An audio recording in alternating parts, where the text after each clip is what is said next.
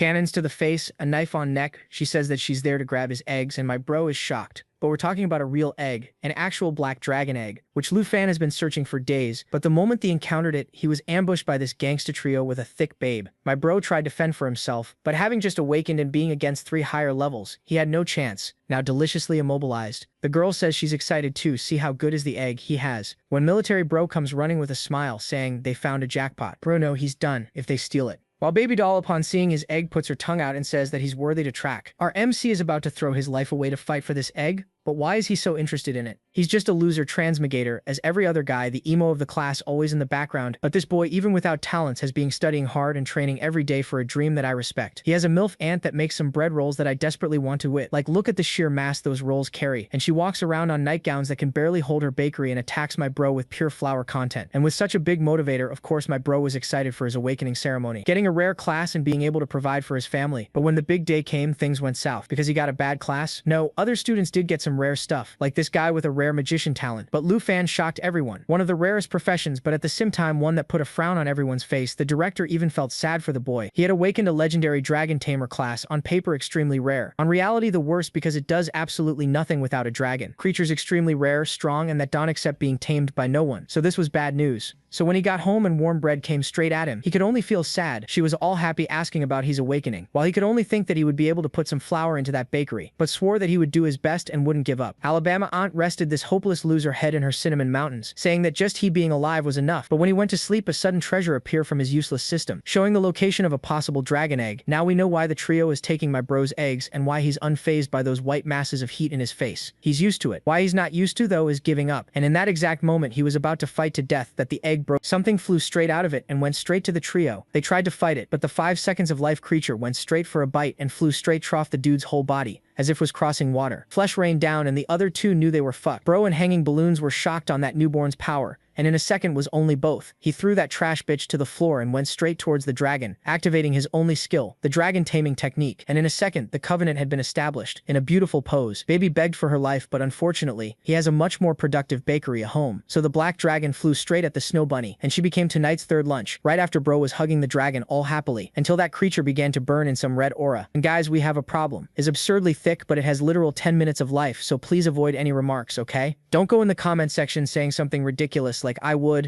to feel her heat, because this is not a lusting machine, is a killing weapon. The second my bro saw a horde of creatures and decided to put it to test, he was surprised. One flame breath farmed a ungodly amount of experience. Yeah, this creature was the definition of legendary. But like having a USB stick with 100 Bitcoin, he will walk around with extremely rare creature, and the whole city will be interested in taking it. Even a princess from another kingdom came to see if it was true that a dragon tamer with a dragon had appeared. They approached the bakery and called for whoever was there, and look at the size of that massive chocolate pie. I would dive to eat that with the hunger of an astronaut that survived 10 years on bland space food. But oh boy, when Ansha went to talk and explain that Lu Fan wasn't a home, they had the audacity to push her away. Biggest error of their lives, because my bro just saw that. But before he could said something, the lowly offered him a chance to be her slave. If he agreed to be her subordinate, he would gain access to this incredible dragon egg. They were sure he would accept it, but seeing it was just a trashland dragon, he instantly refused. That pissed off the lowly and her guard, who commit a sin that will cost his life. He backpunched Auntie on face. My bro, even I want to kill you now. So my bro pulled a legendary dragon blade and told the guy to get ready. But where he got this? See, after getting his first dragon egg, things went kinda south. With one of her abilities, he gained a level and she gained 2.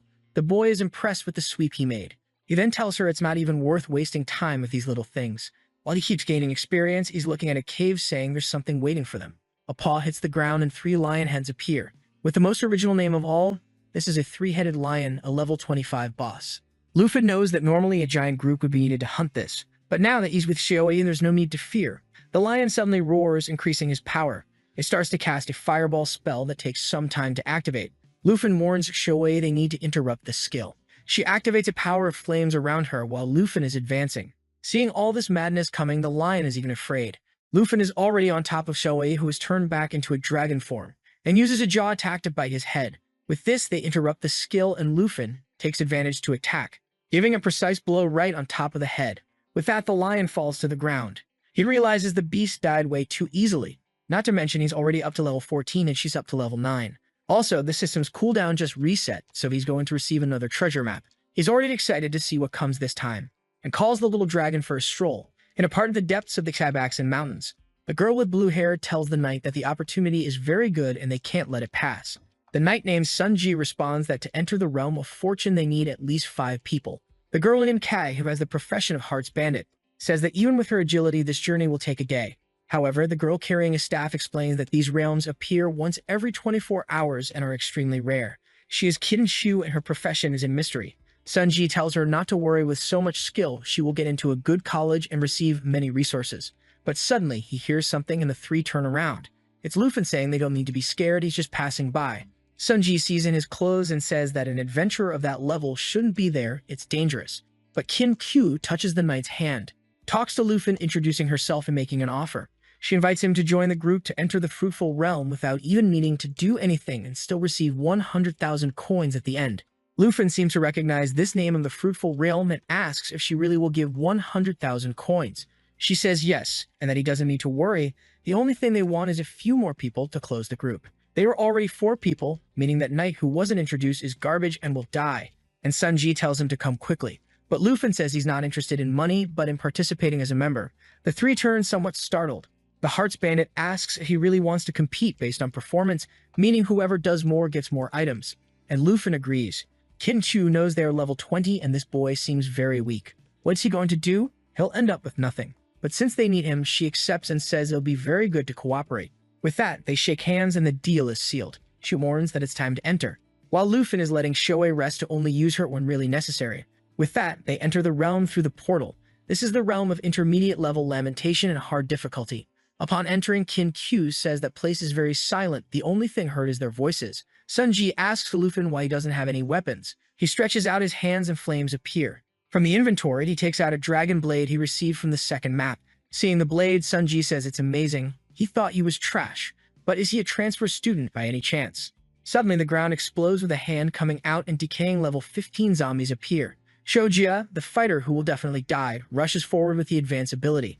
Sunji says he did a great job and starts cutting down zombies too. Seeing the group's formation, Lufin thinks they're really well organized. Suddenly, Kin Q raises her staff to the sky, invoking lightning, and uses a Starlight Rain ability. This ability not only strengthens allies but also damages undead creatures. She then tells Lufin she has a secret class, the Light Mage. She not only can heal but also cause damage. Suddenly the ground trembles and Lufin knows some kind of elite boss is going to appear.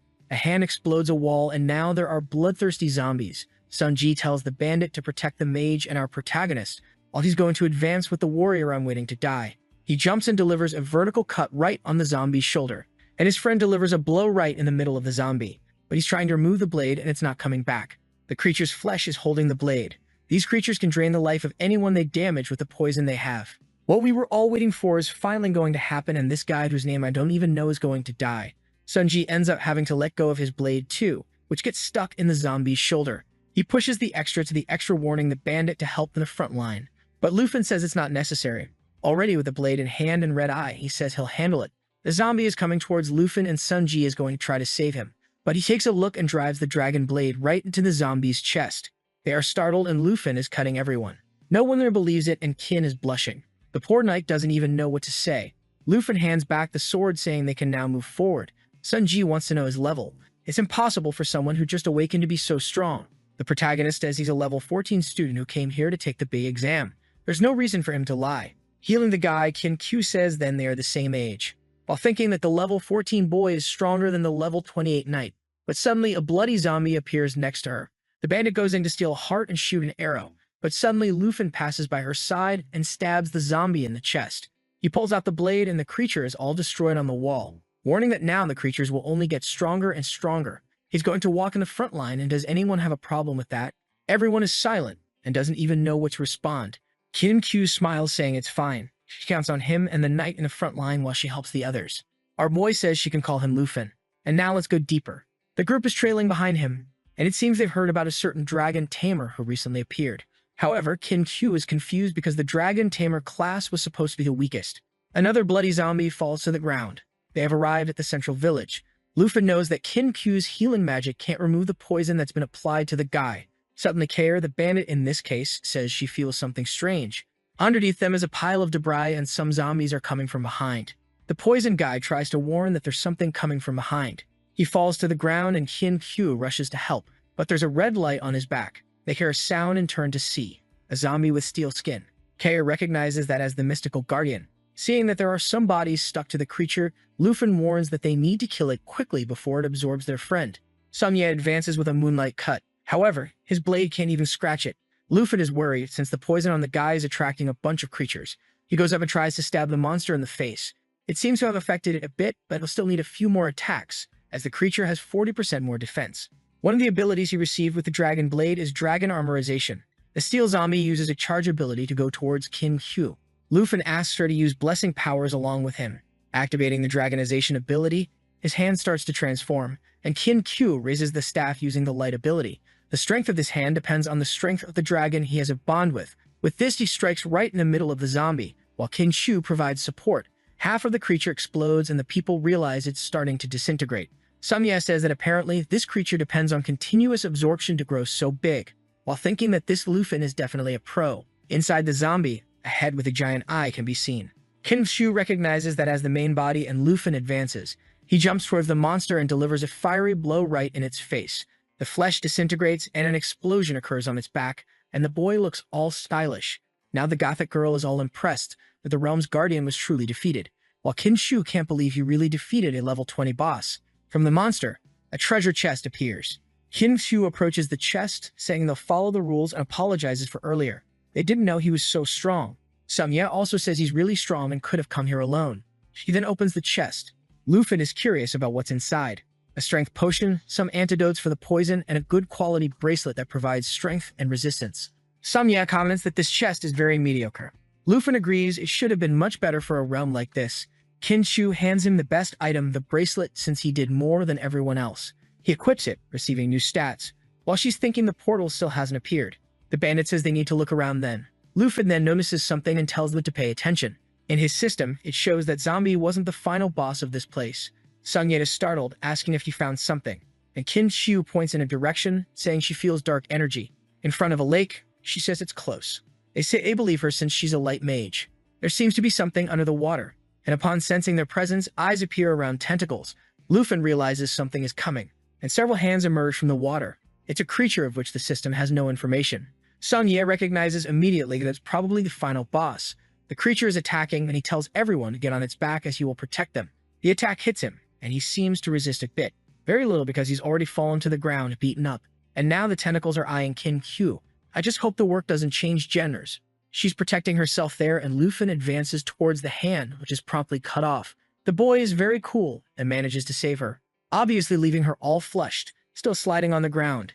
Kair asks if she's okay, but before she can respond, a monster is now on their backs. They turn around to try to understand what it is, and in the midst of the massive tentacles, there's a woman with long hair. The monster is a level 25 Morning Spectre with difficulty. At that moment, they recognize it as the true final boss. Sungye once again asks them to stay behind while he tries to defend. The hand is coming to attack, and he tells everyone to move back immediately. While he defends against the creature, he tells Lufin to keep up the offense. Lufin advances, thinking that only he can deal with this since everyone else is struggling to defend themselves. Seeing the woman in the middle, he's sure that hitting her is the only way to kill this creature, but suddenly she screams. The ability she emits reduces everyone's stats by 20%. She slams a tentacle on the ground, and Lufin manages to dodge. He takes advantage of it to land with both feet and leaps towards her. The monster seems startled, and Hin Tu warns him to watch out for the chains. Suddenly, he's whipped by them, and the monster screams that they're grouped, sending an attack their way. The guy who was lying on the ground just 10 seconds ago gets up and defends, while a hand is going towards Lufin. Suddenly, an arrow hits right in the middle of the hand, and he realizes that even though they're struggling, the group is still trying to help him. He grabs one of the chains and uses it as a foothold to launch himself towards the creature, and he cuts through all the tentacles that were hindering them. As a result, the monster writhes in agony and uses the whip with the chain again. He narrowly dodges it. He activates the dragon transformation in his hand and cuts the chains in half. They all fall in front of the group. Sungye says they won't be able to handle it. It's better to retreat for now. Lufin asks Sungye to take everyone out of there. Kim Hyu asks what he's going to do. He says they don't need to worry, he'll just cover their retreat. Kair tells them to go quickly, while Kim Hyu thinks they're not able to help at all. Lufin is opening a giant red portal beside him. The monster screams in his direction, but now the boy is confident, saying she can come out now. The hand that was about to touch him gets bitten by Xiaoe. The group looks back, startled, and here comes the black dragon fighting the boss. They can't believe a child actually summoned a giant dragon, which is easily cutting through the boss's hands. The boss is writhing in pain and tries to send a chain attack, but Xiaoe easily passes through it, cutting the chains and the boss. which falls into the water without having done anything. The group is in disbelief that he killed a boss so quickly, while Qin Shu realizes he really is the rumored guy, the dragon tamer Lufin. 300 years ago, someone says she was born there and was raised under the church's protection to avoid any kind of danger, until the plague destroyed everything. Bodies piled up in the lakes with not enough graves. She desperately wanted to save everyone, so she prayed every day. But in the end, she became a hot goth, a cruel witch of darkness. She couldn't save the people, so she summoned the spirits of the dead so people could say goodbye. But the church that had sheltered her for so long accused her of causing the plague. They chained her up and dragged her through the streets. Thrown into the lake, all she wanted was to save everyone, or at least allow them to say goodbye. She did nothing wrong, and that was the story of the Morning Spectre. While the group wonders how Lufin can summon a dragon, he's asking when they're going to leave that realm. But the portal hasn't opened yet, so that means the boss hasn't died yet. The lake starts to bubble, and suddenly an explosion occurs, sending a wave towards everyone, with the monster appearing in the middle of it, evolving from a Morning Spectre to a Vengeful Spectre, which not only gave her new abilities but also greatly increased her stats. The soft-hearted bandit was trembling, unable to believe it, and the boss warned that no one would escape from there, and launched a water attack. Shioi has an effect that prevents her from receiving debuffs, so she defended Lufin. However, the bubble that exploded from Kair's lair trapped her in a water trap. Sunji tried to help her get free, but it was immune to physical damage. Trapped, she apologized to Qin Q, who said it was okay. She fell to her knees, saying it was all her fault for insisting on coming to this realm. Lufin asked if she was going to give up so easily. She explained that the boss was immune to physical attacks and only she had magic attacks, but she was too weak. The vengeful boss sends a hand attack towards Shioi, which can cause instant death or apply a debuff. Due to immunity, nothing happens, and Lufin warns that his dragon can handle it. Kair says that even though he's a dragon tamer, the level difference is still too great. The boss was preparing to attack again when Lufin said that dragons are incomparable. Shioi easily nullified all the effects the boss applied, and her stats increased when Lufin activated the dragon's inspiration. And immediately after, he activated the lava flame. The barrage of fire hit the boss's face, causing it to melt in front of them. No one could believe what was happening as the boss was falling apart. Suddenly, she exploded, emanating an aura that would awaken all the bodies within that realm. A chest appeared, and Shioi's and Lufin's levels increased. Sunji got excited, saying he could finally see the portal, but behind them, several creatures were rising. Suddenly, Shioi flew past them, and with a flame attack, she swept the entire field. They recognized her as the giant dragon, and Lufin said her name was Shioi, and these monsters were nothing but toys to her. And he turns around, saying it's better to worry about the rewards. He says that according to the rules, he will choose first and asks if anyone objects, and obviously, no one says anything. So he opens the chest, which emits a light. Inside, there's an excellent quality sacred light staff, a twilight cloak also of excellent quality, a morning ring of rare quality, and what Lufin chose was a class change scroll. It allows someone without a hidden class to have a chance to advance to a higher class. Qin Chu said it didn't make sense. That wasn't the best item he could take. He could take the rest for himself. But Lufin said it was okay. This is the item he wants, and these equipment items suit them more. She goes to the chest all greedy, saying that if it weren't for him, they would have died. And because of that, she offers him the ring. Lufin says if that's the case, he'll accept it then. And with that, the group is ready to return. While Qin Shu wonders what other secrets he holds. 4 hours later, he returned home, and this auntie came to be cute, throwing bread at his face. He told her to wait a little longer. He's still dirty and needs to take a shower. But suddenly, she started crying, saying she was worried, and hugged the boy. He apologizes for leaving only a note, and says it won't happen again. He pets her all sweetly, telling her to stop crying. This aunt is a dangerous national wish that I've seen less passionate couples than those two. She pets Shioi, saying she's impressed that this cute girl really is a dragon. Lufin wants to give the scroll to his aunt while she's petting Shioi. He says that if she gets a better profession, she won't need to keep the store anymore. But she says it's too valuable and doesn't want to accept it. Why doesn't he sell it for money? But he shows the boy's bank account, which is already becoming a millionaire, saying he doesn't need that. She asks him to explain where he got it, and he says it was all a reward from the dungeon he participated in. He hands the scroll to her and tells her to make good use of it. When she opens it, it starts to emit a blue aura and her hair starts to float. Guys, this scroll activates a lot of nice things. He asks if she felt anything. She says it worked and her class has advanced to chef with enchantments. Sometime later, Xiaoe gorged herself on all the little bread rolls. That night, Ken Q was questioned by someone about the boy who was the dragon tamer. She explained that due to her recklessness, almost everyone died. It was lucky he was there and saved them. The blonde guy asked if she didn't tell anyone about the dragon. She said she didn't tell anyone because she promised him she wouldn't tell anyone except the Kim family. The guy's name was Kim Shanghai, and he said she did a good job. Since it's dangerous for people to know that information, she calls him dad and says he saved everyone. What's he thinking of doing? Is he not thinking of getting that dragon? Dad laughs, saying he's not that kind of person and she should worry about how she's going to thank him. She says she gave him 100,000, but she doesn't think it was enough, and her dad tells her to give him a purple card. Kim-Chu asks if her dad doesn't want to go since he's so curious about him. Dad says it would really be good to meet the dragon tamer, but he has something to do tomorrow morning. The princess of the Taiji kingdom is going to study in the city of Zhengai. Of course, there had to be a princess in a Chinese work. They just arrived in the city and were hungry. So they went to the aunt who has the biggest bread rolls in town. The aunt came to greet them and said they were closed today. The princess said it was strange. She thought it was around here. When the aunt asked who they were, she was thrown to the ground. Let's join forces and kill this guy who hit the aunt. The princess asked her if she knew someone named Lufin. The protagonist came down the stairs asking if they were looking for him, but he was shocked when he saw that scene. His aunt had been beaten, and the princess was saying it stank there. Lufin went to talk to his aunt asking if she was okay, and the princess said she came to see him. Lufin turned around and asked who they were. The guys introduced themselves as Princess Jinzu and the guy is Kwai Hante. She said she had an incredible opportunity for him. Lufin was curious about this opportunity. She said that being a dragon tamer must be difficult. He was shocked when they opened the briefcase with a dragon egg, and she said that if he accepted the terms, it would be his. She asked what he thought and said the conditions were simple. He would only have to be her absolute slave and never disobey any order. Thank God we don't have to worry about the FBI because he'll probably beat her. Confidently, she says that this is the reward she received and it's the only dragon egg in the world. She asks why he isn't responding. He must be impressed with this incredible dragon egg. However, our protagonist is a bit disappointed. Compared to Xiuwei's egg, this one is very weak. With a look of dissatisfaction, he says that indeed the attributes seem interesting. The princess thinks he's an idiot who doesn't know how important a dragon egg is to a dragon tamer, while Lufin tells his aunt not to worry as he'll handle him. Jinzu says that without the dragon egg, he'll be useless. He should be excited about this news. Lufin says it's really amazing, but he refuses, disappointing the girl. Jinzu says he's refusing the chance to become her slave and still make history as a dragon tamer. Funny that she spoke as if the first part were a great opportunity. Lufin says that if that's all she's there for, she can leave because he's not interested in being anyone's servant. Kwai Hante gets angry, saying he's being disrespectful to the princess, who came there. Lufin laughs, saying that being someone's slave is ridiculous. Suddenly, Jinzu points and says it's up to her knight to teach the kid a lesson.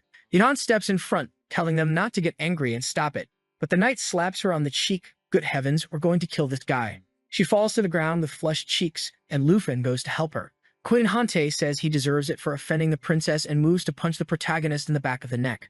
However, he suddenly summons the dragon blade and warns that if he hurts his family, he'll die there. The aunt tells Lufin to stop being reckless, and Jinzu tells the guy to attack him again and stop hesitating. Lufin calls for the princess and slaps her back. Man, equal rights now. Let's spread them around.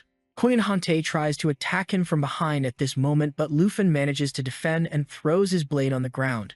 Suddenly, the guy gave up the fight and went to help the princess, who was lying there. And he took another slap. The only one who hasn't been beaten up so far is the protagonist. Jinzu yells at him, saying he's trash. Does she seem fine? He should kill the dragon tamer now. Xiuwei is sleeping peacefully in bed while his phone is ringing. Kim-Chu is calling, walking through the city, and guys, I didn't know she was so strong. A really promising mage. Suddenly, an explosion happens beside her. It's Hante being thrown and bleeding. Jinzu told everyone to get out of the way and stop staring. Hante apologized, saying the kid had too many attributes and he won't be able to handle it. She says it's okay then, this princess will help him. And she begins to cast a black magic spell. Lufin recognizes that magic as the opposite of Kim-Chu's. All beautiful and curvy, she's approaching. The dark power surrounds Hante's body. Both of them are surprised and he turns into a level 30 horseman. Jinzu has the power of a spirit witch. Lufin realizes the guy has become a monster. Kim-Chu steps in front of him saying she'll help. Hante jumps to crush them both and the protagonist asks Kim-Chu to take care of his aunt. He narrowly avoids the attack. Lufin knows he'll have to use his dragon abilities to deal with this now. Jinzu tells the knight to kill the kid and that'll ease her anger. Hante is confident, but Xiuwei is coming to help. Already beginning a dragon transformation, startling Jinzu, and in the middle of the city she turns into a black dragon. Lufin warns it's his turn now. Jinzu starts casting a spell to stop the dragon. However, Xiuwei roars and her ability is interrupted. Under her paw, Hante is already crushed. She tosses him aside and Jinzu can't believe it. On the ground, he apologizes, saying it's impossible to win this. Lufin approaches and asks her if she was the one going to kill him. Desperate, she says he did something very wrong. She killed his knight and he has no idea what will happen. He'll become the enemy of the Taiji kingdom. Lufin asks if she's really trying to scare him, especially since she came here to hurt his family. Xiuwei starts to conjure a fireball and he says he doesn't care if she's a princess. Even if she were a goddess, she would have to pay with interest. That's what happens to those who hit the aunt of the warm bread. However, from the sky, someone on a griffin shouts for him to stop. It's Kinku's father, and she tells him to be careful. Chiaowei looks in his direction with a fireball. Lufin tells her to stop and cuts Jimzu's staff, while the griffin is passing by Chiaowei, who's just giving a glance. The guy descends from the griffin and tells Lufin to hide the dragon since many people are watching. From the back, Kin-Q tells him to obey her father already, so Lufin orders Chiaowei to untransform, turning back into a little dragon. While Kin-Chu is calling the protagonist, her father goes to talk to the princess. Talking to his aunt, they hope her father can handle the situation. But Lufin already knows things won't be so easy. Shanghai says it's the first time he's seen the protagonist and he's already causing trouble. Our protagonist apologizes, saying it wasn't his intention. The aunt asks Shanghai if he managed to resolve the situation. Shanghai explains it will be complicated since her family not only has numerous businesses, but also holds a high position in this kingdom. Lufin says he doesn't care how powerful she is. He won't compromise his dignity because of a dragon egg. Shanghai says he's a good boy with integrity. He doesn't need to worry because they have a way to protect him. However, he can't do it alone, so he has a condition. Everyone seems curious, and Lufin asks what condition it is. Shanghai warns that he'll have to become the champion of the Southern Province in the Grand Exam, while Shanghai delays the princess as much as possible. Kim Chu says it's very difficult with all the best students from the entire Southern Province, but Shanghai warns once again that he'll only protect him if he achieves that title. Determined, Lufin says he accepts the condition. Meanwhile, in the hospital, Jinju is walking around desperately asking why that guy hasn't died yet, and says to pass the order to the family to kill him. The next day was the Grand Exam, and everyone there was talking about the items and abilities they had. But everyone was stunned when Lufin showed up. But nobody there knew he already had a dragon, so they found it ridiculous that he had the courage to come there just to try to get into a university. Lufin thought he was too lazy to deal with all this nonsense. Gandalf appeared and told everyone to be quiet, and warned that the exam for the Southern Province was about to begin. Lufin is waiting to transform all the scrolls he's receiving into one of better quality, when suddenly someone asks if he's really going to participate in the Grand Exam. When he turns around, it's that teacher from the beginning who gives him a teleportation stone. The teacher says he believes in his determination, but he warns him to be careful because it's a place where people can die. Lufin knows that the points you earn in this exam are determined by the difficulty of the portal you enter, and he's aiming for first place. Someone calls him, and when he looks, it's Kin Chu bringing another curvy girl named Xiaomin, and she's extremely strong. Blushing, she asks Lufin if he wants to team up with the two of them, but her friend doesn't seem to like it much. However, he apologizes, saying he'll participate alone this time and wishes them good luck. Sad, Kin Chu also wishes him good luck. While she thinks that with the strength he has, she would only be a hindrance. Her friend wants to know why she wanted to team up with the person who is the weakest here. Kim Chu says she doesn't know anything, and for sure this year he will be the strongest in the south. So Lufin stepped through a portal. All the students were gathered under a dark sky where the exam would begin. Gandalf appeared on the projector and said the places were divided into normal, difficult, terrifying, and nightmare, and they should use teleportation stones to enter. In the normal level, the creatures are just projections and you can't die. In the difficult level, the monsters are real and you can use a teleportation stone to escape. The terrifying level gives 3 times more points, but it's extremely common for people to die, so it's not recommended to go alone. A guy named Hongwu says the top one this year is his. Xiaoman recognizes him as one of the best in this province, and indeed he has a chance to be in the top one. The other students feel discouraged having to compete against him. In the observation room, people seem to believe that Hongwu is indeed the most formidable student of the year. The bald guy says he's also keeping an eye on Miss Kim Q. She seems promising. Gandalf had high expectations for Lufin. It's a pity he awakened such a bad class. Kim Q's father says he has a very promising person in mind, the dragon tamer Lufin. Gandalf is incredulous upon hearing this name, and the guy beside him says the boy hasn't even entered yet. He'll probably give up this year. Besides, Hongwu already has 3,000 points and is in the top one of the ranking. Gandalf says apparently he's not giving up but waiting for the highest level portal. The sky turns red and they can't believe he's planning to enter the nightmare difficulty alone. Lufin is smiling while the guys reveal that no one has ever entered the nightmare and come out unscathed, but he's teleported to the skies. Gandalf is trembling, saying the last person who entered the nightmare was 8 years ago, and he had a miserable death. The bald guy says it's ridiculous. Apparently, they didn't educate the boy properly, and you should know what happens to those who enter the nightmare. Confident, Shanghai says it's too early to draw conclusions, and they should just watch what happens. Gandalf is curious and asks Shanghai if he has so much confidence in the boy, while thinking it's impossible that he really achieved that. Lufin appears on the first floor of the nightmare difficulty. The fog is dense and he can't see anything, but he feels there are at least 10 creatures. Some humanoid black wolves at level 10 appear and attack him. Lufin seems confident, saying that everything is just beginning now. A slash of his blade cuts through all the creatures, and with that, he completes the first floor, earning 990 points. The old bald guy is incredulous that he really won with just one attack. Gandalf asks if he really found a legendary dragon. Lufin still has to climb quite a bit in the ranking. Suddenly, a guy with a red briefcase enters the room. The old ones can't take their eyes off Lufin's performance. The guy in the suit shouts to everyone and introduces himself as someone who came to investigate from the city of Langu. He wants to know where the dragon tamer known as Lufin is. His name is Qiangxiang and he's a level 57 swordsman. In the tower, several vines are cut and Lufin is progressing smoothly. One of the maps he had made was with the treasure there, and he finally located it. In the midst of all the plants, he manages to locate a book of accelerated growth skills. When used, his pet gains double experience. Lufin realizes that this will obviously be perfect for Xiaowei. After all, he had noticed that she had difficulty leveling up, so this will help a lot. Qiangxiang is looking at the screen, saying that Lufin is in their school. They'd better interrupt this test now and call him here. Gandalf says the test is something very important for all students, and as the director there, he can deal with whatever problem the boy has. Qiangxiang then asks if he will deal with the punishment he deserves.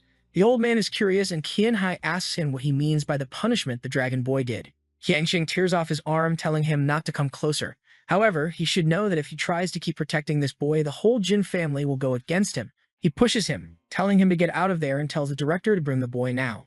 Qianhai lights a cigarette and says that after Lufin's secrets are exposed, neither the Jin family nor the superiors will care. Qiangxiang asks what secret he's talking about and says he's going too far. But Qianhai grabs his arm and warns him that if he wants to go that far, he accepts this punishment, while revealing a deep dependence on cigarettes since he doesn't even drop the thing in the middle of the mess. Qiangxiang warns that he'll report his actions to the Longdu superiors. Gandalf asks him to calm down, and Qiangxiang wants to know why so many people are defending this kid. Qianhai says they just need to watch, and soon they'll find out why the Jin family will become insignificant. Qiangxiang is startled when he realizes that the boy chose the nightmare difficulty. In the challenge, Lufin says he wanted to see how far he could get without Xiaowei's help, because with her passive, he has twice the stats of someone at level 15. But maybe it's a good idea to bring her along because then she also gains experience. The old ones are discussing because he defeated the creatures with one attack, when suddenly they hear a roar and Lufin summons Xiaowei. They can't believe it, and she already prepares to attack with her claw. Qianhai says he's seen it once, but seeing it again is still terrifying. She strikes the wall, shattering everything. Qianhai says now everyone has seen the secret. He's the first dragon tamer in history to have a dragon. Gandalf is sweating, incredulous that he really managed to tame one. On the second floor, everything was burned, and he passed easily by cutting through. The guys say it's unbelievable. If this kid gets stronger alone, he'll be able to challenge an entire country. He's already on the 13th floor with 58,000 points. Easily, the duo is defeating everything and manages to complete another floor.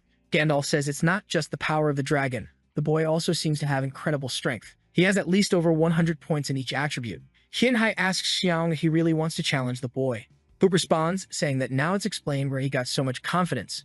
And then he says to just send a video of Lufin's performance to that professor. Marcus Tu Jing. Lufin is already on the 20th floor of the nightmare. Some Black Knights seem to follow a busty monster as always, a level 15 creature called Black Sacrifice. Lufin grabs Xiaowei's chin and says she's about to level up, and activates the lava flame. The explosion is sent and the creatures are evaporated, with the 20th floor being completed. She goes up to level 11 and Lufin to level 16. With that, he already has 98,000 points. 1 hour later, during the fear challenge on the 50th floor, a muscular guy was exhausted, thinking that this year's challenge was really perverse. However, he was sure that the only person who had a chance to beat him was that girl, Kinkyu. Since she was in a team and would earn only half the points, he was confident that this year he would be the top one. He was already shouting to the heavens, asking if everyone outside was watching his incredible performance. Obviously, they weren't, my friend. They were watching our protagonist. They commented that he was also reaching level 50, and there they believed he wouldn't be able to go much faster. However, our boy was confident because Xiao Yi had received a shape-shifting ability. She got a baby dragon form, a girl form, a giant flaming dragon form, and an end-of-the-world form. Suddenly, they both felt the ground tremble as stone ogres emerged from it. They were 3 giant level 20 amethysts, and the elders were sure he wouldn't get past them. While the other elders wondered why they didn't have a guy as good as Lufan in their school, Gollum roared and went to punch Lufan. However, he was smiling, thinking that things had gotten a bit tougher in the middle of the tower. Xiao Yi punched, stopping the Gollum's punch. He immediately ordered her to change to the end-of-the-world form. A red beam of light shot up, and the elders wondered what he was up to this time. Xiao Yi had risen towards the sky, and the transformation was happening. Her eyes started to resemble the one from Lord of the Rings. She advanced to the end-of-the-world form, and her strength went from 400 to 2,900. The elders didn't even know that dragons could change combat forms. They were all scared of our boy's strength. Once again, the golem came to punch, but he easily dodged. He was activating the pet inspiration that increased all his points by 10%. But to be honest, it seemed more like 30% from the numbers. He then ordered her to bite the golem's head, and it was a perfect hit. The elders were incredulous that it had been damaged so easily. Professor Gandalf was sure that to do something like that, it must have had more than 2,000 points of strength. Another golem tried to grab Lufan in mid-air, but our Matrix boy easily dodged. At the same moment, he pulled out a transformed dragon claw and threw an explosion at the golem's head. The old man started poking the fool, saying he was lucky not to have provoked Lufan, who was about to be hit for the third time. But this time, he didn't dodge. It was Xiao Yi who roared and weakened the golem. The rascal was confident, saying he would deliver the final blow. However, I think his was stolen because she smashed the ground and destroyed the last golem. Seeing that both leveled up, he realized that the nightmare difficulty was the right choice.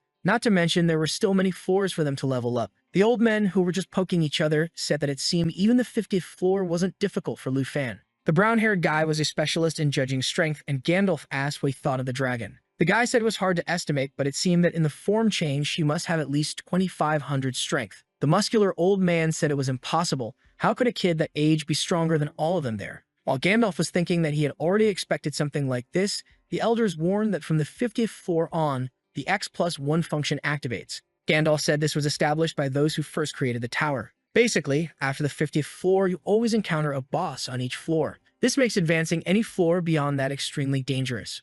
And obviously for Lufan, who will only face bosses on nightmare level, is even more difficult. The guy smoking a cigarette said to stop talking and better watch Lufan, who at that moment was finishing off another boss. With that, he and Xiao Yi leveled up again. However, he was starting to realize that each floor was getting much more difficult. But with Xiao Yi in the World Destroyer mode, he didn't need any strategy. The elders were commenting that it was unbelievable that he was already on the 70th floor, while another one imagined it was possible to pass the 80th. But now seeing how he was doing it, the truth was that it was quite simple. He set fire to the fleeing creatures. A big-mouthed worm came, and he used the blood transformation. Xiao Yi grabbed it, and it was over. He leveled up to 19, and the 83rd floor was completed. In the room, they were discussing if he could overcome the great final challenge. The great geniuses of generations always managed to get there, but all lost in this last challenge. However, Gandalf was confident, saying that Lufan was different. He would be the first in the last decade to conquer all 100 floors. Some still doubted until one of them announced that he had reached the 99th. Walking through the dungeon, he found himself in front of a throne.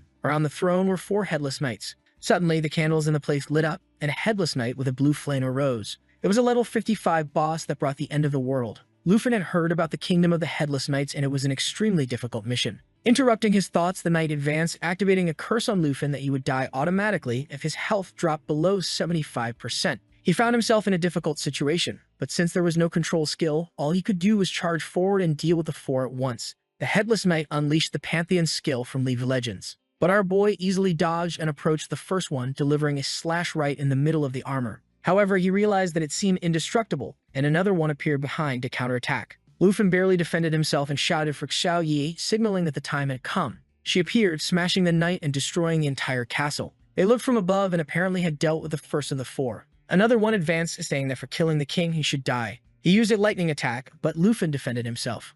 However, there was one coming from the front and another from behind. He managed to escape the 3 attacks by jumping up while thinking that he needed to reach the 100th floor quickly. In front of the fireball, he told Xiao Yi to finish it, a ridiculously overpowered attack because it caused damage and also restored her health. The poor knights tried to resist but soon began to be vaporized, and the 99th level was cleared. Once again, they leveled up, and now the elder was eager to see what would happen on the last floor. The smoker said that today would go down in history. Gandalf, on the other hand, was beginning to get apprehensive. The 100th level on nightmare difficulty was theoretically impossible. He approached the throne and raised the sword when suddenly a strange red aura began to envelop the place. His weapon disintegrated, and he quickly realized that it was the last floor. In a split second, he found himself once again in front of the throne, now surrounded by the undead and with the king sitting on it. The monster was the level 60 Emperor and World Annihilator. Seeing that they would have to face multiple creatures, Lufan decided to test the destruction mode, and the rascal was still smiling confidently. He pointed to the king and told her to switch to the destruction form. The dragon roared, and her body was covered in flames. With that, her physical strength had dropped, but her spiritual strength had increased to over 7,000. The old men, who had been impressed for 30 minutes, were once again in disbelief that she had another form of evolution. The headless knights pointed their swords and told the undead legion of 500 to advance on Lufan. But he told Xiao Yi to use her new ability. While he fought the undead, the activation was being prepared until he turned and told her to activate the cataclysm. The undead were now just dead. The kill count was rising by over 100 per second, while the old men watched our boy running towards the king. The headless knights leaped at him to try to stop him, but he suddenly started breakdancing to dodge. He called Xiao Yi, and now only 37 undead were left, once again activating the cataclysm, and the old men were once again in disbelief. While the top two had 75,000 points, Lufin was already nearing 1 million. They knew very well that the reward for scoring that many points would be no small thing. Lufin called out to the boss, who said he was an ignoramus. Now the army had only the boss alive. Lufin told Xiao Yi to be prepared. The monster swung a sword, and Lufin used his dragon claws to defend, activating an ability that made her flap her wings and create 2 fire cyclones. The boss retreated, realizing there was something strange about his strength. This was because Lufin was using the Ring of Lament, and now the more the boss got hit, the more negative statuses were applied. The monster called Lufin despicable, but he just called for his dragon and charged forward. The poor boss was now surrounded by about 20 fire tornadoes. The king retreated to near the throne, but Lufin appeared instantly from within the flames, landing a hit squarely in the chest and pinning him to the throne. With that, she leveled up to 17 and our boy to 22, and the monster counter had reached 0. Now the elders just wanted to know what this kid was going to receive, while the rascal only wanted to go home to eat his own cooking. Delicious. He was congratulated for completing the 100th floor, and the first item he received was an Ice Dragon King's Fury skill book, a ring blessed with a wind spirit, and a cloak that granted resistance to fire and ice elements. Now it was just a matter of going home. Exiting through the portal, he was eager to see what the results would be, until the elders came up to him, saying he was the pride of the school. While the elders scolded each other for doubting him, our boy was confused. Kin's father came immediately, saying that even knowing how strong he was still surprised. Lufin only mentioned that he had met the conditions he had asked for, meaning he shouldn't have any more problems with the princess of the Taiki kingdom. Shanghai replied that he could rest assured that it was resolved, and the man in the white hat overheard the conversation and left immediately. There, they were talking about how no one had broken the record for over 30 years. Meanwhile, in the Dragon Kingdom on the northern border in the level 60 region, a man was watching our boy's performance while drinking a bottle of wine. He looked like Reinhardt from Overwatch, but he was actually Marquis Tu Jing. Someone knocked on the door and brought some books, saying his deduction was correct. An official from Dragon City named Huan Shanfeng was negotiating with that Princess Jinsu. The old man was angry, and the white-haired boy said it seemed they had been receiving various privileges from the Jin family. Reinhardt said that now it was clear why they wanted to imprison Lufin. He got up angrily, saying they would have to deal with this Huan Shanfeng. He gave the order immediately to strip Shanfeng of all his rights and positions, and he was never to set foot in Dragon City again. Obviously, if he had any issues with it, he could just come and talk to him. With that, he turned and also said to keep an eye on this boy Lufin and ensure he received good resources. Looking out the window, he thought that once his mission there was over, it would be great to meet the future legend. But staring at a red globe of light, he wondered if this would ever end. Meanwhile, in her room, Princess Jinsu had just discovered that Huan Shanfeng had lost all his positions. However, the person on the phone informed her that they had found another dragon tamer in the city of Qinzhou. She got excited, saying she hoped it was someone who understood the situation she was in. Hong Wu, the muscular guy, was now finishing his test with 89,000 points. The poor guy was exhausted, thinking he barely made it out alive. However, he was confident, having passed 72 levels, so he was sure he was top 1. He saw the elders with their backs turned and wondered what was going on there, already imagining that as soon as they saw him, they would all be praising him emotionally. Full of confidence, he called for the director, who asked if he had finished. He said yes, scored 89,000, and was sure he was top 1. The director just put his hand on his shoulder and said it was okay. He would still get into one of the top 10. Hong Wu was confused about why the director was speaking with such a pitying tone. At that moment, he concluded that this was a lesson to stay humble and not let being top 1 go to his head. 7 days later, it was the date for the announcement of the exam results. Everyone wanted to talk to our boy and his aunt. Shanghai appeared, and she replied that it was better to talk inside. The official announcement showed that Lufin was in first place, but the number of points was confidential. Shanghai then announced that the government had also sent some special rewards: a book of the Blue Dragon's Roar that granted a thunder ability, a bottle of lightning potion that increased damage by 20%, green wind armor that reduced damage received by 30%, and boots with arrow wings that provided a teleport ability with a 30-second cooldown. Lufin was happy. Having an ability exclusive to mages just in the boots was already incredible. Ken Chu entered the house, saying that the 10 directors of each of the top universities were calling them for an interview.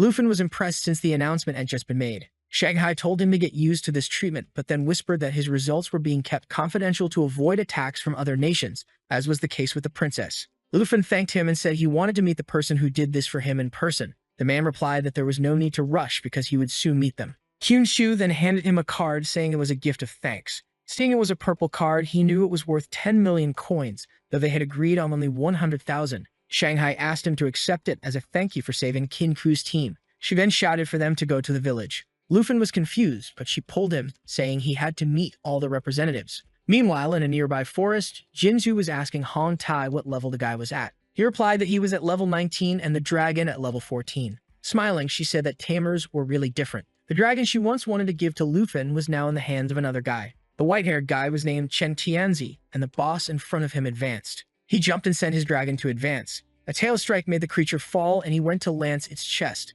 With that, the dragon leveled up to 15 and he to level 20. The princess praised his talent, and he responded, saying he hoped not to disappoint her. She informed Hong Tai that the dragon's lance would be given to the guide, who said it was fine. Tianzi thanked the princess, saying that with the dragon, the lance, and her buffs, he would defeat the guy who ranked top 1. Chanzing had scored 210,000 points, and she estimated that Lufin had around 300,000. So, with all these new items, he would surely win. Remembering the humiliation she endured, she ordered Tianzi to kill the protagonist and steal a black dragon. She pointed at him, saying he would become the strongest tamer in history. Tianzi replied for her not to worry, it would be an honor to serve as her knight forever. Our boy was now arriving at Qin Ku's house to be welcomed by the people. She asked which academy he would attend, explaining awkwardly that she didn't want to be too far away. Her father had told her to go to the same one he did. Lufin said he trusted in teamwork, so it would be good if they stayed together, and whenever he went hunting, she would be a priority. However, he mentioned he hadn't chosen an academy yet, but would let her know as soon as he decided. Embarrassed, she shouted that she would try to enter the same one as him, and he smiled back, saying that was a good plan. As he entered the room, he was stared at by a priest and 3 healthy-looking girls. He introduced himself, greeting everyone, and the priest came over, saying he had watched the video and was impressed. Facing the people, the priest said he would receive 10 million dragon coins and access to any kingdom. The gray-haired girl said it was shameful for him to come all the way there with such a horrible offer, saying that with her, he would receive 20 million and access to a secret kingdom that the public couldn't enter called the Snow Kingdom. Everyone started arguing, each one touting their offer. Then an alternative-looking girl told our boy that if he entered her academy, he would have the right to compete in the national exam. The other said it made no sense, as he was just entering college, so how could he compete at the national level? But that piqued his curiosity. She explained that the national exam involved 23 countries worldwide, each allowed to send 1 representative under the age of 25 to compete. Of course, the rewards were extremely rare treasures. The priest and the gray-haired girl kept saying it was too much for someone just entering college, but our friend with the piercing insisted that from what she saw in the exam, he had the potential for it. Lufin knew that this wasn't just a competition with great prizes, but also a chance to elevate himself to the rank of the strongest. At that moment, the system updated, indicating that he had received a treasure map. He was thoughtful because the first one had led him to the Black Dragon Egg. The map showed it was at the Dragon Capital Academy in a safe region. Gohan was about to increase her offer, but Lufin immediately said he had decided. He would go to the Dragon Capital Academy. 4 days later, he was closing his aunt's shop. She said she never imagined she would leave there and was a bit reluctant about not having to work anymore. But our boy told her he would take care of her. He was assembling the perfect team, and 2 girls in the car were already calling him two. Of course, all of them applied to the same academy as him. Qin Chu said she hadn't applied there, but her friend revealed the secret. Lufin cared so much for his aunt that he even contacted Gohan to get her into the academy. It's the first time I've seen someone bring their aunt to the academy, considering how delicious her food is. I'd say he's smart. He'll always have good things to eat. Look how she thanks him, clinging to the boy and crying with joy. Everyone gets in the car, and before getting on the plane, our boy thinks about how he promised to give his aunt a better life. And he will. This is just the beginning. Sometime later, they are impressed by the Dragon Capital City until someone calls for the princess, and Lufin turns to see who it is, coming face to face with Jinju and her 2 lackeys. Hong Tai looks confused, and Lufin wants to know what they are doing there. Qianzi immediately wants to charge at our boy. Even the princess tells him to calm down because it's not time yet. The girls are all worried, wondering what the princess is doing there.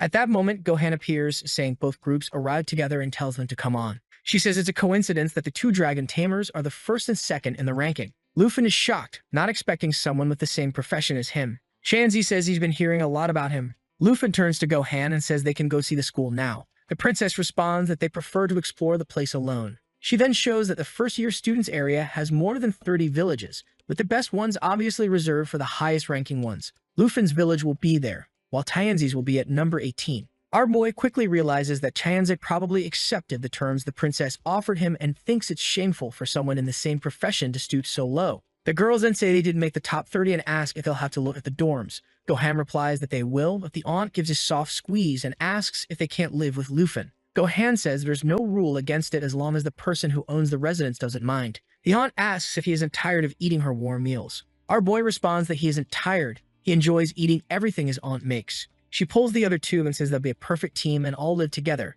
Seeing he has no choice, he invites them, saying it would be better for them to be close anyway. Kin Chu from a forbidden angle says it's okay, and her friend says that the houses will indeed be much better than the dorms. While the aunt talks to Kin Q, her friend comes up to our boy and says they'll only be living together. But don't get any ideas, she said as they stood in front of house number 2. The sister notified him that the treasure map was nearby. He turned to Go-Han and asked who lived there. She said she only handled people from the southern region, so she didn't know very well. The only information was that it was a very dangerous goth girl. Man, Lufin is unstoppable. He immediately sent his aunt and friends to his house because he wanted to meet the neighbor. His aunt smiled and told him to take a gift to the new neighbor, but he replied that he was just going to meet her. His aunt thought Lufin had changed a lot. As soon as he heard it was a girl, he ran to meet her.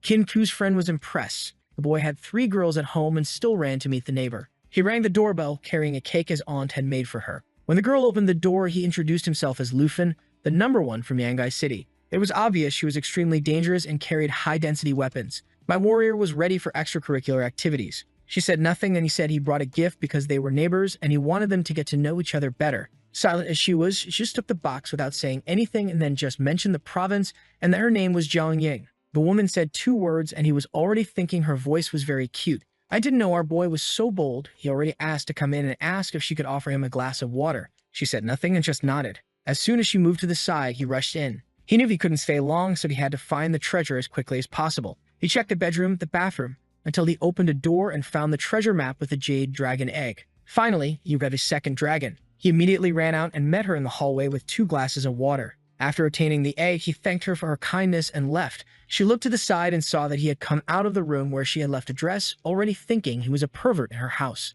That night in village number 1, Xiao Yi was observing the jade egg. He activated the incubation ability, and the egg began to crack. They both were anxious, and a small jade dragon with 2 little horns emerged from it. It seemed to be a support-type dragon, as it had various abilities to heal and apply buffs. Lufin seemed intrigued by the fact that it was a support dragon. The most impressive part was that it had a jade dragon lineage ability that doubled the abilities and extra points someone received for having a connection or being a dragon, in addition to 5,000% life recovery.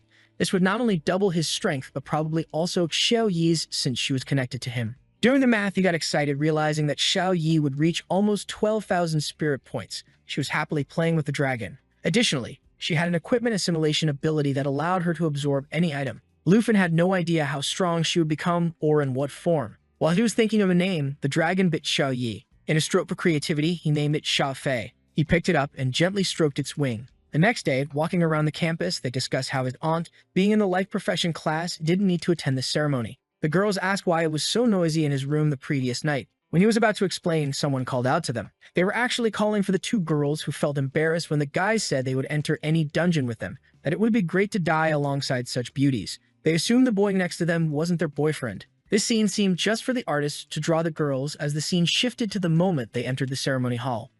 Xiaomin and Kim Q's friend had to sit in the back because they didn't have special professions. Meanwhile, the muscular guy who came in second was staring at Lufin. He remembered him as the martial artist from the entrance exam, seething, while our boy smiled. He remembered very well the shame he had felt because of the damn protagonist. While Xiaomin invited Qin Shu for being able to sit next to Lufin, it revealed her feelings towards him. Something caught our boy's attention. It was the incredibly powerful goth girl in the chair staring right at him.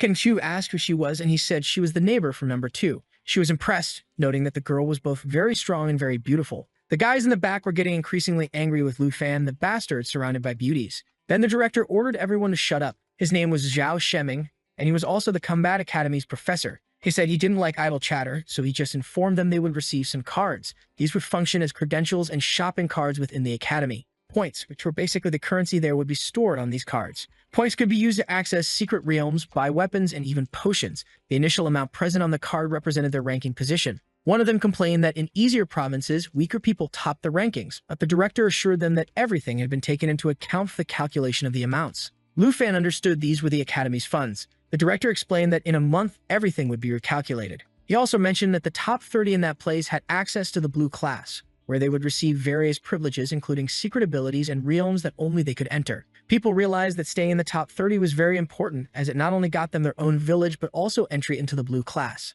The director then warned that being in the blue class also had its disadvantages. Any student could challenge someone from the blue class to steal their place in that position. If the blue class person lost, they were obliged to give up everything they had. Additionally, no blue class member could refuse challenges. He announced that for this first month, the top 30 from the exam would be the blue class, and the first and most important place belonged to the dragon tamer from the southern province, Lufan. People were commenting again about that bastard surrounded by women and still being top one. Others noted that his test videos were completely private. At that moment, Chanzi said that if the princess asked, he would finish off Lu Fan. She replied that it was fine, there was no need to rush. Meanwhile, Qin Q expressed her insecurity, noting that what the director did would make everyone hunt him down. After the ceremony ended, they were leaving the auditorium and our boy was eager to activate his new dragon. He mentioned that they should enter a secret realm when someone called out to him. It was Hong Wu who obviously wanted a challenge. Everyone was apprehensive since the announcement had just been made. Lu Fan asked if he was sure and Hong Yu told him to stop stalling, noting that the director had said those in the top 30 couldn't refuse any challenges.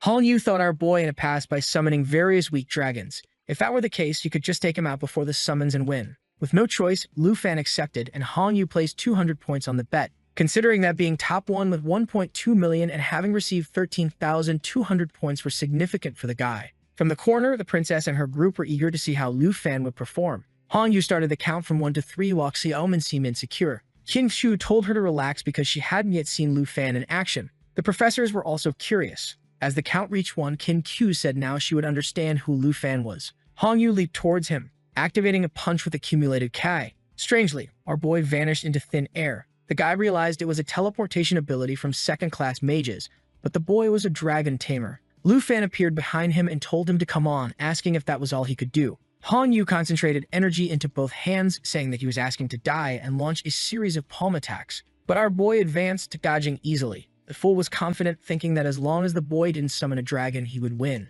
Suddenly, Lu Fan was about to kick him in the chest. He activated his shield, sure that someone with less than 280 points of strength couldn't break it. Of course, the shield was broken in the middle. The poor guy spat tomato sauce as he was thrown to the ground. Even Lu Fan was disappointed, wondering how someone could lose so easily. The crowd was asking where the dragon tamer's dragon was. Our boy approached, saying he didn't even try hard and that losing like that was ridiculous. The princess asked Tianzi what he thought his chances of winning were. He said that from what he saw, he had a 30% chance. But with the princess's buffs, he had 70%. She seemed excited, saying that was a good probability. Lu Fan then swiped the guy's card, taking the 200 points. Han Yu noticed he had 13,000 points. The professor had shown the calculation of how the points were determined. During a quick calculation, he realized Lu Fan must have scored at least 1.3 million in the exam. Inu Tianzi, the top 2, had scored 210,000. Watching our boy walk away, he thought it was the most embarrassing moment of his life to think he could beat him. In the entrance hall of the secret realms, his aunt appeared, worried, asking Lu Fan if he was okay.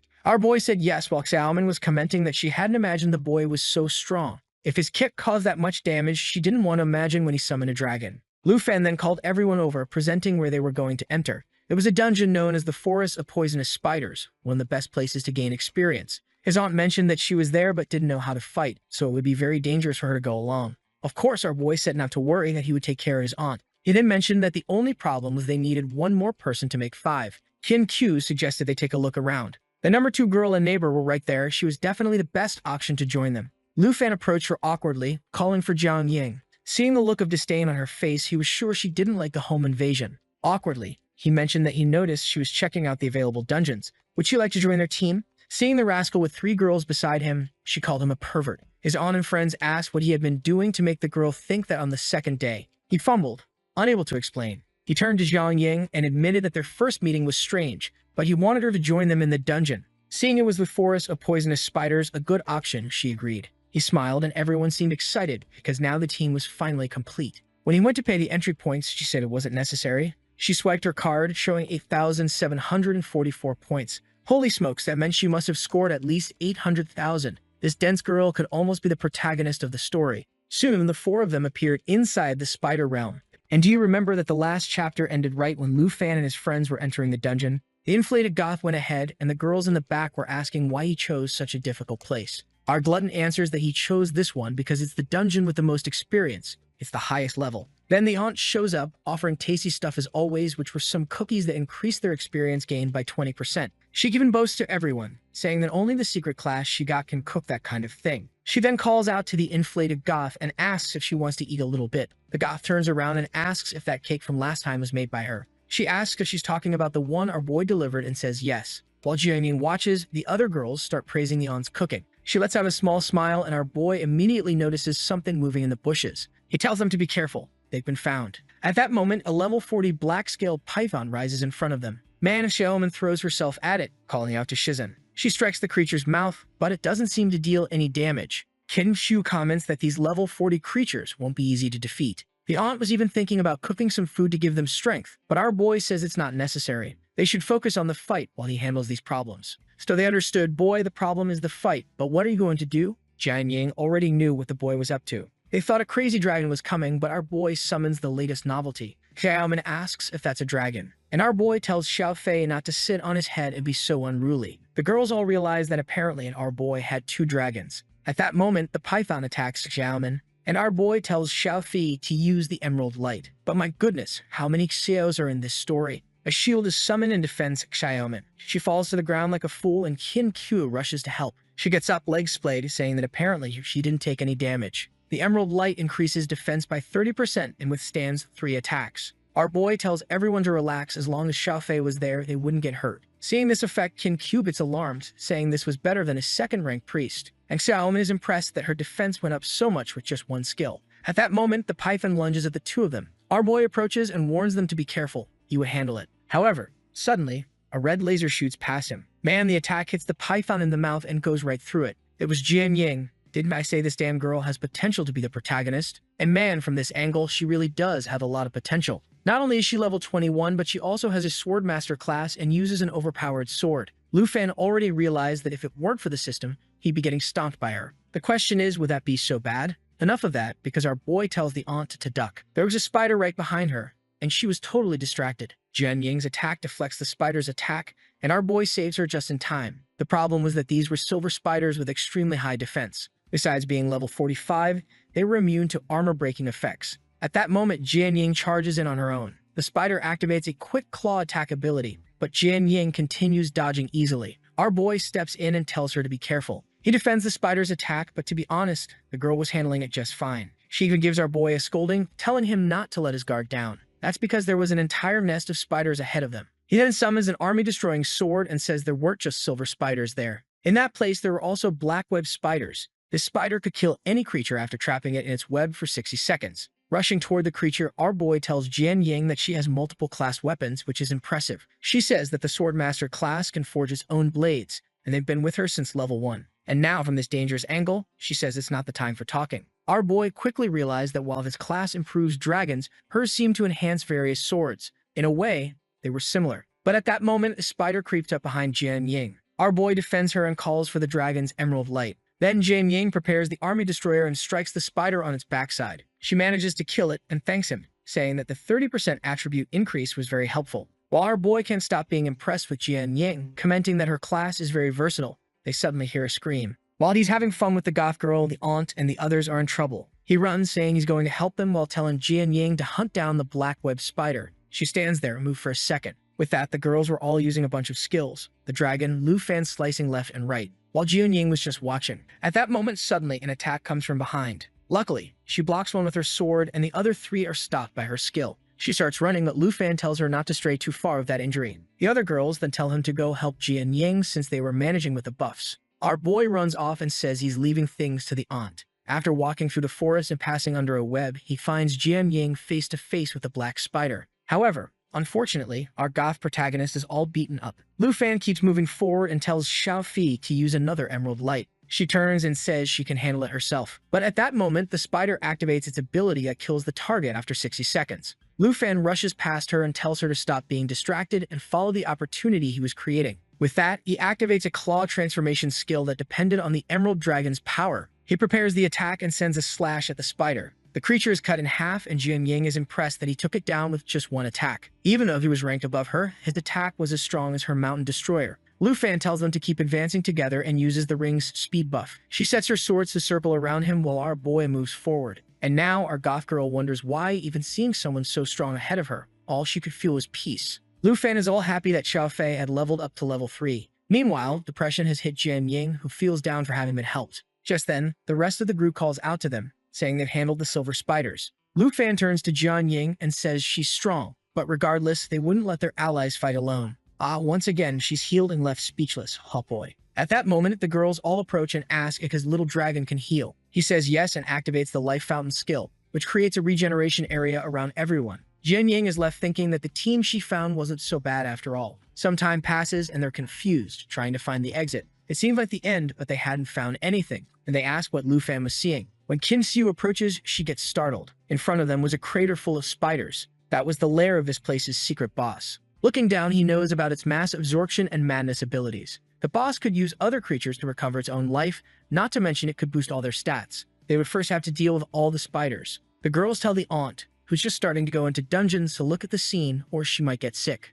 She says she's strong and decides to take a look. A second later, she's vomiting against a tree, saying it's too disgusting. Jian Ying says that no matter what they decide to do, they'll first have to deal with the smaller ones. And Xiaomin mentions that other teams use a strategy of luring the small ones while others handle the boss. The problem is that this would take about 4 days, and the aunt says she didn't bring that much food. Obviously, Lu Fan raises his hand and says they don't need to follow other teams' strategies. The girls ask if he had an idea and what he was thinking of doing. At that moment, our boy just yells and calls for Xiaowei, telling her to assume the destroyer form. Xiaomin and Jian Ying are startled by the creature's presence, and the spider boss starts screeching up. That's when our boy tells Xiaowei to leave all the small ones to her. With that, she jumps toward the hole, and right then, he activates the cataclysm. Everyone is startled, and Jian Ying comments that it has as much power as a legendary dragon. Our boy then tells Xiao Fi to put his buffs on Xiaowei. Now he's really overpowered, using one dragon to strengthen the other. Man, the buff increases the stats a lot. The strength basically doubled. The spider boss starts screeching and sends a bunch of minions at everyone. Our boy asks Xiaomin and Qin Shu to form a line and not let them escape, while he and Jian Ying would go after the spider boss. The creatures swarm, and the two dive into the madness. With that, the fight begins. The two fall under the nest, and our boy calls for Xiaowei, telling her to clean their side. She launches a cataclysm attack while the two of them run toward the boss. Jian Ying is scared of getting caught in the fire and being burned to death. Meanwhile, our boy looks up and asks if Qin Qiu and the others are doing well. They're using spells to stop the rest of the spiders from escaping, and our boy says that now it's just him and Jian Ying to deal with the rest. The spider boss faces them and sends a venomous attack that they narrowly dodge. With that, he activates Xiao Fi's buff to protect Jian Ying. Man, in this spider boss's web, anyone caught dies in 6 seconds. Our boy slashes, but a touch of the web leaves a cut on his face. He then tells Xiaowei that the time had come. Xiao Fei seems to activate another buff and smiles. With that, he tells her to activate the ability to burn the whole place. She flaps her wings, creating a blaze around the entire cave. Jian Ying is scared, wondering if that wasn't enough power to destroy a nation. With that, the creatures are flying up burning. Meanwhile, our boy cleared the webs and calmly walks toward the boss.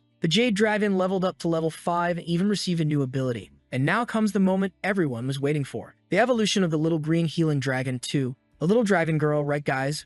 There's always got to be one. But to forgive the Chinese, the art turned out pretty cool, so it's all good. The green light begins to shine from the heart, so to speak. And at that moment, a paw swings down toward Jian Ying's head. She barely dodges and now receives the Emerald Blessing, which also gives her 3 attack buffs. She commands her swords to strike, hitting the boss head-on. Her attack, which previously couldn't deal damage, now went straight through the monster. The buff not only amplified her attack, but also used the creature's own attributes. Our boy is just petting Xiao Fei, congratulating her on the evolution. He noticed how much stronger our goth girl's attack had become. And then he tells Xiao Fei to apply the buff once more on Xiao Yi. She flies off, sits on Xiao Yi's head, and activates it again. With that, she apparently drops 3 crystals on her head.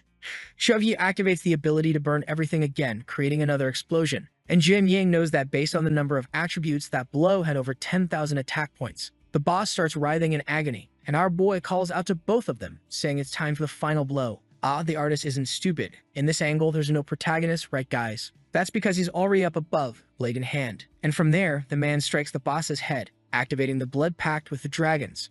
Xiao Fei applies another buff on our goth girl, who sends a barrage of swords to assist our boy. With that, everyone levels up and the 2 dragons revert to their forms. Nisha Jian Ying asks our boy how many points he made, and he says about 1.3 million. She comments that with that power, it should have been much more. And he explains that it's actually because that's the limit for nightmare difficulty. Nisha Xiao Fei runs to hug him, and Xiao Yi is already getting angry. Meanwhile, our boy calls the other girls, and they show up. With that, poor Jian Ying is left despondent, realizing that while she wasn't far behind in points in terms of power, it was a gap that couldn't be closed. With that, the mission was finally over, and they began opening the chests. And after all that had happened, Jian Ying agreed to join the team. Even the girls wanted the goth girl's number, but she said she didn't use a phone. To celebrate the new permanent team, the aunt prepares a dinner for everyone. In the following days, he kept hunting in the dungeon with the group so that everyone could level up. During the day, they had lessons on combat theory. But half a month passed, and there were only 2 days left until the freshman evaluation. Xiao Fei was already at level 14 and Shou Yan at 19.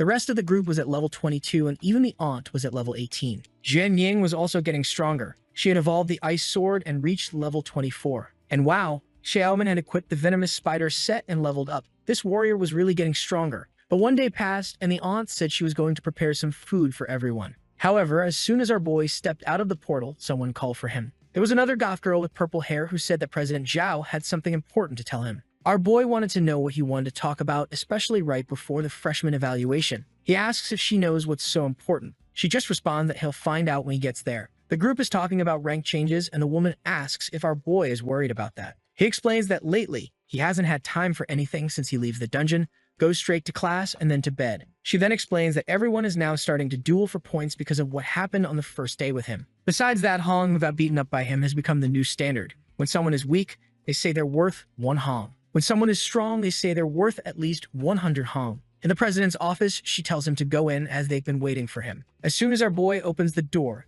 the guy tells him to come in. He explains that the national test, which he had promised our boy would participate in, had been moved up. It was supposed to be in 5 months, but it was pushed forward to 2 months from now. It seems a certain Jin Chenghan is about to reach level 60 and go through the 3rd transformation. Lu Fan quickly realizes this looks like a plan to give this guy an advantage over everyone else. The president says that pitting a bunch of people in their 2nd transformation against this guy will make him an easy winner. The president stands up and says it's a shame that the promise they made will be fulfilled in such an unfair way. At best, he'll be in his 2nd transformation, and facing level 50 experts might just get him killed. He tells our boy that he won't have much time to prepare and asks if he really still wants to be part of this. To make it dramatic, he calls out President Zhao's name, and he says this is his chance to join the expert ranking, so he's not going to miss it. Besides that, he's going to win. The president says that if that's the case, he'll still receive some resources to help him out, and tells him to perform well in the freshman exam. On the day of the exam, the president announces that he'll go over the rules for everyone. It will be a 2-on-2 arena, and first place will earn 5,000 points per person. Everyone is confused by this, since not everyone is friends. Since our boy's aunt is in a combat class, they have 4 people, which is perfect to form 2 teams.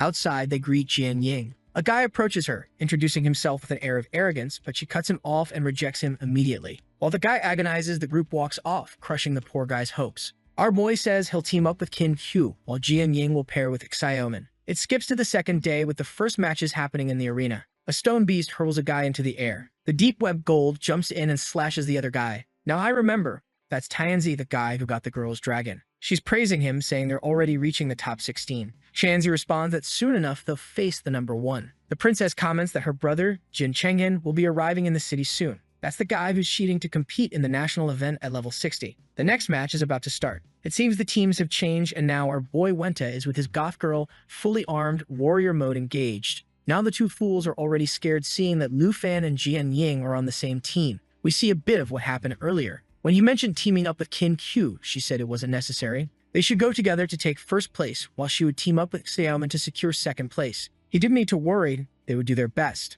And now both of them are in the stands cheering for our boy. He asks Jian Ying if she's interested in taking 1st place. She responds, of course. We see a bit more of the preparation arena. He had some treasures stored and began synthesizing some maps. Luckily, the quality increased and he received another one. With that, he got a location in the Flying Dragon Cemetery, an area from level 45 to 60. That's when the announcement was made that it was time for the 2 of them to enter the field. And our boy was excited for the freshman test. In the arena, Jian Ying asked if he was confident against another dragon tamer. He said they could bet that they would win alone. She asked if he wasn't going to summon anything, and he said it wasn't necessary. All this time fighting alongside her, he realized they were quite similar. And if they won, he wanted to know the characteristics of the Swordmaster class she had. At that moment, the test begins and Tianzi charges at the 2 of them. Angrily, he says he finally has the chance to stomp on Lu Fan. He extends his spear toward him, but our boy disappears. However, our boy just tells Jian Ying that it's too late for her to back out of the bet, and he slashes the guy's dragon. Man, he even throws a punch to the chin, destroying part of the armor. Tianzi asks why the goth girl wasn't doing anything and why he wasn't summoning his dragon. Our boy, to humiliate him, says it's because for this fight, he doesn't need to use everything he has.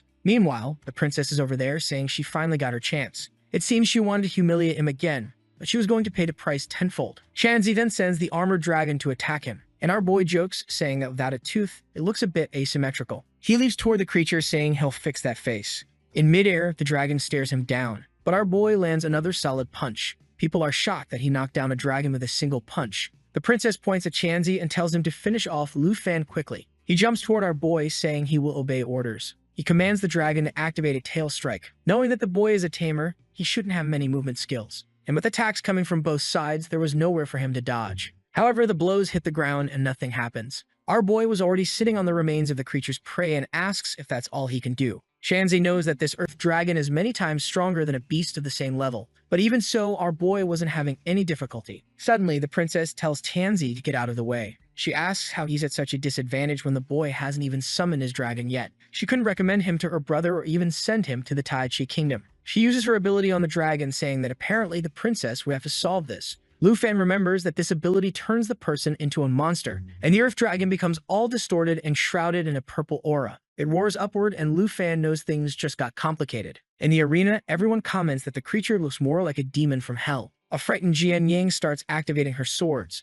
but our boy tells her to wait and not forget about the bet. He'd already experienced this ability once before. At this, the princess tells Jian Yang to attack and take advantage of the buff she gave her, while thinking she's going to steal that damn black dragon from this loser Lufan. The princess asks where the attributes are that he claimed were so strong he didn't even need the dragon. But then our boy activates the Ice Dragon's Fury ability. With that, Tianzi's creature is completely immobilized. Also, the two of them are freezing and can barely move. Our boy says that this black magic of hers really strengthened that creature beyond him, but attributes weren't enough to overcome what he does. He runs asking if she really wants his black dragon, and launches an attack in her direction, saying she wasn't worthy. However, Tianzi steps in and defends her. At that moment, the Earth Dragon breaks free and launches an attack at Lufan. He teleports to its back. He activates another spell and uses the Blue Dragon's Roar. People can't understand how it's possible for someone to have such physical strength and magical power at the same time, and Tianzi watches from the side, incredulous. They were both dragon tamers, so why were they so different? Our boy asks why he only uses simple spear attacks and no dragon strikes.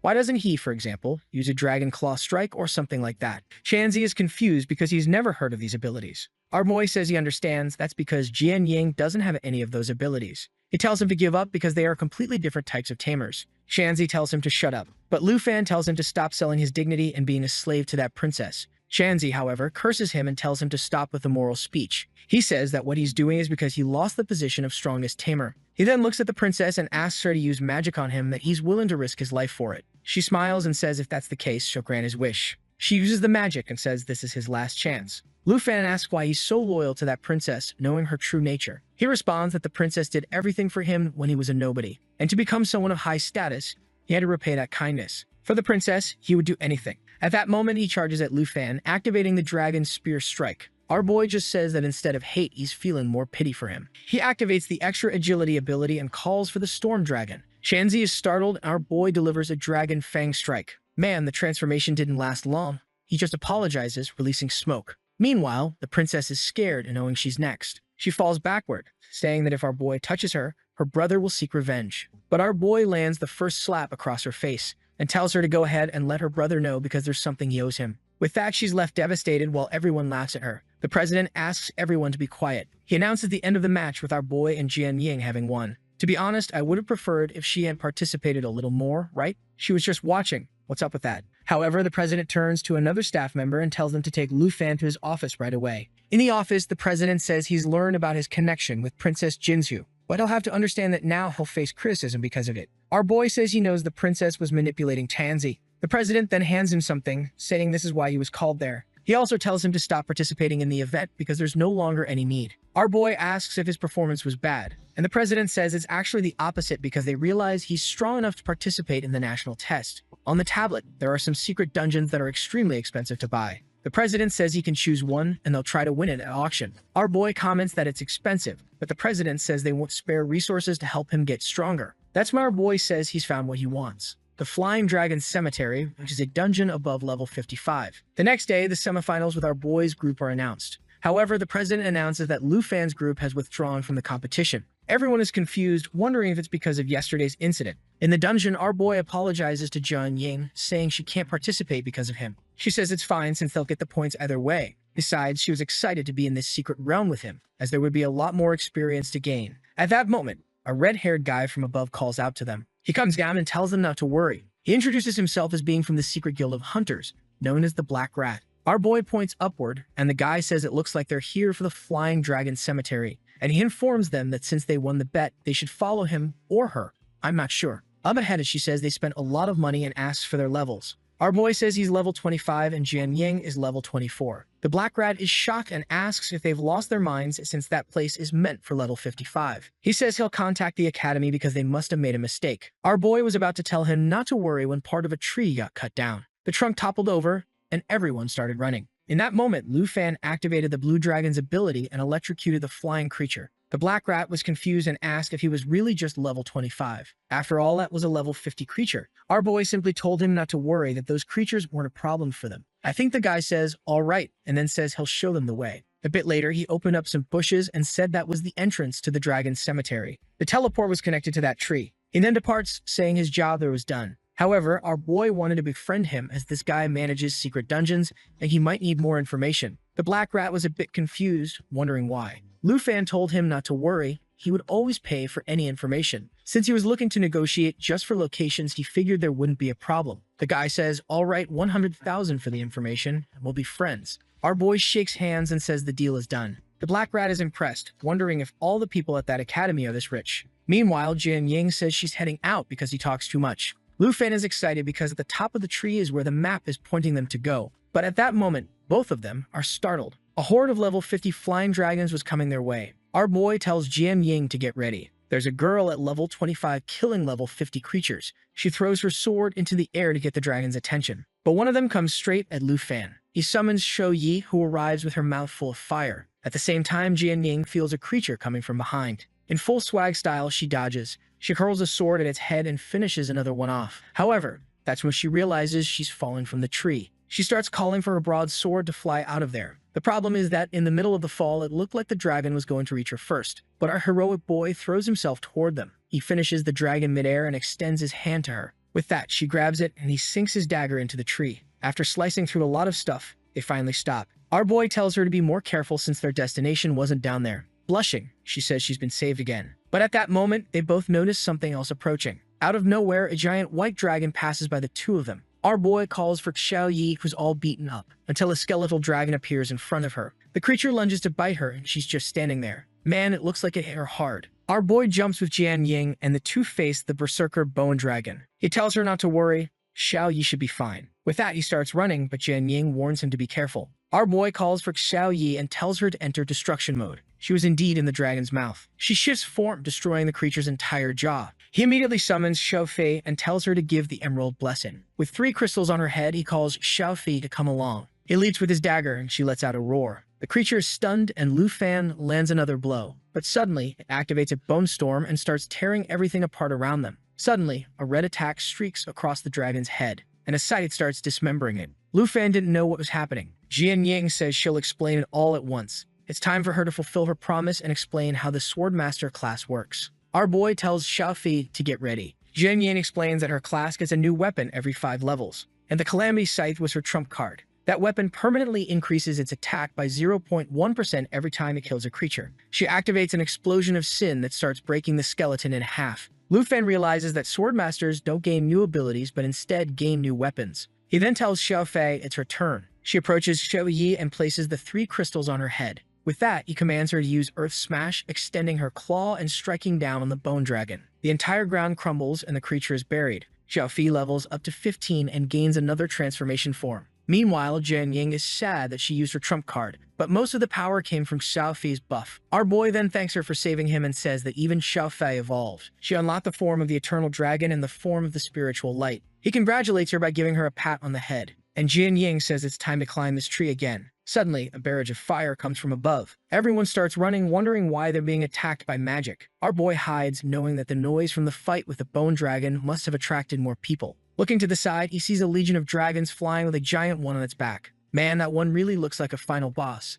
In Shou Fei's light form, she can grant the abilities of Soul Protection and Soul Impact. He then tells Shou Fei to assume the light form and stay close to Shou Yi. He starts running and tells Jian Ying to follow. They're heading straight to the top. With that, the 2 dragons transform once again. The Soul Protection would increase attributes by 200% and absorb part of all incoming damage. The only problem was that Shou Fei wouldn't be able to do anything else. Man, Shou Yi already had 26,000 strength. Jian Ying is impressed, and our boy explains that Shou Fei's buffs are even stronger on other types of dragons. Now the birds in the sky launch a barrage of attacks. Our boy tells Shou Yi not to counterattack, just to keep moving forward. Easily, Shou Fei's spiritual form was absorbing everything. She already had a 10 on her head, and our boy tells her to use the key explosion. With that, she releases everything she had absorbed and sends an aura upward. The poor dragons start falling from the sky. Jianying asks about the new ability, and our boy explains it to her. She's impressed to see that the dragons had evolutions far more complex than the weapons. Our boy then stops and says the boss was just ahead. A level 60 steel dragon. It uses a steel charge attack that destroys any creature with less than 10,000 points. Jianying warns him to be careful, but our boy tells her not to worry. And once again, he tells Xiao Fei to activate the soul impact. With that, Xiao Yi is surrounded by a green energy, and our boy says now it's her turn to handle this. He activates the dragon's inspiration. And man, with that, she reached 34,000 strength points. She slams her paw into the steel dragon's neck while Xiao Fei fires a laser. Whoa! They tore off its paw. The dragon immediately turns to the two of them, and Jianying activates her power, saying they need to run. Trying to create an escape opportunity, she activates the explosion of sin and hits the dragon's neck. Who would have thought our goth girl was this strong? Or maybe not that strong, since the steel dragon tanked the attack. She tells Lu Fan that, unfortunately, she can't deal any damage, and he says it's okay. He understands her desire to contribute to the team, so he tells Xiao Fei to link with him. He stretches out his dagger and withstands the dragon's attack. At the same time, Xiao Fei strikes its head from above. With that, they finish the boss and everyone celebrates.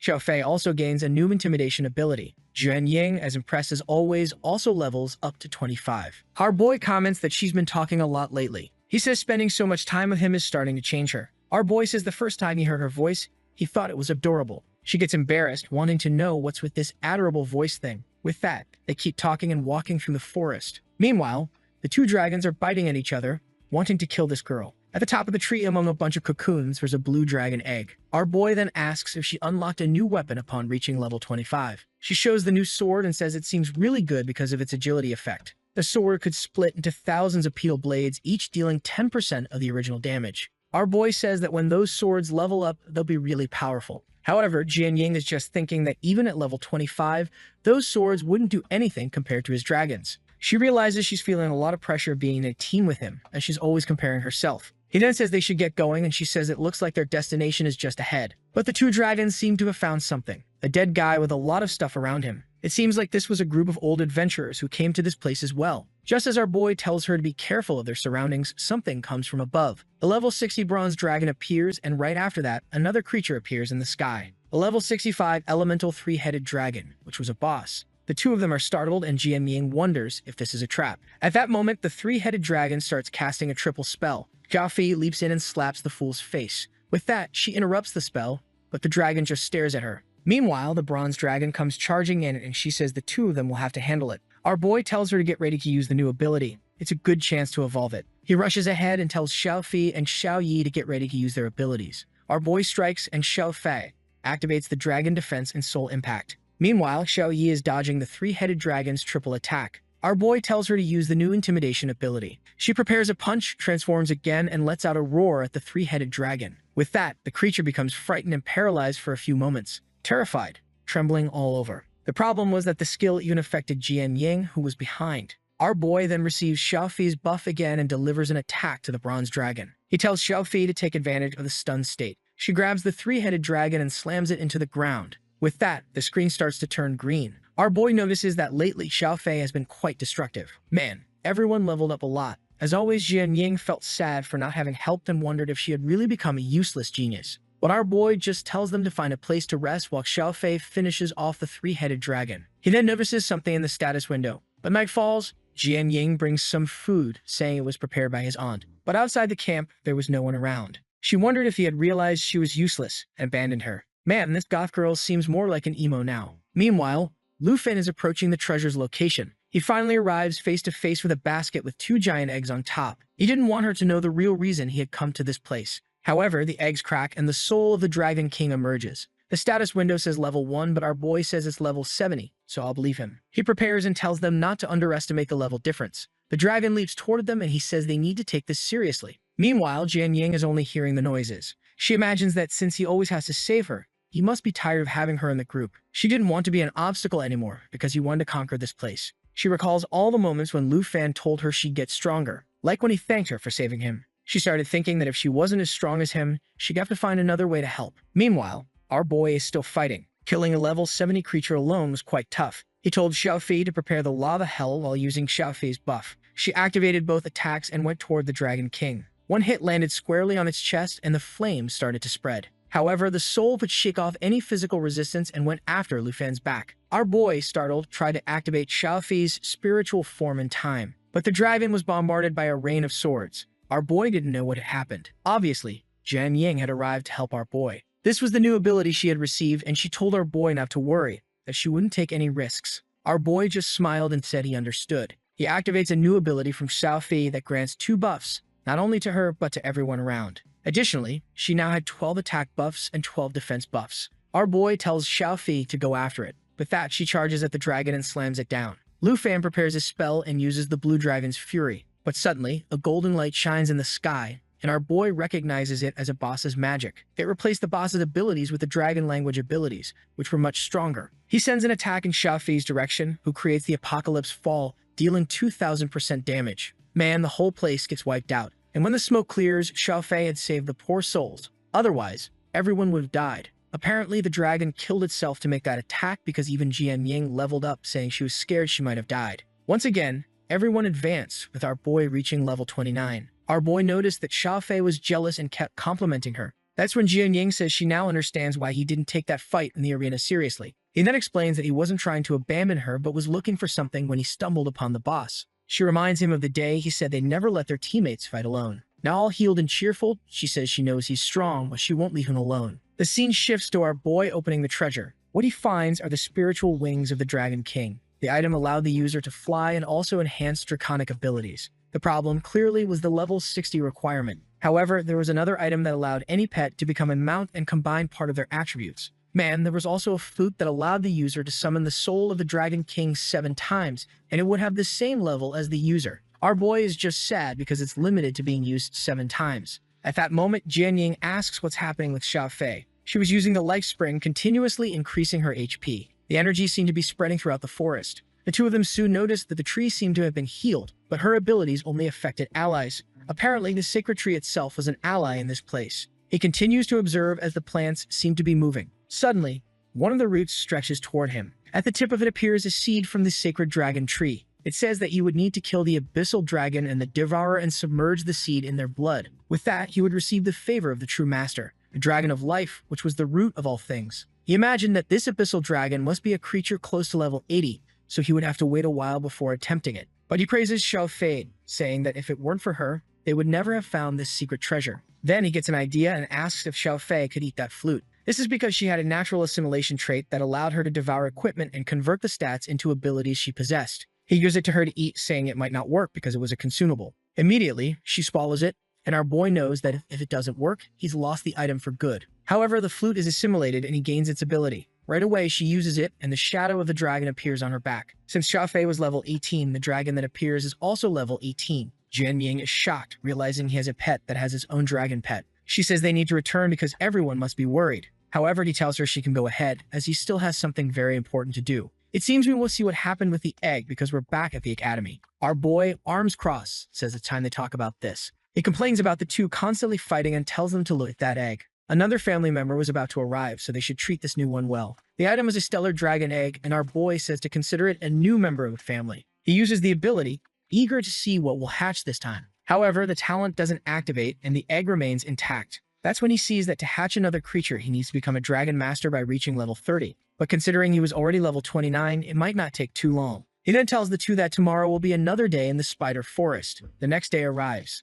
Qin Shu and Xiaoman are knocking on the door, wanting to know where our boy is. He wakes up groggy and she tells him he needs to check out this post that's been circulating around the school. He's confused, wondering if he was woken up to look at a social media post. The message said that Lu Fan dropped out of that championship match because he was afraid of losing. He asks who these people from the Fengyun Pavilion are, claiming he's scared. She explains that the group has the Academy's number 6 and number 3, with more than 30 members. Our boy feels a bit disappointed that he's the school's number 1, but everyone thinks he's afraid of these Fengyun Pavilion guys. Xiaoman explains that the leader of that group, Jiang Fengju, said he's going to take Lu Fan's number 1 spot. This could also cost him his qualification for the national championship, and our boy already understands what Jiang is trying to do. However, he just smiles and says that if they want fun, they'll get it. He borrows her tablet and says he's going to respond as that's what they're looking for. The scene shifts to the arena area. A member of the pavilion named Xu Jing sees the message on his laptop and informs the leader, Jiang Fengju, that Lu Fan has responded. At that moment, two side characters charge at him. However, the real side character activates his power and sends out a bunch of clones.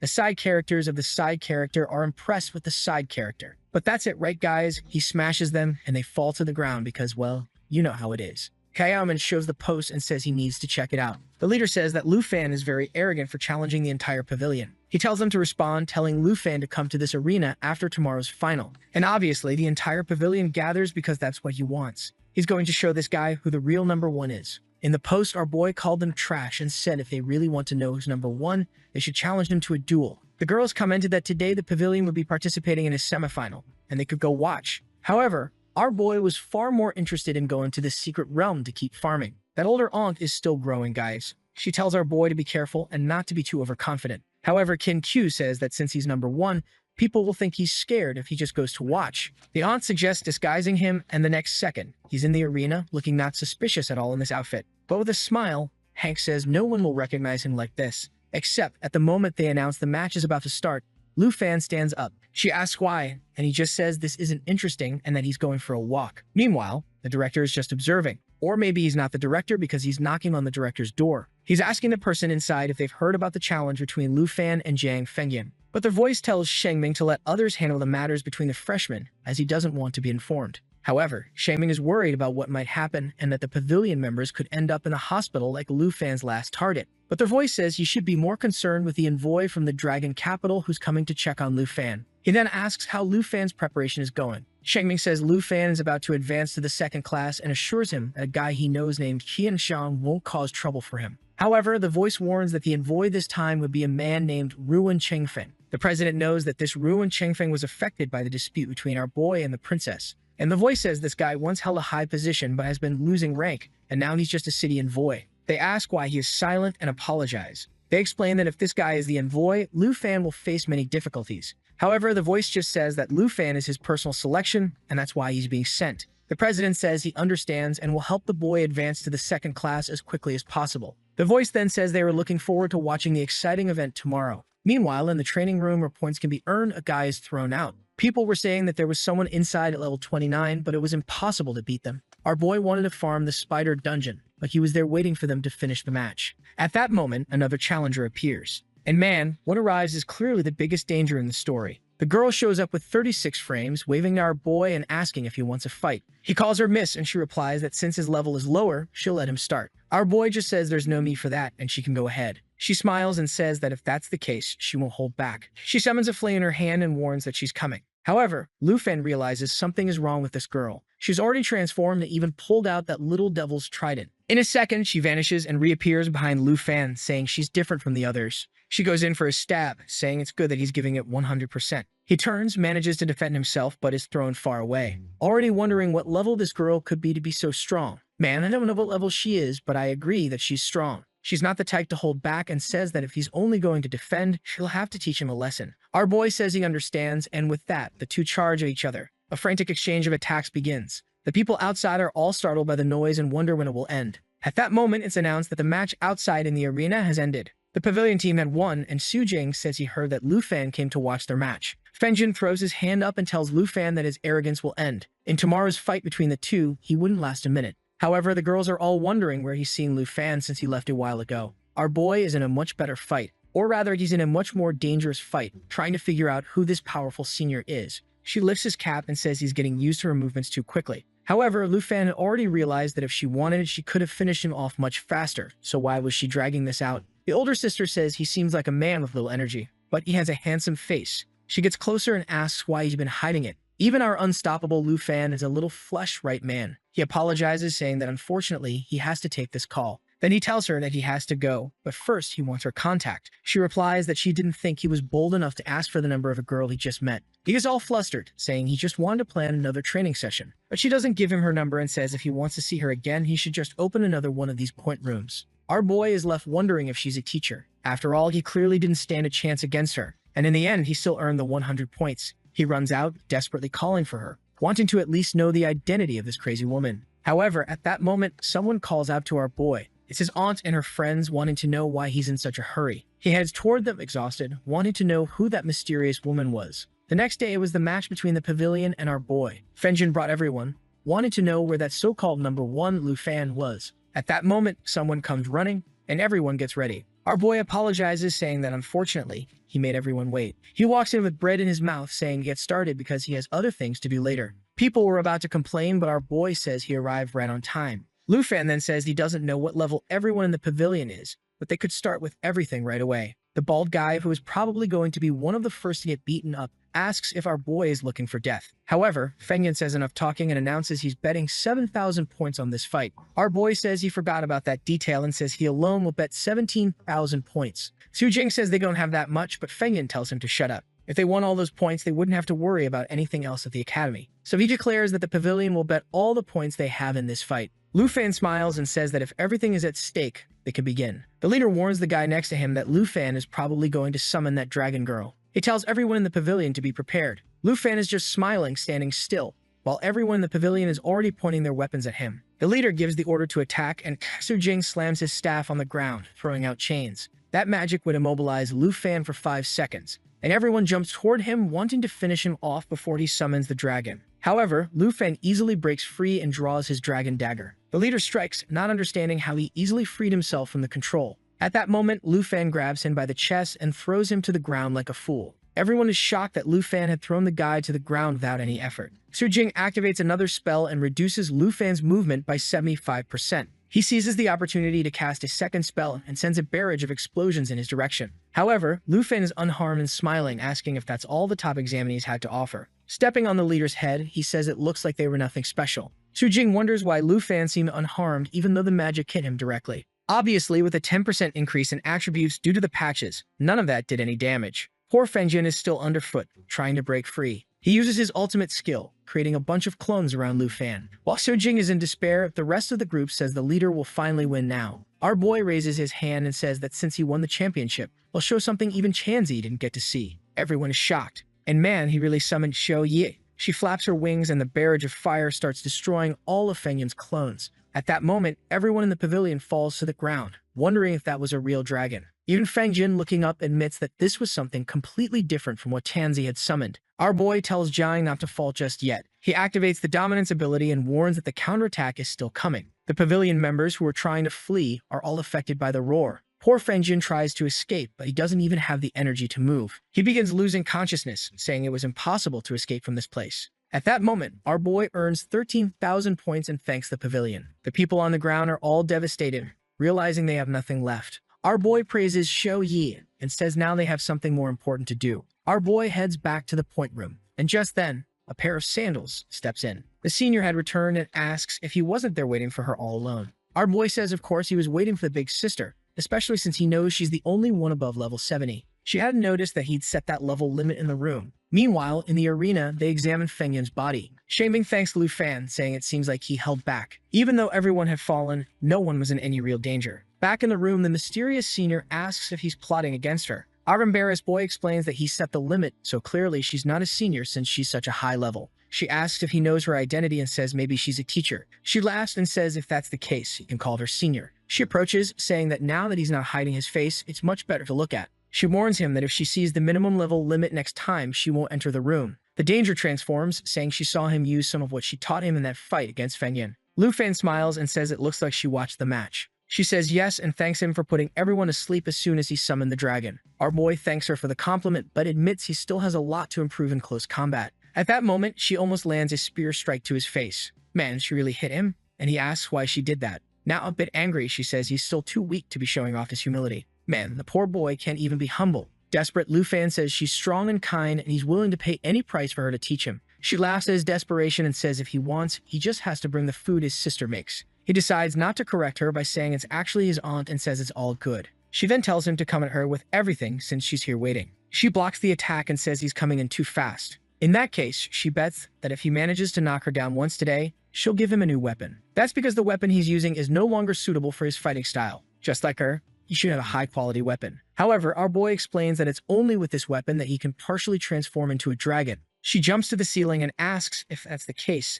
then what else is he asking for? He dodges and says what he's asking for is a level removal enchantment. The 70 kilo thigh asks if he knows how rare and expensive those items are. Lu Fan tries to defend himself as he sees her coming at him with full force. She warns him she'll beat him up for having the audacity to ask for something like that. Sometime later, he's getting a massage from his aunt, saying he didn't manage to land a single hit on the girl. Jian Ying says she must not be a teacher from the capital. And Qin Chu comments that our boy is on the forums again. But this time, it's our boy, and in this photo, he looks like he's in Yu-Jai-O, with that card in his hand. Jian Ying says that now, with this, he must have taken over the pavilion and will be idolized by its former supporters. However, Lu Fan says he's not too interested in that, as he just wants to focus on his objectives. Jian Ying then wants to know what those objectives are. Next scene, they're back in the arena dungeon for our boy to level up. After numerous tries, this had become incredibly easy. And finally, our boy reaches level 30. Qin Chu was happy while the aunt, as usual, was throwing up. The girls were excited for him to go to the class change hall. Walking through the academy, now everyone recognizes him as the guy who took down the pavilion. The boy even got a fan club, and that girl over there is holding the Yu-Jai-O photo in her hand. Haseaman says it seems her friend was right, and now everyone has become a fan of our boy. The aunt then says they'll have no choice but to change his outfit again. Now, every time Yu is out, he'll have to wear a hood, mask, sunglasses, and a cap. Our boy apologizes for being such a hassle to walk around with. Haseaman says she wishes she were being followed by a bunch of people too. Jian Ying says no one at the school has ever reached his second dragon class, so he'll have to figure it out on his own. An excited Qin Q says this is his chance to make history in this place. Haseaman pats him on the shoulder and says they've arrived, wishing him good luck. He thanks everyone and says he's going in. With that, he swipes his card and enters the class change hall. Unlike the first awakening and the second one, you can choose the direction you want to go. However, as he expected, the academy system had no information about his class. A blue aura begins to surround his body, and the academy wishes him good luck. Our boy then starts seeing the various paths he could choose for his second class change. He had the Dragon Priest, which, let's be honest, is garbage. He's never going to pick that filthy trash. He also had the Dragon Summoner, which is probably trash too, and the next one must be insane. Lastly, there was the Dragon Flame Knight, which was way more stylish, so of course, that's what he's going to pick. He's got that dumb look on his face like he doesn't already know what he's going to choose. But then we're surprised. There was a fourth class, the Dragon Knight. Clearly, because it's bigger and more stylish, that's the one he'll choose. Especially considering that this profession had more abilities that synergize with pets. Obviously, our boy says it's the one that suits him best, right? Outside, everyone's talking about the class changes, and I found it strange that it was taking so long. The aunt asks for patience because this must be a very important moment for him. And Jane exaggerates, saying his choice could change the direction of the era they live in. When Qin Chu mentions the importance of it, our boy appears. All the girls, excited, turn around, eager to know what his new class is. Our boy says he'll explain everything at home. His stats had increased a lot, but the most important thing was that the contract now had 3 slots. On the way, the aunt asks if he'll have to learn how to ride a dragon. He says one of the reasons he chose this class is that he already has an item that will help him do that. All he needs is for Fi and Shoei to reach level 30, and then it will be available. However, the aunt is concerned, saying that riding dragon girls sounds a bit strange. Our boy tells his aunt to stop imagining weird things when someone appears and says he's finally back. It's Mrs. Dangerous, and he asks why she's here. She says she should have given him her contact because apparently he wasted a lot of time. At that moment, Xiaoman says, so this is the aunt who trained him so hard he came home exhausted. But the curvy one asks the aunt if she's Hank, the one who makes spiritual food. She confirms, and the mysterious woman says she'll need the boy for a little while. The girls are confused, but she says it's just for a few tasks in Dragon City. The aunt says that if that's the case, she can take him, but to bring him back before dinner. And the curvy woman says she'll return him in one piece. Watching quietly from the side is Jian Ying. And our boy wonders why he doesn't have a say in any of this. The scene changes to her speeding through the city in a car, and our boy is on his phone. She asks why he's so quiet. He responds by asking where they're going. She says it's obvious they're going to buy him a little present. An extremely rare enchantment known as level removal. Man, but it's going to be competitive since they've arrived at an auction. He asks what they're doing there, and she says it's obvious. The item is going to be auctioned off. He remembers that getting the right to go to that dungeon was extremely expensive, and he tells her that maybe it's better for them to give up. But she just asks where his excitement is and says she's a lot richer than he thinks. Our boy doesn't want to owe her too many favors and says he'll find a way to pay for all of this. With that, the announcer welcomes everyone to the Tianhua auction house. Man, the first item up is the level removal scroll. The materials to make it are extremely rare, and there's only a 0.35% chance of success. The bids start at 950 million, but within seconds, they're already at 2 billion. Another guy bids 2.3 billion, and she tells our boy that she's going to teach him something. If you want to win an auction, you have to be decisive. But just as she's about to bid, a guy behind them raises his hand and offers 3 billion. Man, it was none other than the damn princess with a lunatic by her side. At that moment, both of them recognize her, and the curvy woman says it looks like they're going to have to spend a lot more. However, she tells our boy not to worry. She's going all in. She raises her paddle and says the enchantment will be his, offering 4 billion. At that moment, the princess and the idiot in front of her are shocked. The guy next to the princess says they brought 5 billion, so they could raise the bid. But at the same moment, the curvy woman raises the bid to 5 billion. Everyone is confused, wondering why the woman made a higher bid than herself. But our boy is thinking it's better to let the princess have it because there's no way he'll have 5 billion to pay for it. However, with that, they congratulate the girl whose name I still don't know.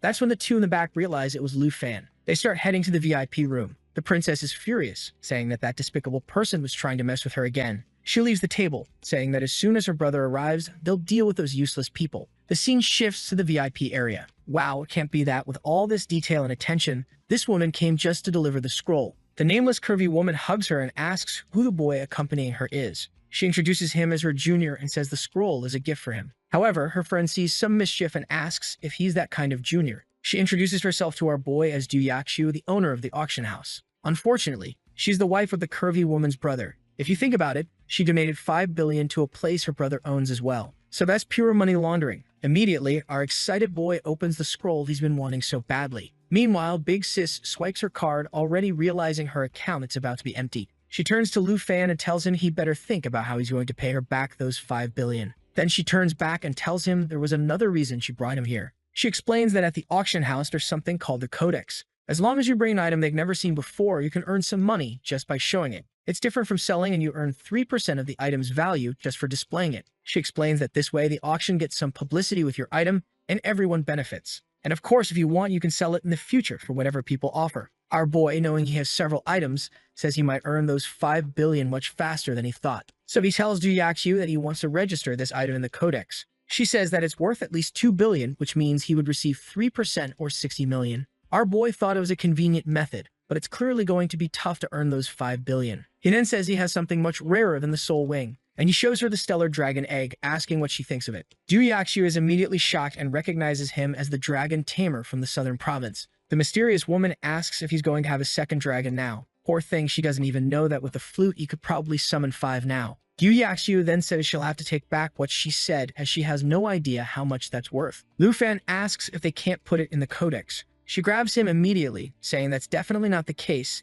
They have to put it in the Codex because it'll mark history. And the mysterious woman is standing there, thinking she clearly bet on the right person. Du Yakshu says that if he agrees to put the egg in the Codex, she'll let him take 1 item from the auction house per month. She says that if that's the case, she can register both. Excited, she tells him that his bonus of 1 item per month has already begun. Our boy smiles, saying there's already something he wants for free. With that, he leaves the room. Obviously, he chose the scroll for free, so now he doesn't owe the curvy one anything. She's angry since he paid off the debt so quickly, and she couldn't even take advantage of this favor. Our boy leaves, excited that now, once a month, he'll get a new item. At that moment, the treasure rankings begin to update, and he wonders if he'll show up. Suddenly, his egg appears as the #1 treasure. Everyone starts screaming in a frenzy, wanting to know why there was a real dragon egg there. And our boy realizes the value of the Codex. After much effort, they finally escape the crowd. Our boy realizes that maybe he could have asked for more things. He asks the mysterious woman where her car is, but she spins the key and says they're back on the motorcycle. She tells him not to stall and to hop on. Our boy blushes a bit, seeing that she enjoys riding. Or maybe he's blushing for another reason and she tells him to get on quickly. As soon as he mounts, she accelerates and tells him to hold on tight. On the way, she mentions that now that he's leveled up, he has 3 dragon slots. That's when she realizes that if he has 3 slots and was holding that egg, then he probably already has 2. He tells her to focus on the road, but she says that many people consider dragons to be like gods, and here he is so young, already having 3. Our boy simply asks why she's helping him and wants to know who she really is. But she just says he still has to pass the first test, so the time hasn't come yet. She warns that an envoy is coming to the academy, and he'll have to be approved by him to participate in the national exam. It's someone above level 70, so she's worried he might destroy our boy. But she's driving and he asks why he seems so calm about it. Our boy says that training with her, there's no way he could lose. No matter what this guy tries to do, he's going to qualify for the national event. She laughs, saying that if he's so confident, she can only trust him too. But seeing that it's nighttime, she apologizes for taking so long. At that moment, our boy equips the soul wing of the Dragon King. He approaches her hand and tells her he's about to speed up. She better hold on. He took off flying, but it seems her motorcycle went even further. With that, he drops her off in front of the academy and says he's heading out. She waves goodbye, thinking that this boy is quite obedient. She thought she would have to escort him to the door and ask him to go in, but that's fine. She likes it when the guy is a bit more passive. Man, this woman was definitely having some thoughts about our boy. Meanwhile, our boy is back home with his dragons, all asleep like him. But now, with no other distractions, he finally pulls out the stellar dragon egg. He tells the two that it didn't work out last time, but they better remember to get along with whoever comes out of it. He begins activating the taming effect, telling the third one to appear. A light starts to shine and the two are curious to see what's coming. A bunch of stars and constellations begin appearing in the sky. When our boy looks down, the stellar dragon, all blue and black, was right there on the ground. It had a damage absorption ability and an ability that caused area damage. And our boy immediately sees that it's a combat type with physical damage. The most impressive thing is that it seemed to have doubled Xiao Fei's initial stats. Not to mention that at level 20, with these base stats, it would already surpass 10,000 points. He thought Xiao Yi was specialized in physical attacks, but now he sees she's a bit more magical. Not to mention it had a stellar scale ability that seemed really good for absorbing damage for 60 seconds. As soon as our boy turns around, the dragon goes to punch Xiao Fei. When he sees them all surrounding him, he says it's time to name their new sister. Here he goes again, certainly with another Xiao name. He decides to name it Extinction, which means star. Xiao Yi doesn't seem to like it, and our boy says he'll try to come up with a better name later. But seeing the little dragon so calm, he figures the name must be fine since it didn't get irritated. The scene then shifts to the country of Tai Chi in the level 60 area. A group is in the middle of a desert. A knight asks Shenghen what the problem is. This guy is the princess's brother, and it seems she asked him to avenge her against a certain person. The girls in the group ask if she's being humiliated over in Dragon Country. The brother says yes, and apparently it wasn't just once. That girl, even as she grew up, was still pampered by him. A guy with glasses asks if he's going to Dragon Country to kill him, and Cheng'en just replies that of course he is. As her favorite brother, he would help eliminate any problem she had. And he says that when he gets the last piece of the cursed set, he'll head to Dragon City.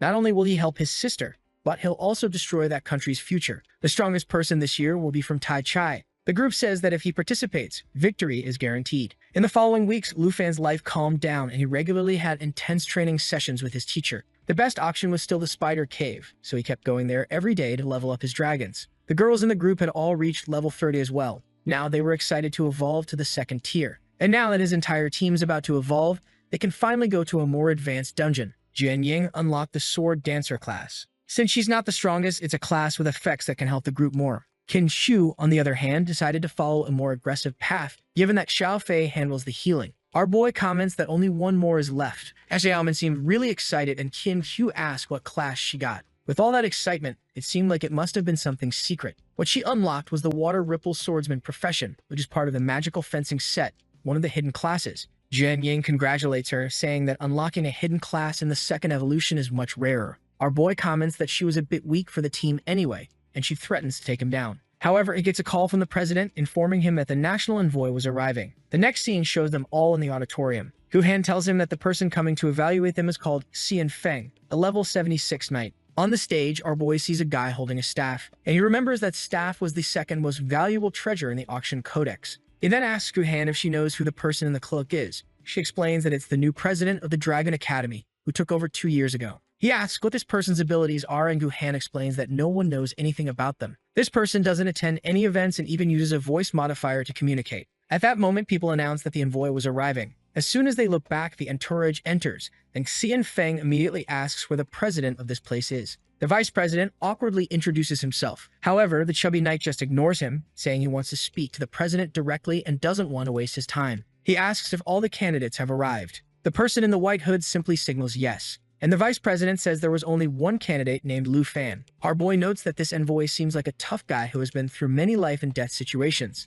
And Gu Han says that everyone is taking a big risk by recommending only him. The envoy says that if they chose just one person, it seems his opinion doesn't even matter. The vice president, however, responds that he's sure Lu Fan will impress him. Jian Feng laughs and says the boy does seem promising. The level 32 Dragon Knight, champion of the Southern Province, and also the number 1 among the students. He approaches our boy and says that his life must be so easy that he probably doesn't even understand the struggles of other people. Lu Fan already realized that this guy was full of hostility toward him. And Xian Feng says that since the academy trusts him so much, it's time for him to take a test. Man, he immediately strikes, and our boy defends himself. The people tell him to take it easy, because he's a level 76 testing someone at level 32. But the envoy keeps throwing attacks, saying that since he was chosen, he must pass the test. His mission was to select 22 people to represent the nation, so he couldn't go easy on this guy. Lu Fan can't defend himself and can't summon the dragon because there are too many people in the room. Xian Feng insists on hitting him, saying he wants to see what he's capable of. He lands a strike on his hand, wanting to see the person who made him lose his high-ranking position and reduced him to just an envoy. But at that moment, someone raises a staff and says he's getting way too excited. They strike the ground, saying they'll move to a different place. With that, a magic circle appears beneath everyone. In the next second, our boy, the master, and another guy had disappeared. In the middle of the arena, the president says that now they can fight with everything they've got. Xin Feng says it doesn't matter and tells Lu Fan to show what he's made of. Our boy says he now understands who the person was that let Princess Jinsu do whatever she wanted. That explains why this test didn't seem right from the start. He summons Xiaowei and says that since he gave him permission, he's going all out. Xin Feng recognizes the dragon as the one the princess wanted to get rid of. But since he's level 76, something like that is irrelevant to him. He raises his sacred shield, confident that those attacks will feel like child's play. Xiaowei launches toward him. She activates the pressure ability to generate a stun effect, but the guy's shield blocks any negative effects. The vice president says it looks like it's going to be tricky since last time that move ended the pavilion. Xin Feng says that's not going to work on him, but suddenly, without realizing it, he drops to his knees. The fear ability had been applied. Our boy approaches and asks how the envoy plans to assess him while kneeling in the middle of the fight.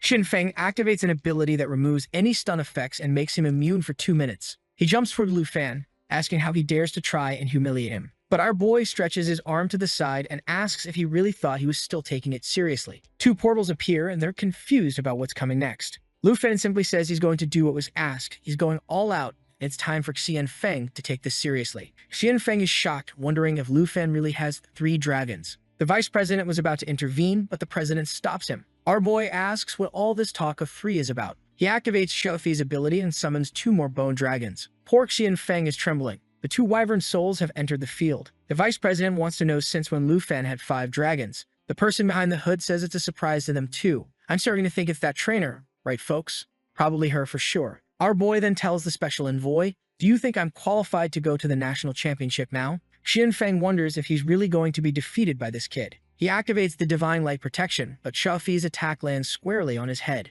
The vice president is worried that the poor guy might have been killed, but Xian Feng had summoned his mount, saying that Lu Fan was too young to think he could kill him so easily. Everyone notices that he seems to have fled, and the president says no one ever imagined the envoy would be beaten like this. Our boy compliments him, saying his mount really is impressive. But Xian Feng is convinced that without the summons, Lu Fan is nothing, so he just needs to land a direct hit. The divine protection still has 4 seconds left, so he plans to make the most of it. He warns that an amateur will always be an amateur. He charges toward Lu Fan, saying that even with so many dragons, he's still full of flaws. He uses the judgment attack, telling him to die. But Lu Fan had already activated Xiaoyi's protection. Shen Meng is shocked to see that only part of the shield had been broken. The worst part is that now his power is depleted, so he's in trouble. Our boy says that if it's a special envoy, there's no problem with doing this. The guy starts flying, wondering what Lu Fan is planning. What he didn't see was that Xingqian was already in front of him. With that, he gets electrocuted and takes a punch to the chest. The chubby guy falls to the ground like garbage. Our boy tells him to take a good look at himself. Where had the special envoy who came to teach him a lesson gone? Xin Feng was about to beg him to wait. But man, without mercy, our boy blows him up point blank. Smoke rises, and when it clears, poor Xin Feng is completely defeated. Our boy apologizes for killing his mount. But since he believes the national exam is something brutal, this kind of thing can happen. The vice president says that this should be over since it's clear that Lu Fan has already qualified. But Xin Feng tells him to be quiet because he's the one who decides when it's over. The vice president was about to say something, but the president says he won't last much longer. Considering Lu Fan's abilities, he knows that in theory, Lu Fan would be a perfect candidate. But Xin Feng won't allow it. No, not this guy who made him lose his position and brought him shame. Xiaofei was about to do something, but Lu Fan tells her to stay put. He easily dodges Xin Feng's attacks as Xin Feng complains that Lu Fan killed his mount. Regardless of what happens today, he's determined to kill him. He goes in for a slash but takes a kick to the chest. Man, the chubby guy goes down again. Our boy says losing your cool in the middle of a battle is extremely dangerous, and he warns Xin Feng that if he's trying to avenge Jinchu, he'll always be around for him to do whatever he wants. But he should remember that next time he shows up, he won't hold back. Xin Feng tries to get up but collapses on the ground, unconscious. At that moment, the vice president runs, telling someone to call a priest. The person behind says that Lu Fan hides it well, and she didn't expect him to have 5 dragons. The president asks how much power he really has, and Lu Fan explains that he hasn't even used the dragon's abilities. She then says that choosing him was the right decision. We all know who she is, right folks? It's definitely the teacher. While being hugged, our boy says she seems very familiar. The scene shifts to a level 60 region in the northern area. Someone sees that Lu Fan has qualified and comments that the boy is quite good. It's Reinhardt from Overwatch saying that Dragon City seems well represented. He calls for an officer who asks what the Lord wants. He tells him to prepare a griffin because he's heading to the Wangdu Academy. The officer wants to know if he's really planning to abandon the northern front. He says not to worry, he'll be back soon. He just needs to meet the representative and handle a certain matter. Back home, our boy is frustrated. This time, the treasure points to a place over 1,000 kilometers away. He thought treasure hunting might be a good idea at the moment, but it looks like it's too far away. He then merges the treasure and receives a new map. But this time it's at God level 1, and he immediately calls his friend from before, saying there's a place he needs some information about. But at that moment, a meteor is heading toward his house. Our boy was about to talk about the extreme northern region when something explodes right in front of him. Man, a hooded figure observes the destruction. He pulls an emblem from his pocket. As shadows emerge, Chauffé is already attacking. Not just her, our boy had summoned everyone to escape from the flames. The guy seems to be trying to teleport, and our boy tells him to stay put. He lands a solid hit to the face and immediately recognizes the man as the professor who was beside the president that day. Meanwhile, the girls are trying to escape, calling for the firefighters. The guy says that now that he's been seen, he has no choice. He throws a chain around our boy's arm and activates an ability to self-destruct and take Lu Fan with him. Lu Fan is confused for a second, but quickly realizes this guy's plan. The girls tell him to calm down, they'll help him. But the guy's fire core keeps building up. He starts swelling, telling Lu Fan that there's no escape today. Death awaits them both. Lu Fan tells Xiao Fi to prepare the Eternal Guardian to protect everyone. The whole group is then enveloped in a green aura. The value is already at 96%, and our boy knows this guy is about to blow himself up. He jumps toward him, saying the guy is crazy. But suddenly, a staff pierces through the man's chest, interrupting the ability. Lu Fan sees that it's Brahma's staff, the president's weapon. And with that, the chubby guy seems to be consumed by his own power. The staff moves and returns to the hand of the hooded figure. He then descends to talk to everyone, telling them not to worry, that he's fine. Auntie is crying and Qin Chu wants to know who that mage is. Looking at the corpse, he says he remembers seeing that person close to the professors. The vice president apologizes, saying he didn't expect an assassin to be after Lu Fan within the school. Our boy, however, asks why that man would do such a thing. The vice president tells everyone to calm down, that they'll investigate to understand the situation better. The next day, the president is shocked, as this man had been at the academy for years and she never expected there to be a traitor like this. Though the entire academy was within her reach, had she been delayed even a little, the consequences would have been unimaginable. However, Reinhardt interrupts, saying that this boring place is quite dull. He tells her not to get upset, that he wasn't really listening, and asks why no one is questioning what he's doing here. The president apologizes for her selfishness and asks if he completed the mission in the north. He says no, but that he came to help with the problems they're having here. She asks what he means by that, and Reinhardt says he's planning to take this kid up north. That's because if everyone is hunting this boy here, he could take him to the north or by his side.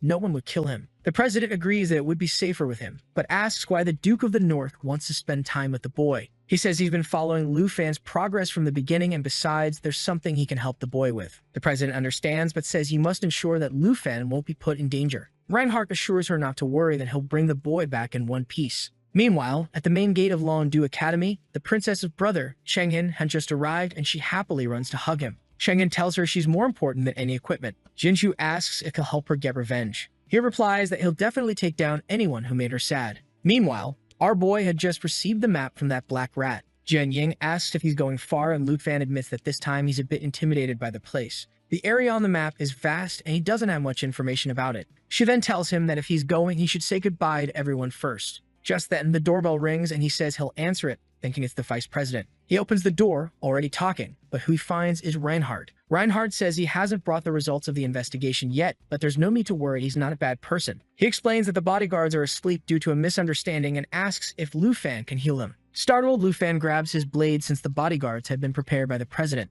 But Qin Chu recognizes Reinhardt as her uncle and asks why so many people are passed out. In the living room, Reinhardt says it's a good thing Qin Chu showed up, or else Lu Fan would have attacked him. Lu Fan apologizes, explaining that he's a bit on edge since he's been under attack recently. Reinhardt laughs, saying he heard that Lu Fan took down the national envoy, so it seems like he doesn't need any help. Qin Chu mentions that the great hero who once stood alone against a beast storm is here at the academy. Our boy is impressed, saying he's heard that story before. The old man smiles and says every generation has its incredible figures, but right now he's more interested in Lu Fan. He came specifically to the academy just for him, to take him to the far north for training. He had already discussed it with the president, and it's the best option for Lu Fan before the national test. The girls are worried, and Jiang says he can't get hurt before such an important event. Reinhardt explains that the far north is indeed a dangerous place, but that's exactly why it's a great place to train. Our boy wants to go, considering there's treasure there, but the problem is everyone's safety. Jiang says that if he wants to go, he just has to say the word. Thanks to him, they've all advanced to the second level, so it wouldn't be easy for them to be defeated.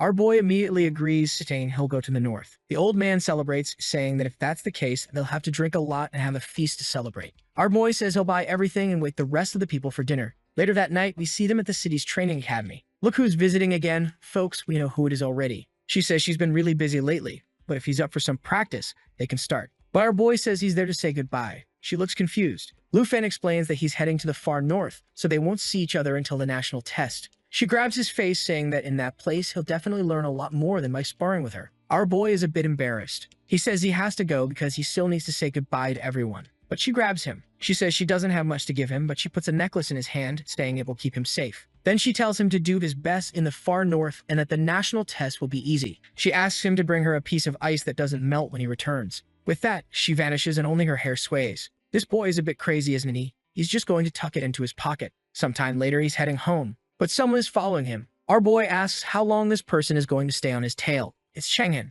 who says it wasn't easy to find him. Lu Fan asks why he's being followed. Chang'an opens his arms, saying that he has heard a lot about the boy and introduces himself as Jinchu's brother. He is here to leave a like in this video.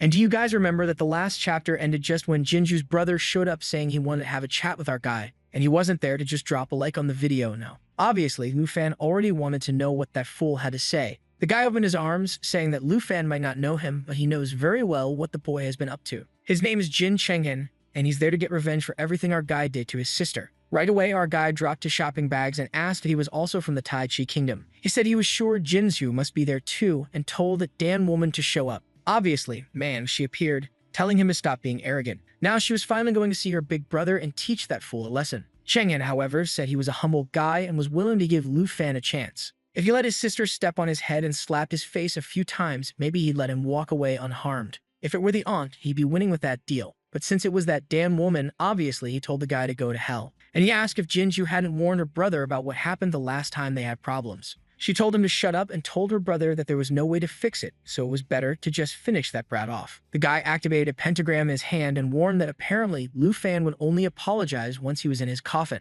At that moment, our protagonist felt that this guy had a strange, evil aura. He activated his power, telling Lu Fan to have a good death, and then a giant purple slime appeared, spitting green acid. Of course, the protagonist dodged it easily, but he was impressed that the guy could summon such a large creature like that. And the worst part was that the monster seemed to be transforming, and now it had turned into a woman with multiple legs, looking like some weird version of Naruto's Nine Tails. The guy ordered it to finish Lu Fan off, but right at that moment, something was coming from the sky. A frozen mountain griffin appeared and crushed the creature. The two idiot siblings were completely confused about what had just happened. Here comes the mighty Reinhardt, folks. Chang'an might be strong, but he knows that this guy is no joke. And man, Reinhardt wasn't there to chat. He already drew his blade and rushed toward them. Chang'an took a direct hit to the chest and was already coughing up some kind of black sludge. This guy clearly had something messed up inside him. The man asked if he recognized him and told him to just give up. He warned that this abyssal walker had no chance against the claws of a king griffin. Poor Jinju girl, everything always goes wrong for her. She got wrecked in 10 seconds. At that moment, Chang'an said he knew very well who he was.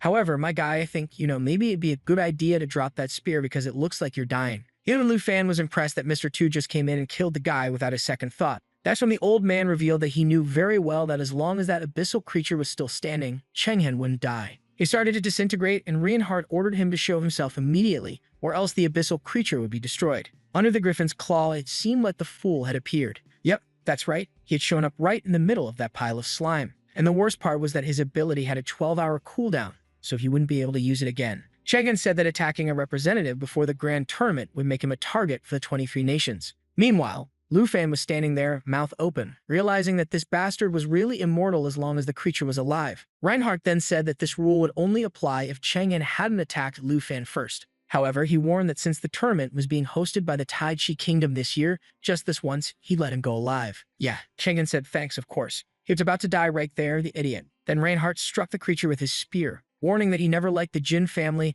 and that they'd better disappear from there. Obviously, the fool just called his little sister and said they should leave, but not before telling our guy that he'd be waiting for him at the national competition. It was good for him to know that in the Tai Chi Kingdom, things would be different. Lu Fan stayed there, talking with Reinhardt, saying that guy was shameless. He dies like a fool and still has the nerve to act all high and mighty. The old man told him not to worry too much and to get moving because they needed to prepare for their journey. That last night before everything started, everyone was drinking and chilling. That rascal is always relaxing with the aunt in his lap, folks. Funny thing, when I first wrote down her name, I actually noted it as Hot Aunt. After a long night with the aunt and his waifu the next day, he was on the Big Griffin, traveling north. There was still 1 month left before the national test, and he planned to use this time to uncover the secrets of this region. The old man told him to be careful and not get frostbite. But Lu Fan was more interested in finding the level 60 secret locations. Then he spotted a strange red area on the horizon and asked what it was. to which Reinhardt replied that it was the reason he had been brought there. The scene then shifted to the northern military camp, and the old man told them to get ready. At that moment, they needed to explore 114 routes.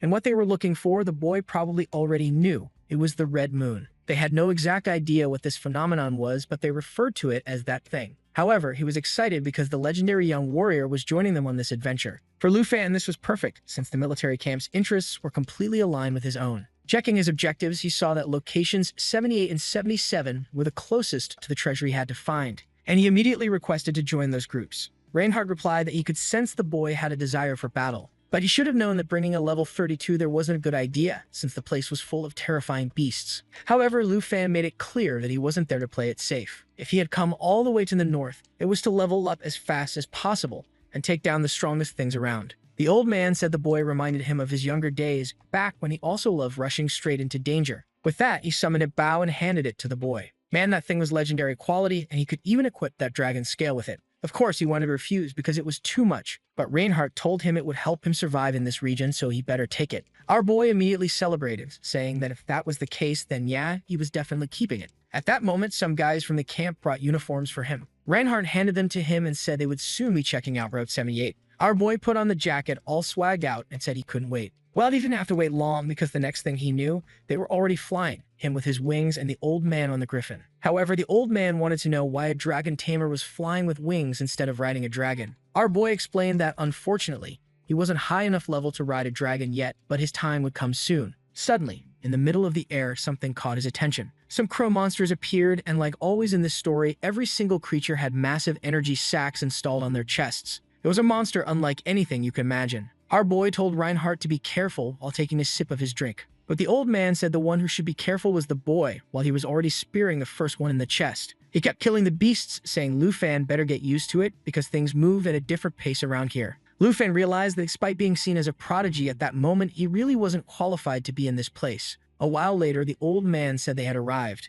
Looking down, our boy saw what appeared to be a massive red eye buried in the snow. The man explained that they had no idea if it was a portal, the remains of a giant beast, or something else entirely. Lu Fan observed that, considering the shape of the mountains and the design of the eye, it looked like the head of a colossal dragon. But it didn't make sense for something to be so massive that they couldn't even investigate it properly due to the sheer size of the area it covered. The old man said he was sure the boy was scared. The first time he saw it, even his griffin got so frightened that it ran all the way back to base on its own. Unfortunately for Lu Fan, even the system couldn't identify this creature. At that moment, the old man explained that there were places in this world no one had ever explored. He was the first person to discover this creature while fighting those crows. During the battle, one of the men warned that an avalanche was happening, but the extraction team was still down below. In a desperate rush, they ran through the snow, trying to find the team and save everyone. But at that moment, something began to rise from the ground, and that massive, eerie eye appeared and started staring at them. He said that all of this happened a long time ago, yet even now, nothing had been discovered about it. Just then, Lu Fan noticed something approaching and said it must be the Griffin squad. However, the old man replied that yes, once they had been part of the squad. But at this moment, they were decayed corpses.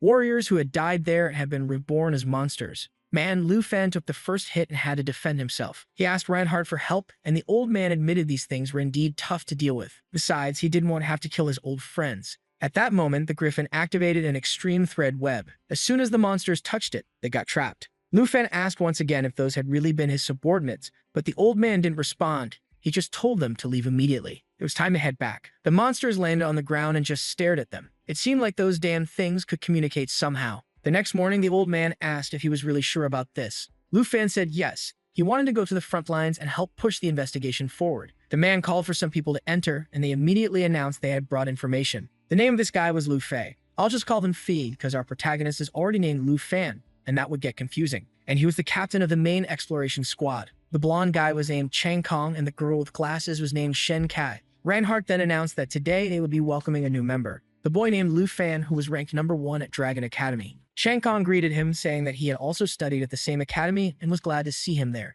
With that, he assured everyone that he'd take care of the new recruit. Our boy wanted to know what that brooch on their chests was, and obviously it was a kind of merit medal. The gold one was the most valuable, and their team in that region had 8 people who held it. At that moment, Lu Fei told Reinhardt that he didn't want to accept Lu Fan. They didn't have time to babysit some kid. However, Reinhardt told him not to worry and said that if Lu Fan died, it would be entirely the boy's fault. Even though they were friends, this was an order. And from that day on, Lu Fan was part of his squad. The guy just accepts it and then calls for our boy. He informs him that Shen Kai will explain a few things to him since they'll be heading out on a mission soon. However, the glasses girl didn't seem too thrilled about having to teach our boy. In the meeting room, they explained that a snowstorm would hit in 4 days, so the mission had to be completed before then. They were heading to Route 78, but the problem was that the journey to the exploration site took 2 days, meaning they didn't have much time. With the addition of the new member, the goal was to explore another 100 miles of that region and return. If they did that, the mission would be a success. Shen Kai said that 100 miles might be too much considering the boy was just starting out.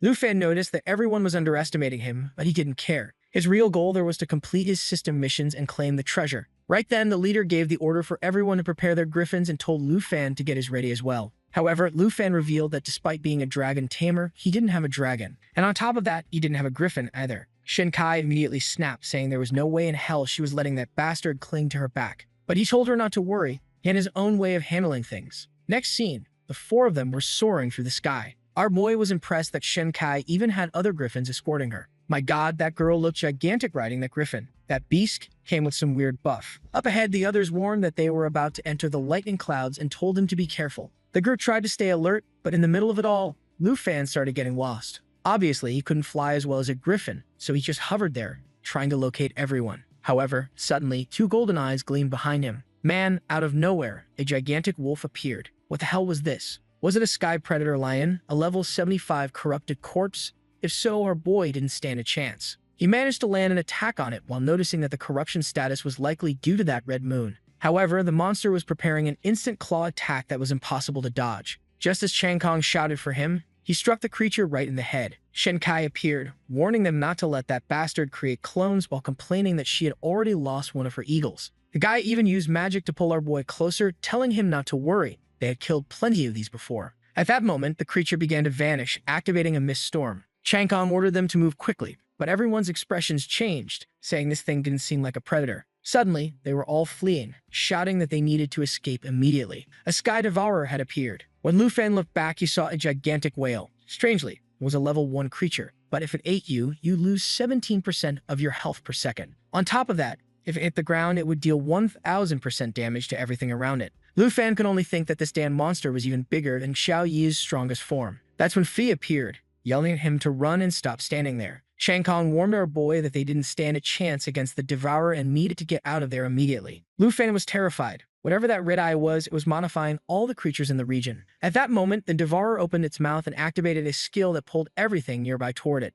Lu Fan didn't want to summon any of his dragons, afraid that they might get affected by the curse if they were eaten. But if he didn't do something, he was going to die. Meanwhile, Fei shouted for him to keep fleeing, as they were about to leave the storm's range. As soon as they gained a bit more distance, the creature's skill deactivated since it only had power inside those clouds. Lu Fan was confused, and Fei explained that this was why it was easier to escape from that monster. Our boy was shocked that these people actually traveled through such dangerous places every time. The whale, having left the clouds, crashed into the ground, exploding and dealing 1000% damage. Anyone below would have certainly died. However, a little while later, that group landed and found the creature's purple carcass. Our boy apologized for not being able to help much, and Chang Kong assured him it was fine. There were simply too many unknown dangers in this region. Shen Kai, on the other hand, warned that at the pace they were going, they wouldn't be able to complete their mission. Fei told her to calm down. It was just a boy learning how things worked. But she countered that she was starting to worry she wouldn't even make it back alive on the last day. Then she turned to our boy and warned that this wasn't a place where he could earn merit just by doing nothing. If he didn't start pulling his weight, he'd end up dead,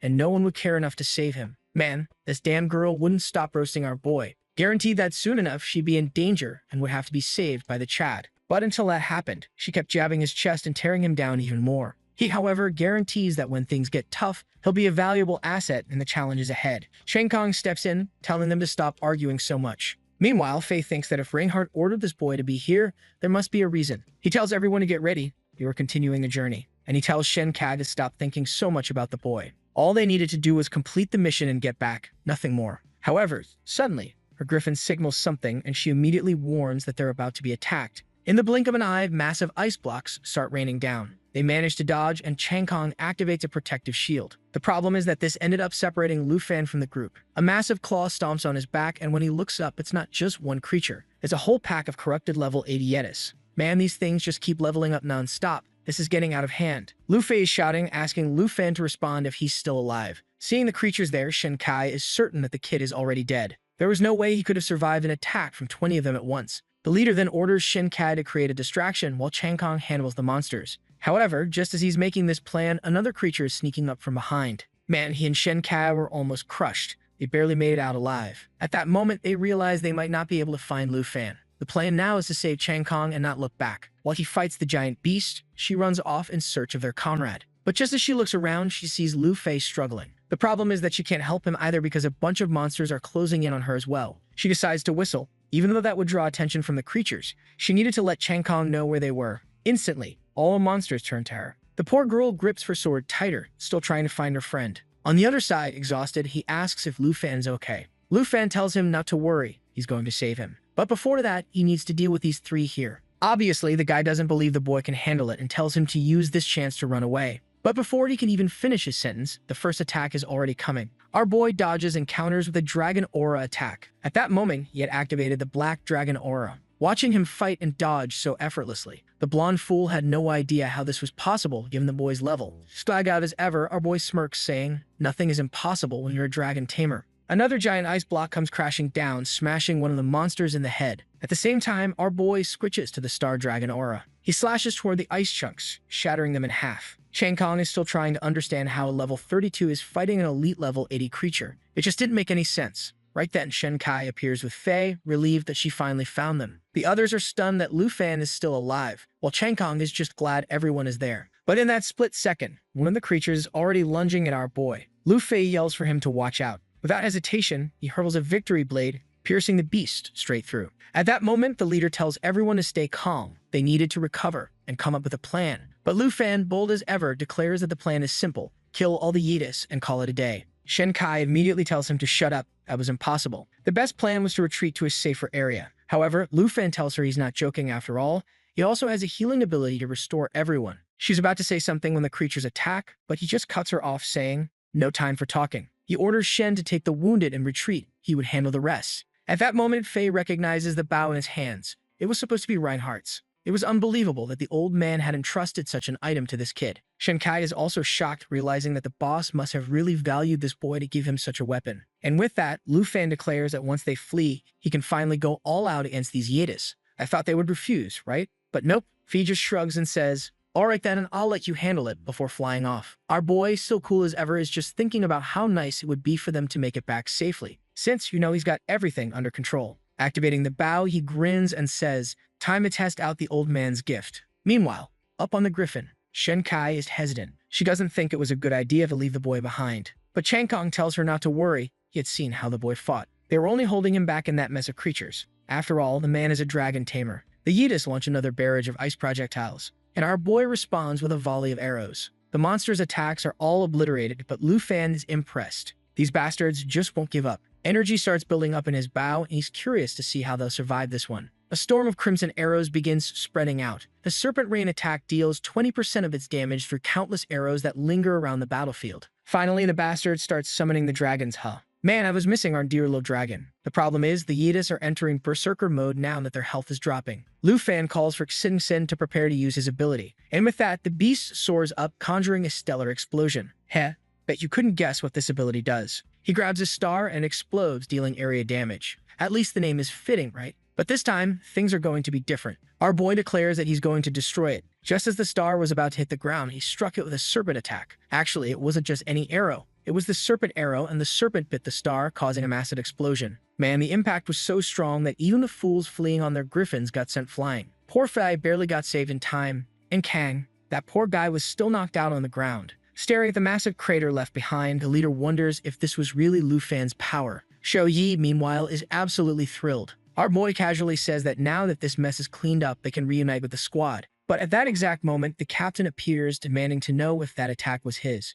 Before our boy can answer, the guy is already asking about the red-haired girl next to him. Our boy explains that it's his little dragon and tells her to change forms. Shou Yi immediately transforms, and our boy announces that it's time to cleanse the area. She activates Cataclysm, instantly vaporizing all the monsters nearby. The fools standing around are absolutely stunned. Now they finally understand. He is the true dragon tamer of the southern province. Our boy could have made things easier for everyone and just told them up front, huh? Now it all makes sense. He didn't realize he was that famous. So he asks how they know about him. Fei explains that the master of this place has always been talking about the dragon tamer, so everyone knows who he is. And just like that, Shenkai's whole attitude has changed. She finally realized that the kid is the real deal. I kinda wish she had suffered a bit more before he saved her just to make it funnier, but hey, I'll take it. Our boy, ever the king of irony, apologizes for being a bit of a bother and asks the seniors to take care of him. Yeah, now everyone's attitude has changed, huh? Fei immediately reassures him that he doesn't need to worry. He's actually impressed by the boy's calm decisions and sharp thinking. And Shenkai, now she's apologizing, admitting that she really underestimated him. Our boy just nods, accepting it. At that moment, Xiao Yi levels up, reaching level 30. On top of that, she gains a new perception ability. The others ask what's going on, and he explains that she just leveled up. With her perception skill, she can now detect invisible creatures or anything hiding nearby. Shenkai then comments that he had mentioned he was about to become a dragon rider. Right then, the mad lad smirks and says, "That's right, now it's time to ride these dragon girls." A little peculiar, but alright. Meanwhile, up in the sky, Xiao Yi is setting things on fire and bombing the battlefield. Everyone is in shock, wondering what's happening. Apparently, Evie doesn't know she's gigantic now and is already missing her cute form. That giant form of hers evolved, huh? So this must be Gigantic Form 2.0. Fei tells him that if he wants to ride something that big, he's going to need a special saddle. They'll fetch one for him. But Lu Fan tells him not to bother. The Bravo already has his own. Star insists, saying that a military saddle would increase his stats by 10%. That's when our boy reveals that his saddle is made specifically for dragons. Not only does it increase her stats, but it also boosts his. And apparently it's boosting by 100%. Kinda busted, don't you think? Right then, Xiao Yi lands and Fan says, "Well, in that case, let's get this thing equipped," comparing their military-grade griffin saddles to the one made for a dragon. Yeah, they were offering him garbage. And now Shenkai is acting all different again, saying she's realizing just how talented the boy really is. She should have recognized his worth sooner. Lu Fan simply thanks Xiao Yi for always protecting him. From now on, he was a true dragon tamer, and they would fight side by side. The others are still a little embarrassed, but our boy, he's already mounting Xiao Yi for the first time. The moment he does, he feels a surge of power through his body, as if he could tear the sky apart. On top of that, he unlocks a claw attack with his hands, which is actually a combination move between him and Xiao Yi. Chang Kong mutters that it makes sense now. This damn kid saved his life back then for a reason. He's a little bitter, though. He's been training for 10 years, and now he realizes that against someone like Lu Fan, he doesn't stand a chance. But our boy, he doesn't care one bit about the whining. He just takes off, soaring through the skies on his dragon. Right away, he orders Xiao Yi to use her perception ability to locate some more creatures. Her aura expands, and suddenly, something shimmers in the air. A cluster of glowing butterflies appears. Turns out, her skill not only detects hidden creatures but also breaks their invisibility, so now everyone can see them. However, the leader immediately warns them. These snow moths are extremely dangerous. They should escape while they still can. The creatures were level 86, and the last time someone encountered one, it died on the spot. But do you think our boy, who just became a dragon rider, is gonna run away? Of course not. He charges in without hesitation, already swinging, saying this was exactly what he was waiting for. Our boy is itching to test his new coordination ability, so he and Xiao Yi attack in perfect sync. Slashing X-shaped claw strikes straight at the moths. Those poor things didn't stand a chance. The fools watching from behind remember how these creatures had slaughtered countless allies before. But to our legendary protagonist, they were just another warm-up. And just when it looks like things are about to get really dangerous, our Chad of a hero drops a finishing move. He tells everyone to pay attention now that Shoei has her new ability. Creatures wouldn't be able to hide anymore. Man, he's the one launching those fire slashes with his new skill. Meanwhile, Shoei is spitting fire, burning everything down. Sometime later, when they're back on the ground, he had wiped out everything. Chang Kong is confident now, saying that with this boy around, they have nothing to fear. And Lu Fan, just as confident, declares that now that he has mastered Shoei, even if a snowstorm were to hit them, he's sure they wouldn't die. Even so, the leader looks up the sky and, judging by the disappearance of the stars, confirms that the storm is coming. It was definitely going to arrive sooner than expected, making things risky. The two of them discuss how dangerous it would be to continue, especially with Chang Kong still injured. However, Lu Fan is insisting, saying that now that the high-level creatures have been dealt with, their chances of completing the mission have greatly increased. He's starting to sound like one of those characters that convinces everyone to push forward, only for them all to die while he survives. But hey, he's the protagonist, so I doubt he'll let that happen. Because now he's holding out his hand, reassuring them that he would never put their lives in danger. Fei takes a deep breath and finally says, "Alright then, I trust you." He believes in the boy and is sure he won't let anything happen to them. With that, they continue advancing calmly through Region 78. Among the snow moths, our boy finally gets the item he was after, the unmelting ice and epic quality material. Right away, Lu Fan calls everyone over, saying that things are fine now. The squad trudges through the snowstorm, struggling, while our boy, he's completely fine. They want to know what he had to fight for that item, and he just casually says, just some snow moths. no big deal. At that moment, everyone is convinced that this bastard is going to get a gold medal. Fee then mentions that they've already advanced 100 miles. Maybe it was time to head back to the barracks and rest. Chang Kong agrees, saying his injuries are getting better, but he still needs to return. I thought our crazy protagonist was going to insist on pushing forward, but no. He simply summons Shou Yi, saying that it's time to head back. Why? Because she's hungry. With that, the captain orders them to set up the signal. They plant a device into the ground and press a button. A red light shoots up into the sky. This was to mark the farthest point of their advancement and signal for a new forward base. Immediately after, they take off flying. I thought our boy would be riding Shou Yi all the way back. But just then, someone else approaches the signal. And man, you can already tell. This bastard is definitely up to something. The next day, Northern Base. Lu Fei calls everyone together. Out of nowhere, our boy is yelling at Shen Kai, demanding if she knows anyone who can process unmelting ice. She casually mentions a blacksmith in the region and asks if he's trying to make a ring for his girlfriend. But he says no, it's just for a friend. I don't know what he's up to, and even I'm confused now. But then he just flies off with Shou Yi saying he needs that blacksmith.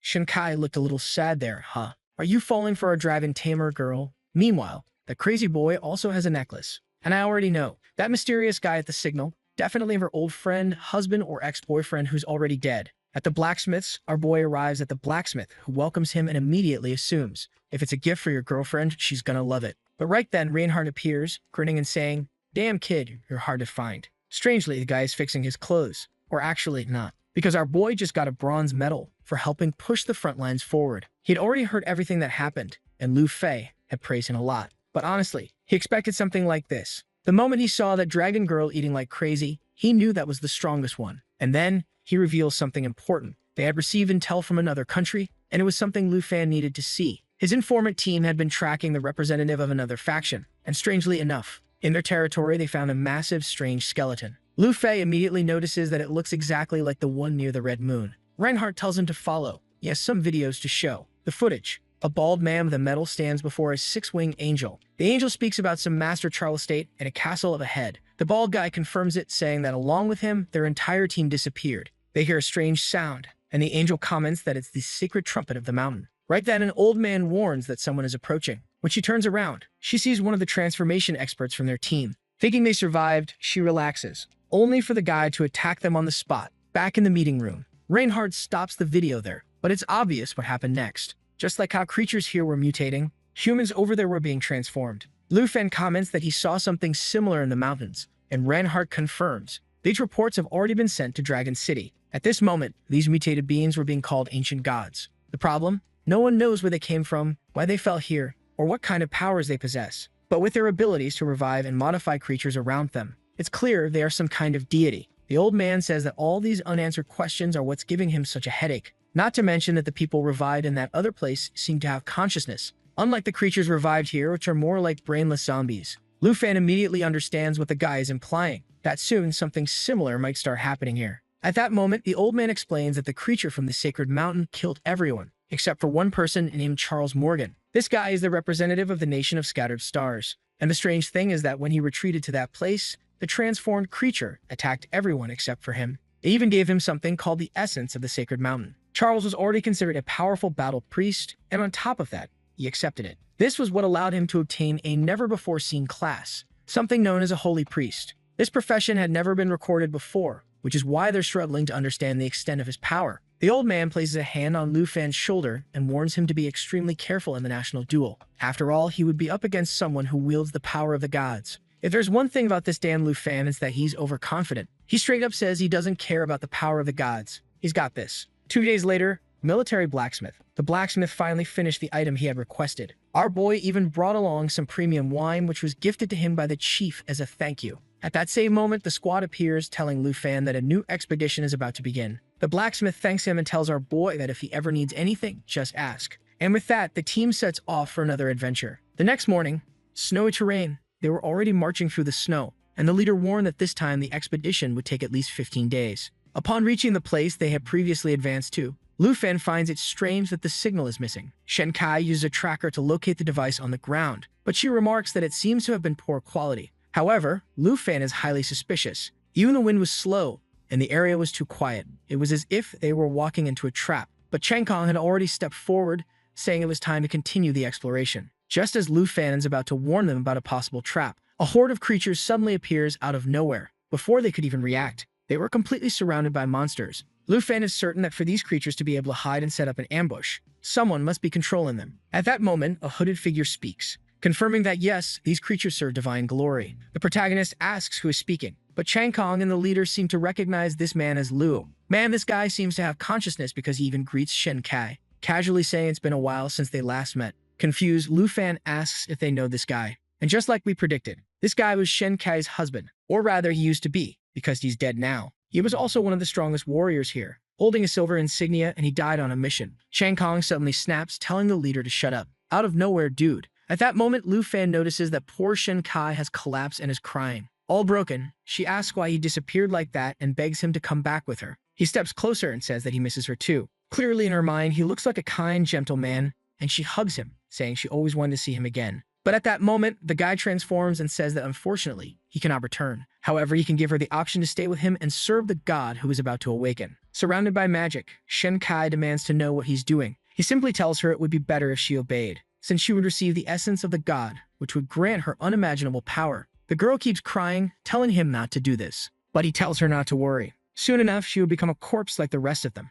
Wait, what? Was this all an illusion? Because now she's suddenly in Lu Fan's arms, and Lu demands to know if she will stay with him and serve the gods. Obviously, the leader says the obvious. They cannot let this guy capture her. But the problem is, not only is this guy powerful, but he also has hundreds of monsters surrounding them. They're considering escaping, until Lu Fan casually says that running away wouldn't be fun. Shen Kang warns him not to start a massacre, but it's too late. Man, this proud girl has already drawn her bow, declaring that it's time to level up. Lu, however, simply sighs, saying it's sad that the boy has to die this way. He orders all the creatures to attack, declaring that they will all soon become corpses. At that moment, Lu Fan orders Shen Kang to raise a barrier, while he prepares the serpent arrow attack. With the sanctuary raised, at least the rest of the squad is protected. They ask what they should do, and our girl simply says not to worry. The rest is up to him. The first volley of arrows is fired, slaughtering the monsters in its path, aiming straight for Lu. Shen Kang yells at Lu Fan to get real. They would have to help at some point, because his shield only lasts 10 seconds.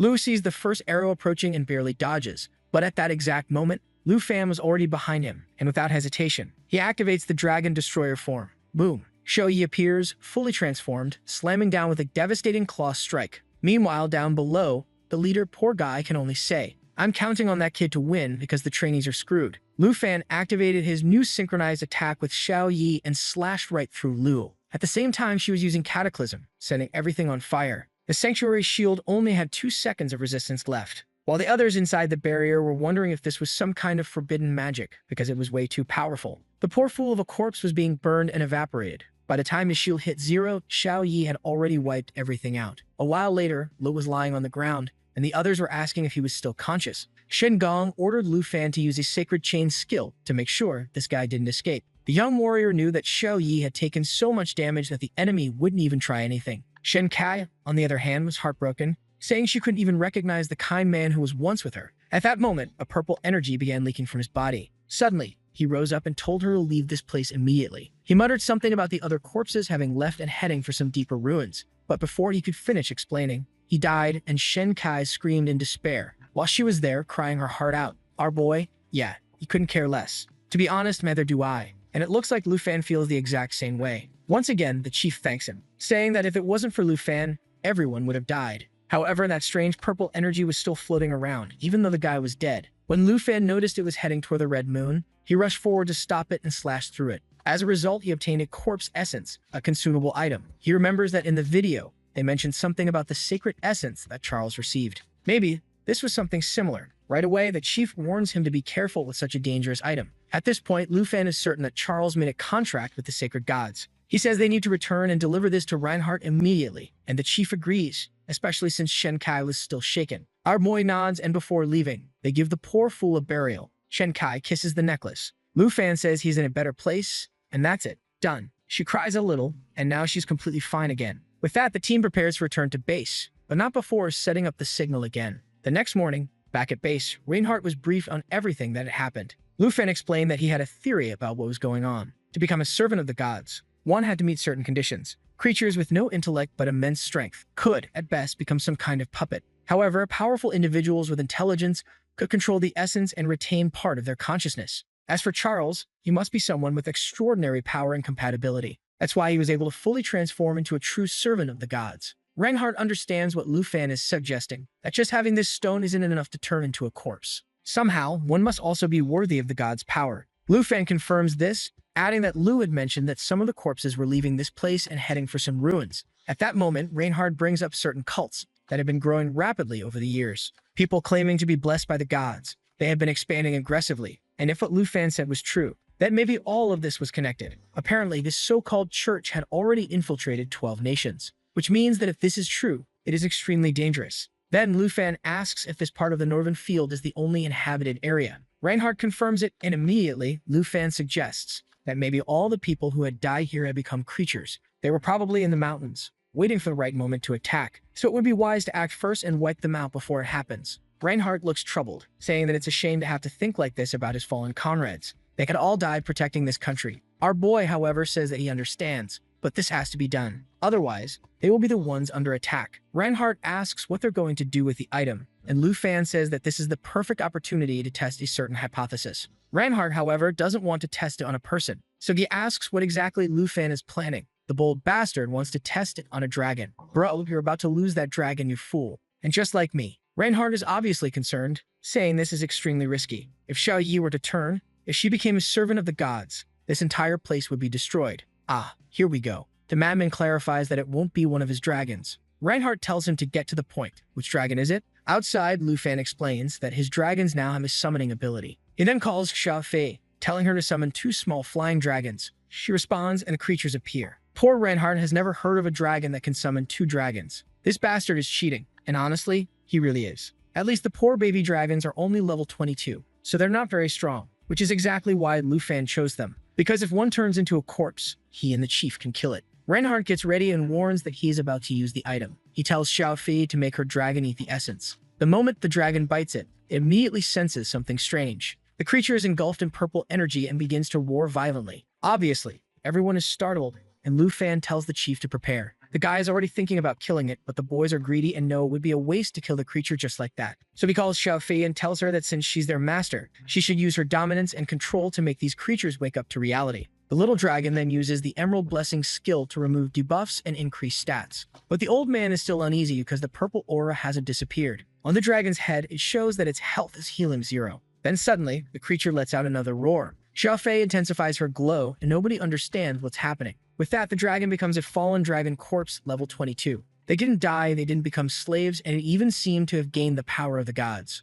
The boys praised Xiao Fei, saying she managed to prove exactly what he wanted. At that moment, Reinhardt realizes that the boys' theory was correct. And the weird thing? Both dragons transformed, not just one. That's because Anders has some kind of special connection. Xiao Fei is already hugging our boy, who says he's excited to test these monsters in battle. Reinhardt says that now that the essence has been proven, there is only one thing left to solve: the ruins and the temples. The next morning, they were already advancing through the sky. He explained his theory to everyone on the team and obviously warned them that it would be dangerous. Besides that, the system was notifying him that he was approaching a marked treasure location on the map. Suddenly, Shenkai asks what that is. Ahead of them, there's a bright light, the end of the storm. As soon as they pass through, they find a beautiful landscape, massive mountains and a clear blue sky. No one in the group had ever been here before. I don't know if I'm going crazy, but do you guys see those huge chains underwater in this image? What the hell is that, guys? Damn it, the next image is literally him wondering the same thing. What are those chains? Right then, he gets a notification. You have arrived at the marked treasure location. Oh wait, not quite. The treasure seems to be right over there, and judging by the shape, he already knows. It's a baby dragon egg. Are we getting another powerful dragon girl? The system then announces that he has obtained a blue dragon egg. Definitely water-related, right? Besides that, next to it, there's a box, and inside it, there's a book. It's the dragon language resonance, which allows someone to learn the magic language and increase a dragon's magic power by 100%. Damn, that's a lot of magic in one name, Jesus. But obviously, it only works with dragon-related abilities. The problem is that he can only learn it at level 35. The guys call out to him, asking what he's doing. These guys are paying close attention, huh? Our boy just found a dragon egg and an insanely powerful manual, while the rest of them are completely clueless. At that moment, the old man says that he never imagined that after exploring the north for so long, he would find a place as vast as this. The mountains seemed to stretch for over 1,000 miles, which meant finding the gods' ruins would be difficult. However, everyone notices that the chains are pointing in the same direction, which is clearly suspicious. Kang is eager to find out what it is. And of course, our boy states the obvious. We're going to follow the chains and find out. Makes sense. However, the chief reminds them, they are entering an unfamiliar region, and they have no idea how dangerous it is to advance further. Shin Kang apologizes, since last time he was the one who got injured and ended up slowing everyone down. But our Chad steps forward, telling them to relax. He'll go ahead and check things out. But man, our boy is being careful. He activates Shou Yi's destroyer form right away. The others warn him to be cautious, and the chief reminds him that this time, they have a teleport scroll. If he encounters any trouble, he just needs to run back to them, and they'll disappear together. Lu Fan thanks them and takes off with Shou Yi. 2 hours later, he was still flying, still following the chains. The place was too vast, and he couldn't even tell where it ended. Until finally, he gets a notification. You are entering the ruins of the fallen corpses. The area was so dangerous that even the level indicator was a question mark. He decides to keep going, certain that he'll find creatures similar to the ones from the video. But suddenly, Shou Yi starts worrying. He asks what's wrong, and when he looks down, he sees a gigantic coffin. Man, this series really loves having objects the size of planets.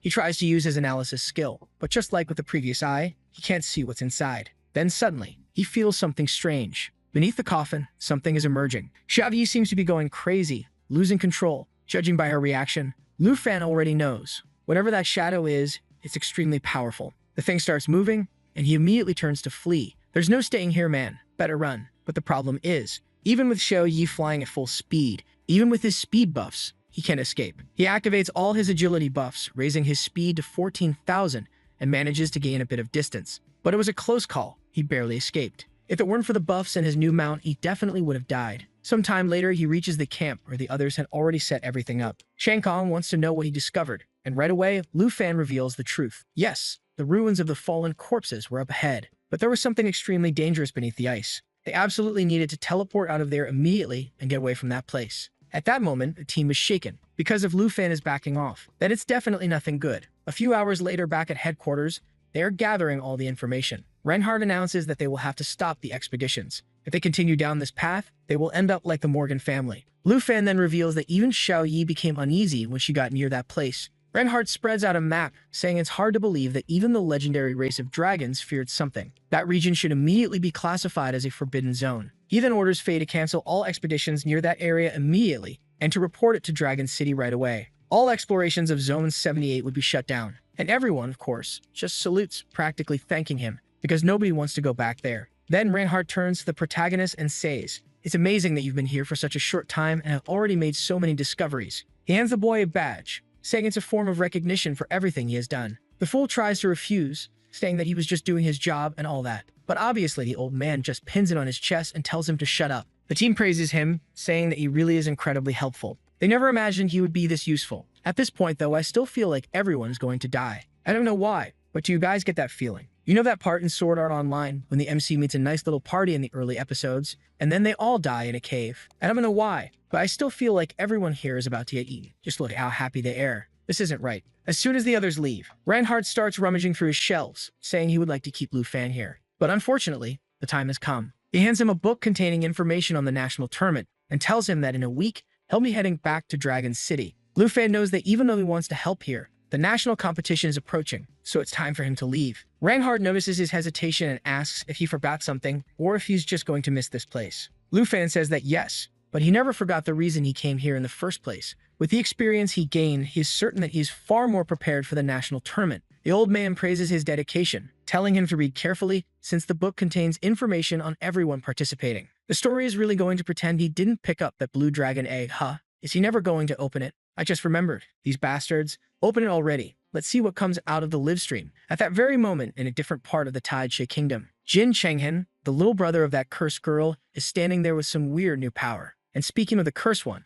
there she is, Jinshu. She asks her brother if his creature still hasn't evolved. They've been killing monsters for a long time now. Except, in this case, monsters meet people. He tells her that he just needs to devour a few more lives to advance it to the next stage. Then someone calls out, "Your Highness and Your Majesty, the Prince." A family appears, saying it's wonderful to see that he personally hunts monsters. Poor happy family, huh? They're about to get devoured. This guy is a lunatic. He kills everyone in his own territory. And now, to be a real villain, he's going to start killing people from other territories too. Let's cause some chaos. Shanzi steps in, telling him not to harm the civilians. But honestly, I think he's already been doing that for a while. He casually responds that he just needs a few more lives. Killing this useless bunch of civilians was nothing special. In fact, it was an honor for them to become nourishment for his summoned beast. Then he walks away. saying it's ridiculous that Tianzi entered this family and still doesn't understand how things work here. Yeah, buddy, I think Tianzi is finally realizing he joined the wrong crowd. Meanwhile, in Hang Nation at the Spiritual Tower, the representative there is an expert in snake taming,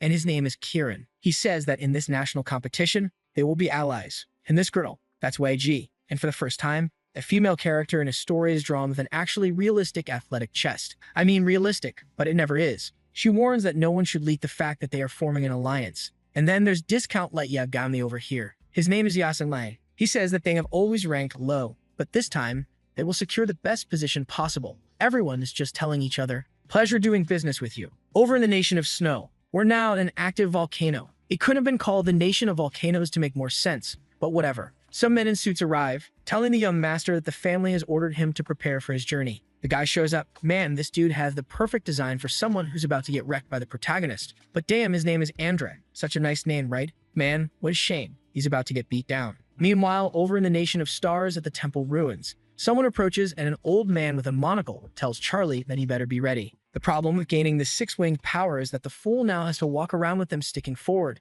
making him look like an idiot. But he insists that he's ready for the national tournament. 2 days pass, and there's our boy reading up on all the competitors. Reinhardt asks if he went through all the information, and as soon as our boy looks at it, he sees the entire squad wishing him luck, saying they want to see him in first place. Finally, the time to return to the academy has arrived, and our boy says he's ready. But seriously, when are you going to open that damn blue egg? Let's get it over with already. I want to see the big dragon girl. The next morning in the headmaster's office, our boy walks in, and obviously, everyone is already kissing up to him. You're incredible, kid. You're going to do so well in this duel. The boy is even going to get some personal guards. He's VIP status now. Sitting on the sofa, the headmaster congratulates him on everything he has done and asks if there's anything he needs. If he wanted something, they would provide it. Lu Fan says yes, but it's something really simple to get. A creature taming slot expansion scroll. Immediately, the man spits out his coffee. Did this bastard get another dragon? Lu Fan just shrugs, saying it's no big deal. He's well prepared. The headmaster explains that it's not that expensive, but the problem is that it's not always in stock. Still, they could try to get one. Lu Fan thanks him, and also asks for the guards to stop following him, because he's a pretty independent guy. Sometime later, the guards are posted outside his house, and our boy is back home in a place that has an extremely powerful cast. The most powerful auntie in all of Manhwa immediately hugs him, saying she missed him so much these past weeks. They had already prepared a huge banquet for the boy and were so happy he was back. The moment they saw him, they noticed he had grown even stronger over the past month. The conversation goes on for 2 hours, but our goth girl is sitting in the back of the table, and she doesn't look too happy. Give her some attention, Lu Fan. But instead, he's staring at that little necklace, thinking about a certain someone he needs to visit before he leaves. Xiaomin notices this, and she wants to know who that expensive-looking gift is for. He tries to leave without saying anything, but these damn girls already know. It's for the senior Brava. 1 hour later, there he is, waiting in the reception room. This bastard loves getting beaten up by women, huh? He has 5 women at home, but he goes after the only one who isn't there. Men are a disaster, and at the same time, he's still thinking about the auction girl. But to be fair, he has his reasons. He's after that pet slot expansion scroll. While waiting, he makes a call to the giantess. Man, the artist's angles in this scene are crazy. Apparently, he called her to ask about the other girl, and her friend teases him, saying that it looks like he's missing her. But he explains that finding her will be really difficult, because she returned home to deal with some family matters. Still, since he's already in the capital, he should stop by the auction house to talk to her. Obviously, right after that, our boy was arriving there. Escorted, he tells them not to worry, saying those were just security guards that the school guy had placed near him. At the table, she mentions that his auction house is thriving, and she owes a lot to the boy since he placed that dragon egg there. Lu Fen wonders if maybe he should do something with that blue dragon egg too. However, he decides to leave it be, especially since he already has more than enough advantages in this place. At that moment, Yakyu says that mommy had left some little items for the boy. Man, this kid randomly gets some absurd stuff, seriously. Soon enough, a red sword appears infused with the fire of the legendary meteorite, obviously meant to help him in the competition. The rascal remarks that based on its weight and size, it seemed like it was made for him.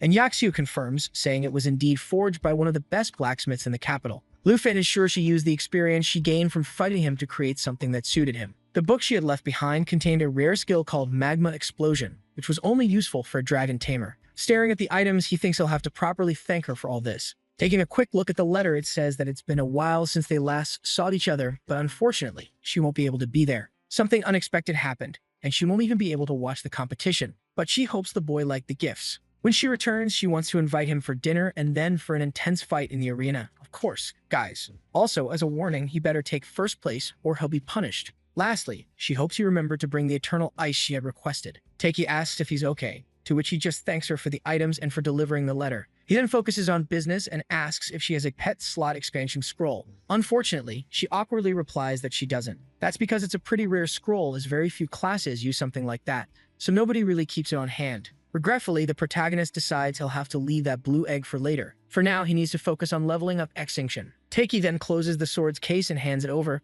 telling him not to worry. If a scroll like that appears, she'll definitely reserve it for him. Our girl thanks him and says she's heading out. On his way home, he's already thinking that he'll be leaving tomorrow, so it looks like he'll be without the scroll. The problem he's facing, however, is that when he was up north, his creatures weren't even leveling up anymore. He needs something more challenging. That's when our dear curvy goth is there waiting for him. She comments that he seems way too calm for someone competing in the nationals tomorrow. The rascal wants to know what she's talking about, saying she's getting bold and that she's been waiting for him. That's because as soon as he arrived, she felt like doing, you all know what, right guys? Clearly, she's another one eager to train with the rascal. He just accepts, saying it's time to test his new weapon. Already in the Academy's arenas, he prepares his sword and his new book. Meanwhile, she starts summoning swords, commenting that it looks like he's gotten some new stuff. He spent so much time up north that she's curious to see how strong he's become, and right away she launches an attack at Lu Fan. He gets ready to defend and immediately notices that this sword is much lighter than it seems. He was easily countering her attacks. As the fight went on, he realized that when Senior said the sword would suit him well, she was right. He felt that using it came much more naturally to his body,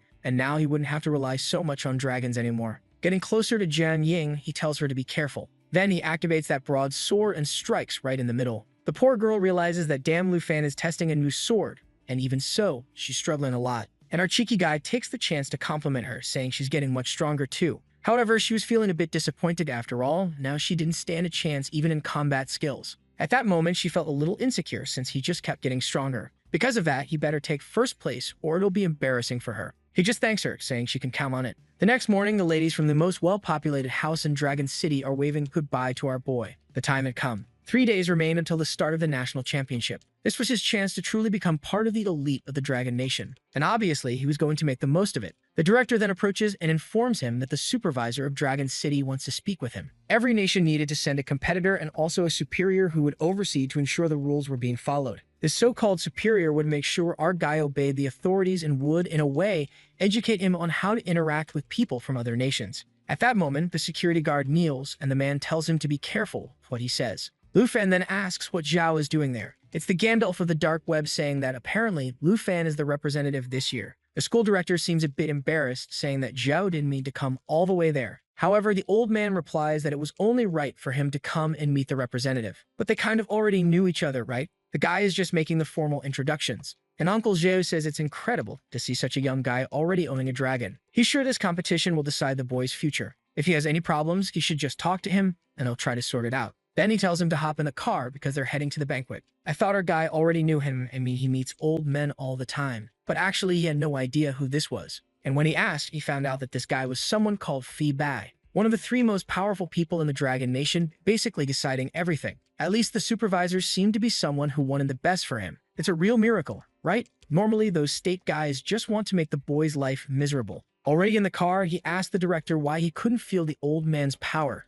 Was Lu Fan's level too low, or did the guy have an extremely strong skill to conceal his power? The director explains that it was neither. In fact, the guy was just a normal level 40. Even though strength was very important in this world, not everyone in power depended on it. Among the 3 elders, only one was qualified as one of the top warriors in this world. On the other hand, the 4 men surrounding the old man were called the 4 legendary swords. Lu Fan wonders just how many more secrets the Dragon Nation holds. At that moment, they arrive at the event where a bunch of reporters are trying to take pictures of him and calling out to him. They are in the city of Jinhu, and he never imagined there would be so many people in such a small place. The scene then shifts to a dinner that night. The poor guy can't even go for a walk. The director tells him to get used to it and stay in this hotel until the competition's over. At that moment, he asked about Charles from the Star Nation, and the man explains that his nation always does this. They only show up on the day of the competition. However, right there beside them was the damn Jin Chenghen already making an appearance. The guy next to him suddenly stood up, excited. He went to greet the old man, saying it was an honor to see him as the supervisor this year. The old man remained calm and simply asked him to sit down.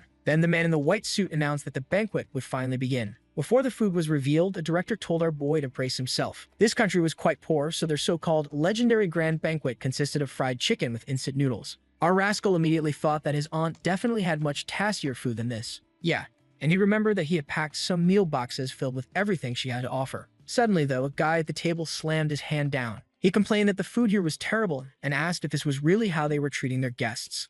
Man, this is Jin Chengyan's country. They really are broke, poor guy. And he basically told the guy to starve if he didn't want to eat this. However, the side character-looking dude stood up and told him to repeat that. He pointed at the fool and warned him that he better not run into him during the national exam. Man, poor Jin Chengyan was getting humiliated right there, staying completely quiet. What happened? Where's all that courage now? At that moment, the mountain of steroids walked off, saying he was going to find something better than this garbage. Until suddenly, he caught a delicious scent. Obviously, it was the auntie's buns, right guys? Since the first chapter, those have been legendary. And man, auntie had prepared a massive feast for the boy. The juiced-up guy was staring at it like a starving cat, and our humble protagonist asked if he wanted to eat with them. Come on, man, you can't just give away the sacred auntie's food like that. And the shameless musclehead immediately sat at the table, just saying thanks. He grabbed a bun and took a bite so flavorful it practically exploded in his mouth. Our boy told him not to stand on ceremony and to enjoy everything there. With that, they started eating, savoring everything. Obviously, Jin Chengyan wasn't happy about this at all. And the worst part was that the other competitors were catching a whiff of the food and eyeing the boy's feast. Jin Chengyan was about to explode, but the guy next to him told him to calm down. Then he stood up and announced to everyone that the banquet was over. It was time to present the maps and the rules for this year's test. A hologram appeared showing various ecosystems. For Lu Fan, this was perfect. 9 different places with unique beasts that would help him level up his dragons. The man explained that each area had creatures ranging from level 50 to 80, and the points awarded for defeating them would obviously be based on their strength and rarity. Additionally, this year there would be missions that granted points. Each region had its own missions, and those who completed them would earn points. However, each person could only take one mission at a time before accepting another. Lu Fan noticed that they weren't saying anything about fighting each other, but he figured that killing someone would probably allow them to steal that person's points. This competition actually encouraged people to do nothing and just wait to eliminate those at the top. At that moment, the snake tamer wanted to know what that cave symbol on the map represented. The man explained that it was another rule. Those locations contained something called the Black Tower. It was a kind of dark terrain that moved randomly, and within the triangle, there were extremely powerful historical beasts trapped inside.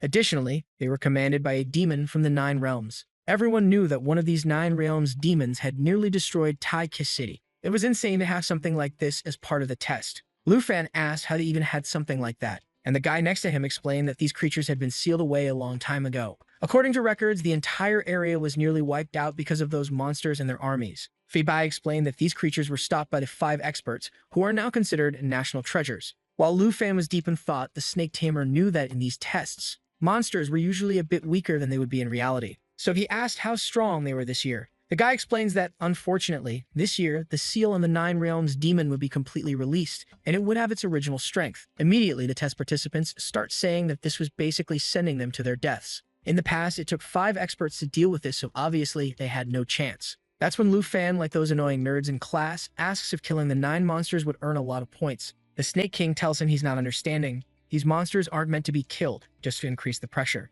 Even the test official thinks our boy is joking but confirms that yes, if someone could actually kill them, they would earn a massive amount of points. If no one else had any questions, the meeting ended there. People start leaving and the officials tell Lu Fan to head to his room. Meanwhile, they are already eager to see the boy's performance. Lying in bed, our protagonist is deep in thought, considering all these variables. He's not sure about Charles, but he at least knows that Dan Chengyan will try to kill him. Just then, a notification pops up on his phone showing the ranking predictions. Above him are Chengyan, Andrew, and Charles, which obviously doesn't sit well with our boy. There's no way he's as weak as that damn Chengyan. Whoever made this ranking doesn't know anything, but at least he now knows to keep an eye on this guy named Musashi 10. The next day, the grand tournament was finally about to begin. Looking up, Lu Fan sees the official portal appearing and everyone gets pulled in. Our boy, it seems, already eager to drop near one of those hellspawn layers. Meanwhile, back in the most well-populated house in the country, everyone is watching his performance. Obviously, the folks from the north, along with Reinhardt, are eager to see how he does. The event's commentator asks who will claim the #1 rank this year. When Lu Fan opens his eyes again, he has entered the secret realm. He got lucky, landing in the northern region, which is similar to where he was training before. Since he's still ranked 23rd, everyone must be at 0 points. He remembers that there was a mission in the northern corner, so that's where he's heading. The only thing he needs to be careful about is that if he racks up too many points, he'll become a target for everyone. With that in mind, he summons Xiao Yi and Xingqian. He tells the new little dragon to team up with Xiao Yi so they can level up together. But the little creature just wants to stick close to him.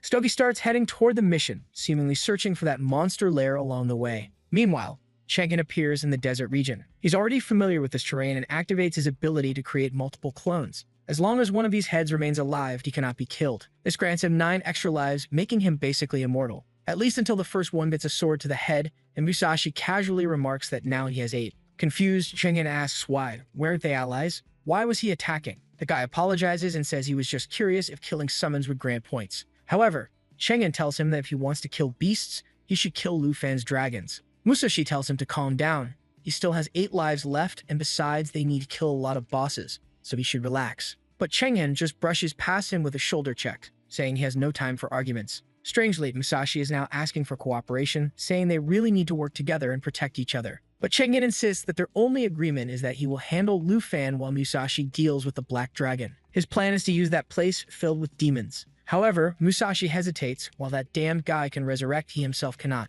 At that moment, Chang'an prepares something and strikes Musashi's chest, but it turns out to be just a buff. Too bad, it hurts like hell to install it, leaving Musashi writhing on the ground. At least now, if he dies, he'll also be revived by one of those beasts. On the other hand, if Chang'an dies, he dies too. When the national test ends, their contract will be dissolved, so now they are truly allies. Chang'an then says it's time to start farming points, leaving Musashi confused. But Chang'an explains that first they will rack up some points, and once the creatures have wiped out most of the competitors, that's when they'll kill Lu Fan and steal his points. Musashi then notices an exclamation mark on the ground and wonders if it's a mission. But Chang'an explains that it's a trap mission, and each map has one. Musashi wants to know what a trap mission is, and Chang'an simply says it's something that once accepted, cannot be completed. 5 hours later, Charles is in first place with 20,000 points, Andre follows with 18,000, and Chang'an sits at 15,000. Musashi trails right behind with 14,000. And where is our boy? Lu Fan is in 23rd place with a mere 200 points. My god, the boy is struggling. His school director is confused and everyone is saying that the Dragon Tamer class really isn't as strong as expected.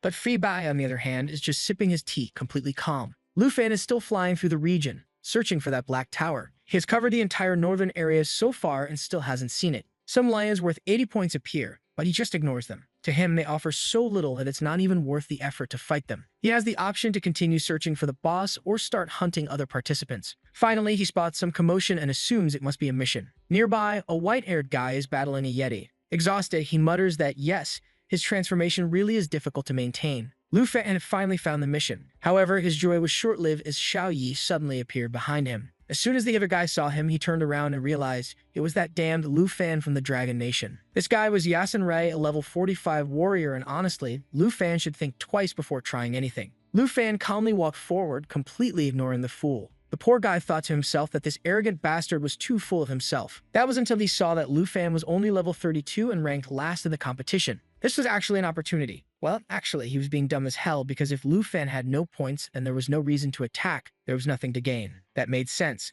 But in reality, Yasun Rai just wanted to grab the mission that Lu Fan was about to take. So he used a water cage ability to trap the boy in place. Then he jumped at him, declaring that this was the end of the Dragon Nation's representative. However, before he could even react, he got smacked away by Xiao Yi, sent flying like a ragdoll. His arm was completely broken, twisted at a weird angle, and he realized that the dragon's strength was very real. Lu Fan casually told him to cut it out. He wasn't even going to kill him for a mere 5,000 points. It wasn't even worth the effort. The fool was shocked that his prison ability had been broken with just a simple flick of the hand. But of course, side characters never know when to quit. This guy really had a death wish. He figured that if he could kill someone with high expectations, he'd finally get recognized. That's when Xiao Yi let out a roar, and he immediately started crawling backward in fear. Lu Fan sighed and asked one last time was he going to give up the mission or not. And with that, the mission was accepted. Of course, there was no way he was giving it up. While Yasun Rai was still trembling, something huge approached them. A massive creature landed with a crash. Xiao Yi was sent flying, and obviously the idiot took this chance to run for his life. Unfortunately, he tripped and ended up in a position even waifists don't usually fall into in this series.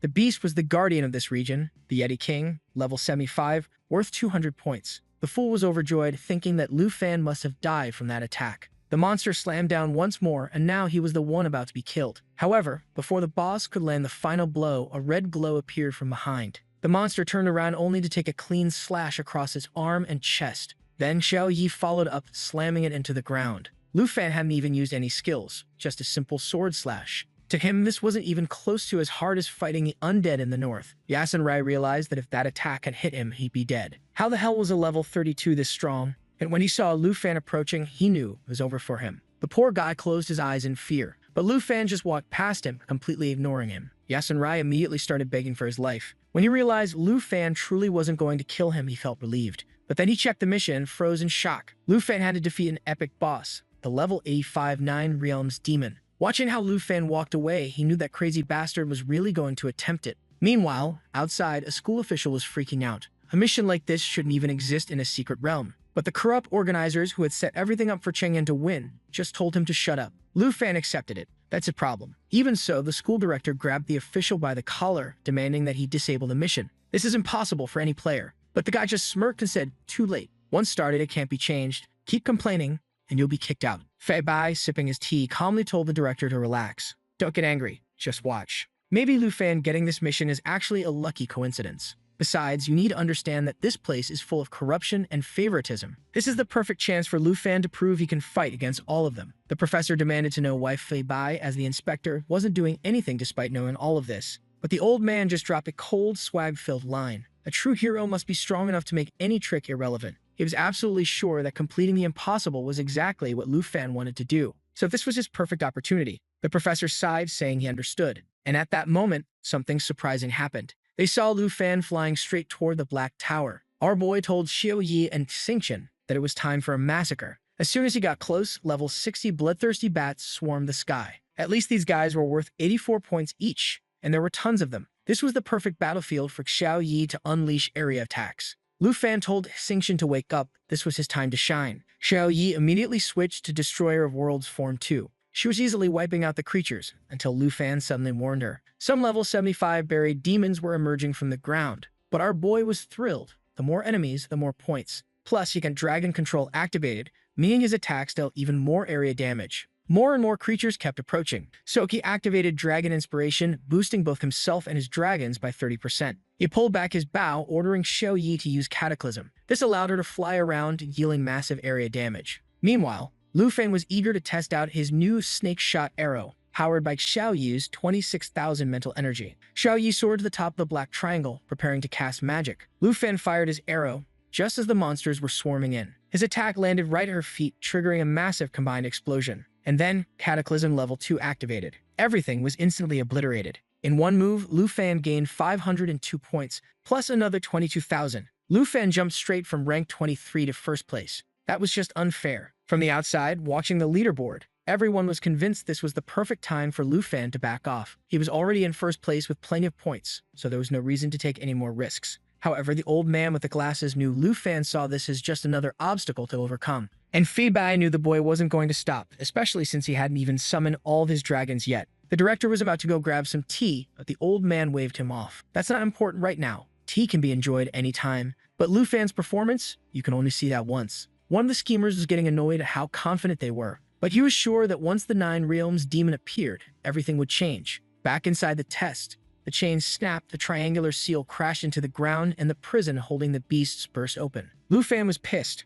He should have waited for all of them to appear before using his skills. Now level 75 monsters were swarming in, ranging from 130 to 300 points each. There were also tons of goblins worth 50 points, but honestly, the more monsters, the better. After all, AO attacks would wipe them all out at once. Now it was time for Xingqian to join the battle. The little beast stepped forward, staring at the incoming horde. Why is that golden one charging in alone? The monsters surged forward and Lu Fan accelerated, diving straight into the chaos. Right away, he ordered Xiao Yi to cover Xingqian. The little dragon locked eyes with a cyclops, roared at her. That's when Lu Fan realized Xingqian's biggest problem. She was way too independent, making it hard to issue commands. But then he remembered he had never seen 100% of her power before. Also, he was calling her she now, so that was nice. Xingqian activated Radiant Scales, a skill that absorbed all damage for 6 seconds. She charged through the battlefield, heading straight for the Cyclops, which slammed her with a full-force attack. From above, Lu Fan saw the notification, damage absorbed. Her independence was actually an advantage. He didn't even have to worry about giving her orders. She was down there solo tanking everything,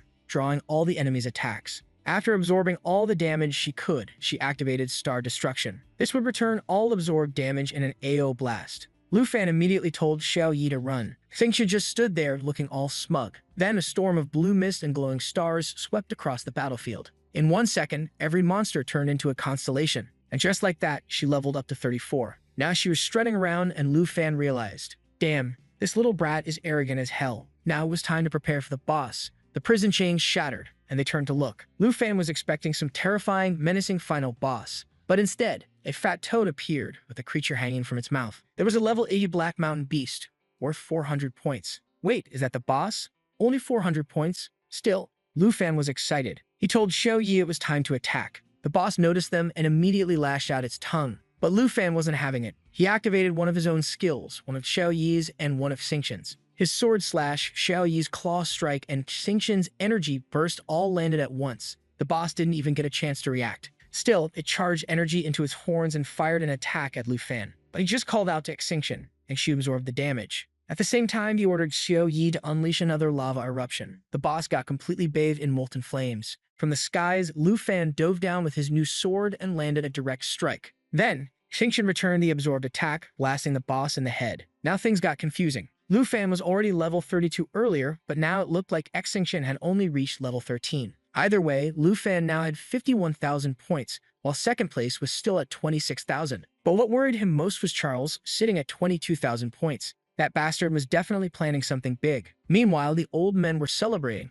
while the schemer who had set the traps was punching the wall in frustration. He ordered the guards to investigate, convinced that Lu Fan had to be cheating. The funny thing, he wasn't even being dishonest about it. He genuinely thought it was impossible for someone to be that strong. Honestly, it would have been less embarrassing if he were just being a sore loser. But nope, he was just humiliating himself. Unfortunately for him, the inspectors moved like the Flash and were already back with a report. We checked. Everything is legit. The guy refused to believe it. Go check again. Yeah, sure. They'll be back in 2 seconds. The fool who read everything to screw over Lu Fan had completely backfired on himself. Frustrated, he decided to adjust the demon's strength a little. As soon as Lu Fan died, Cheng Yin would take first place and everything would be back on track. However, when he entered the control room, he noticed everyone was staring at the screen horrified. Even the old man was watching closely. Now he understood why they all looked so scared. On the screen, Lu Fan had already wiped out half the entire triangle. Face to face with the final boss, he looked like Dracula leading an army of darkness. With no other choice, it was time to summon Xiao Fei. She needed experience and they needed to ensure success. And she didn't even arrive in human form. She immediately transformed into the Eternal Emerald Dragon. At the same time, she activated her bloodline buff, boosting all dragons in the group. Xiao Fei was now buffed with plus 12 HP and plus 12 armor. With the whole team powered up, Lu Fan was sure things would be easier from now on. This buff was absolutely broken. His strength jumped from 5,000 to 8,000, almost doubling. Xiao Yi launched a lava attack while Lu Fan charged forward with Xingqian. He sent the little dragon ahead to use her armor and draw the attacks. With her natural defense plus damage absorption, she was practically immortal. The missing skill. At that moment, Lu Fan remembered something important. That dragon resonance book his master had given him, he could only use it at level 35. Right away, he activated it and unlocked the skill. Finally, his synchronization with Xiao Yi improved even further, meaning more attribute boosts. Lu Fan jumped into the air, calling out to her. A massive fireball, the size of a planet, began forming above them. The monsters below and even the boss looked confused by this absurd attack. Before they could even react, he unleashed the lava explosion with all the buffs. Because of dragon resonance, all magic attacks now dealt 10% more damage. With all buffs combined, this single skill was now 4 times stronger. As the boss melted away in the lava, Lu Fan ordered Xiao Yi to switch to her World Destroyer form and finish it off. With all the buffs stacked, her strength skyrocketed to 32,000 as she lunged in for the final bite. However, the boss managed to react, blocking the attack with its sword. Lu Fan was shocked that this bastard was still standing. He decided to finish it off himself. Well, not really, because Xingqian had already delivered a brutal punch to its stomach, followed by a taunting tongue flick. Die. With that, the boss was completely obliterated by Xingqian's Star Explosion skill. Xingqian's transformation, our boy celebrated. And now Xingqian, or should we say she, had reached level 15, which meant transformation unlocked. Time to see what she looked like. Checking her stats, Lu Fan was stunned. Despite being a defensive creature, she had insane attack power that made no sense. In her Radiant Star form, she was stronger than Xiao Yi's dragon form. However, it only lasted 60 seconds. Additionally, her galaxy form made her completely untouchable, perfect for getting out of dangerous situations.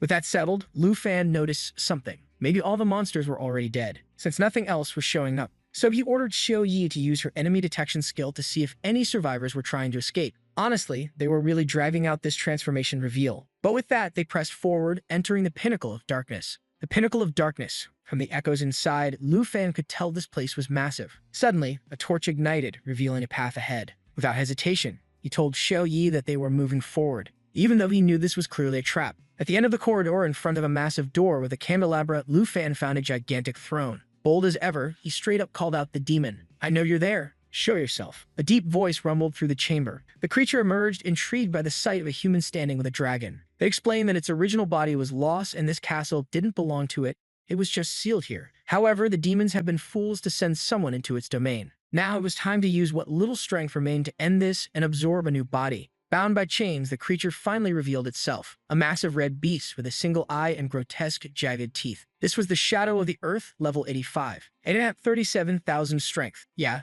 this one wasn't going to be easy. As the creature prepared to strike, it scoffed at Lu Fan's confidence. You think you and that dragon can defeat me? Foolish. The demon activated dark layers, increasing the damage Lu Fan would take by 120%. It lunged forward, aiming to crush him with a single blow. However, it slammed right into an enormous shield. Lu Fan smirked. You might want to start taking back those words, buddy. This won't be that easy. He immediately ordered Xiao Fei to summon 2 fallen dragon corpses. To be honest, they were only level 23, so they didn't seem that strong. But the boss hesitated, saying it could feel a strange aura. Lu Fan simply smiled. You don't have the right to know what it is. Then he commanded Xiao Fei to launch a fireball. The attack shot forward, but strangely, it passed right through the boss. That's when Lu Fan realized the problem. Just like Xiao Fei, this bastard had a skill that let it shift its form. On top of that, it had Coast Walk, making it completely undetectable. Now this was bad. Even Xiao Fei's detection skill couldn't locate him. And in the next instant, the boss appeared behind Xiao Fei, slashing at her. Once again, the shield blocked it,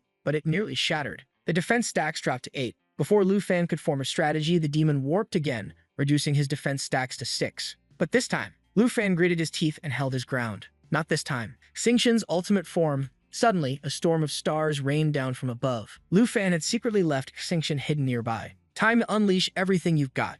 Xingqian emerged, and now, where were this dragon's legs? She looked more like a giant winged space worm. This was the legendary galaxy form, and the boss was absolutely terrified. Lu Fan smirked. So any last words? The demon tried to activate Ghost Walk, but inside Xingqian's galaxy domain, there was nowhere to hide. The monster turned to Lu Fan and sneered. Even if you know where I am, it's not like you can defeat me. It lunged forward with another attack, but this time, Lu Fan dodged effortlessly. Now that he could see the boss, he landed on Xiao Yi's head, activating the rider buff and declared, time to end this. Buff overload, and here we go again. Lu Fan activating like 200 buffs at once. The boss watched in shock. How could a single human be supported by so many dragons? But of course, Lu Fan didn't even acknowledge him. Instead, he simply stated, your time is up. He slashed down from the sky, but the boss didn't seem too phased. Lu Fan quickly realized this thing was even tougher than he expected. Just then, the undead dragons charged in, unleashing their attacks. But the boss still wouldn't fall. Xingqian, your turn. Lu Fan had been waiting for this moment.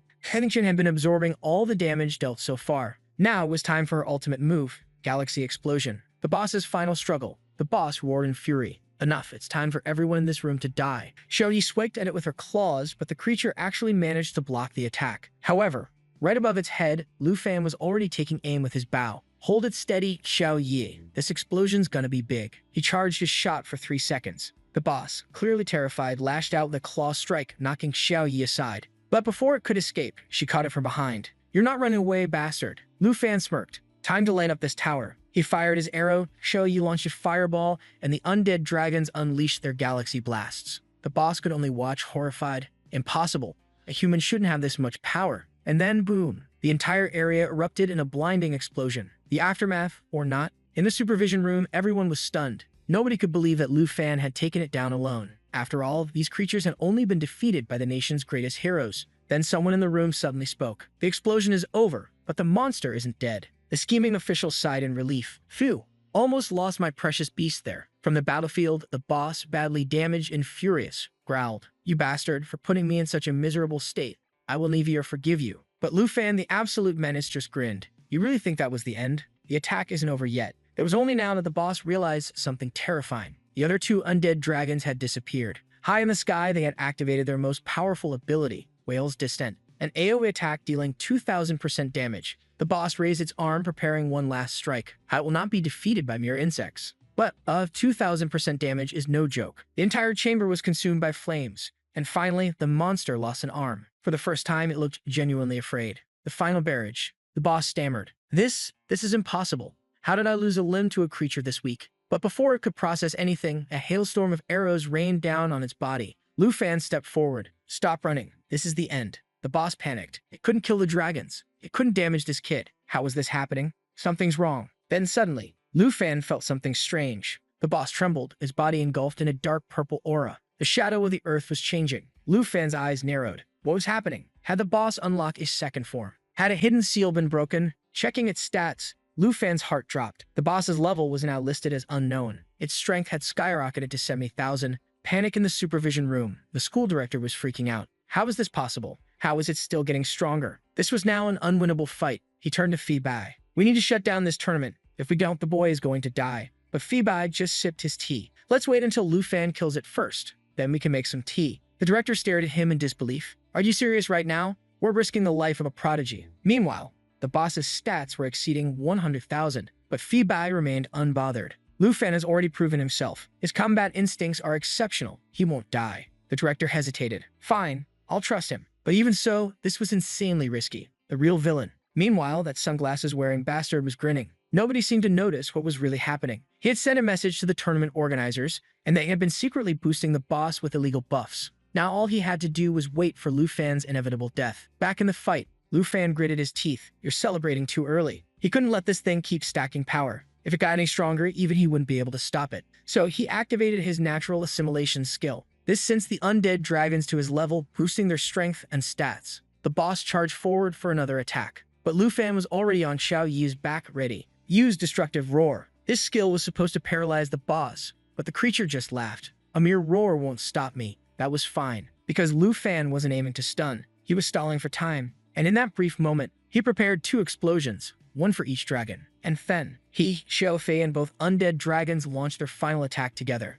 Man, this boss just won't die. How many chapters have I been stuck in this fight? Finally, Lu Fan declares that the monster is about to learn why it should never underestimate a dragon tamer. Xiao Yi and Xiao Fei are now buffed by extinction. To be honest, the buffs shot their power from 4,000 to 23,000 instantly, but the boss has 70,000. Will it be enough? At least the boss looks scared, and finally it fires a Kamehameha-style blast, its body beginning to dissolve. It mumbles in disbelief, wondering how it could be defeated so soon after being resurrected. And guys, I think the bastard is finally dead. The room is empty. Something is shaking, and our boy looks a little weirded out. At last, it's over. The entire place starts collapsing, and obviously he has to escape. The whole structure comes crashing down, shattering against the ground, but the beast himself walks out alive, with everyone leveling up. Not to mention, he just earned 450,000 points. With 500,000, he can relax. There's no way anyone is catching up. The closest guy, poor extinction, sitting at 70,000 points. Still, I'm worried about that Dan Charles. That guy has a demon inside him and is hovering at 48,000. Phi Bai is celebrating, calling it incredible that such a young man has such sharp instincts. He's sure Lu Fan must have worked hard to get here. Yeah, worked hard and got a ridiculously overpowered system.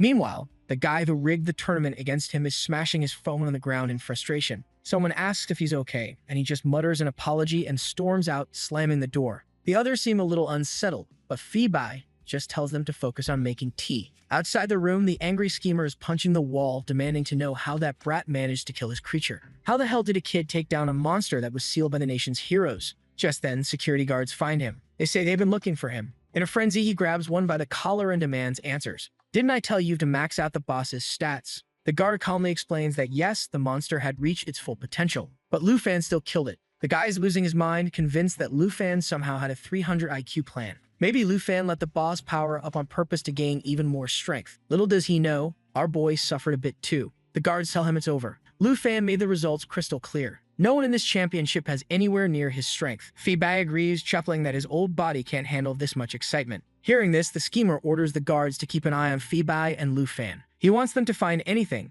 any mistake, any lie, so they can disqualify him. Walking nearby, Phi Bai remarks that at this pace, first place is basically guaranteed. The schemer follows, desperately searching for dirt he can use to get all 23 participating nations to sign a petition canceling Lu Fan's qualification. Then suddenly, something flashes behind him. He barely dodges a sword strike. Petrified, he looks around. No one's there. Not to mention, it was a Night Reaper sword, level 90. Whoever did that is crazy strong. Could it be our boy's mommy? The schemer knows this is a clear warning. If he keeps going, he'll be the next one to die. Sometime later, the old man notices the mark on the wall and laughs. Tai Kid Nation is truly shameless. The guards hurry off to inform Mr. Jin that he's been receiving urgent calls. He tells them to get back to work before anxiously grabbing his phone. The message. Someone is demanding an explanation for how Lu Fan managed to kill that monster. On top of that, he's taking too long to find a valid excuse to kick the boy out of the tournament. Then he notices the supervisors are murmuring. Lu Fan's points keep rising. Even though he's just sitting there, he's still leveling up. The schemer is ecstatic. That bastard must have found a way to farm free points.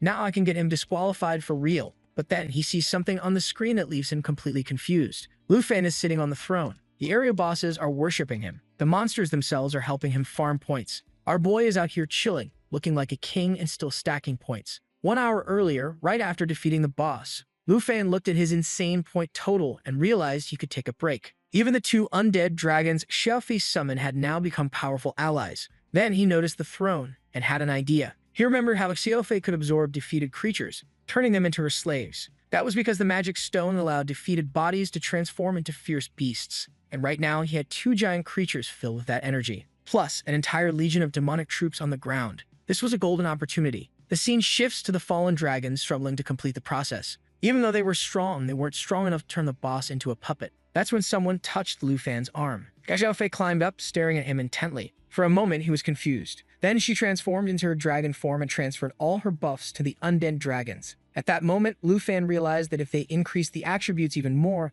they might actually be able to turn the boss into a servant. He immediately ordered Xiaofei to use Jade Light as well. The monster's stats kept rising. Of course, the Earth Demon wasn't in its super transformation, just its first phase at level 35. And now, the 2 buffed-up dragons had higher stats than him. Still, Lu Fan told Xiaofei to activate Life Pulse to boost them even further. With that, both dragons' attack power reached 40,000. Then he ordered them to channel their dark energy to turn the boss's corpse into a fallen servant. Since the difference in attributes was too big, the boss was instantly engulfed in a dark purple aura. Lu Fan could now kick back and relax while his creatures handled everything. And just like that, he became Sun Jinwoo, guys. He unlocked the ability to control fallen corpses. Exactly like that guy. He was shocked because this meant he could now create an army. The Earth Demon rose up, letting out a powerful roar. It was now one of his fallen servants, and Lu Fan was sure that his strength at this moment was something never seen before. Meanwhile, in the control room, Mr. Jin was losing his mind. Why the hell is the boss obeying Lu Fan? The old school director nudged him with a smirk. The point difference is so massive that it's over.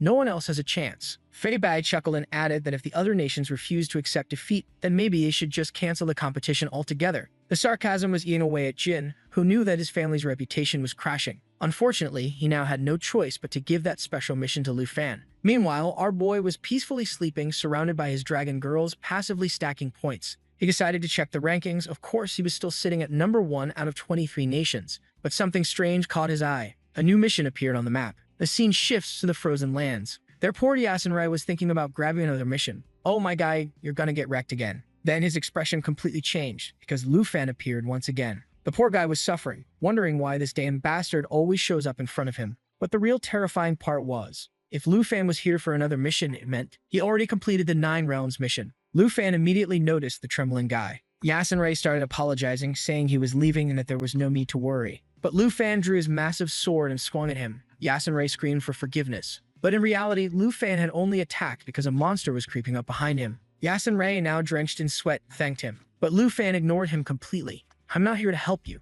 I only killed it because it gave me points. The poor side character was still stuck at rank 17 with 23,000 points. But Lu Fan was actually impressed. How did this guy get so many points? Yasunrai sighed, thinking about how he didn't even sleep last night, just non-stop monster farming. Lu Fan, being as cruel as ever, briefly considered killing Yasunrai to take his 20,000 points. But he decided to let him farm a little more before making a decision. Then Lu Fan placed a hand on Yasunrai's shoulder. You're earning points way too slowly. At that moment, rank 17 was an absolute embarrassment for the southern region. Lu Fan told him he expected to see him higher next time. Yasunrai was shocked, wondering if Lu Fan was actually encouraging him. As far as he had heard, the Dragon City competitors were supposed to be cruel. But the Lu Fan he just met seemed strangely kind. Our boy casually accepted the mission, looking completely unbothered. When Yasunrai turned to say he'd work harder, Lu Fan was already gone, flying away. The mission was simple. Hunt a representative. Right now, his target was rank number 6 in the swamp region. He wondered if it was Chenghen or maybe Charles. But honestly, it didn't matter. All he had to do was complete the mission. With that,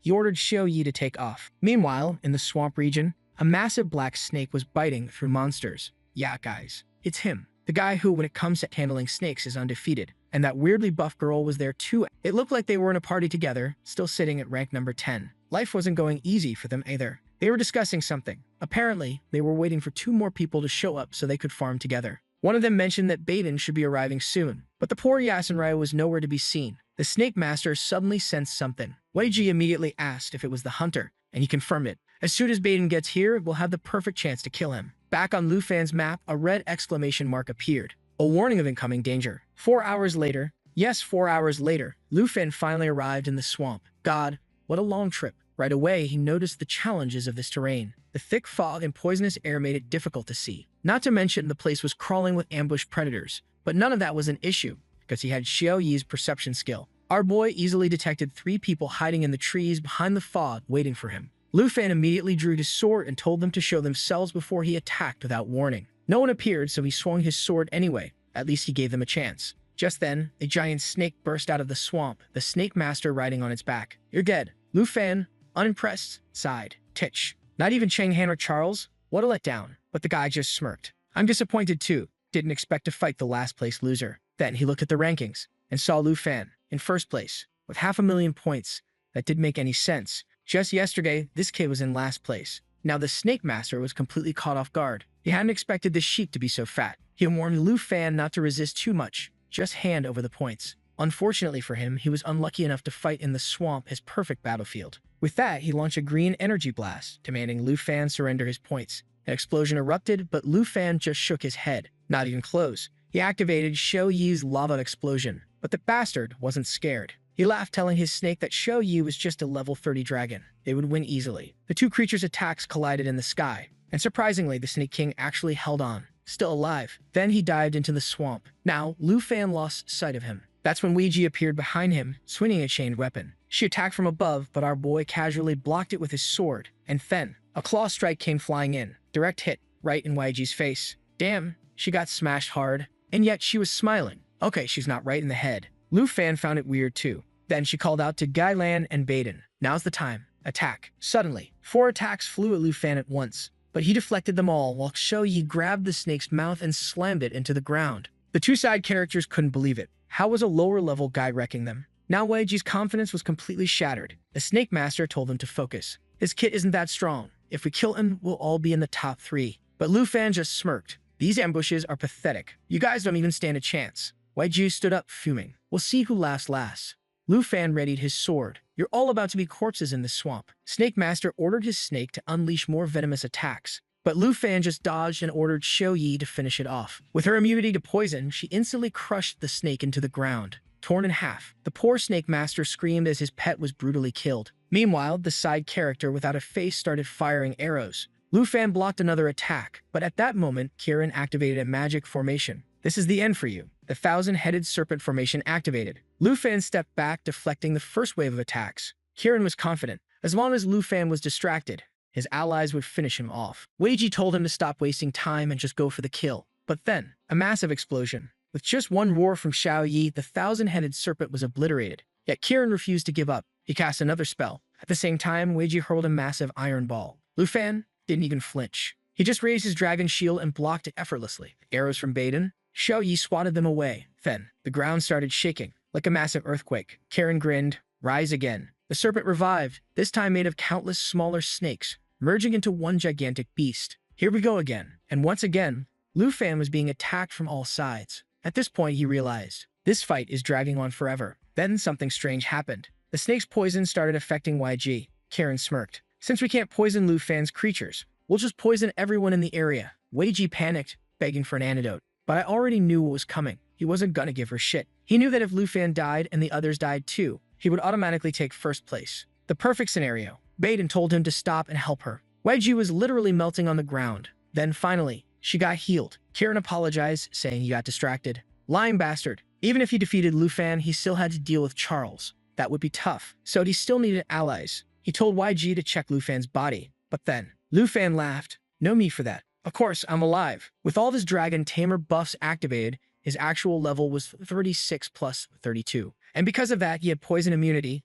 thanks to Xiao Yi's skills. The faceless side character was freaking out. Kirin realized, if Lu Fan was immune to debuffs, then nothing would work on him. So he told his allies to attack. Whoever kills him gets an extra 20,000 points. Gotta say, these side characters are really motivated. Weiji charged forward. Guess I'll have to do it myself. But then, a massive fireball flew in from the side. Direct hit, right into Weiji's arm. It was Andrew who had arrived. Don't worry, bro. I'm here to help. At that moment, he was ranked 4 with 80,000 points. He complimented Lu Fan's majestic dragon. Lu Fan shrugged, telling him not to worry. He had no bad intentions. But since Andrew was here to help, he was curious to see what the guy could do. Meanwhile, Weiji struggled to her feet, looking completely wrecked. She was even angrier now because these two bastards were acting like they were on a field trip. Andrew said he'd deal with the muscle head, leaving Lu Fan to finish off the others. Poor YG. She activated all her abilities, convinced she still had a chance. Wait, did she just turn into a bear? Or summon a bear? I'm confused. I think she transformed since she was still using the iron ball. Andrew barely blocked in time. Even then, he grinned, telling Lu Fan to stay out of it. She's mine to handle. Lu Fan wasn't thrilled about Andrew showing up, now he'd be stealing points. But at the same time, Lu Fan didn't feel like killing him either. Andrew had a ton of points after all. Then a surprise attack almost hit Xiao Yi from behind. Kieran was fired up, saying they just had to keep up the pressure and they'd win. Well, at least he was positive. He fired another venom attack, but Xiao Yi dodged with ease. The real problem was, another white cobra appeared behind Lu Fan. Now he was completely surrounded, but easily solved it. He activated Void Slash, slicing all the snakes in half. Then he turned to Xiao Yi. It's time to end this. But Kieran laughed. You have no chance. My snakes are immortal. And sure enough, they respawned. Lu Fan smirked. Let's test how many times they can come back. Right away, he switched Xiao Yi to World Destroyer form. With that, she started burning down the entire swamp. But while that was happening, Baden was preparing an attack. He asked for cover and said he was ready. The shot was aimed directly at Xiao Yi's head. But Lu Fan simply smirked. Let me show you the power of a dragon's bloodline. With a single terrifying dragon roar, both of their abilities were cancelled. The side characters were struggling to resist, but it was clear. Their chances were getting worse by the second. Then Kieran turned and ran. Baden called out for him to wait. For the first time, he finally had a proper face drawn, because the guy was crying. But it was too late. Kieran activated his snake buff, healing himself while escaping underground. Baden tried to run too, but got struck by lightning. Instant death. Lu Fan thought to himself, that damn Kieran always betrays his allies. He told Xiao Yi to get ready to hunt him down. They would burn down the entire swamp until that rat showed himself. He set fire to the ground. And just like that, I think the guy died. 50 chapters of this fight, just for him to burn alive underground. Incredible. At least Lu Fan got 66,000 more points. But honestly, who cares? Rank 1 to rank 1. Unbelievable. Then someone called out to him. He turned, and an explosion went off. Andrew had defeated YG, slammed her with a hammer attack, crushing her completely. He lifted her body, saying that a traitor like her deserved no mercy. But surprisingly, he was humble about it. He offered Lu Fan the final blow. Damn, what a real one. But honestly, at this point, guess what? Another 56,000 points. And guess which rank he stayed at? Exactly. Andrew reassured Lu Fan that he wasn't here to cause trouble. He saw those three attacking him and decided to step in. All because he approved of that delicious food from before. Lu Fan thanked him. He wasn't going to complain about free points. And of course, Andrew said exactly what I was thinking. This is all thanks to that amazing food. They exchanged glances. Then Andrew asked, did you bring any more? Man, Lu Fan actually did. Now in the middle of a dungeon, they were feasting. Andrew had already accepted that he wasn't getting first place. Now he was trying to trade his tournament points for food. Then he looked at the rankings and saw that Lu Fan had over 700,000 points. At that moment, he realized Andrew also received the mission to kill the 9 Realms leaders. He confirmed it. Now he understood how Lu Fan got so many points. Lu Fan simply said, I came here to win. So of course he took down the boss. Andrew couldn't believe it. He'd approached the tower once, but after the second wave, it was impossible to survive. At least he was lucky not to be Lu Fan's enemy. Still,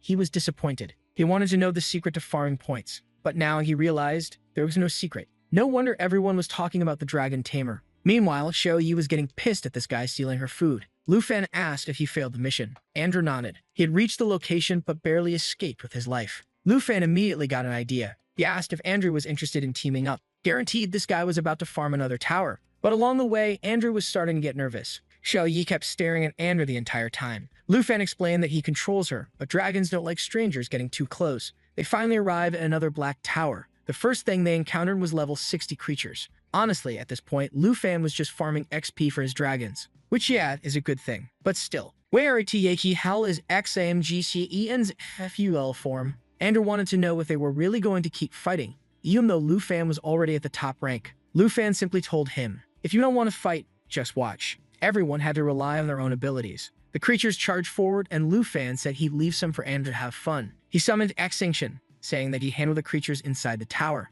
Andrew just stood there in disbelief. You're going in alone. Then Lu Fan activated Extinction's giant worm form. Wait, suddenly, it has legs. It just look like a legless worm. Looks like the artist heard me say it looked awful and changed it halfway through. With its new form, Extinction easily destroyed the entrance while Lu Fan flew inside. The first thing he saw, a massive welcome party. A swarm of level 75 monsters and a boss sitting on a throne. The boss sneered. You're an idiot for stepping in here, human. Another level 85 Earth Demon. This one swore to grant his wish for death. Lu Fan just shrugged. Shame. That won't happen. Oh, and I brought you a present. I'll give it to you later. He activated Xiaofi's spiritual protection, while Xingqian's star buff was active. On top of that, he was mounted on Xiao Yi with the Dragon Rider buff. From above, Xingqian looked like a weird aquatic blob. Lu Fan had 5 seconds to activate every buff at once and launch a single attack. Xiao Yi used Grand Calamity. Xingqian used Starbreaker. Lu Fan fired an arrow. I don't know if I understood correctly, but I think he was shooting Xingqian, so it could absorb the damage into its shield. Then, boom. Star Explosion activated. The entire area erupted as Xiaofi stacked buffs. Meanwhile, Xingqian was already transforming again. Now its giant mouth was wide open. Another Kamehameha blast was fired. As soon as the ability ended, the star form disappeared. Lu Fan gained 15,000 points, but I don't think he killed the boss. Last time, a buffed boss gave 500,000 points. Then again, that one was rigged. Now he was using Xiaofi's ability to summon 2 fallen dragon corpses. Then, he activated Galaxy Form again and launched Star Rain. Ah, now it's back to being the giant worm. Guess it has 2 forms. It was doing all this to clear the air monsters and farm XP for everyone. Abyss Wasp tried a venom attack. Straight attention. But now that she leveled up, she had a black hole skill. It completely erased the attack. And then, it created another black hole explosion that wiped out everything. Lu Fan, watching from above, was impressed. But then, he noticed something strange. Even after all of that, the boss had disappeared. Even worse, the creature had teleported behind him. It activated Death Prison, trapping Lu Fan. Centipedes charged at him, but then, a glowing eye locked onto the enemy. It was the boss he resurrected, and it punched the other boss straight in the face. The original boss was stunned. How are you here? Why are you helping a human? But the undead boss ignored him. Then, it vanished and reappeared behind him. Strike. The new boss was ripped in half. At the same time, Xiao Yi dropped another explosion on him. Lu Fan finally revealed the gift he brought, a reunion between old friends. But of course, these damn monsters never die easily. The boss stood back up. It was furious. This is a disgrace to our race. Seeing one of our own reduced to a human servant, I will not allow it. Then another purple smoke ability activated. His stats shot up to 60,000. He was certain this damn dragon tamer would ruin all their plans. He had to be eliminated before he could cast another spell. The undead boss struck again. The new boss screamed at him. Wake up. Remember who you are. But the undead boss ignored him again. He activated Clone Division. But even with multiple clones, he still couldn't defend from all angles. That's when Lu Fan grinned. Since you're enjoying all these gifts, how about I add another? He activated Corpse Manipulation, and then, it started raining monsters. An army of creatures appeared. The centipede boss realized Lu Fan had tamed the entire tower, and right then, the undead boss landed a direct punch. Lu Fan, watching like it was UFC, cheered as he waited to see who was the stronger boss. At the same time, he summoned his army to fight the tower's remaining monsters. The battle erupted. Blood, explosions, and sword slashes filled the air. The centipede boss couldn't believe it. How? How can a single human be this powerful? Above him, riding Xiao Yi, Lu Fan smirked. Your time is up. But the monster responded, saying that thinking he would be defeated was nothing but an illusion. The entire area was suddenly shrouded in a strange green energy. From the sky, weird slime-like creatures started raining down. Lu Fan spotted the boss trying to escape through the smoke. No way in hell he was letting that happen. Immediately, he activated Dragon Encouragement. This boosted everyone's attributes by 30%. He declared that the monster wasn't getting out of here. He ordered Xiaofi to team up with Xingqian and for her to activate Star Destruction. Once again, that 58-second transformation kicked in.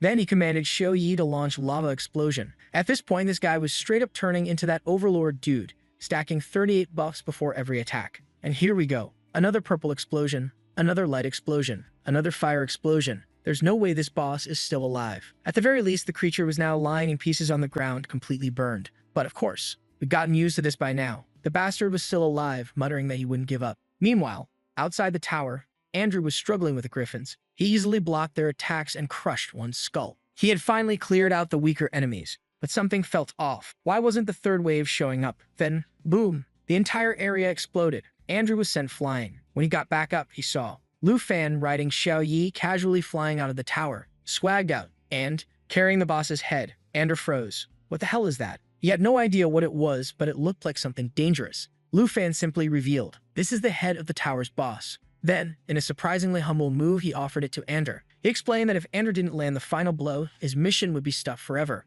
Andrew was genuinely touched. You're a true friend. Damn. Now that I think about it, when Andrew first appeared, I totally thought he'd be one of those side characters that get beaten up and disappear. But here, he is a real ally. I got trolled. Andrew stepped forward and landed the final strike on the boss's head. And just like that, mission complete. Sometime later, back in the swamp, Lu Fan was relaxing. After earning all those points from the boss fight, Andrew now had 270,000 points and was sitting at rank number 2. Lu Fan then declared, "Our temporary squad ends here." Andrew looked depressed, but he nodded, saying he understood. In the end, at the national tournament, they were rivals. However, the next time they met, they would definitely go out for drinks. He shook Lu Fan's hand and said he was looking forward to that day. Damn. Lu Fan smiled and promised, "At this rate, I'm calling it now. Andrew is either going to die to Jiang Cheng or Charles, just so Lu Fan can get insanely pissed and wipe everyone out." Before leaving, Andrew even gave Lu Fan 50 more points.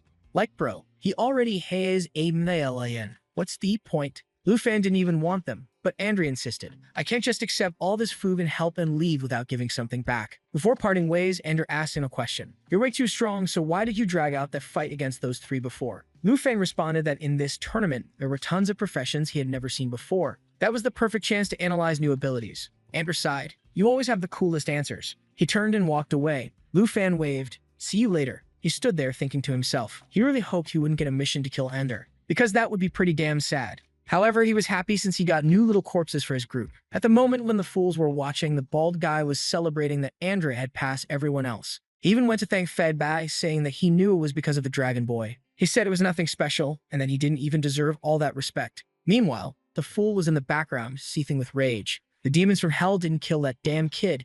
The secret mission he had given also didn't work out, and now he had no more plans. That's when a guy called for him. He informed him that the important scroll had been completed. At that moment, the guy's expression changed to a smile, and he said that the final method was foolproof. In another room, he asked if it was really ready, and the others confirmed it was. It was a scroll that allowed someone to create a portal to the national test. However, it was extremely unstable and dangerous to use. The guy with glasses said it was the only option. Everyone had already checked what Lu Fan was doing, and it really seemed to be the boy's power. However, the fool still believed that somehow he was deceiving everyone, and that his team was incompetent. He told the idiots to keep an eye on the door until he got back. Man, he opened the portal, and it looks like he's planning to kill the boys if possible. "Brave little guy, I think you're going to end up dead." The fool pointed out the obvious. Not only was the scroll dangerous, but besides that, if he was seen in the videos, it would be a problem. However, he simply said that he had already spoken with the director and no images of him would be shown. All they had to do was protect that door and everything would work out. Lastly, they were supposed to activate the final mission. That would be perfect to get rid of Lu Fan as quickly as possible. In front of our boy, a small mission appeared. Another one of those to subjugate an earth demon. The thing was right in front of him, and he didn't even suspect how strangely it appeared just for him. He already knew he had enough to win, but he imagined that maybe with more points he could even gain a bit more reputation. And with that, once again, he advanced with Xiao Yi. The poor monsters seemed to be dying of fear. He also summoned Xiao Fi and Xingqian, whose full form we still hadn't seen. The bastards, with a new spatial rupture ability, opened a hole, and upon passing through, they were already inside the triangle. This time, there were several centipedes, and the boss had even higher stats. The guy was getting more dangerous. The creature, as always, said that it looked like he was seeking death, and our guy replied that the one who would die was him, right? Doesn't even seem like we've seen this happen twice before. Then he started summoning a bunch of his creatures, plus that dragon, and charged forward. Meanwhile, a guy on the ground was begging to be killed, but someone placed his sword against his neck. It was Musashi 10, who said that begging was useless. The guy said he was willing to hand over all his points and leave the match. But the other guy wasn't interested and said that just killing him and taking the points would be much more fun. If he licked his shoe and shouted that everyone from his nation was trash, then he might let him go. Obviously, the guy refused, and with that, Musashi said his head was going to be cut off. The fool then said fine and moved in to give the little kiss. "Boy, you're humiliating yourself too much." While the poor guy was saying that everyone from his country was a bunch of pigs, the other guy was making him shout louder, until suddenly a purple hand appeared and killed the guy for good, right? Better this way for the love of God. Musashi got angry, but Cheng'en said he knew very well that he was going to let the guy escape. Besides, he didn't kill for the points but because he had a mission to complete. The fool wanted to know what the mission was, but Cheng'en just told him to shut up. Right at that moment, that fool who was almost going bald from so much anger showed up. Meanwhile, our boy was being attacked by the boss, but he took control of the centipede boss and used it to stall the other one. That one, the other boss. The problem with these bosses is that they all have the same name, right? Earth Demon. So we can only call them Boss 1, Boss 2, Boss 3. Apparently, the monster dropped dead, and our guy earned 400,000 points. At least this time, there wasn't that damn overlord buffing, absorbing power and boosting everything. But if it didn't happen there, Cheng'en was advancing to start the same nonsense. It seemed that all the guy with glasses did was pass on the mission details and the location of our boy. Musashi wanted to know why they weren't doing the mission, but it was obvious Cheng'en had other plans. The guy with glasses was sure that Lu Fan was using some kind of cheat to farm those areas. He had to watch and learn how he did it. and only then would he have a chance to win. Chenghen was thinking that his plan was to focus on Charles and not on the trash that was Lu Fan. But it seemed that the main mission only activated for the person in first place, so now he had to be the target. Out of nowhere, Musashi collapsed to the ground and told him to be careful, but Chenghen just told him to look ahead. There were several creatures holding chains, and they had arrived at the same place as our boy. Chenghen was confident, telling him not to worry because with his strength, they would manage. Musashi then activated one of his samurai techniques and started slashing through the monsters. Meanwhile, the other fool didn't even care that Lu Fan had some dragons. He must have some way of cheating to farm these places, and if that idiot could do it, he could too. However, strangely, even after killing countless creatures, they hadn't earned a single point. Chenghen was sure something was off and decided to take a look inside. Lu Fan really knew something that no one else had a clue about. Inside the triangle, they wondered why there were no monsters, and if the place had already been cleared. When suddenly, something started appearing right in front of them. The two were startled, and at that moment, our boy's 3 bosses appeared right in front of them. Right away, Musashi was sure something was wrong. That's when the protagonist himself appeared behind them, saying he hadn't expected this visit. The guys turned around with not-so-happy faces, wanting to know what he was doing there. Our boy simply replied that he had come specifically for them. This was all a big trap that our boy had set. After collecting more and more corpses, he was getting better at controlling them. Now he could send the creatures to farm in much farther locations. With the 3 areas he had already fully cleared, he had 3 armies attacking others. Meanwhile, he kept the powerful bosses and their creatures for himself. But then Musashi said that if a level 33 kid wanted to talk to him, it meant he was interested in dying. Poor Chenghen was all confident, saying he already had a grudge against Lu Fan and couldn't let him die easily. He thought dealing with Lu Fan would be easy. The problem would be killing those bosses. Our boy then said that apparently, these two would never take him seriously. And with that, the guys threatened him, saying that if he revealed the secret to farming those locations, they'd let him leave alive. Our boy laughed and said that apparently the fools thought he was exploiting a bug. The guys said they weren't just thinking that, they were sure. Not only was this place almost empty of monsters, but he was also close to level 30. There was no way he could have done this alone. Our guy replied that he had never done anything alone.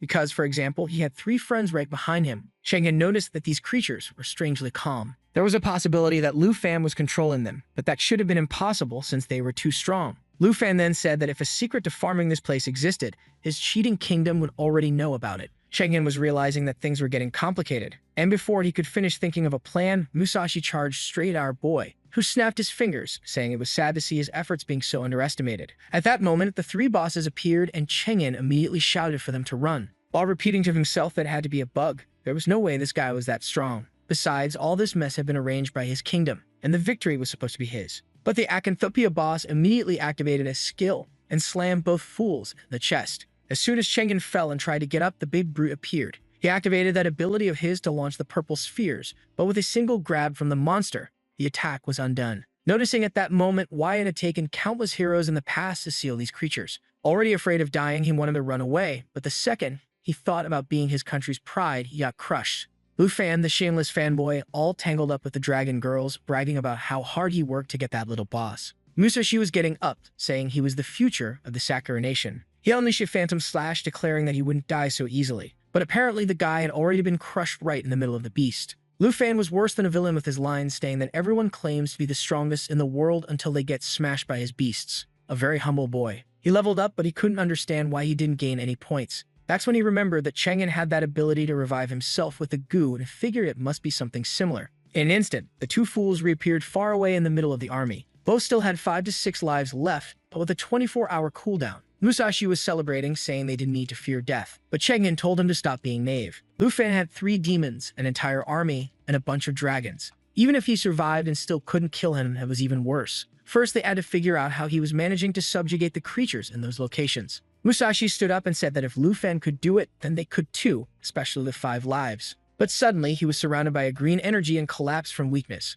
Chenghen explained that as soon as you were resurrected, you stayed weak for 10 minutes. But it was fine, they just needed to move carefully, and soon they would recover. Until suddenly, something exploded right next to them. Looking back, he saw that Musashi had been struck down by a massive hammer. Man, Andra had arrived, saying he had found the amazing prince of the Jin family. Chenghen was already panicking. He still had 6 minutes of weakness left and had just run into rank 2. Meanwhile, Andre was laughing at their faces, asking why they kept popping out of the ground. Were they playing worms? And he charged forward without another word. The fool was stumbling backward, too weak to even walk. Here came the hammer strike, landing squarely. But just like our boy, Andrew also found it strange that he didn't gain any points. 10 days later, my god, time sure flew by. Finally, the championship was coming to an end. The gorgeous auntie, as always, was watching our boy attentively. You and the girls in class were glued to their phones, eager to see what would happen. In the north, everyone was anxious. And that damn Musashi was still alive, still hunting monsters, man, along with Chenghen, who had reached 510,000 points. Meanwhile, instead of hunting, Andrew had gone to rest and was now rank 3. And the new rank 2 was that weird Charles guy sitting at 720,000. He was praying to the cross, calling this the Lord Savior. Meanwhile, inside another one of those black triangles, a boss died. Obviously, right? It was that damn Lu Fan, who never stopped. Xiao Yi had already reached level 38 and he was now at 41. Xing Shu at 29, Xiao Fei at 35, everyone was leveling up a lot. And our boy already had 7.4 million points. The kid was building an entire army with all the local bosses. And he had acquired a new ability called Dragon's Domain. But what everyone really wanted to know was what the Starry Dragon's form looked like. Dragon's Domain created an area that boosted dragons' stats by 50% and prevented other creatures from entering. Another Overlord buff for him to stack before starting a fight. That's when suddenly he received a message saying he had become a hunting target. And the rascal smiled, saying that it looked like a lot of points were coming his way. What Charles had taken was a crystal that gave the mission to hunt rank 1. Someone nearby asked if he could really do it. And man, it was Musashi and Cheng'en. They hadn't even managed to give up and were already asking someone else to do it. Charles told them not to worry, that he had more than enough strength to handle it easily, while Cheng'en was thinking that he had wanted to save his trump card to take down this guy. But now he needed help to defeat Lu Fan. Still, he admitted he was unsure about this, and Musashi confirmed it was impossible to defeat Lu Fan with so many demons on his side. Charles reassured them, saying there was no need to worry. He knew how Lu Fan was using someone else's power. Cheng'en looked like a fool. Charles said he would explain. Meanwhile, in the championship control room, the guys were chatting about how that other fool still hadn't returned. They were worried about getting fired but figured he would show up soon since he wasn't dead. Then a woman appeared, and if that fool wasn't dead yet, well, now he was already on the ground bleeding out. Damn man. Shigen whispered right into his ear, saying that if he didn't keep quiet, he would die. He begged her not to kill him, but she cut him down anyway. Wow, what kind of elastic assassin was this? Someone asked how things were going, and she replied that the Morgan family never failed. With that, everyone's screens were cut off. At that moment, the old guys were sure that those bastards were causing trouble again. Fei Bai was impressed by these lunatics' persistence.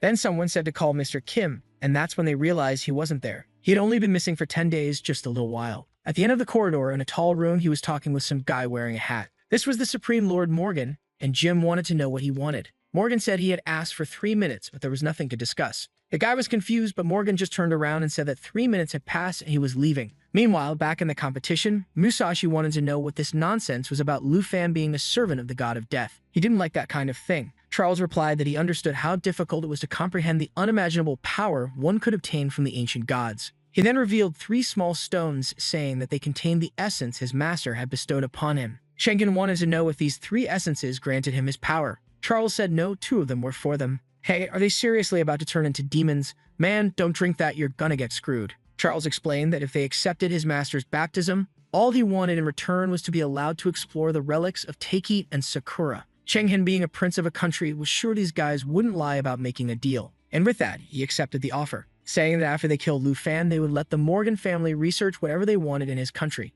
Musashi seemed hesitant, but the other guy was already bursting with power, saying there was no way he was staying beneath that trash. Charles then offered it to the other fool, telling him that if he didn't accept now, he would lose his chance. Musashi, all crooked and unsure, accepted. And when someone hesitates like that, you already know they're gonna get screwed worse than anyone else. The Blondie warned them that the more they surrendered to the master, the stronger the transformations would be. And that last piece had been specially prepared for Lu Fan. He would become his sacred puppet. Back in the security room, no one had seen the armored beauty kill the bald guys. The woman wanted to know if they weren't going to report anything, and the fool Jin said it was better not to. Better for them to investigate themselves and not let the mess get out. However, he was already sure that was exactly why that Dan Morgan had called him. Back in the test, our boy was flying around. He glanced at the map and saw that Yasunlei was still alive. Man, I gotta admit, that kid is tough. Our boy decided to go find his old friend. Damn, he's gonna kill the guy, poor dude. This is just cruel. But when he landed, he looked around wondering where the guy was. The kid was hiding nearby and suddenly appeared, all happy, saying that Big Bro scared him and that he had missed him. He stumbled over, saying he was afraid, but luckily it was his big bro. Lu Fan, however, was disappointed that the little bastard only had 155,000 points.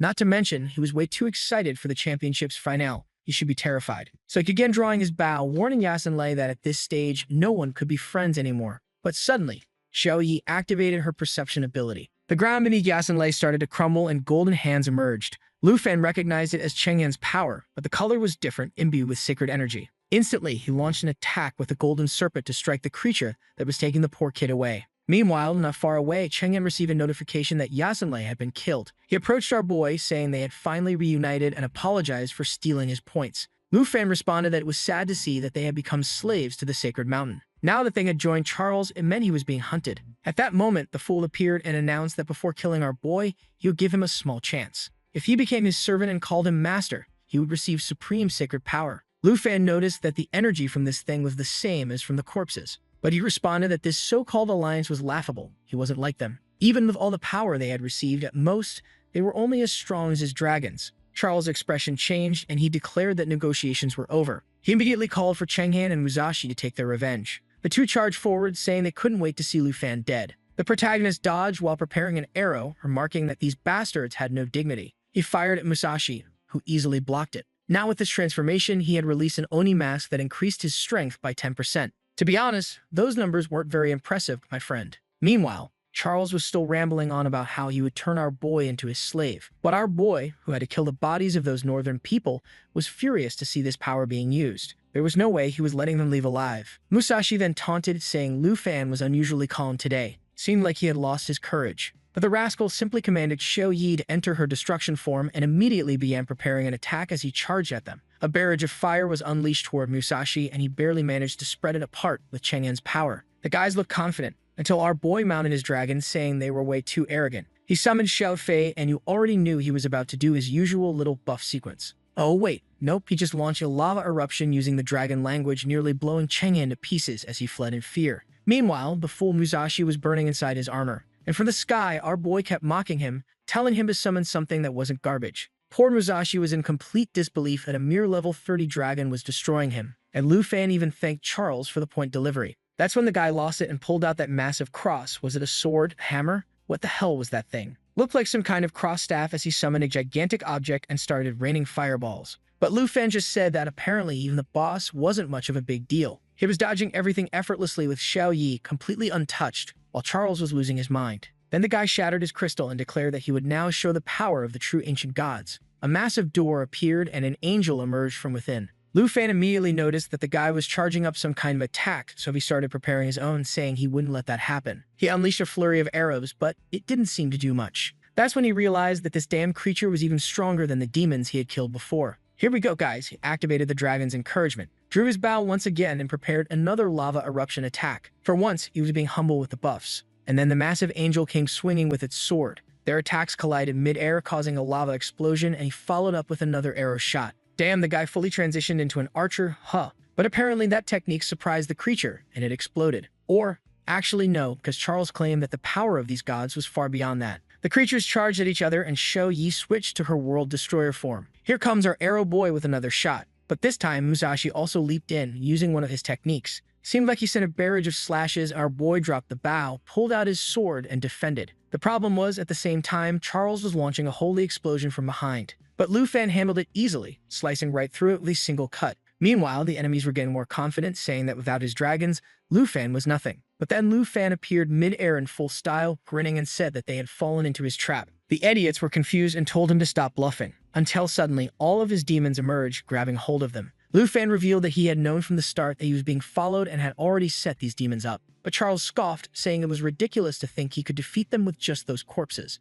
Until our boy snapped his fingers and summoned 15 more demons, telling them that there were still more to come. Now the fool's expressions were changing, and Charles realized something was off. How could a single person control so many corpses at once? Lu Fan asked what he thought of that, but the damn guy still insisted, saying that it didn't matter how many corpses he summoned. He wasn't trying to defeat them after all. They were followers of the divine sanctuary. With that, he buffed himself and his two allies, increasing their power by 100%. Yeah, that was actually a lot. Not to mention, he also activated a holy fire ability that dealt 500% of his power in an area. Johnny chimed in, saying Lu Fan was ridiculous for thinking he could win this way. But man, if there's one thing Lu Fan loves to do, it's stacking buffs. And he declared that it was time to show what his partner was truly capable of. Immediately activated Dragon Bloodline, then activated Life Pulse, then Emerald Blessing, then Emerald Light, then stacked Emerald Blessing again from level 3 to level 12, then activated a whole bunch of other things. The bastard wouldn't stop stacking buffs. Now everyone had plus 12 floating over their heads, and Xiao Yi was already biting off the blondie's skull. The fool Charles couldn't understand how his creature was getting eaten like that.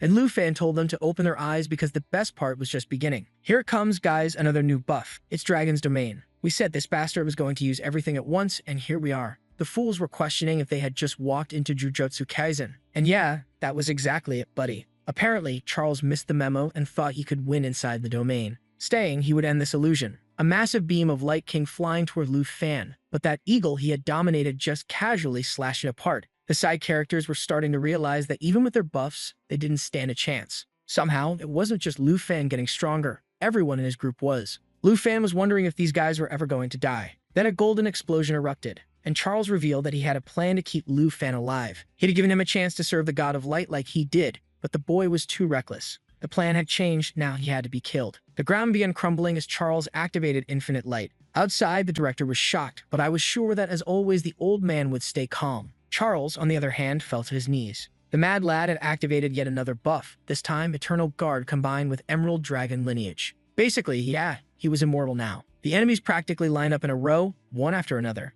Lu Fan then said that since Charles had used his strongest attack, now it was his turn. Even to attack, the guy followed a strict buff sequence. First, he used Intimidation, freezing the enemies in place. The fools were already trying to run while Musashi was begging him to stop. Chengen told them to activate Void Contract, but before they called, a red wave slashed through, cutting the boy in half. Lu Fan simply stated that, unfortunately, this time they wouldn't be coming back to life. Poor Chengen, he was supposed to be the villain, but he was looking more like one of those terrified side characters. He's standing there completely desperate, saying he can't even feel Musashi's life anymore. Oh, come on, dude, you messed up big time, now you're all gonna die, right? I'm sick in the head. He's looking at his own hands, wondering why he can't feel the connection he made with his beasts. At that moment, Charles grabs his arm and tells him to sign a contract with him because he can't die there. Chengen is about to refuse when our boy suddenly appears behind him and slashes. Man, my friends, that guy died easily. Now only Charles is left and he's scared out of his mind. He's wondering how Lu Fan is so much stronger when both of them are servants of the ancient gods. And there he goes with another ace up his sleeve. He decides to activate the crystal he was going to use on Lu Fan on himself instead, trying to establish a stronger connection with the gods and gain more power. But our boy is done waiting and just slashes again, saying he won't let that thing activate. And yeah, the guy falls to the ground and the thing doesn't activate. Normally, when people say that, the thing activates anyway. But just because I said that, the thing went flying into the sky, right? I think it just left, actually. But Lu Fan won't even let a tiny stone escape. He activates his wings and chases after it. For a long time, he's been trying to understand how divine power works, and now he's finally going to find out. From the outside, as soon as people see the new ranking, they already know the three fools are dead. Even the stoic old man is now wide-eyed in shock. I don't even know how this old man Jin still manages to get angry while trying to figure things out. Everything has already gone so wrong for you, my guy.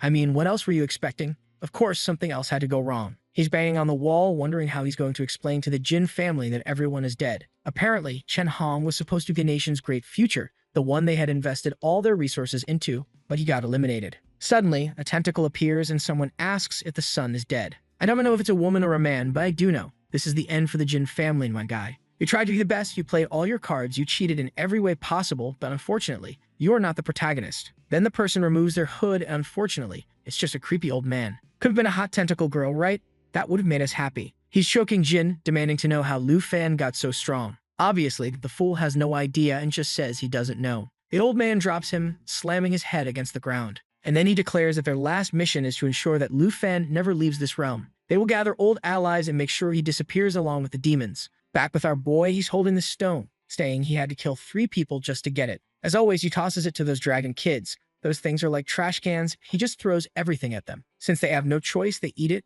and start glowing gold. The evolution begins, and now they've turned into golden dragons. Man, these ones look imposing. Both of them are already flying through the skies, and he's acquired the Sacred Portal and Sacred Blessing abilities. Here we go again with the buffs, man, for real. There should be a buff called All Buffs. He uses one and boom, everything gets buffed, just to save on 30 extra images per fight. Lu Fan is standing there, looking up at the sky, super interested, saying he's excited to see the dragon's final forms. At that moment, a message appears saying the final test voting has begun. It seems that the remaining participants in the arena can decide whether they want to continue or not. Andre and a few others had already agreed, so Lu Fan decides to accept too. With that, more people choose to finish than to continue, and the tournament ends. Suddenly, a bunch of treasure chests appear for our champ. The little dragon girls are all acting proud while Lu Fan is excited for a special treasure that will be awarded to the strongest among the 23 countries. Man, he receives a Burning Dragon's Wish Ring level 90. Basically, it has a ton of attributes and grants him the Dragon King's power with a supreme shield. There's also a dragon language replication book, which lets him use his dragon's abilities. this one's good. On top of that, a scrolled expansion appears containing 3 rare or higher quality items. The treasure chest is shining brightly, and Xiao Yi is growing. This girl is leveling up like crazy, guys. So he opens the scrolls, and the first one he gets is a pet scroll because of course he's the protagonist, the lucky bastard. The second is an enchantment scroll for weapons, and the third is a level restriction removal scroll. These guys are sneaky. They give him a level 90 ring, and then immediately hand him a scroll to remove level restrictions. How convenient, huh? Guess what he does? 1 + 1 = 2, right? He uses the scroll in the ring and equips it done. On top of that, he instantly uses the buff scroll on his sword. This guy wastes no time. He just got this stuff and is already spending it all. And the best part? Now with the replication ability, he can use his dragon's own skills. It seems that this ring requires a 5-piece set, and once he collects them all, his spirit will increase by 50 and his stamina by 200. Plus, he'll be able to transform into the Golden Dragon King form. The very next second, he's walking away with his hands in his pockets like a total boss. Some people love him, others hate him, wondering why he killed everyone. Meanwhile, the folks from Dragon City are approaching, knowing that a lot of people will start hating Lu Fan now. The old man shows up like he does every day, looking at the boy and saying he truly is the nation's hero. He congratulates him for reaching rank 1, despite all the hardships he had to go through. Lu Fan received a golden insignia from the Northern faction. It served as a badge of distinction, granting him respect anywhere in the country. Our boy was a bit awkward about it, but gratefully accepted the recognition. At that moment, the announcers were about to declare rank 1.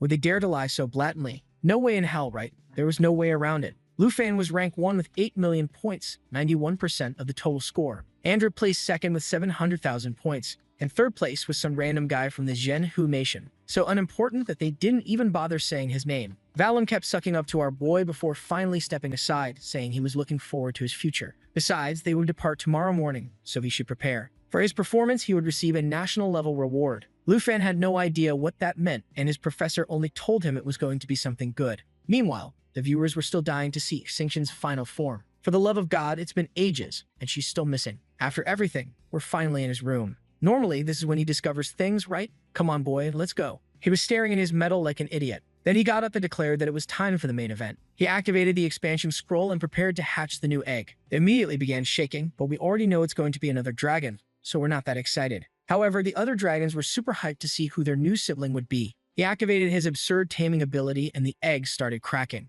Lightning flashed through the room and a blue baby dragon appeared. Its name? Blue Dragon. Wow, the creativity is astounding. From what I gather, it was focused on massive area damage and apparently had no cooldowns on its abilities, which meant constant electricity rain. It also granted immunity to debuffs and had solid recovery abilities. And it was already munching on stuff the moment it hatched. Oh no, this time, it was a male dragon. Lu Fan was thrilled, saying he finally got a boy. Damn bro, where's Xingqian? Wake her up already. Our boy was clearly into weird things because he immediately went to squeeze the dragon, talking about how awesome its appearance was going to be. But this little bastard was a beast, immediately bit his finger. Lu Fan shook his hand in pain, while the other dragons laughed at him. But this blue dragon came in hot, biting Xiao Yi too. Big mistake. She whacked him on the head, and he stayed quiet on the ground. Lu Fan was happy, realizing that the dragon had a lock-on ability that made dodging impossible. He really liked this guy, but it was time to give him a name. The rowdy little dragon was growling at Xingqian, but she was even rowdier, slammed him into the floor immediately. Our boy told her to go easy on him since he was still level 1 and could actually die. After a while, he stood there thinking,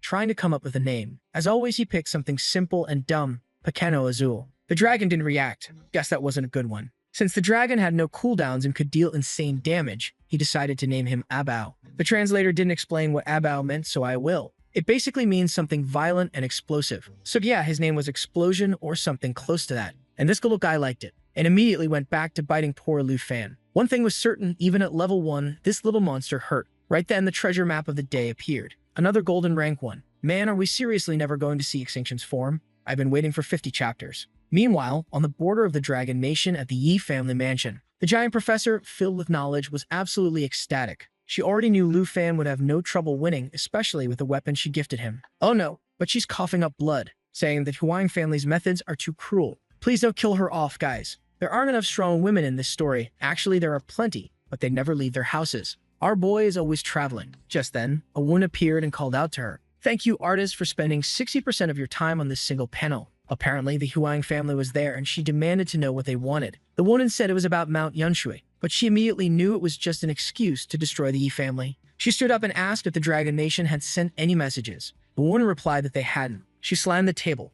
cursing them as ungrateful. Oh no, she's coughing up blood again. Lu Fan, my boy, you gonna save this one too. I don't know how since you're not a healer. Figure it out. You're the protagonist. Meanwhile, Lu Fan was back on his plane flying home. He was studying the next secret realm where he would find his next mission's treasure. Turns out, his national reward was 10 dungeons that only he could farm. Great, but he knew that level 60 areas wouldn't help him level up much. That's when he noticed the Sea of Death, a nightmare level area with level 70 plus enemies. And guess what? That was exactly where his treasure had appeared. He immediately requested access to the location. The old man praised his choice, saying it was one of the best places available. Then the old man left first. His professor put a hand on his shoulder and asked him what he was thinking about. He had nothing left to do there. It was time to board the plane. Outside, everyone was snapping photos of the new superstar. When he landed back in Dragon Nation, there were banners everywhere with his name on them. And obviously, he asked his professor for help to escape as quickly as possible. With that, we were finally back on campus after more than 15 days. And when we're on campus, what do we get? The queen of the house showing up to greet the protagonist. The best group in the country was already there, waving banners for him. And of course, he was immediately mobbed. Our beloved Hank was saying how worried she had been every single day seeing so many people trying to kill him. With that, the boy waved goodbye to the director and went off to enjoy himself. And damn, it was a feast, guys. A huge table filled with amazing food. Kaf, they were chatting, asking about his experiences, teasing each other. But yeah, the guy is a proper man, no doubt about it. But even in the middle of all this, he was wondering about Senior. Little did he know she was hanging on by a thread. Meanwhile, in Jindu City, inside a reception hall, they had already received intel that Lu Fan had gained access to the Sea of Death. One guy stood up and ordered them to prepare the Godslayer and the Legion's War King. This snowman-looking dude was clearly built for a 13-year-old villain. The fool with glasses said it was too much, but the other guy grabbed him by the neck. Wait, I just realized. Those two losers from before were here again. They were so forgettable, I had completely erased them from my memory. And then he ordered the fool from the Jin family to set up an ambush for Lu Fan and end him there. The next morning at the entrance to the Sea of Death, man, this time our boy had brought his whole squad. I had almost forgotten about the goth girl's power. She really is dangerously strong. Lu Fan noticed some flags from Taiji Nation and got a little confused. And then she arrived, the first goth to ever row a boat. She explained that since they organized the teleportation for him, these people came along. But he didn't need to worry, the Academy sent her to handle things if anything went wrong. The stunning professor thanked her for her concern, and Professor Gu told him to follow her. At the front gate, she told our boy to enjoy his reward to the fullest. He smiled for a moment, but then his expression changed. The moment he stepped inside, there was a guy standing at the gate. Was he some kind of guardian? He was about to deal with him, but the girls told him to relax. Oh, you see that? They're covering for him. We didn't see what happened, but apparently, they handled it easily. Man, it's been a while since we saw Hanki use her magic huh. I had almost forgotten she had these light-based attacks. He praised them, saying their execution was flawless. I agree. And they were all blushing, saying they had continued training to fight alongside him. Our boy praised them again, saying they had taken down a level 65 creature while being only level 30. That really was impressive. Oh, so they hadn't been slacking at all. Though he himself hadn't leveled up that much either, since he was just naturally broken. But suddenly, he sensed something off and fired an arrow at Xiaoman. The attack split and killed 2 skeletons behind her. Now they woke up to reality, huh? While they all struggled to kill just one enemy, he took out 2 with a single shot. The poor girls felt humiliated, realizing that their big moment was instantly overshadowed. Meanwhile, the professor, she just wanted XP, immediately telling them to summon the dragons so they could start farming. Lu Fan then revealed that he recently got a new dragon, but its temperament wasn't great. The girls, of course, were dying to see the aggressive one. I have a feeling this dragon is going to beat up Lu Fan and his other dragons while clinging to the girls. With no choice but to give in to their demands, he summoned the storm. Lightning filled the sky and the area turned into a thunderstorm. The skeletons nearby wiped out instantly, and Lu Fan hadn't even done anything yet. He was stunned, and then boom, he activated Dragon King form. The little guy already had a skill unlocked. This little menace turned all the monsters into experience real quick. In the drop, our boy got a piece of the tyrant's map, and with that, a dungeon quest notification popped up on Lu's screen.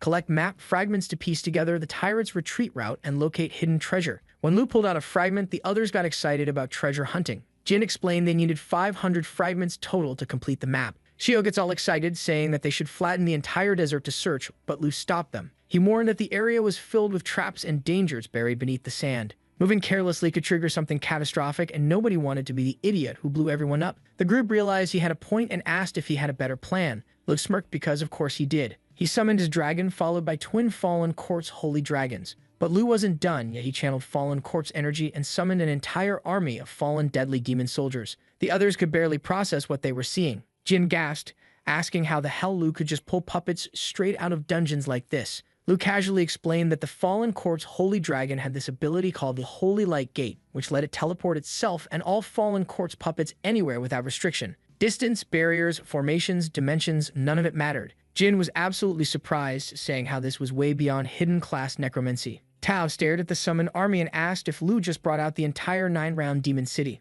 Lu chuckled and said he wouldn't let such powerful miners go to waste. That's right, folks, he was using endgame bosses as miners. The disrespect was unreal, and with that, a giant monster suddenly appeared from the sand. The girls flinched, but our boy remained completely unfazed, and flashing this smile, he told the gang to let his army handle it. The fallen demon soldiers charged forward, engaging in battle with the tyrant's servant skeletons and desert spiders within moments. Chaos erupts, more monsters emerge from the ground, and the entire area turns into a full-scale battleground above them. And the little menace was killing these monsters left and right. The girls can only stare in disbelief at the insane spectacle before them. Tao mutters, I spent 2 months training hard and am proud of my progress, but this guy just wipes out an entire dungeon like it's nothing. How is anyone supposed to survive in this world? Poor girl, finally realizing she's a side character. A notification popped up saying Lu's location matched the treasure map coordinates. Lu checked and found something even better than a dragon egg, the will of the blazing dragon warrior, a top-tier item that massively boosted battle power. Then he spotted the Shadow Dragon King contract blueprint, which was literally a divine artifact.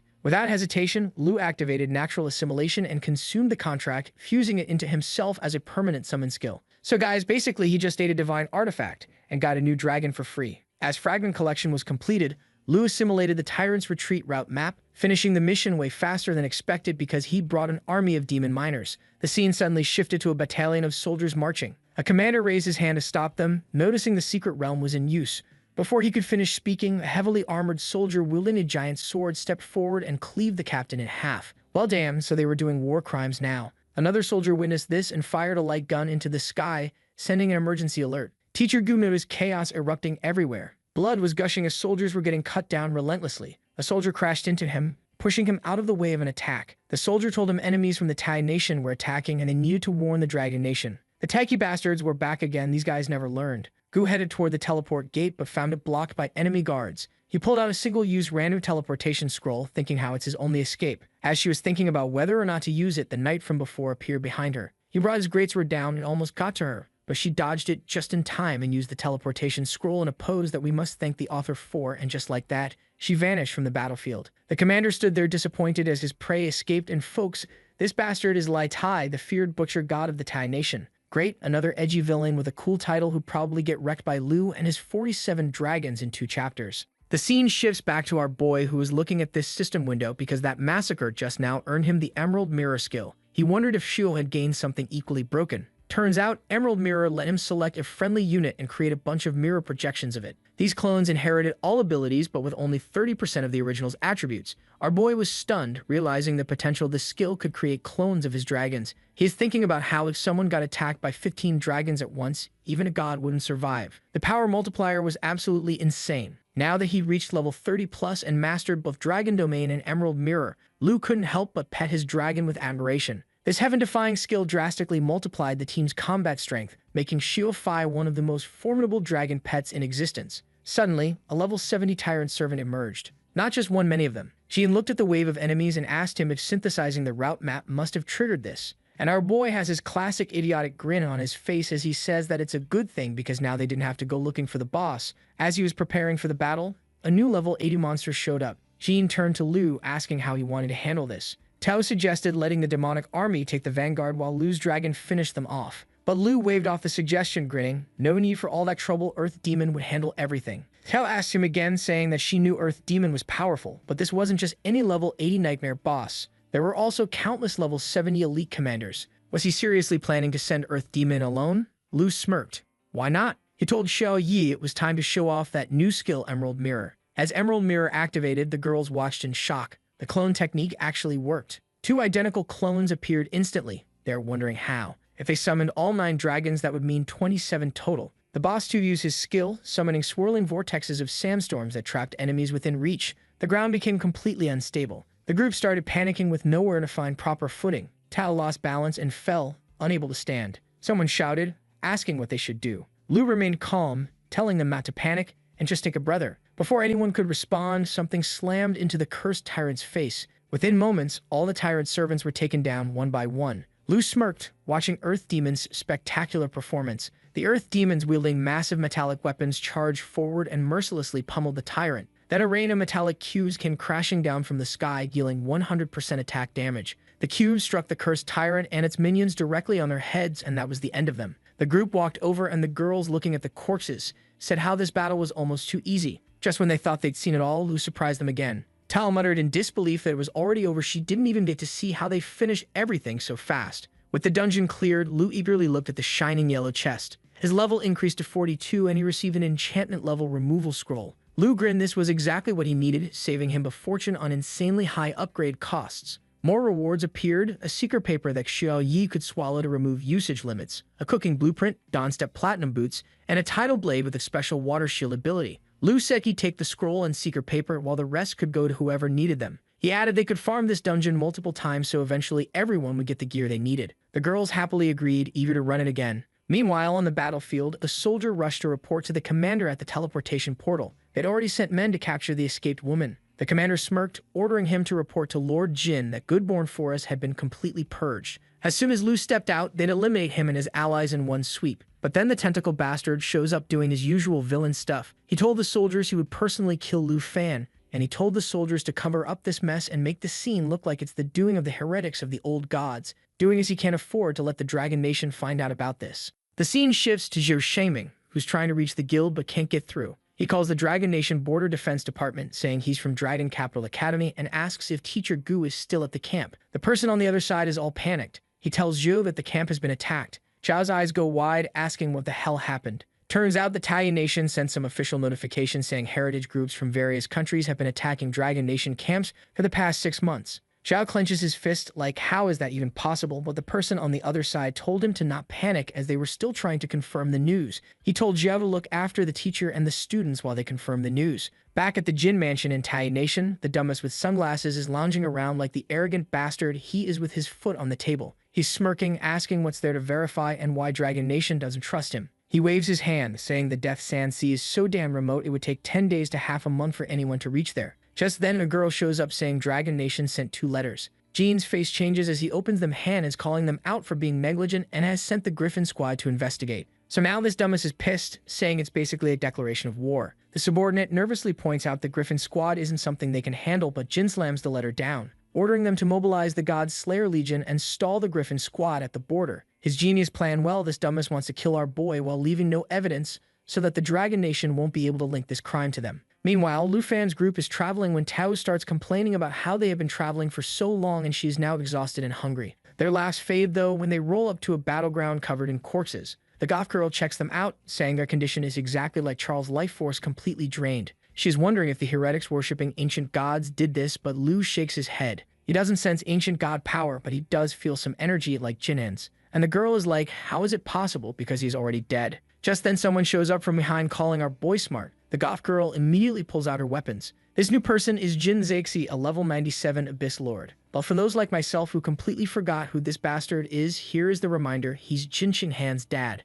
Our boy told the goth girl to not act rashly, as the person in front of them is level 97. Qin told Lu that she recognizes him. Apparently, he is the hero who protected Tai country, and our boy is what? As a price, Jin Chenghan was his son. Another guy named Park Jae is calling from a tree branch, asking if they really need everyone just to handle this kid who hasn't even hit the 3rd transformation. And then this white-haired lady shows up, telling the drunkard to not take our boy lightly, as he may not be a high level but can easily defeat the 9 realm demons. Then the ground rumbles and this towering beast Chun emerges, saying his battle axe is itching for dragon blood. Good luck with that, buddy. You're about to get demolished. And these bastards just keep popping up. The next one is some thunder mage in a black robe. And all of these bastards are level 95 or above. Jin tells Lu Fan these 4 are probably all on Jinxish's level. Yep, these are the 5 National Guardian heroes of the Tai Nation. But our boy doesn't care about that. He steps forward, saying that it doesn't matter if these bastards were someone's hero, they killed everyone in the camp, so they must pay in blood. Then, without wasting a second, he summons the Jade Dragon. His aunt cries out that they're all above level 90, but Lu just tells his girls to protect her, saying he won't stop for anything.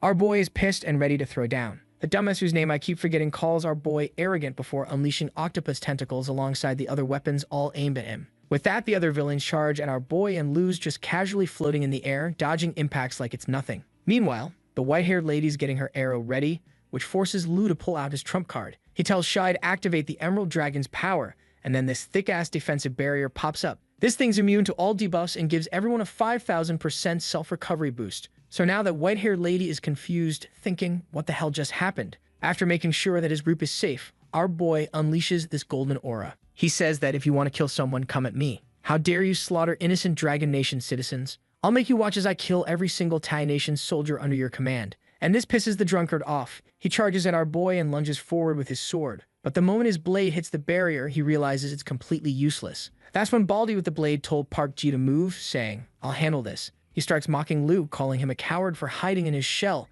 and then hurls his battle axe. This thing unleashes 300 physical damage on impact, but guess what? Still nothing. Our boy then summons the twin dragon with his fancy bone flute. After that, he gets down on the ground and tells the goth girl to protect his aunt. Our boy then activates his Gate of the Holy Light ability, and man, this thing is broken. It lets him teleport the fallen quartz puppets to a target location that is not limited by the distance, domain, or plane. The summoned dragons charge into the attack with energy from fallen warriors flowing back to empower the Holy Dragon even more. Then suddenly, massive demons get summoned right in front of the Tai Nation forces. They're shocked as hell because Lu just pulled the 9 realms demons out of the secret realm. But Jin's not impressed, saying, so what if he summoned them? They're nothing more than empty shells now. The old mage chimes in too, confident they killed these demons before and can do it again. And our boy is like, let's see exactly how you plan to kill the 9 realms demons this time. Park suddenly realizes something's wrong. The demons are acting weird. Their roars are deafening and are multiplying. He uses the emerald mirror and counts 18 of them now. Shocked, he yells for everyone to stay close. Jin told everyone to stay calm, saying in the end these things are just clones and nowhere near the real deal. To prove his point, he quickly kills an earth demon and another realm demon, bringing the count down to 17. The Baldy with the blade gets hyped up, saying how it's just a clone and they can take them down easily, and everyone's morale gets a boost from this. But the mage guy notices that Lu is glowing with this golden aura and he has a bad feeling about it. The tentacle bastard now notices it too. Before he could do anything, our boy grinned and said how he's been waiting all this time for this skill to be ready. The next second, he transforms into this giant golden dragon and the girls are all shocked. They wanted to see his golden dragon, but not this one. The mage is all surprised, thinking how Lu's not just transforming, he's fully controlling the dragon's power. Before they could think about anything, they heard their companion begging for help. Our boy then activates the dragon domain, boosting his dragon's attribute by 50%, but that was just the beginning. He then stacks all sorts of buffs. In the end, the power of his summon was now 4 times their original power. The tentacle bastard is like, how can this be? When Lu starts killing his companions left and right, within a moment all of his subordinates are down. After Jin was down, he smiled and said how he underestimated our boy, who asked him to give him a happy death. Meanwhile, our boy just casually summons a dagger and asks Jin if he forgot what he said. He reminds him that he is not going to kill him. He'll kill every Tai man under his command. So now Lu's standing there with his sword dripping blood after taking down 5 heroes. Standing there, the goth girl is wondering how the hell they're going to explain this mess to the Tai Nation. Meanwhile, Luzon is being the caring family member, asking if he's feeling okay after all that. Chin's over here thinking about cleanup duty, but Tao's got the real concern on her mind. Jin Shosi, the legendary leader of the 5 heroes who once protected Tai, just got absolutely wrecked. How did it come to this? But Lu asks who said they're all dead, and everyone's looking at him confused as hell. Suddenly, the fallen heroes start rising again. Lu explains that after they killed so many Dragon Nation citizens, he wasn't about to let them off easy with a quick death. Instead, he summons them back to life, and now these guys are standing there as his puppets. Meanwhile, back on the battlefield, some commander and his soldiers are rushing toward a portal. This guy's wondering how many lords are waiting for him on the other side. He is probably expecting a victory celebration. When he arrives, he immediately drops to his knees and reports that Jin Zion informed them the Dragon Nation knows about the teleportation array's destruction, and Jinbei already dispatched envoys to the border. But the Lord stays completely silent, which makes the commander nervous. Based on the battlefield, he assumes the Lord already killed Lu Fan, but something feels off. Before he can think any further, someone steps forward. The commander instinctively reaches for his sword, only to see Lu himself standing there. Our boys ask who gave him the courage to attack the Dragon Nation. The commander realizes Lu's still alive and immediately orders his men to attack. But before they can move, an arrow flies through the air and knocks the sword right out of the commander's hand. Lu fired that shot, sending the commander tumbling backward. Then things get really brutal. Sharp tentacles suddenly pierce through the soldiers' hearts and wrap around the commander too. He's confused as to why Jin was attacking his own soldiers, and then our boy just casually pulls the hood and explains it's because they became his dogs. After hearing this, the commander charges at him, but our boy just casually sidesteps and orders the Baldy to take care of him. The Baldy easily takes down the commander. With that, Lu shakes his head and points out that if Lord Jean couldn't last 2 rounds against him, what makes this commander think he stands a chance? But that bastard still didn't realize his situation as he was hurling curses at our boy, saying how he'll kill Lu and cut him into pieces. The tentacles then lift the commander in the air, and Lu tells him that he is going to give him a chance to tell him the truth, but that bastard was still feeling haughty. We cut to a well-deserved beating later, and now that bastard was hanging there. He was telling our boy that he has already told him everything that he knew. Tao is now cursing, saying how she hadn't expected these Tai Kingdom bastards to send their ace legion and the 5 heroes after him. His aunt asked him, Lu, what are you planning to do next? As these guys had destroyed the teleportation array, and this place was thousands of miles away from the Dragon Kingdom, the goth girl suggested that they should go to the border first and then join with the others. Lu told them that the distance of the random teleportation scroll can exceed the current map, so they should now focus on finding Teacher Gu before the god-slaying court discovers her. The commander then begs our boy, saying that he has already told him what he wanted so he should let him go, only to get his gut pierced with the tentacle. Our boy then turns to him, saying that he had never promised to let him go. The scene shifts to the god-slaying army's barracks, where some high-ranking officer is scoffing about how by the time Dragon Nation's reinforcements arrive,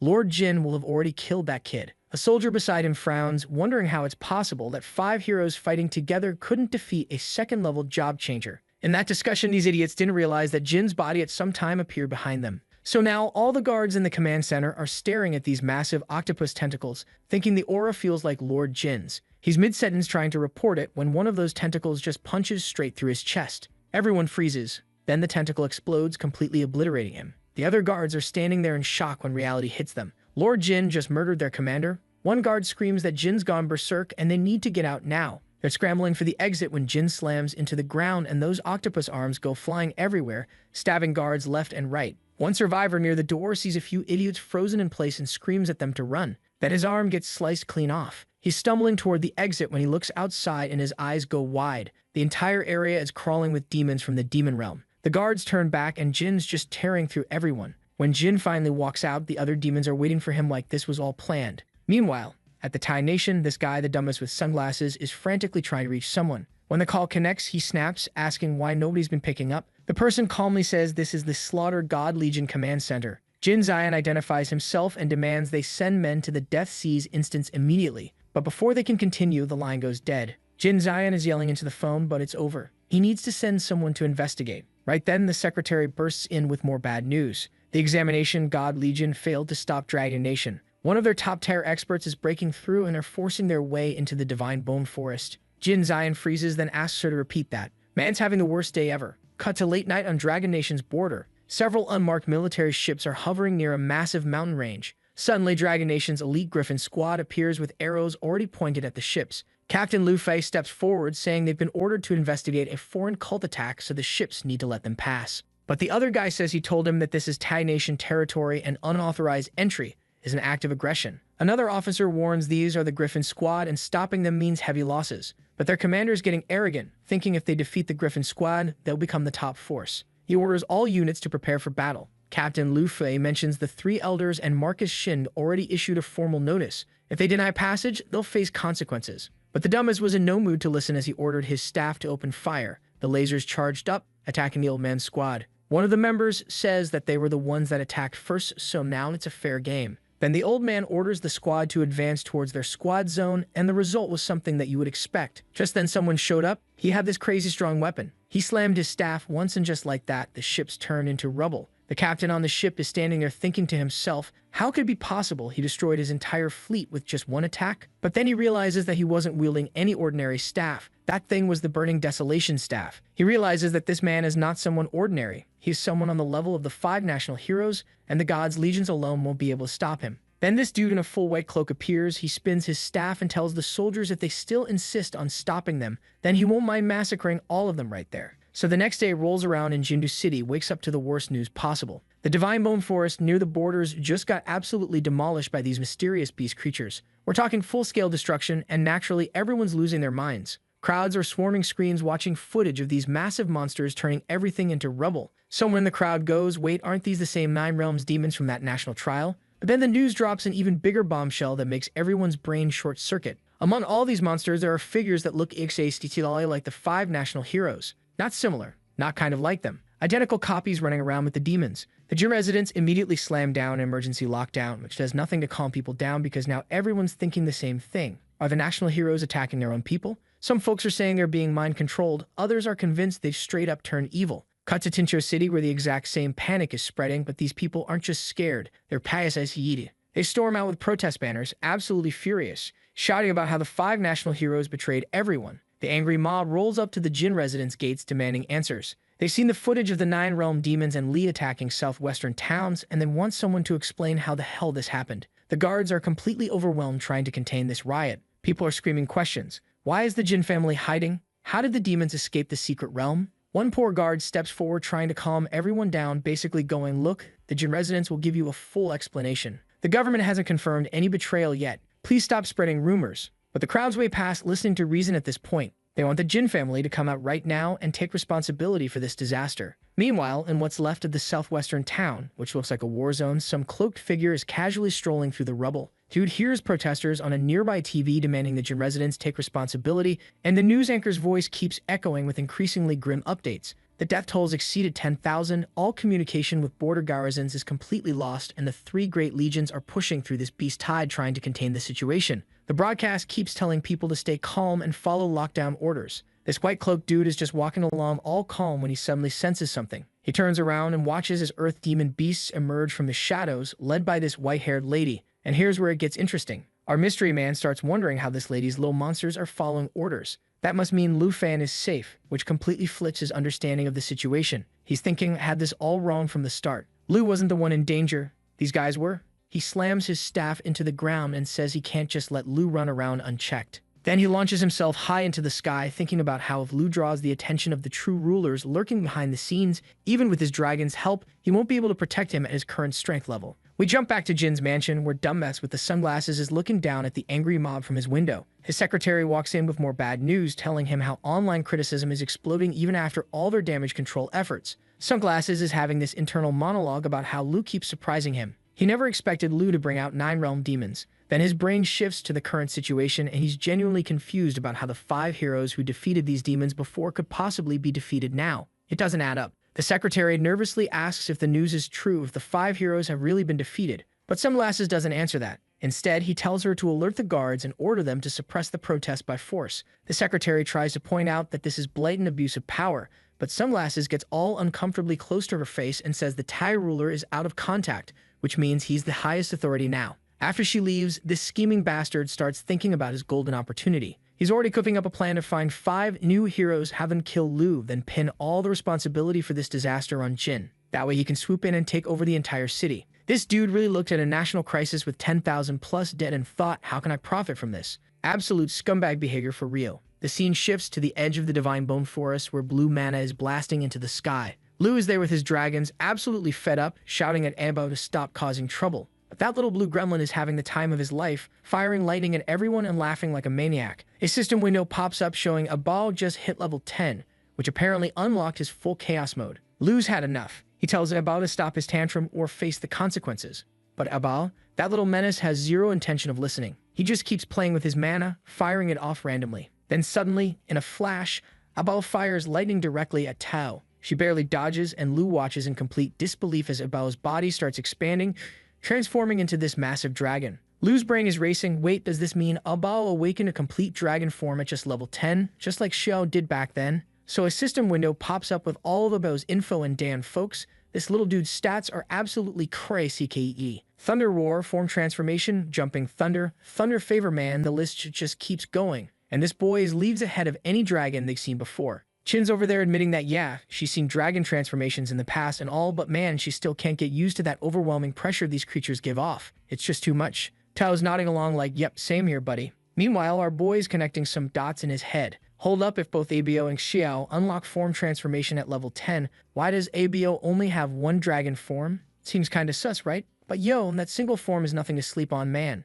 This thing boosts his speed by 5 times. Grants him access to the dragon language forbidden spell, that massive 3.3 million damage Thunder Apocalypse skill, and introduces this new chain area attack called Jumping Thunder. Our boy's thinking the name alone sounds like it might rival Shining Star Annihilation Light. The system reveals another ability called Thunder Favor, and get this, it's labeled as World Destroying. In that state, the Thunder Orb's effects completely flip the script. The current Master Thunder Orb is Crimson, which makes Lu Fan wonder if boss-level orbs evolve over time. The Crimson Orb increases ABO's thunder skills by 50%, and with every lightning spell cast, it creates a thunder barrier at the target area that deals damage to any enemies passing through. Suddenly, Xia Yi senses something and alerts everyone. Before our boy could even ask what's wrong, a giant skeleton monster showed up. The system window pops up, showing that this thing is a level 75 monster. The The goth girl immediately recognizes that aura and tells our boy that this thing is an elite monster. But our boy isn't even fazed at all. He just smiles and says he'll let Shiaway and Abao handle him. With that, Shio charges at the monster, but that thing uses his skill, Thunderous Roar, which summons this huge lightning and thunderstorm.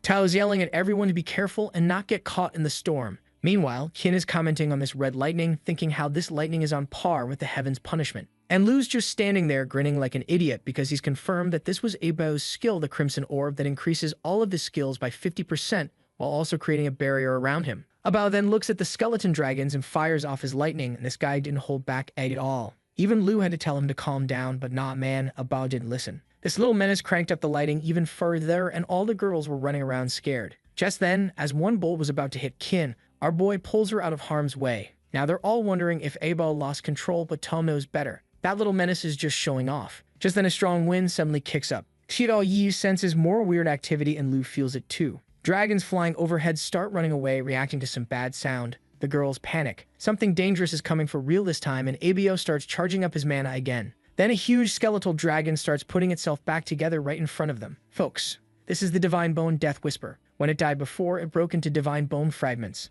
Now those pieces are coming back together like some Thanos snap situation. Lu Fan watches in shock, realizing all the Revenant fragments might be joining up. He looks up and sees this massive skeletal dragon appear, radiating intense mana. This thing is on another level. Abao roars at it, trying to act tough, but Lu Fan tells him not to get cocky. Just then, the giant bone dragon flies up and shoots purple flames at Abao. This time, Abao gets put in his place. This thing's no joke, man. Even though it's huge, it moves crazy fast. The girls get into defensive positions, knowing this is serious business. The giant doesn't stop, it flies deeper into the Divine Forest, and all this time, Lu is holding Qin, so she gets all flustered and asks him if he can let her go now. At this point, Abao had transformed back to his baby form and was getting an ear fuel. Chevalier grabs his ears and lectures him for being so reckless. Jin asks what that thing even was. That bone dragon was scarier than the berserk one they fought at the Flying Dragon Mausoleum. Our boy says it's probably the undead leader of this whole place. He wishes he'd figured it out earlier, but man, he couldn't risk everyone's safety chasing after mysteries. Responsible king right there. They can't get distracted anymore, they need to find Teacher Gu now. Right then, Xiaofei started using her natural assimilation to guide them. A paper charm floats through the air, and Lu Fan notices it's pointing the exact same way the skeletal dragon flew. So the group's following the skeletal dragon right, and Abao is just absolutely obliterating dragons left and right with its roar. I'm talking complete carnage, folks. While tracking them, our boy's wondering where the hell these things are even trying to go. Qin's over there saying how she never thought she'd actually witness a dragon migration in person. Lufan's all confused, asking why they keep pushing forward when they're clearly getting destroyed. Eventually, all the dragons crash land on this creepy black mountain that's basically a dragon graveyard. They hit the ground and immediately pass out from exhaustion. The magic compass is pointing deep into the mountains, so naturally everyone's wondering what's hiding in there. The goth girl notices the paper dolls stopped right at the mountain entrance and asks if Teacher Gu might be inside. Tal adds that these divine-born revenant dragons have literally fused with the mountain itself. Lu says he's going to clear a path. Tal tells him to be careful, saying he could hurt Teacher Gu. But Lu's all confident, saying he knows what he's doing. He activates this dragon claw transformation on his arm and starts carving through, which immediately wakes up all the skeletal dragons. Now everyone's panicking as dragons start flying around them. Lu tells them to chill, saying this is all part of the plan, and orders Abao and Redhead to take care of the dragons.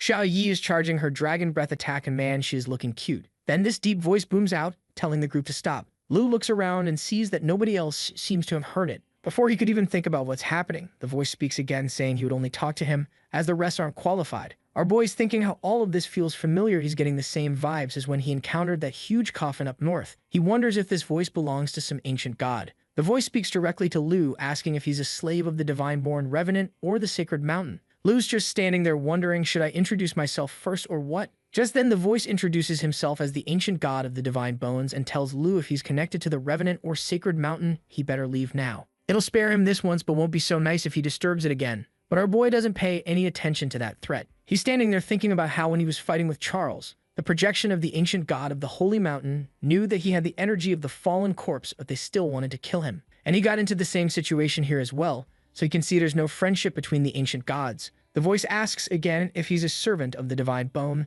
then warns him his patience is running out. Lu looks at the paper dolls and realizes Teacher Gu is still in there. If he bails now, she's definitely dead. He tells Fee to transform into an eternal dragon and throw up a protective barrier. She activates the Jade Dragon bloodline, which gives everyone this insane 5,000% boost to skill effects and self-recovery. Then he tells everyone to stay inside the barrier no matter what happens. His aunt asks him what he's going to do now, and he tells her that a great being is about to awaken. He then summons the star dragon, and the voice gets all angry, asking him if this is what he chose. With that, all of the skeleton dragons come to life, and the girls in the barrier get all scared, wondering if that was an earthquake or something. Meanwhile, the voice is still doing its villain monologue, saying how since he was so determined to choose death, he'll become a fine collection in his puppet collection. With that, this giant skeleton dragon appears in front of our boy. And man, this thing is absolutely broken. It's a level 90 dragon with all of its stats being closer to 50,000. That's ridiculous. With one flap of its wing, it summons these giant tornadoes, and this thing has an erosion effect, causing anyone that's hit by it to lose 15% of their health every time they're hit. All of those tornadoes come straight at our boy. Star blocks it before it could hit Lou and then transforms into her humanoid form. Our boy is shocked to see how she just unlocked a new form out of nowhere. He was even convinced that Star didn't have a human form, so he was pretty surprised when she transformed out of nowhere. Our boy's having a moment, but of course the ancient god has to ruin everything. This bastard starts trash-talking humans, calling them ants that are about to get squashed. He then charges at them. Star, Abio, Star, and Xiao Yi don't waste a single second. They'd all use their skills at once. Meanwhile, Star goes full anime protagonist mode, combining Thunder Favor, Crimson Jewel, and Star Crush into one ridiculous attack with Thunderbolts, Fire, and Blue Soul Mana. The loose dragons join in because why not, slamming thunder and lava into this ancient skeleton bastard. Massive explosion, mana everywhere, and the ancient god just laughs. He's like, "Is this your power? How disappointing." Meanwhile, his skeletal body starts gushing with wild mana. Lu tells Xiao to activate the Emerald Mirror effect, but it completely fails. Lu's standing there confused, and the ancient god drops the explanation. "You're ignorant." Before the eyes of ancient gods, all illusions are exposed. Yellow mana surrounds Lu, and he looks up, asking if the ancient god is really that confident. He's like, "You use bone reconstruction to become a dragon. This is your godhood?" Then our boy activates the will of the fiery dragon warrior. A countdown starts, and Lu begins trash-talking while transforming. "You probably don't even have a body left, just a lingering soul." Lu goes full Golden Dragon King mode, all his stats spike by 200. Xiao Yi shifts to her black dragon form, and Star transforms back to her dragon form. Lu steps forward, calm as hell, saying, "You want the body of a dragon? I'll show you one." But the ancient god's not impressed, threatening divine punishment, and saying he'll offer Lu's ignorance as a blood sacrifice. With that, he creates these massive eternal tornadoes wide enough to swallow everything, and they slam into Lu's dragons, cutting her health instantly. Abio gets pissed and releases a burst of mana. The Star Dragon rises and hits with Star Crush. The Destruction Dragon flaps its wings, sending out 4 fire tornadoes. Everything's on fire now as divine punishment starts with thunder strikes hitting fast and non-stop. But then Lu changes the entire vibe of the fight, saying, "Unfortunately, even if you have the body of a dragon, you still don't have the power of a dragon." Then he just lunges forward and bites the skeletal dragon's neck. The thing roars in pain, and the ancient god's furious. "How dare you harm the supreme god?" Suddenly, fangs pop out of the dragon's body because this skeleton's running a full defense build. The ancient god calls Lu foolish, saying he deserves to fall into the endless abyss. Turns out this bone reconstruction skill not only buffs the skeleton, but also the sharp bones force Lu to back off. Lu notices the skeleton can actually repair itself using surrounding bones as a source,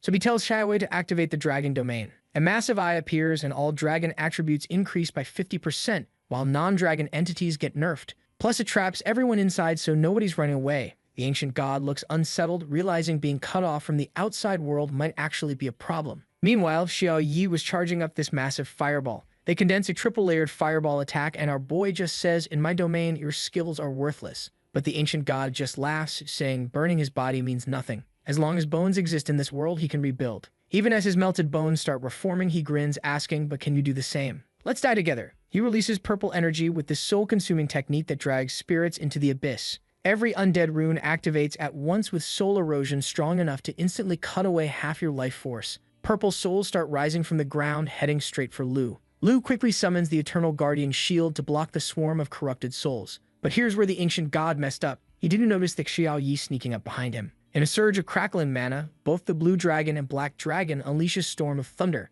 It's called the 3.3 million volt Heavenly Thunderworld Destruction Technique, which is absolutely the most extra name possible. The storm locks onto the target and strikes with overwhelming force, nearly shattering the entire skeletal body. Only the eyes remain as it lets out a final cry. "I will remember you and your dragons. One day, I will return and destroy you." Then a bunch of system panels pop up showing that all of our boys' dragons have leveled up, and Lu's thinking about how Ambao's new skill is crazy strong. Later, they're searching through a bone-filled area guided by the paper doll when To calls everyone over. She found Teacher Gu worn out and collapsed among piles of bones. so everyone rushes to her side and finds out that Teacher Gu's in a coma after getting wrecked. Hyun's having guilt trips because she switched to a DPS class and can't heal anymore. Meanwhile, Abal finds this glowing divine stone crystal, basically ancient god essence. Lu realizes this could revive some holy dragon corpse, but the god who made it clearly rage quit before finishing the job. Lu tells Tao to cleanse the crystal, and she's like, bro, I'm a hidden class swordswoman, not your personal dishwasher. But there's no water around,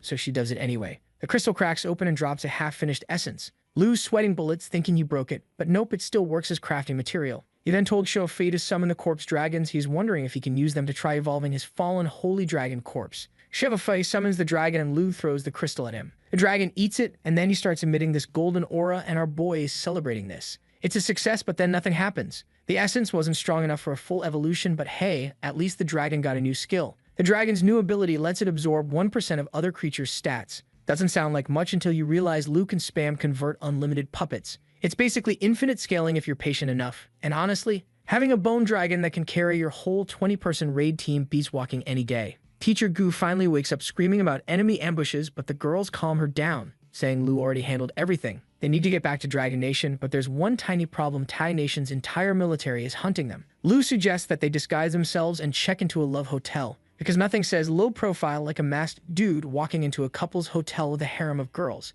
The girls are asking him if he can't come up with a good plan, and Teacher Gu is apologizing for causing them trouble. Our boy tells them to make do with it, as the city was under martial law, and this was the only place in town that was still open, and everyone has mixed feelings about it. Kian is all embarrassed about being in a love hotel, while Tao is just happy that they got to fly all the way here. She's already hyped about their return trip, and she is sure that bone dragon transportation is the future. Meanwhile, Lu is thinking about how his divine bone clone is extraordinary, so in order to transform that into him, he'll have to absorb all the demon soldiers, but that's not a problem for him anymore because now he has the body of the ancient god that allows him to retain all of its attributes. His thoughts get interrupted when his aunt asks him how he was planning to arrange the room. Standing at the counter, all of the girls were blushing, and the manager was practically worshipping our boy for bringing all these many girls as they were checking in. A news broadcast drops the news that Lu's now officially wanted for terrorism. The government's calling him a Dragon Nation spy responsible for attacking their country. The hotel manager is staring at Lu's face, saying that he has seen him somewhere. The hotel manager is trying to remember if he even turns to the TV, but eventually just hands over the keys.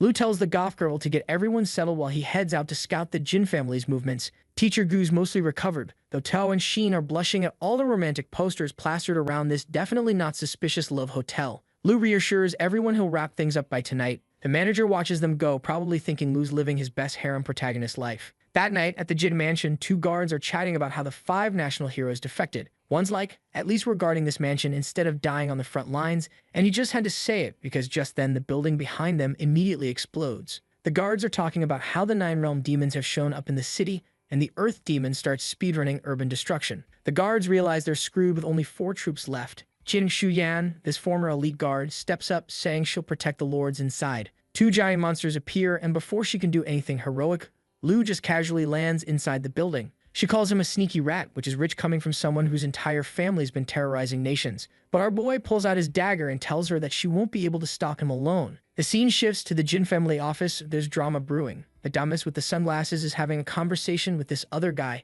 He's telling him how even if he and Jin belong to the same family, that alone isn't enough for them to hand over the mansion to him, and he wants it just for killing Lu Fan. Zan's telling this guy Qinqing that sending him alone to kill Lu is pure stupidity. Apparently, even the legendary Jin couldn't handle Lu, so what chance does Qinqing have? Qinqing's salty because he never became abyssal class and thinks everyone's been looking down on him. He says that he brought an expert to help, and right on cue, the building starts shaking as a 9-realm demon crashes through. Before Qinqing can celebrate, his expert comes flying through the window. Lu's hovering outside like a final boss, casually offering to use just 1 move and 1 sword. The dumbest is screaming at Qinqing, asking where all that confidence went, and Qinqing can only stammer that even their strongest guard lost. Lu summons the ancient god's body, and this giant skeleton dragon shows up. It's the same dragon that our boy fought, and now it's under his command. As Lu summons him, he activates all of his skills, wrecking the whole building. The dumbest is all scared, lying in the middle of all the rubble. He turns and sees that Qinqing is lying there dead. Seeing this, he pulls out a teleport scroll, thinking about how he can't die here. He still hadn't taken control of the Jin mansion. He was about to use the scroll when Lu just slices it in half, stabbing the dumbest straight in the heart. Lu walks past the dumbest's corpse and casually tells his puppet that the Jin mansion is done for. Jean, who's now basically a ghost trapped in eternal servitude, quietly confirms he saw everything. Then our boy says that with that his entire family is basically done for, and now there is only one Jin left, Jin Shu, his little daughter, and she's next on the hit list. Yo, what the hell is this scumbag behavior of going after a little girl? Man, I can't understand their thinking at all. He shoots into the sky like a rocket, orders Lord Jinto stick around so citizens can see their hero, and tells his bone clone to finish demolishing the city. Suddenly, a bright red light explodes and someone yells for Lu to stop. It's his principal. He points out that Lu's gone a bit overboard, and if he'd arrived 1 second later, the entire city would be rubble. Lu's unfazed, saying Jin Mansion deserved it, and he fully intended to level everything. The principal's speechless, seeing how this student went from troubled youth to walking war crime real quick. He then thanks the principal for coming all the way here for them. He tells him that he doesn't have to worry, as Teacher Gu and the others are safe. Lu told the principal that he will use Xio's paper doll to guide him there while planning more destruction. But the principal grabs him by the hands and orders Lu to dismiss his summons and come home. But our boy just swats his hands away, asking him why he was trying to stop him. He says that he was just giving these bastards what they deserve, as everyone from the Jin Mansion was constantly targeting him, and not only that, but in that pursuit they harassed his friends and family and even massacred the innocent people of the Longo, so this is exactly what they deserve. Lu then asks him if something were to happen to Teacher Lu, would he still be acting this calm? The principal explains that he is not stopping him to protect him, and our boy is confused. Protect how? The principal tells him that Captain 2 must have already told him how vast the world is. He then starts explaining how the common perception is that masters are known to be the strongest, the pinnacle of human strength, and how after the 4th level, it's almost impossible to level up, and how only a few can reach the level 100 mark. Then he tells Lu that there exist 5 transformation masters at level 120 hiding in Taichi Nation. Lu's stunned because he can wreck 4 transformation masters easily, but level 120s? That's a different league. The principal explains these powerhouses don't serve nations, they manipulate them from the shadows. Jin Mansion was just their puppet. If Lu keeps escalating, he'll provoke forces only Dragon Nation can handle. Lu realizes pushing further is stupid and recalls all his summons, including the Earth Demon who is mid-city flattening. He tells the principal that since Jin Mansion's done, he'll let Taichi Nation go. Then he pulls out this epic-grade necklace made of unmelting ice, saying that this was the gift he'd promised him and now he can finally hand it over, and the principal is like, what do you mean? Lu tells him to stop pretending as he knows how desperately he wanted it, and if she keeps pretending, he'll give this necklace to his aunt. The principal lunges forward, snatching the necklace, and yep, you guessed it right, it's another female and probably another addition to our boy's harem. She's pissed at him as to how he could joke about giving her gift to someone else. She asks him how he knew that it was her, and Lu grins, saying her scent gave her away, and she's blushing, telling him to stop talking nonsense. He then mentions that others are at a love hotel ahead, and she panics, thinking the worst, but our boy quickly explains, saying everyone's just resting there innocently. The scene shifts to the western border, where the Griffin Corps reports the conflicts handled and the principal personally rescued everyone. Some unknown dude sipping tea says that he thought the principal was too busy but still made time for his academy. He then says how this was a good opportunity that they can't miss.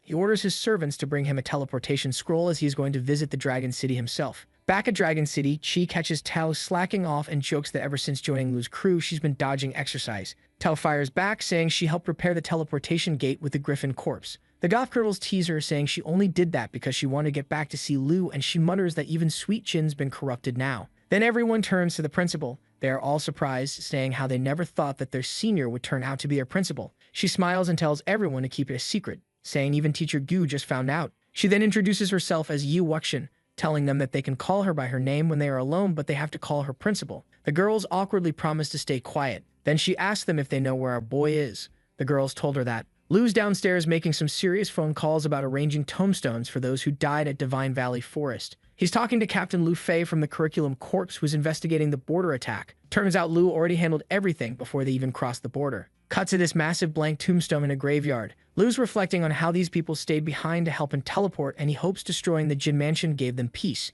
Some new guy appears on screen, and even the old man, Lu Fei, salutes him. This dude announces he's reporting to both nations that heretics attacked the Dragon Nation camp, then hit Taichi Nation, which led to Jin Mansion's destruction. And our boy is like, this is not true. But the principal steps in, saying this report is actually the best move, and the mystery guy agrees because it keeps Lu from getting blamed and baits the heretics into showing themselves. After listening to the reasoning, our boy nods, giving his consent. With that, the officer salutes him, saying that he'll do his best to track down the heretics. Seeing this, the principal is wondering why someone with a gold badge would salute Lu, guessing he's got the same rank now. Meanwhile, the wants comfort food and offers to cook. Everyone's hyped. The principal's having this moment thinking about how fast everything changed when someone knocks. It's Ander showing up in Dragon Nation completely unannounced. Ander walks in, smells the food, and immediately gets invited to join. He starts fanboying over Lu, which annoys the girls. the aunt told him not to be shy, saying that he can eat to his heart's content and even ask for more. And the principal smiles, saying how her cooking skills are so good that even international students love it. Andrew says that he is not an international student and then drops the reason why he's really here. He pulls out this Shadow Island breed material, an epic terror item corrupted by Shadow Ice energy. Turns out Lu needs exactly 3 more materials for the Shadow Dragon King contract, and this is one of them. Andrew explains his family took a job to destroy some Shadow Spring, but it went sideways, monsters everywhere, black fog, the whole nightmare scenario. Only Andrew escaped with this material. Before Andrew can finish explaining, he reaches for the last chicken ball. Lu snatches it first and just goes, "I'm in." Man agreed to a deadly mission for a chicken ball and quest loot. Andrew's stunned at how fast that happened. Outside, some fancy-dressed mystery man is walking around getting admired by locals. Lu tells the principal he wants to explore Shadow Island and investigate the spring. She tries to respond with a mouth full of food, coughing, but gives the green light. Then there's another knock. The aunt thinks the wind made the principal sick and tells Lu to answer it. It's some guy named Long asking for Wuxian on a private visit about western border matters. The principal completely freezes hearing his voice. This dude just casually says he's here to discuss the Yi family joining the Long family, offering to help deal with someone and even throw in a mountain because apparently the Yi family owes them from way back. The principal comes rushing in saying that they has already agreed to talk in 1 month, but this guy says that there is no need for that because now he is here so they can talk. Just then, more blood drips from the principal's mouth, and our boy Lu immediately goes into panic mode. She waves it off like it's nothing, saying that it's just an old injury acting up again. Lu's frowning, wondering how the hell he didn't know about this sooner. This long guy then smiles, saying how he forgot that Hang's attack absolutely wrecked her insides. That's not the kind of damage that magically heals in just a month. He stares at her all serious-like, saying with her current condition, there's absolutely no way she can stand against both the Long and Hang families combined. She should really reconsider this whole thing. But before she can even open her mouth, Lu jumps in, saying there's no need to reconsider because she won't agree to anything. That's when Long completely loses his shit. He asked Wuxian, when the hell did the once proud He family fall so low that they're now relying on some greenhorn kid to uphold the seal? The principal tries to calm Lu down, telling Luffin not to worry because the fights between Western families are on a whole other level. Ordinary people can't even imagine the kind of power they're throwing around. But Lu stands his ground, saying she's been there for him this whole time, so now that she's in trouble, how could he just stand by and watch like some coward? Long scoffs at him, saying how he is acting all high and mighty after winning a few flashy battles, and Lu replies, asking him if he wants to see that for himself. With that, both of them start charging their mana. Just then, Andrew calls out, and Lu turns to find him and the girls fully geared up, looking ready for war. Under offers to handle Long since it's inconvenient for Lu to act right now, but Lu stops them, saying he's got a grand gift preparing for the entire Western family. But Lu told him that there is no need for that, as he got perfect gift ready for these Long family bastards. Suddenly, Xio appears out of absolutely nowhere and launches an attack. Long instinctively switches to defense mode, summoning this ring of swords around him. The principal steps in, warning him not to break their agreement. Long brushes her off all casual, saying, "Don't worry, in just 1 mon," but before he can finish that sentence, Xio comes crashing down, launching this dude through a neighboring villa's window. Then our boy casually asks Long to come outside and fight because Villa number 1 isn't repaired yet, and they can't have him breaking Villa number 2 as well. Long gets up slowly, dusting himself off like nothing happened. Then he summons his swords once again and says how initially he wanted to give our boy a warning, but now he has changed his mind, and Lu is like, "How funny, I've changed my mind too." With that, Xio transforms into her dragon form. Her strength and spirit push to absolute max levels. Long's eyes go wide, but this guy is still arrogant. Though he can barely stand up, he says that today, I'll slay a dragon and bring glory to the Long family. Man, this guy's delusional. Lu buffs Xio with dragon inspiration, boosting her stats and attack power by a whopping 30%. The dragon's pressure alone is enough to completely paralyze Long. He just stands there frozen, trembling uncontrollably. Even as he tries to resist, he's getting crushed by sheer fear. In his mind, he is thinking how this is real dragon power and he can't do anything against it. So he decided to play his family card. Then he activates his skill, Dragon Break Sky, and launches his swords at our boy, but Shell blocks all of the swords with her wing. So now he is just standing there thinking how his most powerful attack didn't even scratch her. Then our boy walks out, telling him to take a good look, as this was the gap of absolute power. With that, Xio looks at Long and she slams him to the ground with her claws and was about to erase him from existence. But this dumbass still hadn't learned his lesson. He once again tries to play the family card, but our boy slams his sword next to him, saying, "Look, you bastard, I'm not killing you here because I'm afraid of the Long family. I'm sparing you because I want you to relay this message to the Long and Huang families, that in 1 month I and senior sister will come to the west to sell accounts with them, so tell them to be prepared." Then he told Xio to let him go, but she wanted to have some fun, so launches this bastard like a baseball straight in the sky. Lu turns back to the principal, saying it looks like they share the same fate now. But before he can say anything more, she's already right in front of him, gently grabbing his shirt and thanking him with this emotional smile on her face. Our boy, acting on impulse, tells her there's no need for formalities between them. The principal snaps back to reality, remembering the mess from 6 months ago. The Huang family tried expanding into the western region and got absolutely wrecked. 4 foreign experts died, including her grandfather. The battlefield was a bloodbath with weapons everywhere, bodies scattered, and total chaos. A few survivors stood there holding their flags like that was going to help. The Huang and Long families, both Western natives, saw their chance and moved in like vultures trying to carve up the Yi family's resources. The principal went everywhere asking for help, but nobody wanted beef with those 2 Western clans. She'd already accepted the worst was coming, the complete destruction of the Yi family. Her only hope was keeping everyone alive. As she's telling him all this, our boy's just standing there in shock. She admits his stunt today seemed reckless as hell, but it made her realize something. She's not alone anymore. He tells her no thanks needed. She's the one who taught him battle tactics, helped him find enchanted scrolls, and even traveled thousands of miles to the Taichi kingdom to save his ass despite her hidden injuries and the Yi family mess. Now the Huang and Long families are bullying her, so how could he just watch? The principal feels this warmth hit her. Never thought Lu, this guy who was basically trash once, would become her support pillar. Behind them, the whole group's just standing there grinning, watching these 2 act like lovebirds. 1 month later, at the primordial forest, our boy and his group are in this secret training realm Old Han hooked them up with. Our boy leads his team inside, and they're fighting non-stop to get stronger. Tao hits level 34 fighting these nightmare monsters. Han, Qin, Jin, and even our hero's blue dragon are unleashing hell. The dragon's wielding crimson jade thunder with apocalyptic skills, dealing crazy damage. Thing is the strongest magical dragon for a reason. It hits level 25, and the crimson jade evolves into yellow jade, doubling its strength and unlocking new abilities. They awaken 2 crazy skills, Thunder Vortex and Thundercloud Expansion. Then we cut to 1 week later. Anders shows up with news. The teleportation array connecting Lundu Academy to Breakwave Harbor is done. Shadow Island's dangerous, so Lu plans to go solo with Ander, but senior sister steps up, saying she's coming too. Lu's worried about her injury but can't say no. They arrive at Breakwave Harbor deep in snow country. Ander spots Lu and waves with this huge grin like he's been waiting forever. He introduces 3 of their strongest family members, all 4th turn cultivation. Victor at level 91, the Destroyer. Ivan is at level 91, Frost Messenger. Kyle is at level 92 with the rare Magic Feather title. They've also got 23rd turn experts on the ship ready for Shadow Island. Anders looking proud as he shows off their ace, a massive Sea Emperor class magic warship. Built from solid mithril and ancient ironwood, aged over 1,000 years. Carries 36 magic cannons strong enough to flatten an island. Top engineers built it. It cost a fortune. Their strongest weapon for this expedition. Lu's impressed, but he is also thinking how this is excessive as hell, but shows how serious this mission is. Ander is confident now. With Lu here, they've got a real shot at success. They set sail and the magical systems activate. Brilliant light shimmers in the sky as the Starfall formation starts up. Starlight pours down from the heavens, spreading across the Milky Way's range. Inside this glow, all combat skills work freely until someone deactivates it. Storm keeps raining down. Another skill follows. Heavenly Punishment Calamity locks onto targets and unleashes rapid thunder strikes with relentless force, dealing massive lightning damage like Divine Wrath. Anders satisfied watching it all. Last time he visited this realm, things were way tougher, but now everything's smooth and controlled. And our boy is happy seeing how both the Star Dragon and the Blue Dragon are leveling up like crazy. He is thinking how if they find the right synthesis materials on the island, their prep is complete. A crew member rushes over reporting they've arrived. Ander looks at Lu smiling, saying this is just the outer edge. Real trials are further inside, but he's not worried with that. The warship docks safely. Ander asks Lu what he is planning to do next, and our boy hits him with that depends on you.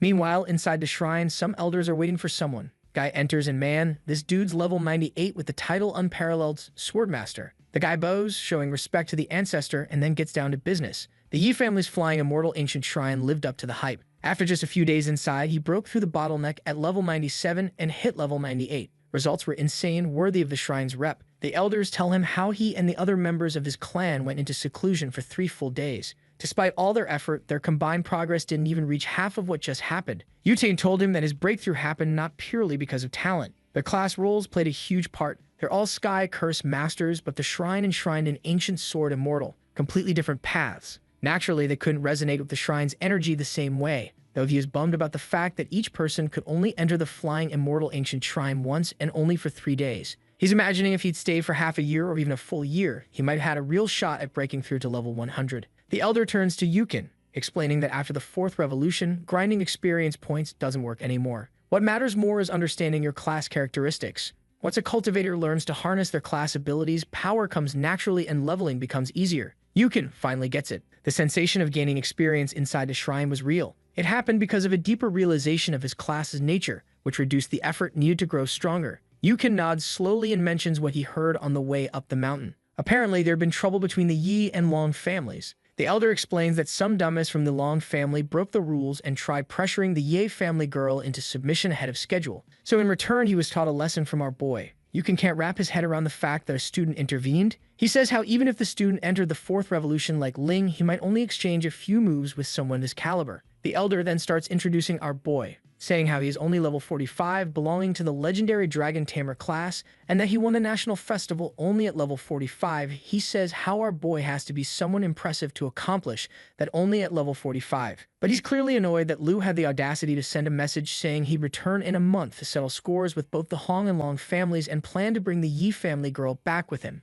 Yukin smiles and says that Lu doesn't understand how powerful noble families really are and that climbing too fast means falling harder. Still, having multiple dragons is impressive. If Lu actually shows up at the western border, there might be potential. The ancestor figures thought if Lu submitted to the Hong family, they could mold him into a formidable general. But he suspects the Long family has the same plan. So once the Yi family gets absorbed, war between the two houses is inevitable. On the ship heading to Shadow Island, Andrew is asking our boy if he is really not taking others with them. And our boy is telling him how the mist drains life force and stamina the deeper you go, and too many people would slow them down. Some Third Revolution warriors grumble that Lu has no right calling Fourth Revolution cultivators a burden. Lu says his dragon can handle priest duties, but the others are not buying it. Dragons are built for offense, not support or healing. But Andrew told the others that he'll follow Lu's words, so they have to stay on the ship. As they enter the mist, Lu immediately feels the drain. His body gets heavier, life force dropping rapidly. Xianfi quickly uses her emerald light, granting 3 stacks of blessing. All debuffs vanish, physical stats shoot up, and each stack can block a hit. Exhaustion disappears completely. Even seasoned warriors who fought alongside priests are stunned. This dragon's support is next level. Everyone's at peak condition and ready to push toward the Shadow Spring. But just as they start moving, Lu raises his hand and stops them. He sensed something. Our boy spins around and dodges a dagger flying straight at his face. He whips out his bow, and this thing's no joke. It fires 12 magical shots without needing a single arrow. Every hit drags the enemy 20% closer to death. Our boy fires the arrow, it hits something, and when the dust clears off, this level 80 Shadow Swordsman walks out. Just then, a system window pops up with all of this bastard's info. This thing has 3 abilities. First, Shadow Strike. It forms right behind you, sudden and precise. Second, a deathly barrier that lasts 5 seconds and makes it basically invincible. Third, Resonance, a blast of shadow energy that devours everything in a 10-meter radius. Andrew told our boy to be careful, telling him how the last time they encountered him, that bastard wiped out almost all of their group. While he was in the middle of the explanation, Wuxian just summons her staff, changes to her battle outfit, and starts walking towards the Shadow Soldier, saying she wants to test out how this thing would hold off against her move. Man, I also want to know how I'll hold off against her move. Without wasting a second, she charges straight at him and her staff transforms into this fire arrow. On the sidelines, our boy is just watching, commenting on how the staff just changed forms. Meanwhile, the Wuxian had split the Shadow Swordsman in half. She then turns around, saying how her weapon can change form, but she never had to do that till now. Just then she sensed something and Andrew was standing there in a defensive stance. He told the group not to celebrate this early because these bastards never appear alone. As he was saying that, his Flame God's true body skill had already taken effect, and surely as he had said, a bunch of these Shadow Swordsmen pop out. Andrew tells the group to be careful, saying that these things would cling to them like ghosts, and because of that, he lost so many of his comrades last time, and one of them was a rank 4. So now our boy is confused as to how it could be, because with the strength of a rank 4, retreating shouldn't have been a problem. As he said that, Andrew remembered the horror he went through, but our boy quickly comforted him, telling him that this time won't be the same as the last one. With that, Lu smiles and tells Xiaofi to summon the Holy Dragon. She pulls out a dragon bone flute, summoning the twin corpse dragon. Andrew's brain can't even process it, one dragon summoning another. He is totally confused. Our boy then whips out his dragon wings, soars high in the sky, and tells Xiaofi to hit them with the Emerald White and Emerald Blessing. She doesn't waste a single second activating both of her skills, and our boy activates Dragon Encouragement, increasing all of their attacks by 30%. With that, the green energy flows, symbols light up, damage is multiplied, and Divine Protection is activated. After that, he doesn't waste a single second and charges at the Shadow Swordsman. He tells Wuxian to hold back, as her injuries aren't healed yet. In an instant, he takes out one swordsman and starts chopping them left and right. We then see our boy and Andrew back to back. Andrew was warning our boy to be careful of these bastards, telling him how these things always strike from the dark, and that his hook absorbs life force when it touches you, and you'll basically be useless if you get hit. Just as they were talking, one of the hooks goes straight for the Wuxian, and both of them are freaking out, but my girl stops the chain effortlessly. She then looks at our boy, asking him if they think that she is some kind of a pushover, and that she can't handle something like this. Then she snaps the chain in half and looks at the bastard, telling him that he picked the wrong person. Then she charges straight at him with her flame spear and rips that thing in half. After ripping that bastard in half, she is just standing there thinking how the power of the dragon is really amazing. She looks around. The demon's gone, or maybe hiding. She's tripping because level 85 elite monsters usually take at least 2 powerful skills to kill. Now they're dropping with a single strike. Watching from afar was impressive, but using this power herself, she's realizing just how insane these dragon buffs really are. Then she turns to our boy and tells him to stay out of the disputes at the western border, saying all he has to do is to lend her Xiao Fei and she alone can destroy the Huang clan herself. But she got way too excited, and that's scaring Xiao Fei. Our boy reassures Xiao Fei, telling her there's nothing to worry about and making it crystal clear that Xiao Fei won't be let out under any circumstances. Seeing this, Wuxian says how it's hard to stay calm when Xiao Fei's nearby. And our boy is cursing his luck, saying how the drop rate for Shadow Aura is absolute trash and they need way more monsters for grinding. Our boy checks his inventory. The Shadow Dragon King Contract Blueprint, a legendary consumable item. To synthesize it, they need 3 materials: Shadow Gleam Stone, Ancient God Crystal, and a full stock of both Shadow Aura and Shadow Spring Water. Right now, they've got just 17 out of the 300 Shadow Aura needed and 0 Shadow Spring Water. Even though that number looks terrible, there's no reason to panic. The road ahead is packed with monsters. The group pushes forward, following the trail toward the Shadow Spring. Then twin dragons activate Divine Valley Fusion. This ability lets them absorb Shadow Swordsmen and turn them into pure attribute points, so nothing goes to waste. Suddenly, they heard a weird sound. They turn around and monsters showed up. Our boy tells senior sister to take it easy and let him and Ander handle it, especially with her injury still healing, but she refuses. With Xiao Fei beside her, she's not letting anyone steal the spotlight. After 4 brutal hours of non-stop combat, they finally secure another Shadow Aura. That brings the total to 72 out of 300. At last, they reach the center of the island. There's this ruined city so massive it rivals an entire metropolis. Graves surround its towering gates, but there are no monsters or signs of life anywhere. The Shadow Spring is believed to be deep within that ruined city. But something about this place feels off. As they were busy figuring out what the heck the deal with this place is, a fireball comes straight at Wuxian. Our boy ran towards her, and he was barely able to save her thanks to Xiao Fei, who used her Eternal Guardian ability just in time. They start looking around for the source of the attack, their weapon already drawn. Our boy tells Xiao Yi to use her perception ability. She lets out a roar, revealing every stealth and disguised enemy in the area. In an instant, the sky fills with enemies. More than 1,000 level 95 Shadow Death Singers appear. These things are powerful. They've got Shadow Stealth, a death song that causes hallucinations, and they launch magical orbs that slow you down with dark energy. Even so, the group's confident. With our boy and the dragons on their side, numbers don't matter. But then something shifts underground. Wuxian wonders if the boss monster is hiding below the surface. Our boy asks Xiao Yi to use her ability to detect if someone is hiding there, but she finds nothing. Our boy says that it must be because her skill is of a higher level. Seeing this, they can be attacked anytime. Ander and senior sister volunteer to watch the ground while our boy takes to the sky to clear out the Death Singers. The goal is to wipe out the flying enemies before going deeper into the city. Then the battle starts again. Our boy activates the true body of the Flame God, unleashing devastating power. Meanwhile, Xiao Fei finds something wedged deep in a crevice, a letter sealed with black wax. Turns out it's a piece of a secret quest tied directly to that mysterious monster hiding underground. Lu is praising Xiao Fei, saying how once again she helped him find a hidden mission. The Shadow Digger has to go down eventually, so our boy figures they might as well grab an extra reward while they're at it. He gets this quest notification and activates the Emerald Dragon Bloodline. Just like that, all skill effects are doubled for dragons and anyone with dragon blood. Right now, they've got Black Dragon and Emerald Light auras running, which stack 3 to 6 layers of protection on allies. Each layer removes debuffs and boosts all attributes by 30 to 60%. These layers can straight up block single hits completely. Even a level 95 skill can't touch him. Wuxian is thinking about how people are still underestimating our boy despite how strong he's gotten. The Digger's still far away, so it's the perfect time to strike. Our boy signals Xiao Yi to prepare for the World Ender. The Emerald Dragon Bloodline activates again, doubling skill effects for all dragon kin. At the same moment, Xiao Fei casts Emerald Mirror on the fallen Holy Dragon. Emerald Mirror creates 2 to 4 duplicates of an ally, each with the original skills but at 30 to 60% power. This time, 8 mirrors appear.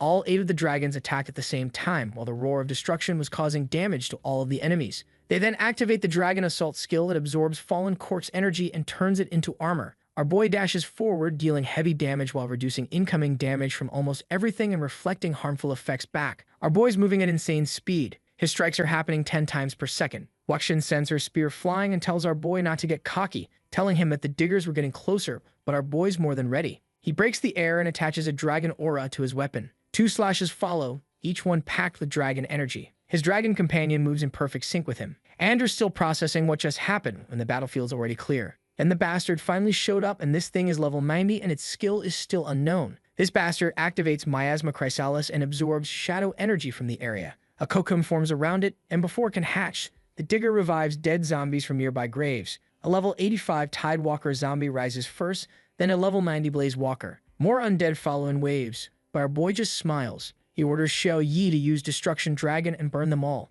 Xiao Yi used her Cataclysm skill and started flying over the enemies, burning everything it touched. Wuxian tells the group to be careful, as these bastards started moving once again. Soul Sanctuary takes full effect, and everyone affected by Soul Light has their attributes doubled or even tripled. Each time they take damage, they gain 1 or 2 stacks. When they reach 10 stacks, a shockwave explodes, dealing all the absorbed damage at once. The power also gives recovery and protection. Summons keep rising from the earth, and the Miasma Chrysalis enters a second stage. While inside the cocoon, the Shadow Digger takes almost no damage. When its health drops below half, it absorbs nearby summons to heal itself. 9 seconds remain, and the cocoon starts shaking. Preparation is complete. It bursts apart, and something new emerges from it, and folks, a level 95 Shadow Dragon General appears. And man, its skills are something else. In its night form, the general looks human. Its attacks deal both physical and shadow damage, and spirit attributes rise by 25%. In dragonoid form, the general becomes a full dragon. Its strikes change to a mix of physical and magical power, and strength increases by 25%. At low health, it summons shadow miasma and drains life from nearby enemies. Seeing this, Wuxian comments on how this wasn't a phase change. The boss was hiding inside the chrysalis from the start, but Lu doesn't care about it at all. He uses the idiot logic, saying, "So what? We just have to kill it." He activates Thunder's Favor and switches into World Ender form. The Thunder Jade shifts to Amber Jade. All Blue Dragon skills double in power. When Amber Jade releases its last spell, it creates a Thunder Zone. Anyone who moves inside takes extra damage. Our boy orders Xiao Fei to guard Senior Sister and Ander. She casts an Emerald Mirror on our boy and Xiao Fei. Then the Eternal One starts transforming into an Emerald Dragon. Eternal Guardian raises a protective barrier under the entire team. Its strength depends on the caster's health and recovery rate. Emerald Mirror activates again, creating 2 to 4 more mirror images, each with the same skills but weaker. This time, 8 images appear. The Blue Dragon charges. Before the enemy can even respond, it's wiped out in one clean strike. A lava burst triggers a sea of flame. A burning pool forms, trapping enemies who slowly sink and take damage every second. Thunderous clouds summon storm energy above. 3 lightning bolts strike in rapid order. Their damage depends on spirit level and destroys anything caught in the blast. The impossible enemy's no longer a threat, folks. And with that, the path into the ruined city finally opens. Our boy reaches level 46. Black Dragon advances to level 45. Emerald Dragon hits level 40. Blue Dragon rises to level 27. Guardian Flow awakens a new skill. Our boy's thinking about how Xiao Fei just unlocked this insane new skill that forms a protective shield lasting 5 minutes. This thing reduces incoming damage by 30% and gives complete immunity to debuffs. At level 40, the Emerald Dragon contract lets you use Guardian Flow, which means you can slap this shield on yourself or an ally. With this, they don't need to keep spamming Emerald Light to deal with the miasma anymore. Xiao immediately casts Guardian Flow on everyone. As the light hits them, the whole team instantly feels the difference. Their bodies feel lighter, more secure. With reduced damage and full protection from status effects, they can now move freely through the thick miasma. Ander thanking our boy, saying how the miasma effect isn't working on him at all. The group's feeling confident now and decides to help our boy gather materials. Using Divine Bone Fusion, the fallen Holy Dragon can break down its own summons and pets into skeletal remains. By absorbing these remains, it permanently adds 1% of their total attributes to itself. With 2 dragons gathering corpses, the materials become way more accessible, and with the help of the group, he can collect materials way faster. Just then, our boy spots the corpse dragon about to absorb the Shadow General. He stalks it immediately, saying how it'd be a waste to convert this bastard into an attribute. He thinks it'd be more useful as a corpse puppet. He drops his own cheap version of Arise, and in the next second, that bastard's standing there with the Spank Me, Master Attitude. His skills and attributes are just as crazy as before. Now our boy's standing there admiring his pet collection, thinking how he's got 9 realm demons, the 5 protectors of the nation, the god of bone clones, and the Shadow Dragon General. Every one of them can easily take on a 4th level master. Our boy then checks the rewards for completing the Shadow Digger bounty quest and finds an epic quality enhancement scroll. This item raises weapon or equipment quality by 1 tier up to legendary status. The last scroll was already used on a weapon, so this new one's a valuable addition. They also come back with 397 units of Shadow Aura, way more than the required 200. With their total reaching 569, they got more than enough for any crafting needs. Wuxian asks our boy if he's planning to upgrade his soul wings. Our boy nods, saying how even though they're already legendary quality, he still wants to upgrade them for the mobility boost. Without wasting a second, he uses the scroll, upgrading his wings. The upgraded soul wings now have no level requirement. their enchantment levels removed and stats are significantly boosted. Agility increases by 356, strength by 291, spirit by 246, and stamina by 234. He soars high in the sky to take a test drive of his newly upgraded wings. He orders the girls to follow him to the palace in the center of the ruined city to find the Shadow Spring. Abo's cursing his heart out, asking our boy if he's flying this fast because he wants to compete. As he's flying, our boy hears a cry for help. He pauses for a second, thinking how this cry came by the same method Wuxin uses when she speaks as the principal. Wuxin asks him why he just stopped. For a second, he doesn't reply, just stares at the ground. Then he tells the others it seems they have to enter the palace below to find out. In the next second, they're on the ground because why even think it could be dangerous? As they land, they can hear the sound clearly, so our boy thinks the source should be nearby. Andrew nods, saying how it makes sense because the Shadow Spring is also nearby. Just then, an elder with a white robe and white hair pops out, saying how it took 300 years, but finally, the hero who completed the bounty order has arrived. Abo's eyeing him hard. The old man gets scared and hides behind the door. Abo's like, "You're already dead, old man. What more can I do?" So after a few love punches later, Abo's crying, and our boy asks the old man why he was calling to him. The old man gets down to business, saying how once this place was called Tianfu Island and he's the master of this kingdom. He tells our boy he died protecting Fukuguangquan in this palace. What the hell is it? The Chinese version of abracadabra? The old man starts explaining how 300 years ago a black dragon descended here. The miasma it brought destroyed the whole kingdom, polluted the spring water, corrupted the king, and cursed the people. He asks our boy to get rid of the curse and free the king. The group starts discussing how what the old man said seems to be true, as they're the only ones to enter the palace in the past 300 years. But our boy's looking at the quest window and his eyes are stuck on the rewards section because it's showing that the reward for completing this mission is the whole damn island. Just then a zombie walks in. Our boy turns to see this giant corpse king, level 95, walking towards them. This bastard's got a whole list of broken skills and abilities. But honestly, I'm not even going to bother listing them all because what's the point? We all know this dude's getting clapped in like one chapter anyways. So the damn thing showed up and the first thing he did was turn into a half-human, half-dragon abomination. Man, you have to wait for the second phase for pulling out transformation. The air is heavy, everyone's feeling that dread creeping in, but our boy the one's just standing there unfazed. He tells Andrew to chill in the back and not do anything stupid, ordering him to find an opportunity to search for the Shadow Spring. With that, our boy charges at the Zombie King, telling her to change her destructive dragon form. The death sentence activates again and boom, a devastating slash lands on the boss, dealing shadow damage that you literally cannot dodge. Xiao Fei also activates her Emerald Guardian skill. They successfully block the incoming attack and Xiao Fei immediately goes on the offensive. She starts charging Lava Burst, hitting the zombie bastard with her fire breath. But the boss doesn't care. It literally swats away the attack. Bro,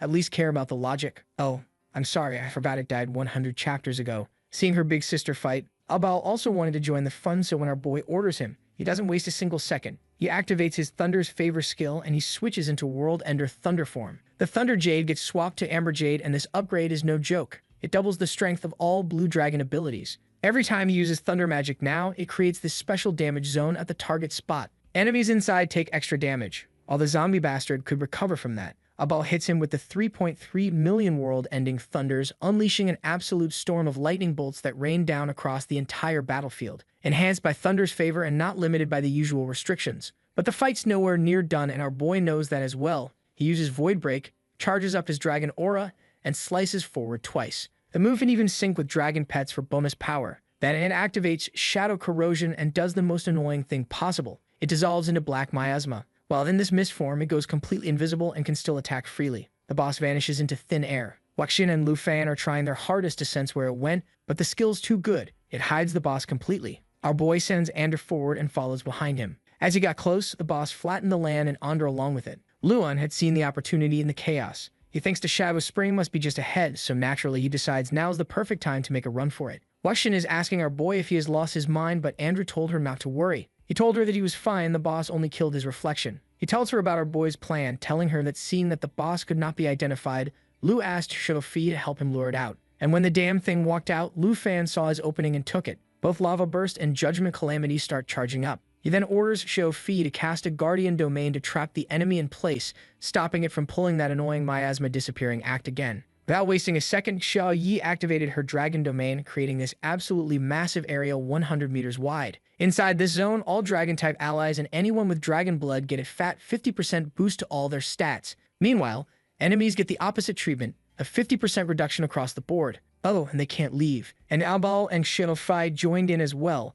activating their own abilities. After that, our boy charges in and splits the boss in two. With that, the system window starts popping up. Blue Dragon has hit level 28, Black Dragon is at 46, Emerald Dragon is at 41, and finally our boy is now sitting at level 47. After that, the quest completed notification popped up, showing that our boy had killed the Shadow Dragon King and all he needs to do now is to let him rest in peace. As a reward, he got a crown. He picks it up, examines it, and realizes this thing can be dismantled. But it's not just any crown. It's got the Shadow Glare Stone embedded in it. Turns out this was the Shadow Crown worn by the king of the Tianfu Islands back in the day. Lu Fan's standing there thinking, alright, cool, now I've got everything except the Shadow Spring. Plus, he's got a bunch of extra materials he can flip for dragon coins. His inventory's stacked with Shadow Stones, God Crystals, Island Breach items, and all sorts of useful gear. Before he could celebrate, Luxian hit him with the staff. She's like, why the hell didn't anyone tell me about this plan, you idiot? I thought you died. Andrew jumps in trying to calm her down. He explains they were using mirror imaging for the first time on people. Things were moving fast, so they just communicated with eye contact. He promises there will be a next time. Then this old ghost dude steps out of the shadows looking all emotional. He's thanking them for freeing his king, calling Lu Fan a hero, and saying he's waited centuries for this moment. He pushes a red sword toward our boy. The system pops up. Shadow Great Sword, quest item, symbol of the Tianfu Island's authority. The old man's basically begging Lu Fan to accept it and save the island. Lu Fan takes the sword and the ghost thanks him again, saying now the island's spirits can finally rest. The system updates with lore about the Dragon King, and then Alwyn's voice echoes through, promising to dedicate Tianfu Island's future to Luan. A new prompt appears linking Shadow Island to the now purified Tianfu Island. Over on the beach, two island boys are looking around confused. The thunderstorm's gone. One's like, no way, and the other nods, saying Amdur and that dragon tamer must have pulled it off. The old man turns to Lu Fan, all respectful, and says from now on, this place belongs to you. Lu Fan's gripping the red sword when the screen flashes. Court Archmage request accepted. The territory system is unlocked.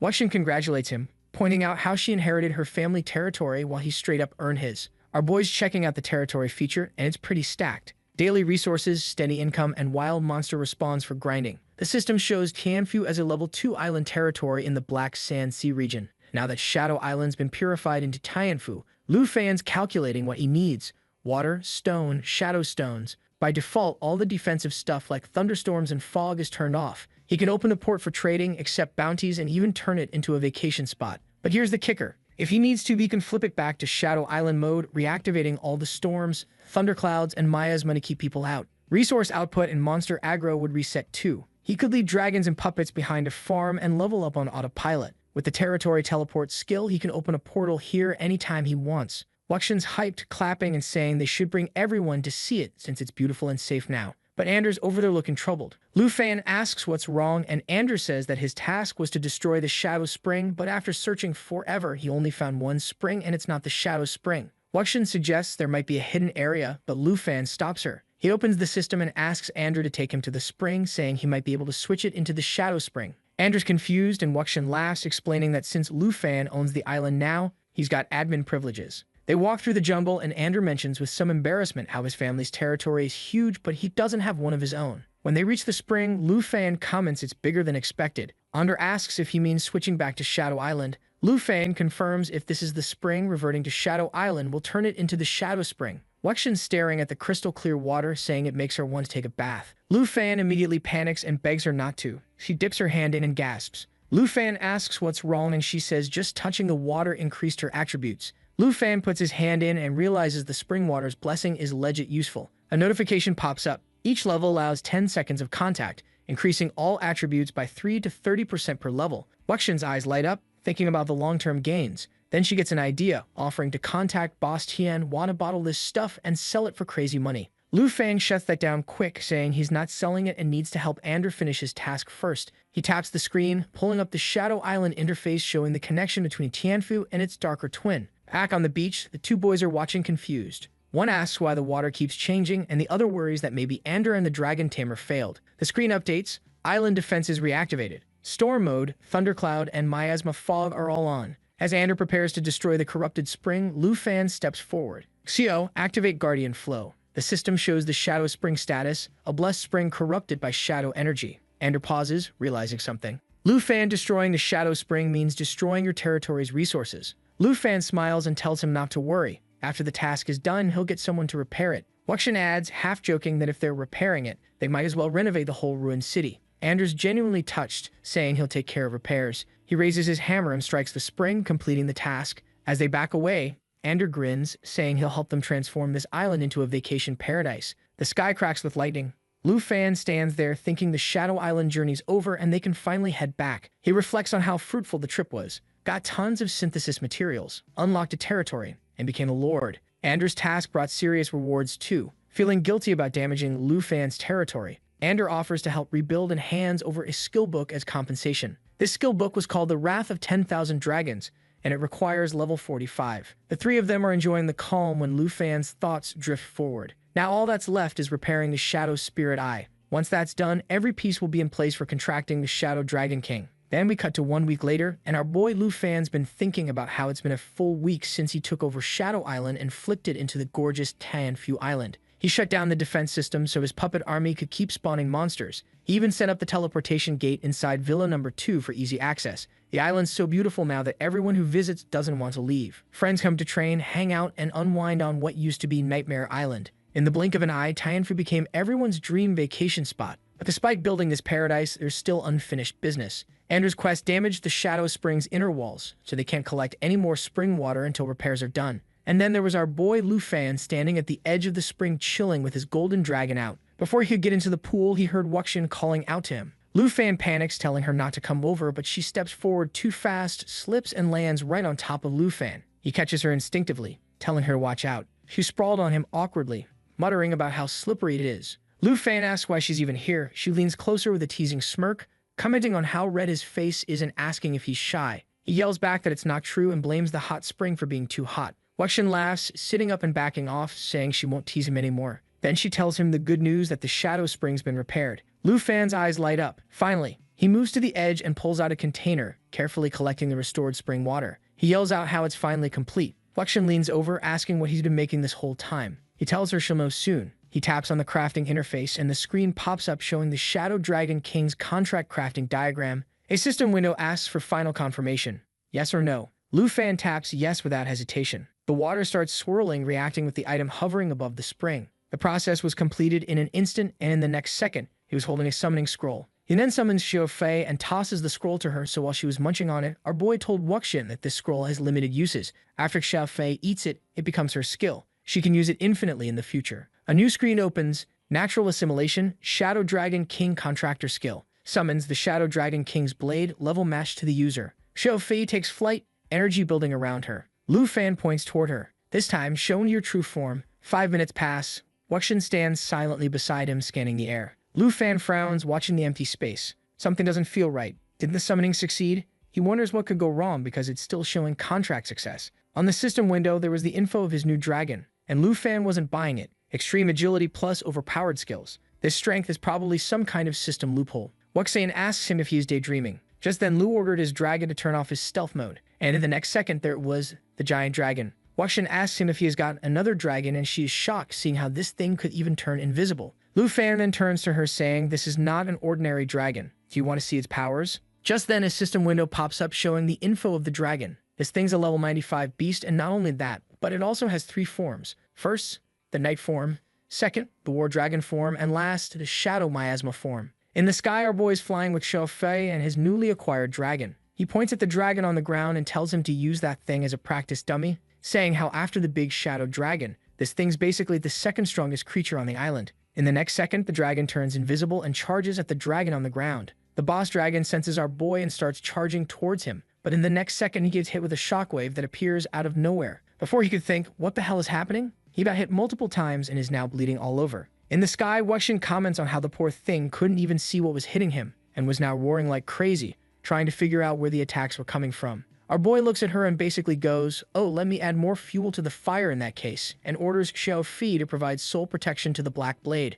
She does it without asking anything. In the next second, she transforms into her dragon form and activates her Emerald Dragon Bloodline skill, doubling the stats of all the alley dragons nearby. Meanwhile, on the ground, the boss dragon, who's been getting his ass handed to him, finally sees an enemy, so he fires his dragon breath at her without wasting a second. But nothing happens. Seeing this, our boy was grinning, thinking to himself how the power of the Black Blade isn't bad at all because it also allows the friendly dragons to turn invisible with him. So now once more, the boss didn't have a target, so he chose the next best thing, the puny humans in front of him. He fires his attack in their direction, but our boy doesn't move. He summons a black hole that sucks in all the incoming attacks. While he's standing there aura farming, he drops a corny-ass line like turn all the attacks into nothingness. Then he orders the black blade to hit the boss with his strongest attack. In the next second, his eyes turn red and he takes off to the sky. In the blink of an eye, the boss went from a 2-winged dragon to a 1-winged dragon. Black Blade had hit him with his ultimate move, Shadow Strike, which allows him to lock onto a target and teleport behind them, increasing the damage by 1600%.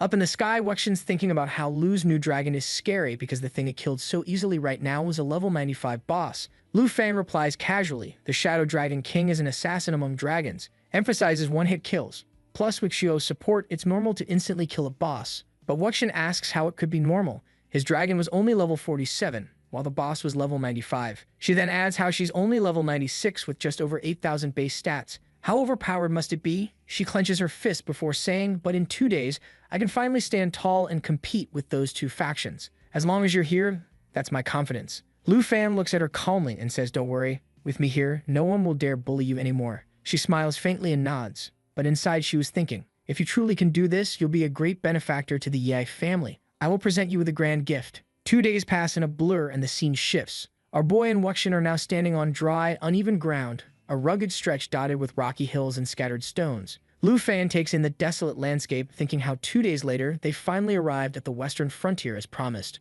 They're riding the skeletal dragon through the sky. Lu Fan's looking down at the scenery, telling Wuxian how beautiful and rich this land looks, finally understanding why all these noble families set up shop here. Miss Yi drops some lore explaining that since the Dragon Kingdom was founded, they've been kissing up to these noble families. The kingdom basically gave them this resource-rich western frontier as a thanks for existing gift. She adds that they even avoided building cities here just so these nobles could vibe in peace. Lu Fan asks if that's really the only reason. She confirms it, then hits him with the reality check. The Long family, despite all their flexing, holds the lowest noble rank in the western frontier. Further in, there are even more powerful houses with 4th-tier experts guarding them. Among these elite families, being a 4th-tier expert is nothing special. So now our boy is thinking how shallow his understanding of the world is and how, to these A-rank families, he's probably just an insect. But before he could go down the route of how his whole existence is pathetic and how he shouldn't have been born and now is just wasting the oxygen, Wuxian interrupts his monologue saying they've arrived. She orders the dragon to land at the Yi residence and soon they're standing in front of this fancy villa. She turns to him, asks if he's really ready for what's coming, giving him one last chance to bail. But Lu Fan doesn't hesitate. He says with everyone already gathered, he's got no regrets. If anyone should be reflecting on their choices, it's the Hong and Long families. Wuxian smiles and extends her hand, ready to show him where she grew up. The scene shifts to the Hong family grounds in the Grand Marshal Arena. We've got 2 dudes facing off. It's the same Huang trash from before. The black-haired dude is grinning, saying how the old man has still got it and how even after a month of training, he's still slightly behind, but the elder is complimenting him for showing level 99 strength despite only being level 98. He says in another half year, he will probably surpass him. For someone from a low-ranking noble family, that's wild. Reaching level 99 could bump their house up to C-rank nobility, giving them enough pull to stand up to the Ning family. Then news arrives that Wuxian has returned and she's not alone, she's got some young man riding a skeletal dragon. The black-haired dude is surprised. He asks, didn't you say the last time he had a black dragon, the elder told him that our boy has multiple dragons and how it will be a huge problem if all of them grow up? Yukin narrows his eyes, saying he'll recruit him under the Hong family. And if not,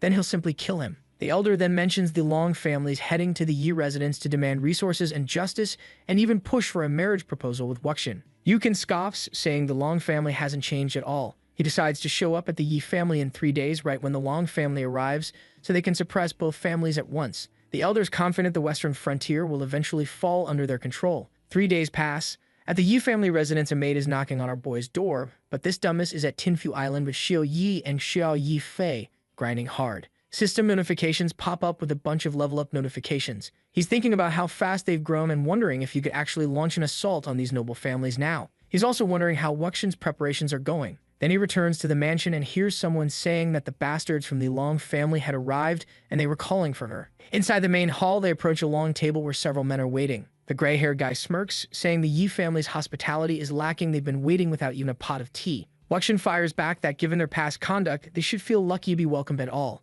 The man laughs and mocks her, saying even if they pissed on the Yi family's doorstep, no one would dare object. Then this other bastard named Long Aru speaks. He says how the 2-month period has passed, and they've come to reclaim the resources the Yi family borrowed. He accuses them of betraying Long Xing, who went to great lengths to chart a path for them. Their patriarch is furious and demands consequences. Wuxian's pissed, saying that Longxing violated the rules and shamed himself. Their family has no intention of returning anything. But this bastard just laughs that he has a foolproof plan to save the Yi family from their elder's wrath, and that's to marry him, and then he starts telling her all the benefits, saying how she'll become Longxing's sister-in-law and be protected by the Long family. Just then, Lu cuts him off, asking him if he has seen a mirror in his lifetime. So this bastard starts cursing out our boy, asking how dare he talk to his brother like that. But Lu Fan doesn't give a damn. He turns to Wuxian, grabs her hand, and tells her not to worry about these goons because no one's touching her while he's here. Then Wuxian wraps her arm around our boy, and the Long family dudes are losing their minds seeing how she's choosing some random guy over them. They're annoyed and furious that Wuxian plans to marry someone outside the Yi family.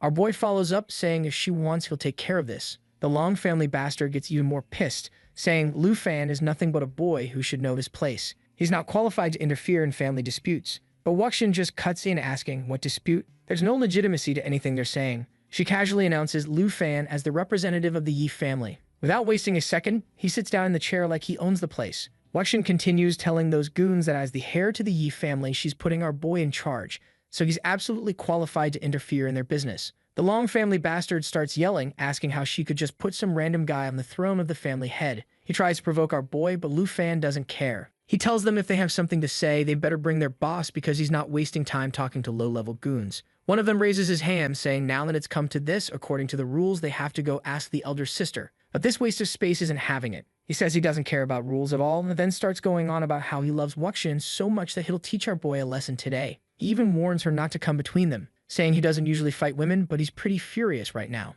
Wuxian tries to calm things down, but our boy chooses violence. He tells her he'll take care of it, then turns to the Long family bastard with the challenge. He'll give up on Wuxian if the guy can survive 3 seconds against him. If he does, Lu Fan will leave the territory, give up the family head seat, and give his blessing to their marriage. Now everyone knows our boy has the power of the Black Dragon and other dragons on his side. He's ridiculously strong. But this fool isn't having it. He accepts the condition and says if our boy survives 3 hits against him, he'll not only return the resources the Long family owes, but throw in a mountain on top of that. Our boy tells the Long family bastard to bring it on. Lu Fan starts counting down from 3 and doesn't even move from his seat. The fool's confused, thinking about how our boy was acting all arrogant. He's thinking about how he survived clashes with the Hong family and even came out without a scratch, so he could definitely survive this. But he needs to watch out for dragon attacks. Lu Fan finishes counting down and starts yawning, but nothing happens. This bastard starts laughing, saying our boy's nothing but talk. Then the Long Shin starts mocking Lu Fan, saying he chickened out at the last moment. He walks over to his senior brother, and as he places his hand on his shoulder, the guy's head suddenly slams into the ground.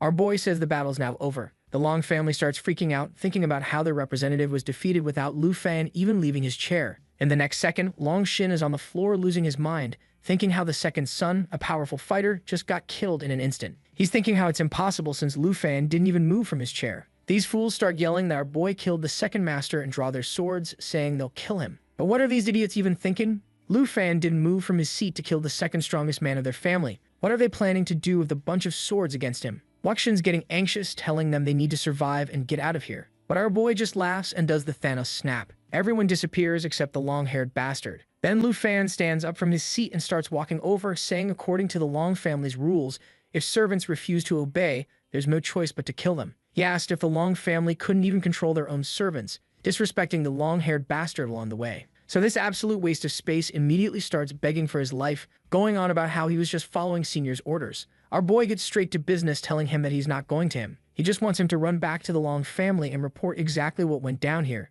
just like he did last time. The bastard's thanking him profusely, saying he'll do it right away. But our boy tells Long Xing to go back and tell his family they better return all the Yi family's resources, and they better make it quick. He even sets a 3-day deadline. From now on, the Long family is officially a vassal family of the Yi family. They have to start paying tribute starting this year, and if they don't like it, well, they can get destroyed. Cut to this bastard getting literally thrown out of the family grounds. The guards are laughing their asses off, saying how they've always despised these Long family bastards, and tossing this guy out was incredibly satisfying. Meanwhile, Long Xing is sprawled on the ground thinking about how nobody's going to believe him when he reports that the second master, along with a bunch of other Long family members, just got deleted in an instant. He's trying to figure out what the hell kind of skill our boy even used. Dude didn't even move from his chair, and Long Xing couldn't sense anything. That's when it hits him. His face goes pale and he starts running like crazy, thinking how everything suddenly makes sense. This is what the dragon's doing. He realizes the dragon was chilling there long before they even showed up, Then we cut half an hour later, somewhere over the western horizon, we got these guys flying on what honestly looked like beedrills to me. One dude asks Yukin if he heard that the Long family sent a bunch of level 3s along with a level 4 master, so he's wondering if just the two of them will be enough. Right then, these riders notice some idiot running on the ground like his life depends on it. Yukin immediately recognizes him as Long Xing. The Hong family members start running their mouths about how the Long family are all useless and their techniques are trash. But Yukin tells them to shut up and focus on riding, because seeing Long Xing covered in bruises and running like that, he's got a bad feeling about this. Another half hour passes. Now we're at the Yi family garden and these Hong family bastards have arrived. The girl tells them to wait while she informs the family head. But Yukin, this arrogant prick, says not to bother, he's going to go see Wuxin in person. For some reason, he thinks slicing off the guard's head would be the perfect way to announce his arrival. The guard starts running, screaming about how these Hong family guys are insane. Yukin's about to kill him too when he senses someone powerful, like crazy powerful, heading their way. Then we see Wuxin in her battle armor. She says he has no morals attacking a helpless guard like this. She asks if he has any last words. Yukin tries the whole villain monologue thing, but she cuts him off. He started this, and she's going to end it. She immediately activates her skills and charges at him. But Yukin's still on his arrogant bullshit, saying how even after he injured her before, Wuxin's got such extraordinary skills. He casually blocks her spear with his level 90 sword, going on about how it's a pity her scar will never heal and the pain will always remind her that she's weak. Then Wuxin kicks him in the face. This dude says this time won't end like last time, he's going to teach her a lesson. He orders his goons to charge at her. That's when things get spicy. The corpse of that Long family bastard from earlier just appears behind the Hong family members and starts absolutely demolishing them, kills one with a single punch and takes out two more instantly. Meanwhile, our boy's just sitting there like he's watching Netflix, smiling as he orders his undead boy, Long Erhu, to kill the rest of these Hong family clowns too. The Hong family members are standing there confused as hell, thinking, why would a Long family member attack us out of nowhere? Meanwhile, our boy's just chilling, going through his inventory and checking out his treasure map, seeing that he now possesses 2 god-level treasure maps. The Hong family finally notices someone's on the rooftop. They're confused, not realizing who it is. Wuxin tells our boy not to interfere this time. She wants to handle these guys herself. He tells her not to worry,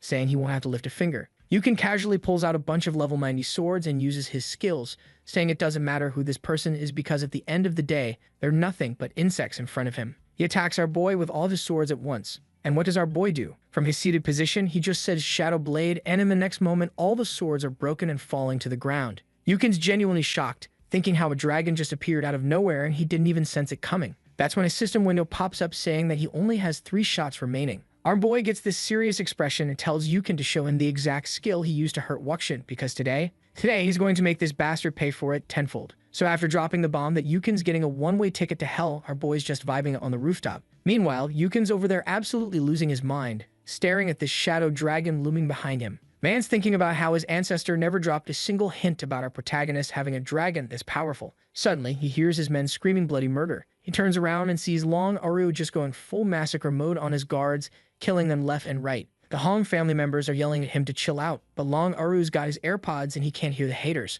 Before Yukin could even process this, he hears Wuxin telling our boy not to interfere in her fight again, and Lu's just like, yeah, sure, go off, queen. She powers up her skills and tells Yukin that today is the day the Hong family is going to apologize to the Yi family, and she's personally going to make sure of it. But this dumbass still doesn't get how cook he is and asks Wuxin if she really thinks one invisible dragon is going to stop him. He charges straight at Wuxin with his ice sword, talking big about how he's going to show her the technique to break that dragon's invisibility. He uses his sword skill that's supposed to reveal every hidden enemy, but guess what? Nothing happens. Now this fool's standing there confused, thinking his skill level's too low to break the dragon's invisibility. Then he sees our boy casually strolling towards him, doing a slow clap, saying how Yukin had a decent idea, but his weak-ass skill can't do jack against his dragon. In that second, Wuxin charges at him, and Yukin tells her not to go too far. Wuxin reminds this bastard that he used the Yi family's resources and left her gravely wounded. She calls out his twisted logic, pointing out it's the Hong family that refuses to act with any kind of restraint. And then she finally lands her attack and this man's eating dirt. He's all shocked Pikachu face like I hadn't expected her to actually hurt me. And Wuxin tells him that's just the appetizer, she's going to kill him today.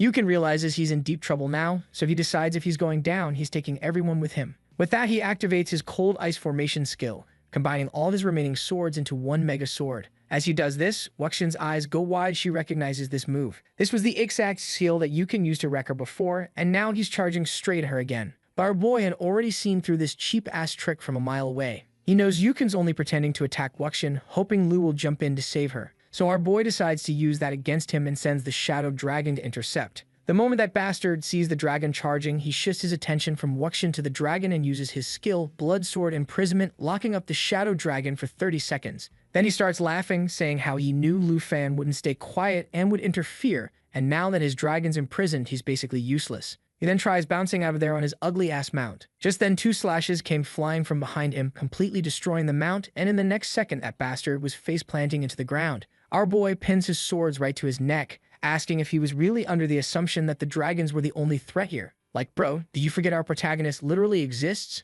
Yukin then starts yapping about how Lu can't kill him because this is a conflict between aristocratic families and he has no authority to intervene. Wuxian tells him that Lu's now the head of the Yi family and he totally can, but then stops mid-sentence and goes, well, there's no need to tell a dead person all that. Yukin starts begging, saying how their families were allies once and whatever he said was just out of anger and he didn't mean any of it. But Wuxian goes, nah, do you think I'm going to fall for the same trick twice? Before straight up plunging her spear through his heart. Then she screams at all the dead souls, asking if they see how she just deleted this bastard from existence. In the end, she completely incinerates this fool and then collapses herself from overexerting. Our boy catches her before she hits the ground. He then orders the surviving Hong family members to go back and report everything that went down here. Then he turns to Wuxian, saying how she must have been keeping all this anger bottled up inside for who knows how long. Our boy Lu Fan is just standing there with his twin dragons circling around him. The air is filled with ash, and suddenly that ash starts swirling around and reforms into a whole person. It's Yukin now transformed into our boy's little puppet. The system pops up showing Yukin's stats, and our boy's thinking how this resurrection ability is straight up broken. Lu Fan's checking out his crew now. He's got Long, who's a beast at defense, and now Yukin, who's great at offense and crowd control. With these two, his squad is looking pretty solid. But then he starts thinking about Long Aru and Hong Yukin's deaths and wondering if their families have heard the news yet and what they're planning to do about it.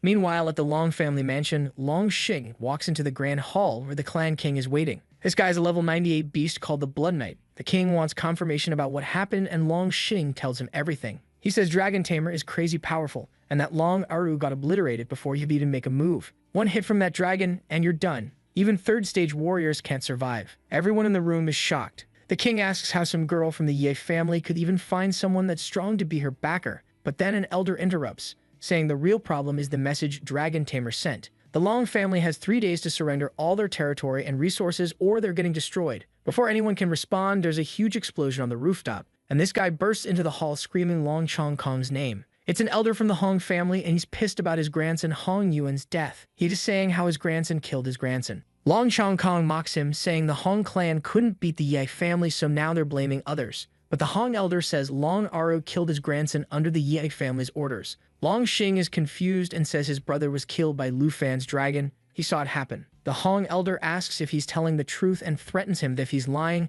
he'll make him suffer a fate worse than death. Long Xing gets scared and hides behind Long Chong Kong. Then the family leader says that maybe a necromancer was controlling Long Aru's corpse, which pisses off both elders. Long Chong Kong explains that the Dragon Tamer sent the surrender message on purpose as a strategy. The Hong elder reveals he got the same ultimatum and he's furious, asking how the Ye family got this confident in just 2 months. Long Chong Kong says their arrogance will be their downfall and revenge is coming. He tells everyone the most dangerous thing about the Ye family is the Dragon Tamer and his 2 dragons. Long Xing explains one dragon is like an assassin and the other just overwhelms you with raw power. The Hong elder says dragon tamers aren't invincible though. If you restrain the dragons, the tamer becomes vulnerable, and once the tamer falls, the dragons disappear. Long Chong Kong says their clan has a secret weapon, the sun-piercing arrow god that can track the dragon's presence. The Hong elder thinks the Yi family must have more tricks if they're bold enough to mess with 2 ancestral clans. Chong Kong says there's no need to speculate. They just need to remind the Yi family of their place. He mentions he once thought about recruiting Lu Fan into the Hong family, but now that's off the table. Back at the Yi family mansion, 2 guards are standing at the gate when the ground starts shaking. One asks if the other feels it. Maybe it's an earthquake. But then a crow flies overhead and dust clouds rise. A pack of bloody wolves emerges, snarling and roaring. The guards realize it's a beast tide and they need to alert the Ye family immediately. Inside the mansion, our boy and Wuxian are eating after that fight when the floor starts shaking. Lu Fan asks if it's an earthquake and then an employee runs in saying trouble's coming. Beast tide's on the move. Wuxian's eyes go wide as she hears that. For a second, she even thinks that she might have heard it wrong, but then she sees our boy nod and say they need to go check it out. Outside the Yi clan villa, everyone's getting ready for battle with their swords out. A horde of wolves shows up with glowing red eyes, and there's this old man floating in the air next to a sky dragon. He's screaming at them, asking how they dare to kill someone from the Long family and then demand submission within 3 days. He says the Long and Yi families used to be allies, but now they killed someone from his bloodline and aren't even apologizing. He orders them to level the Yi manor and leave no survivors. The wolves charge forward and the guards are yelling to defend the manor. Red mana starts raining down from above and the guards realize they're surrounded. One guard screams that they're in real danger, but then all the attacks slam into this glowing blue shield protecting the Yi family. The shield holds strong against everything. The Long and Hong family leaders are pissed, saying even legendary defense scrolls shouldn't be able to block attacks this powerful. They're wondering what kind of power the Yi clan is using. Lu Fang shows up at the front with Shelly Fai and Wuxin. The system says the Eternal War Barrier has been activated. Lu Fang is thinking these guys still don't get it. They're way too overconfident. Wuxin's yelling about how two clans are teaming up against them. Long Chong Kong asks our boy if he is the dragon tamer and he nods. Wuxin tells Long Chong Kong to watch his tone because Lu Fan's now at the top of the Yi clan. This pisses off Long Chong Kong, who says they're too arrogant with just a few dragons and that the combined Long and Hong clans will crush them with their million-strong alliance. Lu Fan just smiles and says it's ridiculous to think a beast wave could destroy the Yi clan. At his command, his dragons step forward and a ton of them gather behind him. Long Chong Kong's freaking out, asking how Lu Fan has so many dragons. The old man's nervously laughing, saying it should be impossible to find real dragons, but here's Lu Fan with a whole squad of them. The system window pops up that Xiao Fei has used to strengthen all of her allies nearby, and then he uses the twin dragon flute, summoning the corpse dragon, and the Kong is surprised to see his dragon summoning two more dragons. Lu Fan whistles and says something even more shocking is coming. He calls out Long Aru and Yukin, who appear in front of everyone. The ancestors of both clans are speechless, seeing their own sons now under Lu Fan's control. The system announces Corpse Dragon Control activation. The old man is thinking that even one of these puppets could overwhelm an entire noble clan and remembering how the Tai Kingdom fell because of Lu Fan. Long Chong Kong is wondering if they've already lost since their wolves are trembling in fear. A yellow light surrounds Lu Fan and he says he wants to test how long they can last before being destroyed. His eyes glow yellow, flames circle him, and then he transforms into a massive yellow dragon. The Long family ancestors can't believe Lu Fan can not only command dragons but also become one himself. Lu Fan tells Shopi to create a jade mirror clone. The system signals clone activation and the yellow dragon splits into multiple identical dragons. Lu Fan says he's never feared being outnumbered. The old man is questioning if attacking the Yi clan was a mistake. Lu Fan shouts that none of them can survive and the system announces dragon language replication. His dragon pets are getting copied. One of the yellow dragons breathes white flames using the lava burst technique, spreading fire across the battlefield. The old man tries making an energy shield and Long Chong Kong covers himself with his wings, but the fire's closing in. Then the roaring thunder technique activates, sending lightning bolts crashing down. After that, the falling stars technique drops starlight from above. The old man's panicking, thinking he's in a nightmare. Both these old guys are freaking out now, realizing there might be no escape from Lu Fan. The system announces the dragons are using Starfall, unleashing ancient dragon language magic. High above, dragons are flying while clan members below are screaming and running from the destruction. The dragons keep using lava burst and one of them flaps its wings, causing a massive explosion that rocks the battlefield. The Hong and Long family ancestors are yelling at each other, using protective cards to shield from the fire. The old man says if they don't kill Lu Fan now, both clans are done for. Long Chong Kong agrees and says they should work together. They make a deal that once the Yi clan is destroyed, they'll split their resources. They shake on it. Look at these bastards making business deals in the middle of getting wrecked. The old man raises two fingers and cards start swirling around him. He says this is his strongest control skill that can freeze opponents for at least 10 seconds. He seals himself in a protective bubble as Lu Fan in dragon form closes in. Long Chong Kong's holding the written agreement when the old man says it's time to end the dragon threat. But Long Chong Kong gets all prideful and snaps at him,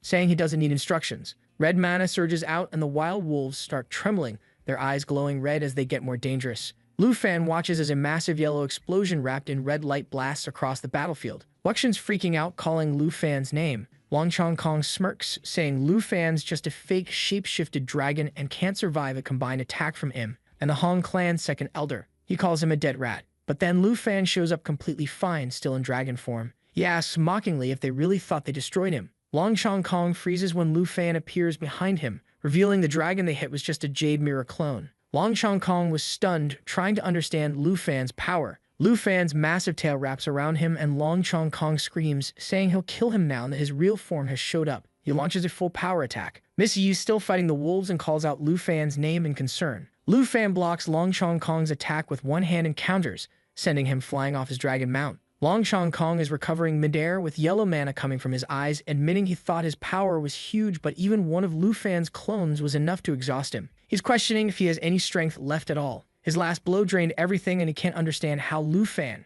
at only the second transition class, can counter his high-tier attacks. The guy's having an existential crisis mid-battle. Lu Fan appears before him again, asking what he has left to resist with. He mentions his dragons are using advanced techniques like Jade Dragon Skill and Star Dragon Skill, and that even his pets leveled up. He taunts Long Chong Kong, asking if he and his allies have anything left besides broken bodies. Long Chong Kong watches his clan members falling to the fire and asks if he brought death to his own people. The old man mutters the Han clan's been devastated too. Lu Fan appears behind both elders, saying from now on the western region won't know the Long and Han clans anymore. Both freeze, but Long Chong Kong's eyes ignite with red flame. He shouts the Long clan won't fall easily. He then activates his Life Flame Soul Burn skill, and this thing is a pure gamble with a 50% mortality risk. The old man pulls out a mysterious object, and a green light bursts from it. The system confirms Vital Devour Elixir technique activation. Both ancestors launch an all-out assault on Lu Fan. Long Chong Kong says he'll kill him even if it costs his soul and lifespan. The old man aligns his magical cards midair and touches his finger to his lips.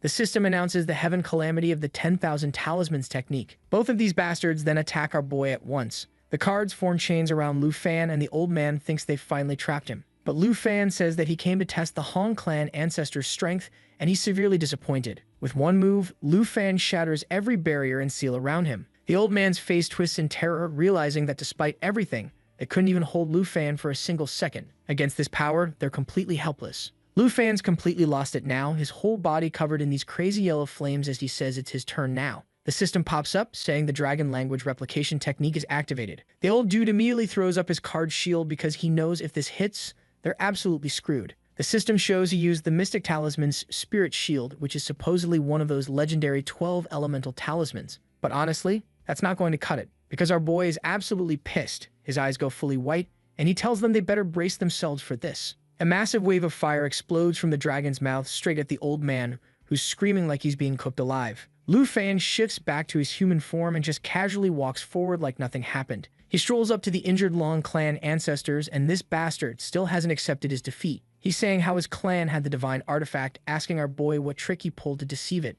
Our boy turns, asking him if he's talking about that little bug over there. He grins and says it was an eyesore, so they took care of it. Lu Fan smiles and tells them he already sent someone to deliver a final ultimatum. These guys could either show up with a resource transfer agreement or get completely wiped out. Guess what they chose? Yep, total destruction. Lu Fan says whatever mess they're in right now is totally their own fault, and whatever they want to say, they can say it when they're dead. Long Chong Kong tries warning Lu Fan that sure, maybe he doesn't fear the Long clan, but the forces backing them are way beyond anything he understands. The old man raises one finger, saying both clans have the big clans behind them. Some class or faction with level 100 elites who could squash him like a bug. Lu Fan just casually cleans his ear with his pinky and asks with the most sarcastic tone if they're done threatening him yet. Long Chong Kong's jaw drops at how little this guy cares, while the old man's screaming at him to think this through. Lu Fan says if they're so worried about their big bad backers, maybe they should head to the afterlife first and wait for them. Man, the disrespect is real. This yellow aura starts rising around Lu Fan's feet, and all of his dragons come back to the battlefield glowing with power. The old man says he can't believe Lu Fan's really about to drag them into a fight to the death. Lu Fan suggests someone from the Ning clan might show up, but only to hear their final screams. All of his dragons are hovering behind him now in this sick formation with their wings spread. Long Chong Kong screams, saying that killing them means turning the entire noble world against him. But nah, our boy doesn't care. He goes, you know what? There's something that I've wanted to try for a long time, and then he absorbs all 5 dragons into his own body. A massive white dragon appears behind Lu Fan. He steps forward, saying the moment's perfect to test his new technique on these guys. The system confirms the Wrath of the 10,000 Dragons technique activation. Basically, this lets Lu Fan feuds with all his dragon pets at the same time. The white dragon creates this radiant sphere that splits into a bunch of smaller orbs. These orbs surround the Long and Han clan ancestors, who immediately start screaming. Lu Fan raises his hand and just commands the orbs to destroy them. A blue energy ray shoots from the white dragon, sending the orbs straight at them. As they get hit, they're crying out that the Ning clan will avenge them. Wuxian walks up to him, saying how she was scared, but in the next second he clapped both of those bastards. Then this bastard turns, saying that being her shield isn't really an easy job, and Wuxian gets all red. She turns, saying that now that the main force is dead, the remaining ones can't stand up to them, so it's the perfect time to take control. They both decide to go to the Long and Han families to seize control. Then we cut to the Long estate. On the way, our boy is thinking about how the recent massacre earned him plenty of points, and as a result of that, the Star Dragon is now level 40. Unlocking another skill with a long-ass name that doesn't make sense. Meanwhile, Long Xing is on the ground asking the servants if they got any news. He's thinking how, as long as our boy is alive, his life is basically cooked. Just then, a bright yellow light flashes in the sky. Lu Fan standing in the middle of Long Street with his black dragon, thinking about how his technique could literally flatten an entire city if he went all out. He steps onto the ground and opens this golden box that starts glowing golden. The system pops up saying he's at a trigger map location and just got the Flame Dragon Warrior's legacy, some treasure from the Golden Dragon Kings. Another notification says he's collected 3 out of 5 pieces of the Golden Dragon King set. The system explains what's in the set: a skill book called Scorching Dragon's Wrath and some scrolls for enchantments, pet enchantment, and summon slot expansion. Lu Fan's hyped because he was worried about his pet slots being full, but now he can hatch another dragon. The pet enchantment scroll lets his Shadow Dragon King get a new ability, and the charm of his Snake Dragon can be upgraded to Legend tier. With everything sorted, Lu Fan takes off with his pet dragon into the sky, saying it's time to head back. Cut to the Hong clan, where members are gathering with boxes. Suddenly, this guy runs up to Wuxian, grabs her legs, and starts bowing desperately. He says the Hong clan's elder and main force was destroyed, but they still have like 500 to 600 brothers and some resource points. His name's Hong Sing, and he used to manage the outer hall. He's offering to integrate the remaining assets for Wuxian. This dude's pledging absolute loyalty to the Yi clan, saying he has no intention of going down with the Hong clan and promising he'll never betray them. He's basically begging to become a subordinate. Then Lu Fan's voice comes from behind, warning Hong Sing to remember those words, because if he goes back on his word, he'll make him suffer a fate worse than death. The guy freezes and turns to find Lu Fan standing there. Wuxian's surprised and happy seeing Lu Fan. But Hong Sing is absolutely freaking out. He's acting as if he has seen the devil. Meanwhile, Lu tells Wuxian how this dude would be perfect for the job because he is trash who knows the ins and outs of the Hong family, so he could be of help managing the state. Then he told Xing to integrate all of the Hong family's resources with the Yi family within 3 days. Wuxian asks if the Long clan situation is handled, and Lu Fan says, yeah, everything there's taken care of. Wuxian then tells Lu Fan to come with her because she wants to show him something. She pulls out documents, and he's stunned when she says he can take over management of all 3 clans. She explains she planned ahead that if they won, she'd integrate the resources and pass them to him. Lu Fan's grateful but declines, saying he's not interested in running a clan. His goal was just to help her. Wuxian smiles and says while she can handle things now, he's welcome to take control whenever. Lu Fan looks away, hand behind his head, asking if this was the gift she wanted to give him. Man looks clearly disappointed. Wuxian moves closer, asking shyly if he's ever thought she might want to give herself to him too. Lu Fan turns red and nervously says he's never thought about it that way. She softly places the documents against his chest, saying she's joking. The documents have secrets and info on resources, and he can pick whatever interests him. Lu Fan flips through them, wondering if one reveals the final combined trigger map. He pulls out a paper and shows it to Wuxian, asking if she wants to go there. Wuxian's surprised seeing the image. She says it's the Flying Immortal Ancient Shrine. The next day, Lu Fan and Wuxian are flying through the sky. She asks if he's sure about this, reminding him the shrine only allows 1 entry per person regardless of level,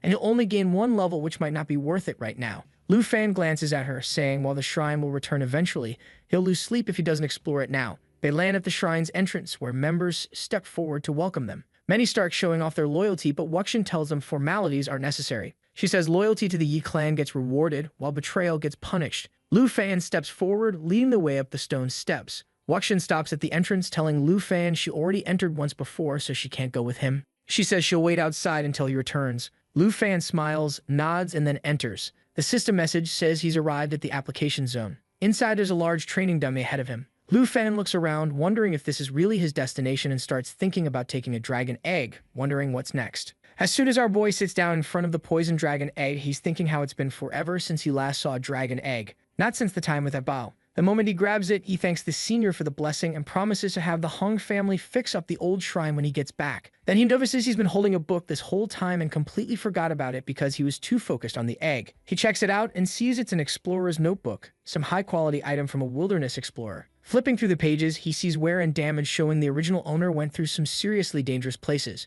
The notebook's filled with tiny faded handwriting describing how the author saw a massive dragon deep in fallen Dragon Valley. The entry is from Dragon Kingdom calendar year 589 January 30th. 3 adventurers found an injured giant dragon, and though 1 teammate died, the survivors thought they could tame the wounded dragon and harvest materials from the dead one. He had even prepared a taming scroll, thinking their 4th Terror Master's strength would be enough to tame a wounded dragon. But that thing quickly told them how wrong they were. It used his poison ability, and they couldn't do anything but run from there while many of his friends were dying in the most gruesome way possible. But running didn't help him save his life because in the end he had inhaled some of the gas, so he wasn't going to survive. He had written this diary entry in his last moments. He was telling anyone who was reading this to never go to the Fallen Valley and to never awaken the dragon who has the strength to rival the gods. Finishing the entry, our boy mutters how the dragon's been hidden for a long time and names it the devoured demon dragon Abyssal. Holding the notebook, he suddenly remembers something important, a quest item, the seed of the flying dragon Divine Wood. After the flying dragon Divine Wood got overrun by minions of the devoured demon dragon,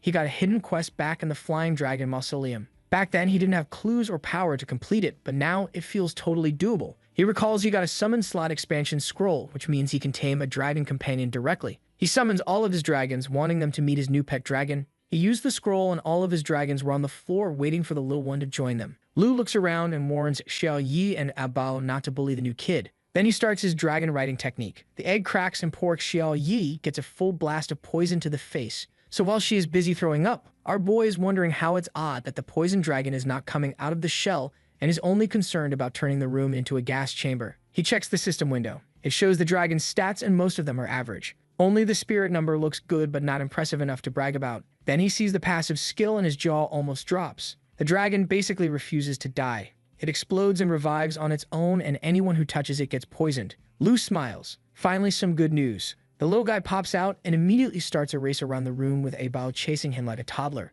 Lu tells him to chill out. Then he notices that the little dragon squeaks like a mouse. And we just shot of the poison dragon and man, this thing is overflowing with cuteness. Our boy lifts him up, saying how this little guy is kind of odd. He feels more like a slime. He also notices the poison does not harm him and guesses his bloodline has something to do with it. He then turns to the little guy and says that he is going to name him Xiaoji because of the way he cries. Man didn't even put a little thought into coming up with this. Then he hands Xiaoji the eggshell, telling him to eat and grow up fast. Lu notices the baby dragon is too shy to eat with everyone staring, so he gives him to Xiaofei and asks her to feed him properly. As the little one was in her hands, our boy was thinking how both of them looked alike, hoping that the two of them would become friends. He thinks about how her ability to absorb and collect different poisons and stack toxins seems to have no limit on capacity, giving her huge future potential. Lu Fan smiles to himself, saying this is perfect because Fallen Dragon Valley is filled with poison. In 3 days when they finally leave, it'll be Xiaoji's time to shine. Then we cut to 3 days after, and there's our boy just chilling with his whole dragon squad after spending 3 days grinding in the flying immortal ancient shrine.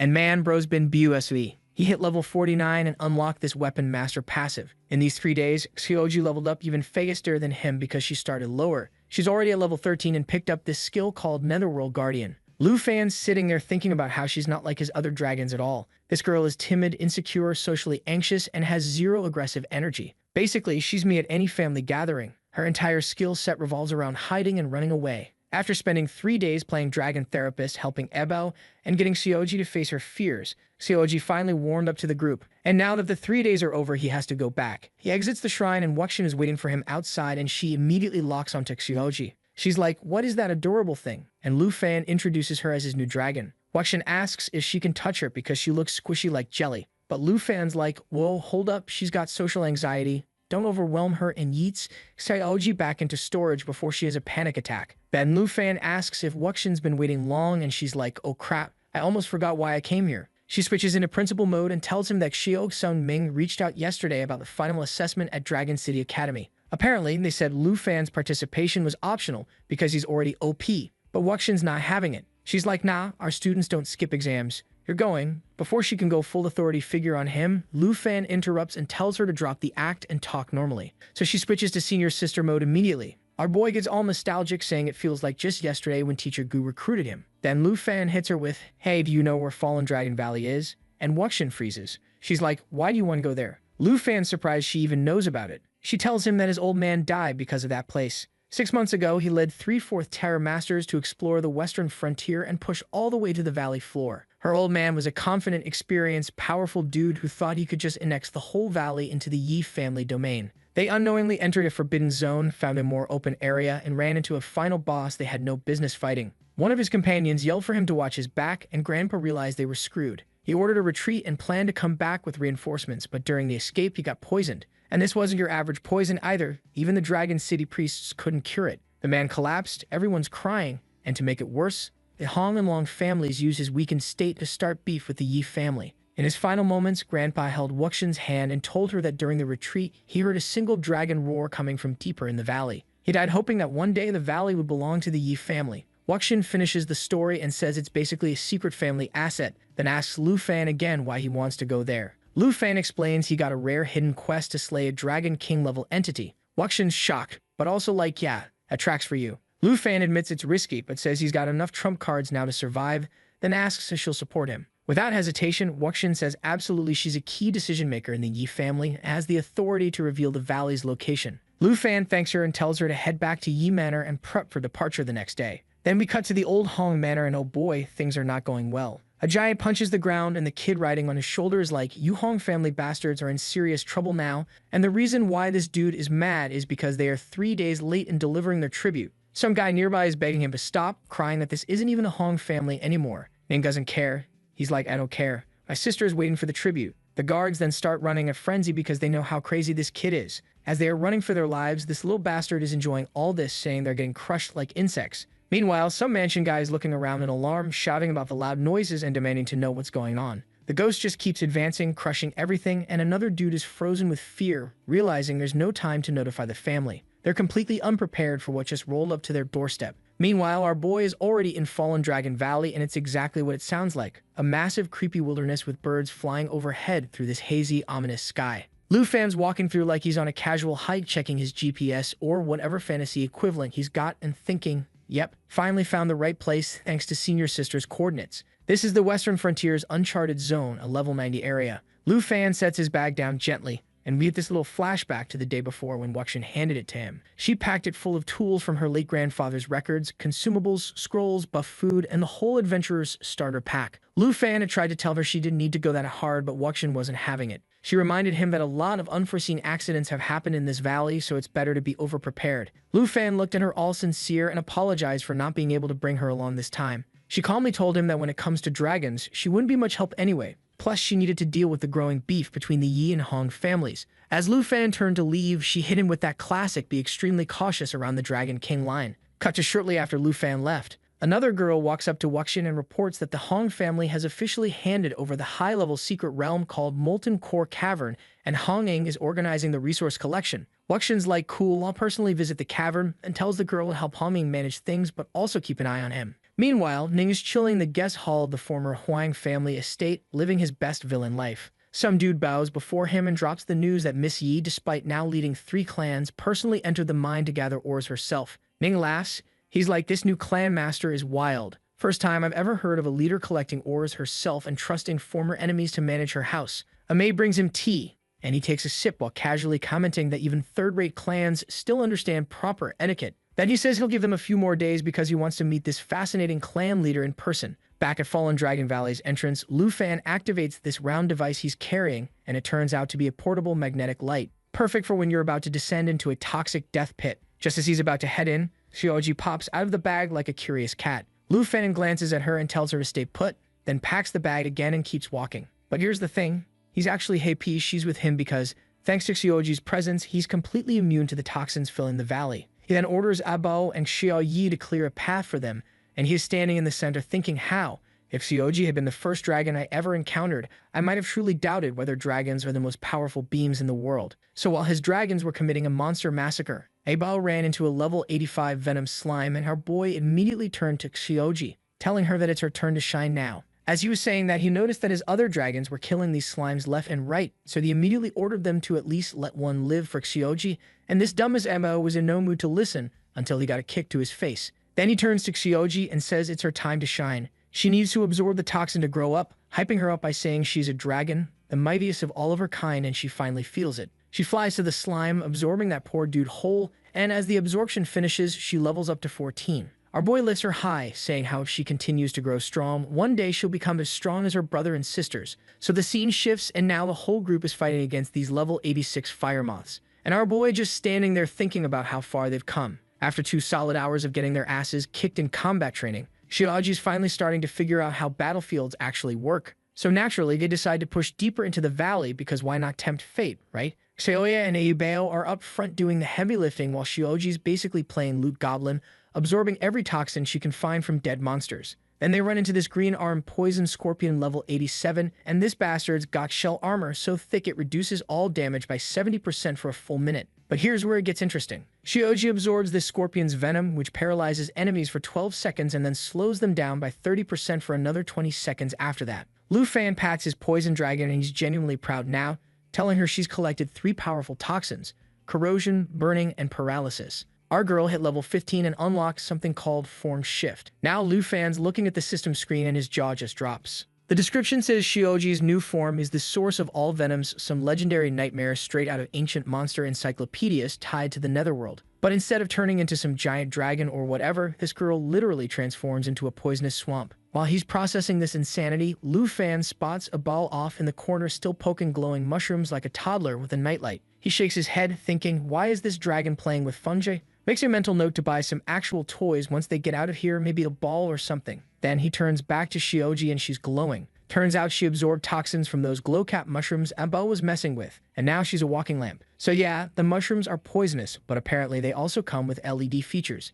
Just when everyone's admiring their new night-like dragon, a swarm of these disgusting black worms crawls out from the shadows. Level 88. Lu Fan takes one look at these things and goes, nope, absolutely repulsive, and orders Xiao Yi to burn them, because when in doubt, fire solves most problems. But before Xioya can torch them, Shioji floats up into the air with this newfound confidence. Lu Fan's watching her, thinking she's about to do something crazy. And he's right. She transforms again and unlocks two new abilities, Toxic Sea Surge and Nether Spirit Counter. Then our girl just melts into liquid form and spreads across the entire battlefield. Lu Fan's hyped now, shouting for her to devour these worms and show what she's got. And Shioji delivers her liquid form, starts spawning mini poison dragon clones that rise up from the toxic sludge and attack in perfect sync. The whole squad's cheering because the shy little dragon who used to hide behind everyone is now soloing enemies like a boss. Lu Fan decides it's time to join the party and pulls out his dark serpent arrow. He starts charging up this special shot that takes 3 seconds but increases damage by 500%. 1 second passes, he calls out to Shioji, who's surrounded by fire. 2 seconds.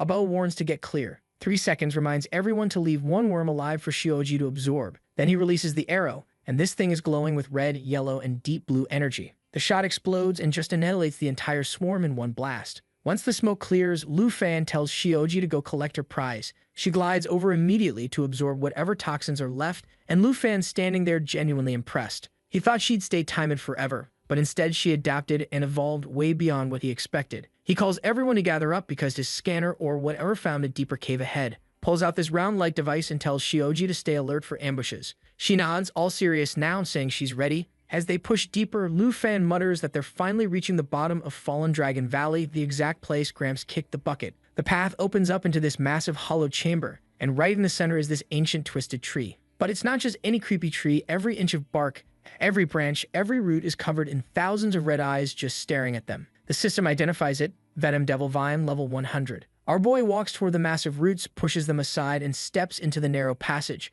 As he heads deeper, something feels off. He orders Shioji to cast Perception, and the moment she completes it, yep, he was right. Those aren't roots. They're monster tentacles stretching outward. But instead of panicking, he grins and calls it perfect. He commands the group to ignite the roots, knowing they'll lead straight to the core. Flames spread fast, and our boy bolts down the burning path, shouting for everyone to follow as they descend deeper. Lu's having an internal monologue about how these poisonous vines must have been what messed up Elder Yushin. At the bottom of Fallen Dragon Valley, they finally find it, the 10,000 Venom Devil Vine. The damn thing doesn't waste a second and swings at our boy with his claws. Lu gets it back with fire and summons all his dragons. The dragons dive in immediately, unleashing their skills. Xiao Yi and Abao charge the tree head-on while our boy warns Xiao Yi to watch for the seeds. She pops her Lava Burst skill, dealing continuous burn damage, while the twins provide support from the sidelines and Shadow Blade joins the fray. He orders Xiao Fi to buff Abao and Xiao Yi, and she activates Emerald Guardian, boosting all the dragons. Together, they tear into the monster. Poison spews everywhere.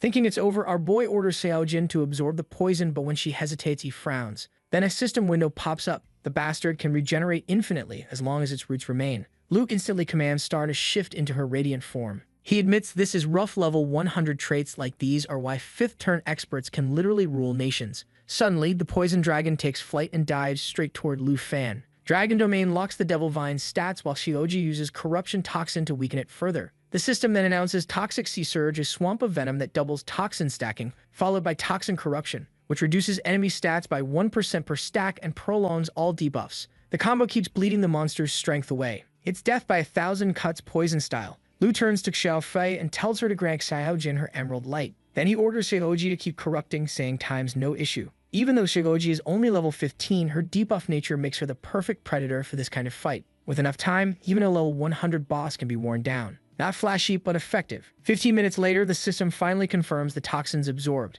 The 10,000 Venom Devil Vine's poisonous seeds are consumed instead of spreading. Lu grins. Xiaoji just absorbed the essence of a level 100 boss. Maybe she could even take on the Dragon King next. Lu hugs Xiaojin as her level shoots up to 21. 6 levels from one boss. Absolute Chad behavior. So a screen pops up showing this new ability. 10,000 Venom Devil Vine Germit Plant Seeds. Basically, it implants seeds inside the target that keep absorbing HP during breeding. And when controlled, these seeds can burst out and instantly kill the target. Plus, when they touch the ground, they sprout roots that bind enemies in place. Our boy is reading the description of this new power, and you can practically see the evil light bulb going off above his head. He's thinking, oh man, this is going to be perfect for torture. But then he gets all emo about it because the Venom Devil Vine's body got completely absorbed by Shio-ji. He's sitting there like, damn, if I turned that thing into a puppet instead, I could have had resurrection powers. Bro is really out here regretting his life choices over a plant corpse. Anyway, he turns to Tsubuji and basically gives him the dad talk, saying that she is a big baby now so she can handle stuff on her own, and telling her to show her skills to her big brothers and sister on the road ahead. Ixaoji makes some noise, probably agreeing or just vibing, and our boy gets all proud parent mode. He's thinking that sure, nothing's perfect, but watching Shio-ji grow up is giving him all the feels. Once everyone's ready and done with their emotional moment, he tells them to stop standing as they have a place to be. They head toward this mountain pass, and honestly, it's going smoothly. Too smooth. You know something's about to go sideways when a fantasy story says the journey proceeded smoothly. But before that happens, we get the classic leveling montage where our boy and his dragons are casually committing mass monster genocide, turning these poor bastards into experience. And the one who benefited the most from it was Xiaoji. She get level 30, and when that happens, the whole squad gets hyped because a new skill is unlocked. It's called Poison Cloud, Rain, and Summer. Then we cut to the skies above Fallen Dragon Valley. Our boy and his crew are posted up on a cliff, doing some recon on this massive abyss below. He tells everyone that the valley's end is down there and orders them to get ready to descend. Darkblade activates his skill, making all of his allies invincible for 6 minutes. Then Shou Fei hits the crew with her Emerald Blessing. Our boy tells everyone to hide their aura. As they head down, they enter this cliff that's just glowing with green energy. And our boy is thinking how it looks kind of like Shioji's Netherrealm swamp, but something's off. There are no guardian beads anywhere. He's standing there confused when suddenly this purple and green energy just touches him,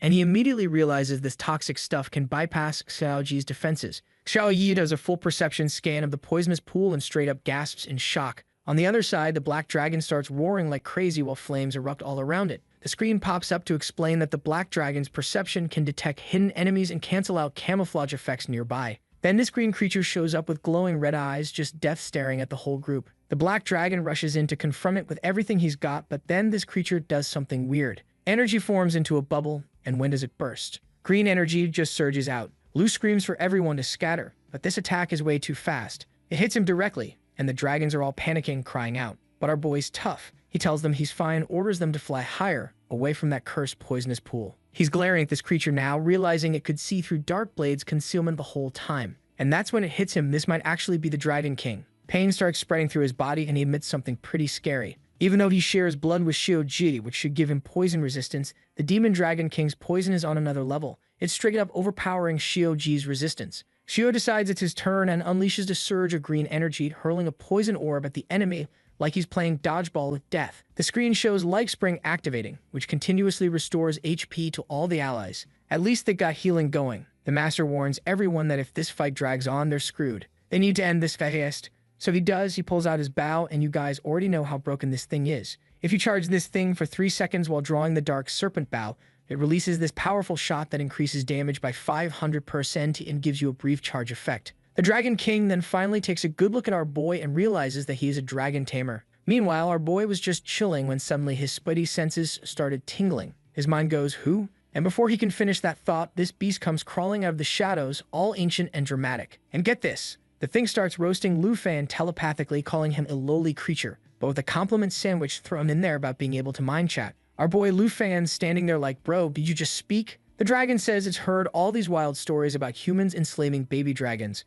claims it thought they were just myths, like Bigfoot or your uncle's fishing stories, but nope, here's Lu Fan proving legends right. Then this oversized lizard has the audacity to ask where Lu Fan stole those baby dragons from, like he's some kind of dragon trafficker. Right at that moment, his bow had charged for 3 seconds, exactly what he was waiting for. Lu Fan had had enough of the interrogation and stepped up, basically telling the dragon to mind its own damn business. Then he decided to ditch the telepathy method and materialize himself. The camera cuts to show the Dragon King. The title drops Demon Devouring Dragon King in case anyone forgot who the big bad was. This oversized gecko starts talking trash, saying no human should dare challenge a true dragon. Lu Fan shouts for his squad to prep a united strike, and the blessing upgrades to 6 stacks. Now, here's where it gets wild. His whole squad starts throwing out their ultimate moves.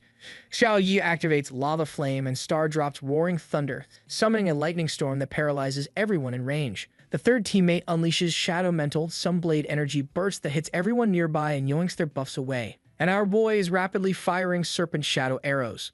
All these attacks slam into the dragon at once. Lu fans watching nervously probably thinking, please be dead, when the dragon just laughs and hits them with the line. So this was your best? It barely tickled. The dragon just casually pushes itself up, completely unscathed. Man, this dude is basically flexing on everyone. The next thing you know, they were getting hit by a combined 4 elemental type attacks. The Dragon King's voice booms out, calling Lu Fan a sinner and dragon enslaver. Luan yells for Xio to activate Eternal Guard, and they charge straight through the fire like absolute madmen. But the Dragon King's still talking trash, saying even with baby dragons backing him up, Lu Fan's got no chance against true Dragon King power. So our boy too decided to flex. He turned into his golden dragon form, which is basically God mode for 20 seconds, reduces damage, boosts strength, agility, and spirit by 40%, and doubles endurance. Now our boy is thinking how if he had transformed just a second later, he would have been turned into bones immediately. He then immediately orders Star to prepare the 17 million Celestial Star of Annihilation attack. The screen confirms this is Star Dragon's second form, Star Shines, and our boy is thinking how the Dragon King is the most powerful opponent he has encountered to date, and this thing is absolutely terrifying. He figures if he and Star combine their power, they can take it down. The screen displays just how busted this 17 million Celestial Stars attack is. It's a divine level skill that can turn entire cities to dust. Only the Stellar Dragon can activate it. Now that the skill is prepared, our boy is screaming how we'll send him to the void. As our boy hit him with the attack, he got a system pop showing that his attack was ineffective because the Dragon King had used the divine shield of the Golden Dragon. Our boy's facing something that's basically hacking reality with cheat codes, and you can tell by the look on his face that he knows how screwed he is right now. The giant dragon just stares at them. This giant bastard just casually drops that Lu's strength is cute and then has the audacity to say all their struggling is meaningless. Then this overgrown lizard starts bragging about his kill count, saying he's devoured 13 dragons in his lifetime, including actual dragon kings, and thanks Lu for delivering such pure-blooded baby dragons. And our boy wants to know what the hell he means by that. The giant dragon's like, after all these years, I finally get this rare gift. Our boy realizes he's staring into an endless void of power here. Lu Fan then warns his squad that this thing's magic shows no signs of running out, and since they already burned their Eternal Guard, they're going to have to tank hits face first. A screen pops up showing Fountain of Life, which heals all friendly targets continuously. As they push through the shattered ice barrier, the giant dragon just watches them with zero concern and asks if they really think they can handle what's coming. The ice under their feet starts cracking and melting while those piercing blue eyes study them like lab rats. Lu admits that without devouring resistance and negating the freeze effect, they'd already be corpses. In pure desperation mode, Lu calls out for Xioji. She activates Grunt Poison and uses the 10,000 Venom Devil Vine, and if you remember from before, this nasty thing plants a seed inside the target that breathes and absorbs health until it erupts from within to kill the host or roots into the ground to bind them. The giant dragon looks mildly curious for the first time, questioning what kind of power this little dragon has. But before he can finish being condescending, he lets out this massive roar. Lu quickly realizes the germination failed to take effect. The Dragon King is now confused, asking if that little thing had already learned the vine trick, and honestly, he sounds almost impressed. Then this absolute Chad activates his skill called Devouring Source, which expands this dark purple magic circle designed to crush everything and convert it into annihilation power. Our boy realizes it's absorbing energy and they have to stop it now, like yesterday. Then Dragon Domain activates, unfolding across a 100-meter radius and turning the entire battlefield into Dragon-type territory. All allied dragons get massive stat boosts, while enemies without dragon blood get severely weakened and can't teleport or summon help. But this thing didn't even care. Bro just fired his dragon breath, and Lu quickly realizes if that attack connects, they're getting sent back to the respawn point permanently. So he orders Xiao Fi to throw up the Eternal Guard. So this thing appears just in time to save our boy's skin, and after taking only a single hit, it's already on the brink of destruction. Meanwhile, all of his dragons are now in their battle forms, activating their skills. Our boy tells them to hit that jerk with everything they've got. He's counting on the fact that the Dragon King was already injured and could only use 10% of her powers. The dragons unleash absolutely everything. After they're done, the whole gang is out of breath. Our boy is thinking about how the Dragon King just vanished into thin air. He's looking around trying to find where that fool went when suddenly he notices something in the lake below. He gathers all of his dragons, getting ready for round 2 because he knows better than to assume the boss is actually dead. When the Dragon King doesn't appear, he calls out, asking how long she's going to hide. Then a figure rises from the lake, saying how she underestimated him. And here's a plot twist, guys. Yep, the Dragon Squad is about to get a strong new addition now. But then she tells Lu to look at his dragons too, pointing out how they're at their limits. She's basically saying if they keep fighting, they'll only destroy everyone involved. She offers our boy a deal and Lu tilts his head, asking what kind of deal. He even adds that it seems like she's only saying that to buy time so she can recover and kill him later. Looking at Lu, she's thinking about how he has a different aura, probably sensing that protagonist energy radiating off him. Then he told her that her era is over. But before she could get defeated, she quickly tells our boy to stop, saying she could reveal the location of the myriad armored dragon egg. So now our boy is floating there in the air, side-eyeing this woman, asking if she really has this myriad dragon egg she's been hyping up. And she's like, forget the egg, bro. I can form a contract with you. It won't even take up a summon slot. But you know it's kind of difficult to trust someone who just a few moments ago wanted to kill you, so you need to forgive my boy for not trusting this baddie immediately. He asks her if she's going to stab him in the back the first chance she gets. But the next thing you know, she flies high, grabs this bastard by the collar, and kisses him on the lips after that. The system pops up like, congratulations, Dragon King contract completed, and Lu Fan's just floating there with his brain completely fried. He's falling backward, all dizzy and confused, muttering something like, wait, what just happened? She tells him it was the ritual, and that's how dragons do things. Fast forward to who knows how long later, and our boy wakes up at the bottom of Fallen Dragon Valley, buried in some abyss. He's clutching his head, groaning about how long he was out. He's thinking back to that insane fight with the demon-devouring Dragon King. He is thinking how the Dragon Kings are on a whole different level. He checks on his little dragon buddy, and it's still full of energy. Then he hears a voice, and guess who? It's her again, chilling in some green goop, asking if he's awake yet. Lu Fan just stares at her. She's holding some of that green fluid and casually asks if he wants to team up, calling him Little Dragon Tamer. Lu Fan's not having it. He looks away and says no, then hits her with, why were you hiding here the whole time? She stands up, acting all innocent, asking why he's still so paranoid when they literally signed a binding contract. She reminds him that if he dies, she's toast too, so there's zero reason for her to screw him over. But Lu Fan's trust issues are going strong. He says he's still not convinced, thinking there's got to be some loophole or hidden trick she's going to pull later. She laughs, saying how she is hurt by his remarks, but then says, yeah, you are not wrong either. She says how she only lost to him because she was badly wounded, and by forming this contract, she can use his pet space to heal up faster. She tells him that as payback for helping her recover, she'll let him summon her 3 times in the future to help him fight enemies he can't handle. She's smiling, calling it a win-win, and asking if he's cool with it. But he's like, alright, but you have to meet 3 conditions first. And she was shocked, thinking about how our boy is trying to push his luck. He reminds her that she was the one who proposed the contract to survive, and since he technically beat her, the spoils should go to him. She goes quiet, then he hits her. If you don't agree, I'll just never summon you. Or better yet, I'll terminate the contract, and when I die, you die with me. She smiles and asks what his 3 conditions are. Lu Fan raises his first finger and says he wants the poison pool, the one she's been soaking in for years. She accepts pretty quickly, saying it doesn't help her much anymore and that his pet space heals her faster anyway. Then she points at this skeleton nearby and drops some more. Turns out those bones belong to the underworld poison dragon king, her old partner. The poison pool? Yeah, that's made from the dragon's flesh and blood, infused with Dragon King power. She explains that years ago, there was this legendary battle the underworld poison dragon king and the myriad armored dragon king all going at it. The fight was so brutal it turned the whole area into a forbidden zone. Lu Fan's sitting there, probably wondering what kind of connection his baby dragon has to this underworld poison dragon king. But before he could think of anything else, she just casually dropped the fact that in the end she even unalived her partner as well. And our boy immediately starts freaking out, thinking about how this woman is dangerous but doesn't show it on his face. And then she asks our boy about his other condition, and he tells her to give him 1 drop of her blood. She stares at him in disbelief, and her voice gets all serious and deep, but before saying something, she pauses for a sec, then says she never thought those inferior subdragons would ever get their hands on the seed of the divine dragon tree. Then she smiles and says how it's absolutely disgraceful for a dragon king to rely on a human for revenge.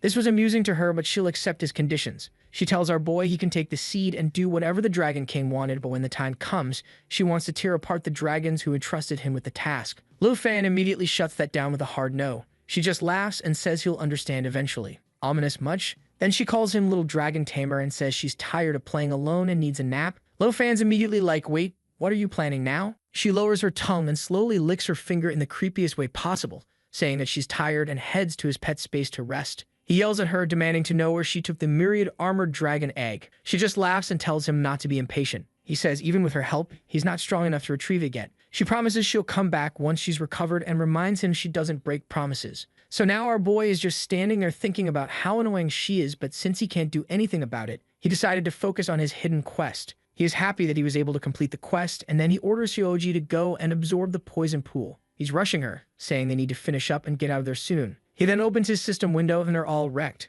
Only Shioji and Star have a little stamina left. Everyone else has collapsed from exhaustion and would need to recover. After he was done with that, he asks if Shioji's done yet, and when he looks over, she's already absorbed the entire poison pool, like the whole thing. Our boy's rubbing his temples, dizzy as hell, realizing he's way too exhausted to fly back using soul wings. So he summons Star and orders her to open the teleportation portal. He turns around, checking up on Xiaoji's progress, and this little gremlin had already absorbed the entire pool. Her level shot up to 47. He opens her contract screen and watches her stats: strength, agility, spirit, just skagiti. She's basically a completely different dragon now. The next morning, the scene shifts to Old Han's reception hall. Workers are bustling around doing their thing, and Lil Ning is sprawled out on a couch complaining about the noise. He's like, "Can everyone please shut up?" And the guy whose name I forgot and won't bother to look up says that he's worried Miss Yi might not come back from the mansion. Ning waves him off, acting all confident, saying he can totally tell whether she's out of the secret realm or not. Then we cut to the core mine, and Wuxian walks out of the portal looking all tired. Everyone rushes over to help her. One guy offers support, and another asks if she's okay. She waves them off, saying she can manage on her own.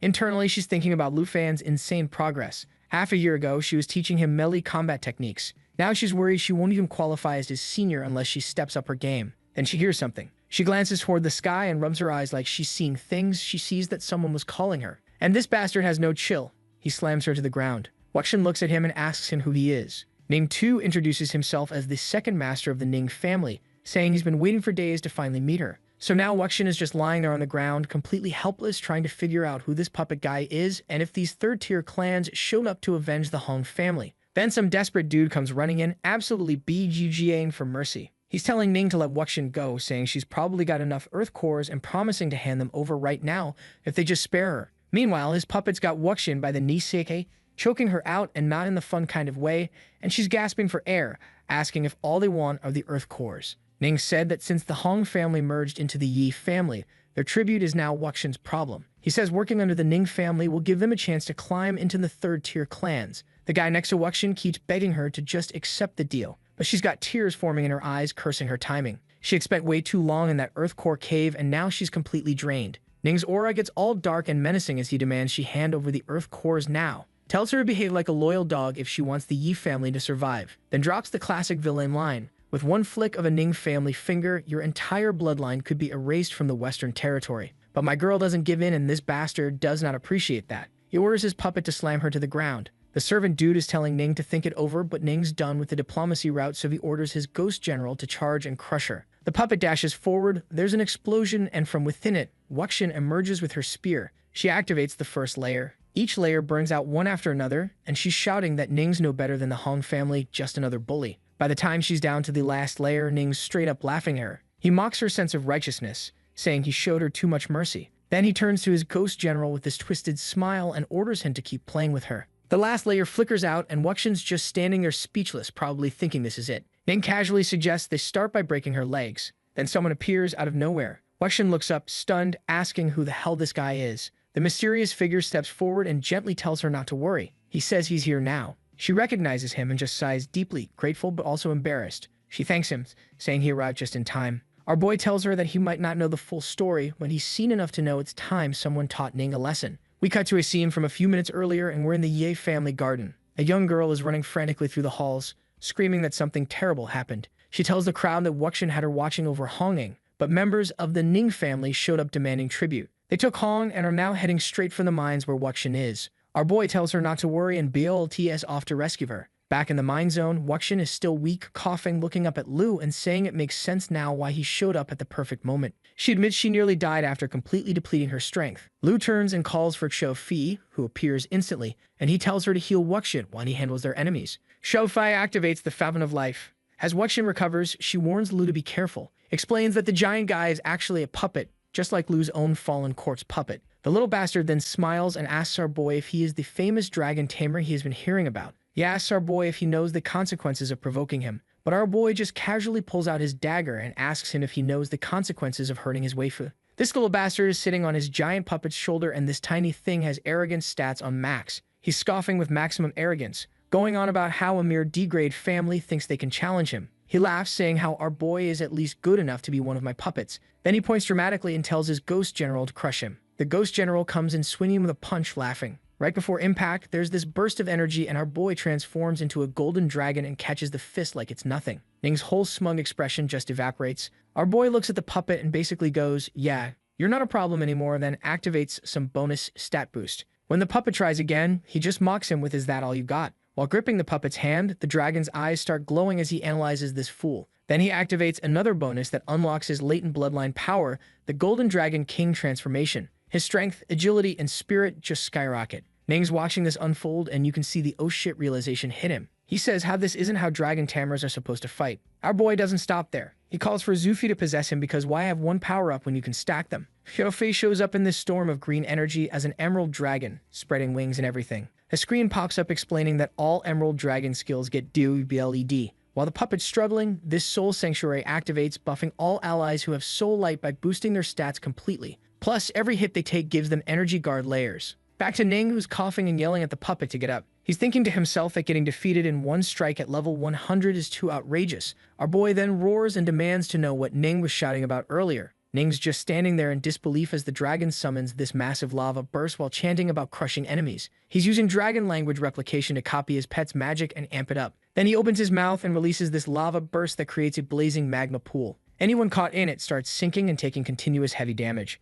Now here's where Ning goes from worried to unhinged. Dude just bursts out laughing and rings this mysterious bell while going, "How fun and interesting." As the bell rings, the Ghost General's eyes flash red. This surprises our boy because apparently the puppet just transformed too. Ning's laughing mockingly, asking if he's surprised, then says that even a dragon can't touch him. He reveals the puppet just entered phase 2 at level 100. But then our boy uses his Judgment Claw ability. Ning's still laughing, shouting that the dragon can hurt him. Our dragon boy rises again, all calm, and goes, "Oh, is that so?" before activating Judgment Claw again. Now his twin claws are literally on fire as the skill converts stamina into strength for powered-up attacks. The battle gets intense with the ghost going full berserker mode while the dragon's defending. Lu stares him down with those big red eyes of his and says that now it's his turn. Ning rings the bell again and our boy charges at him again with Judgment Claw, but the puppet protects Ning with his body. As things clear up, Ning breaks into laughter again, saying the whole struggle is hilarious. And our boy is standing there thinking if he has finally gone mad. Ning taunts him about enjoying watching him try so hard and fail,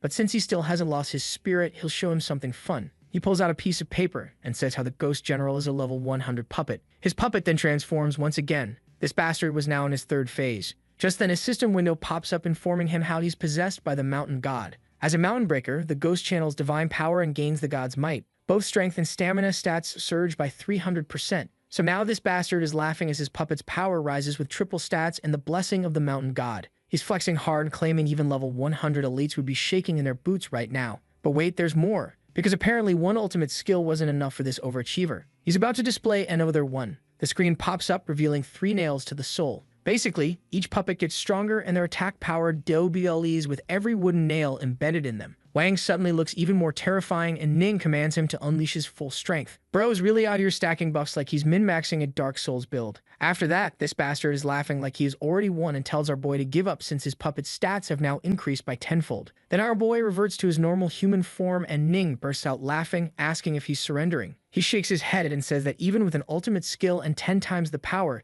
it's still a shame. Ning gets furious and asks him what he means by that, but our boy doesn't reply, and he's thinking to himself that his puppet relies only on brute force while he relies on control, which makes them both perfect puppet material. Meanwhile, Ning is standing there waiting to see which terrifying dragon Lu will summon, and from the portal steps out Xiaojin, probably ready for her snake. She takes one look at that giant thing and goes nope. She immediately hides behind her boy. Seeing this, that bastard is now laughing his ass off, but Lu picks Xiaoji up. He tells her that she has already defeated the 10,000 Venom Devil Vine and the Demon Devouring Dragon King, so this big fool and short dude should be a problem to her, and man, her reaction is super cute. She says that she'll first fight and then hide. Man, I want to adopt her so bad. Seeing this, Ning asks Lu if he thinks that he could defeat him and his level 100 puppet with her, but then our boy basically goes, "I never said I had only one dragon." He then orders Xiaofei to summon the Black Blade. As he appears, Ning immediately realizes that he is in deep trouble now. He wants to know what kind of ability this dragon has, but then decides to go the brute route. He summons his bell.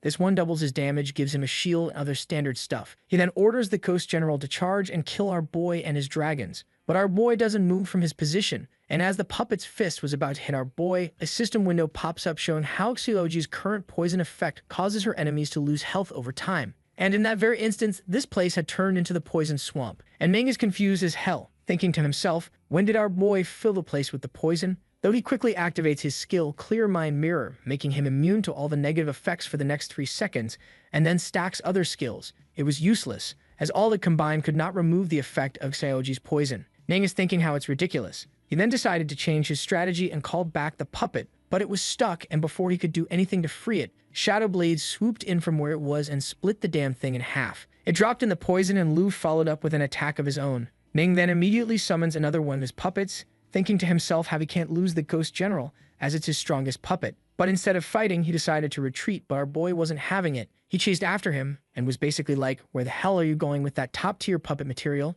This dude's running around cursing everything and calls in his ghost guard to handle business. The guard whips out his sword and unleashes this red energy wave. Lu looks at this attack and basically goes, "That's it? That's your whole arsenal?" Then he takes off into the sky with his aura blazing. A system screen pops up showing all of his techniques: cut the sky, attach dragon aura, strike twice in succession. Then another prompt shows up for Soul Shock. He orders Xiao Fi to completely destroy his puppet while he takes care of Ning. Xiao Fi absolutely destroys the puppets as ordered, and Ning is cursing about how they're all useless, and he'll replace them as soon as he gets home. But nah, this bastard should focus on running, because in the next second, Shadow Blade comes out of invisibility and slices both his puppet and him in half. Now Ning's begging for help, saying how he's just a little kid and doesn't want to die yet. But Lu doesn't care. Ning doubles down, saying if he saves him, his family would give him anything he wants. Lu then turns to Xiao Fei and orders her to summon the Quartz Dragon. Ning's on the ground asking Lu what exactly he's trying to do. Lu orders the Quartz Dragon to turn Ning into a puppet. This bastard's now asking our boy if he's crazy.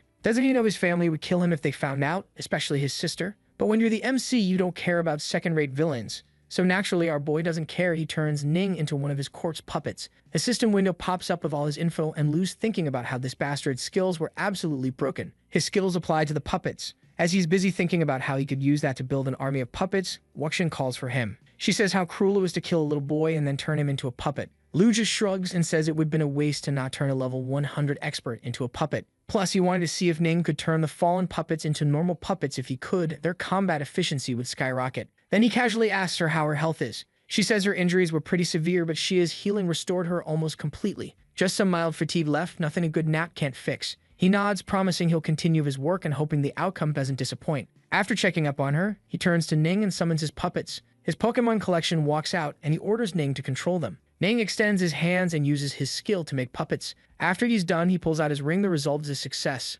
Wuxian asks Lu if it means that now he only has to control Ning and Ning will take care of the rest. Lu tells her that's just the tip of the iceberg. This little bastard can do more than that. Then Ning rings his bell and all his puppets get this crazy power-up. Our boy turns to Wuxian asking if she saw that. She's looking confused. So he explains that due to Ning's skill, these puppets can basically regenerate infinitely as long as they're not completely shattered. Wuxian says how our boy has become so terrifying that no one wants to become his enemy, and if someone's stupid enough to do that, they'll be in deep trouble. Our boy turns, flashes his idiotic smile, and says that's true for the Yi family as well. Since he's now the master of the Yi family, he'll do whatever he can to make the Yi family great again. Just then, someone calls Lu and Wuxian. As they turn, this guy is at Lu Fan's legs, saying how Lu had saved them. He tells them how Demon Ning barged into their place and cut down everything. Ning, too, forced him to lead the way to the young lady. He was ready to die to stay loyal, but he thought about the Hong household and the Yi family she struggled to build. Since Lu hadn't returned to take command, he couldn't let the Yi family fall because of him. So he chose to bluff and flatter, using every trick he knew while praying the two would come save them.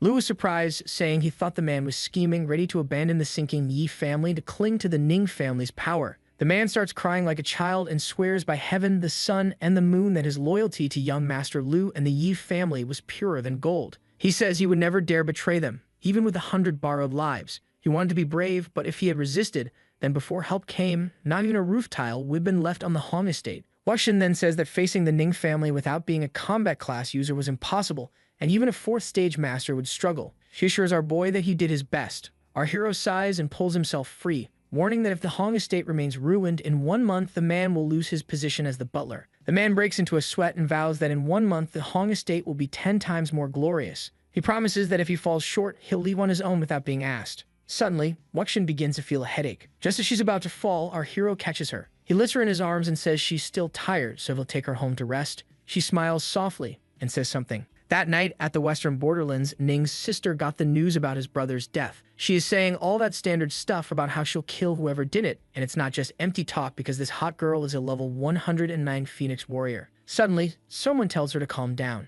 As she turns, it's her father on a giant-tamed Phoenix. He says she's in the middle of breaking through level 110, so she had better train rather than come here. But Shuai presses him to find where her brother is. She's worried if he really died. Her father jumps in, saying she's speaking nonsense. She shows him a jade pendant Ning Tu gave her, which is a puppet master thread that always pointed towards Ning Tu's location. But now the thread is snapped and about to vanish, which confirms Ning Tu is dead. Her father can't believe it. He says not long ago, Ning Tu merely went to collect Earth Core crystals for his sister's breakthrough. Shuang asks about Earth Core crystals and then wonders if he went to the Hong family. But her father cuts her talk short, saying there's no way the Hong family alone could possibly harm Ning Tu. Shuang replies that even if it seems impossible, it's their only lead, and she says that she's going to turn the Hong family upside down and get answers. Her father shakes his head, saying Shuang's top priority now is to push past level 110 and unlock her second god tier. As for Ning Tu, he adds the boy wasn't even 1% as important as her. She says that boy might be trash for him, but she still cared for him, and that he was important to her. She then goes berserk, claiming that nothing matters more than her little brother's life. His father told her that he'll send someone to the Hong estate to find out what happened,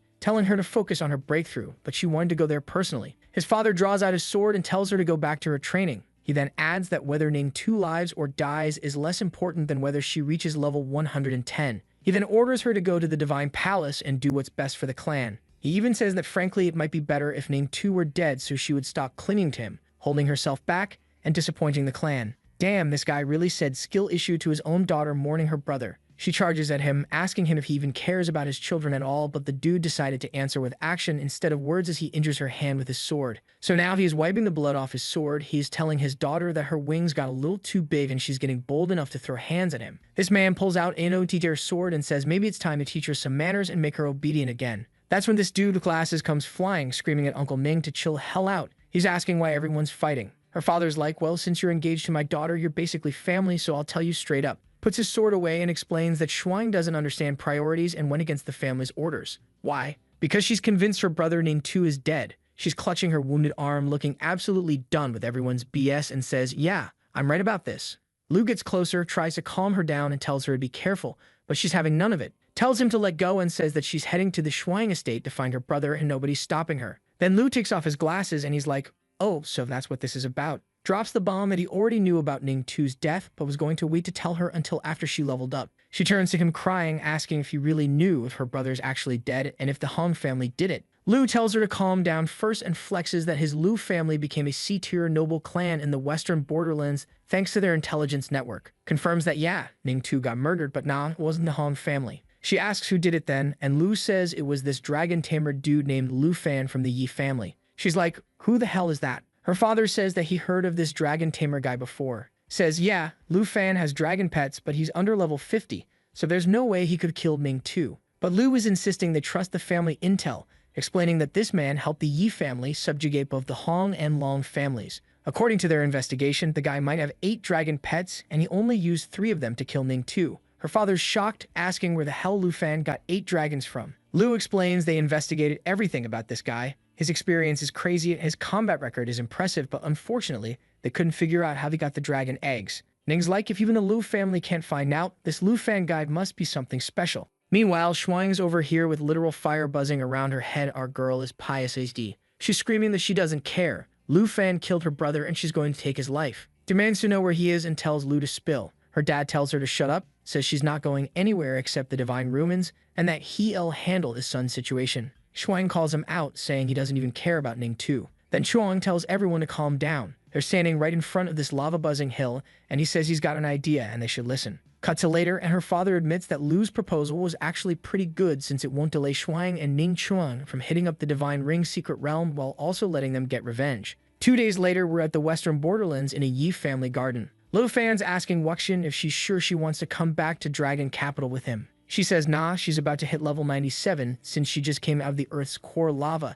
and she wants to level up first. Plus, she's got business with the Ning family and can't leave for at least a month. She hands him something, tells him to take it and go find the Quan family, and says she's already prepared everything. What she gave him was a teleportation scroll. Our boy asks why it has to be the Quan family specifically. She explains that a one-way trip from the western borderland to Dragon Capital takes 2 days, and the teleportation scroll doesn't support that kind of distance. The Quan family's got an enhancement master who can enchant it to open a 2-way portal to a fixed location. Then she sighs, saying if only the Starlight portal could ignore distance, she could save this money. As he takes the scroll, he points out that even if he opens a portal between Dragon Capital Academy and here, she'd still have to wait a month before she could go. She looks at him quietly, then suddenly grabs his face with both hands, which catches him completely off guard and tells him that the burden of the family is on her shoulders and she can't afford to be idle. A month will pass quickly, she says. Our boy notes that by then, Dragon Capital Academy should be done with exams and on break, and he might return to Zhang City with his aunt. She pokes his nose, being all cute, and says it's fine if he's not in Dragon Capital since she was thinking of visiting his hometown anyway.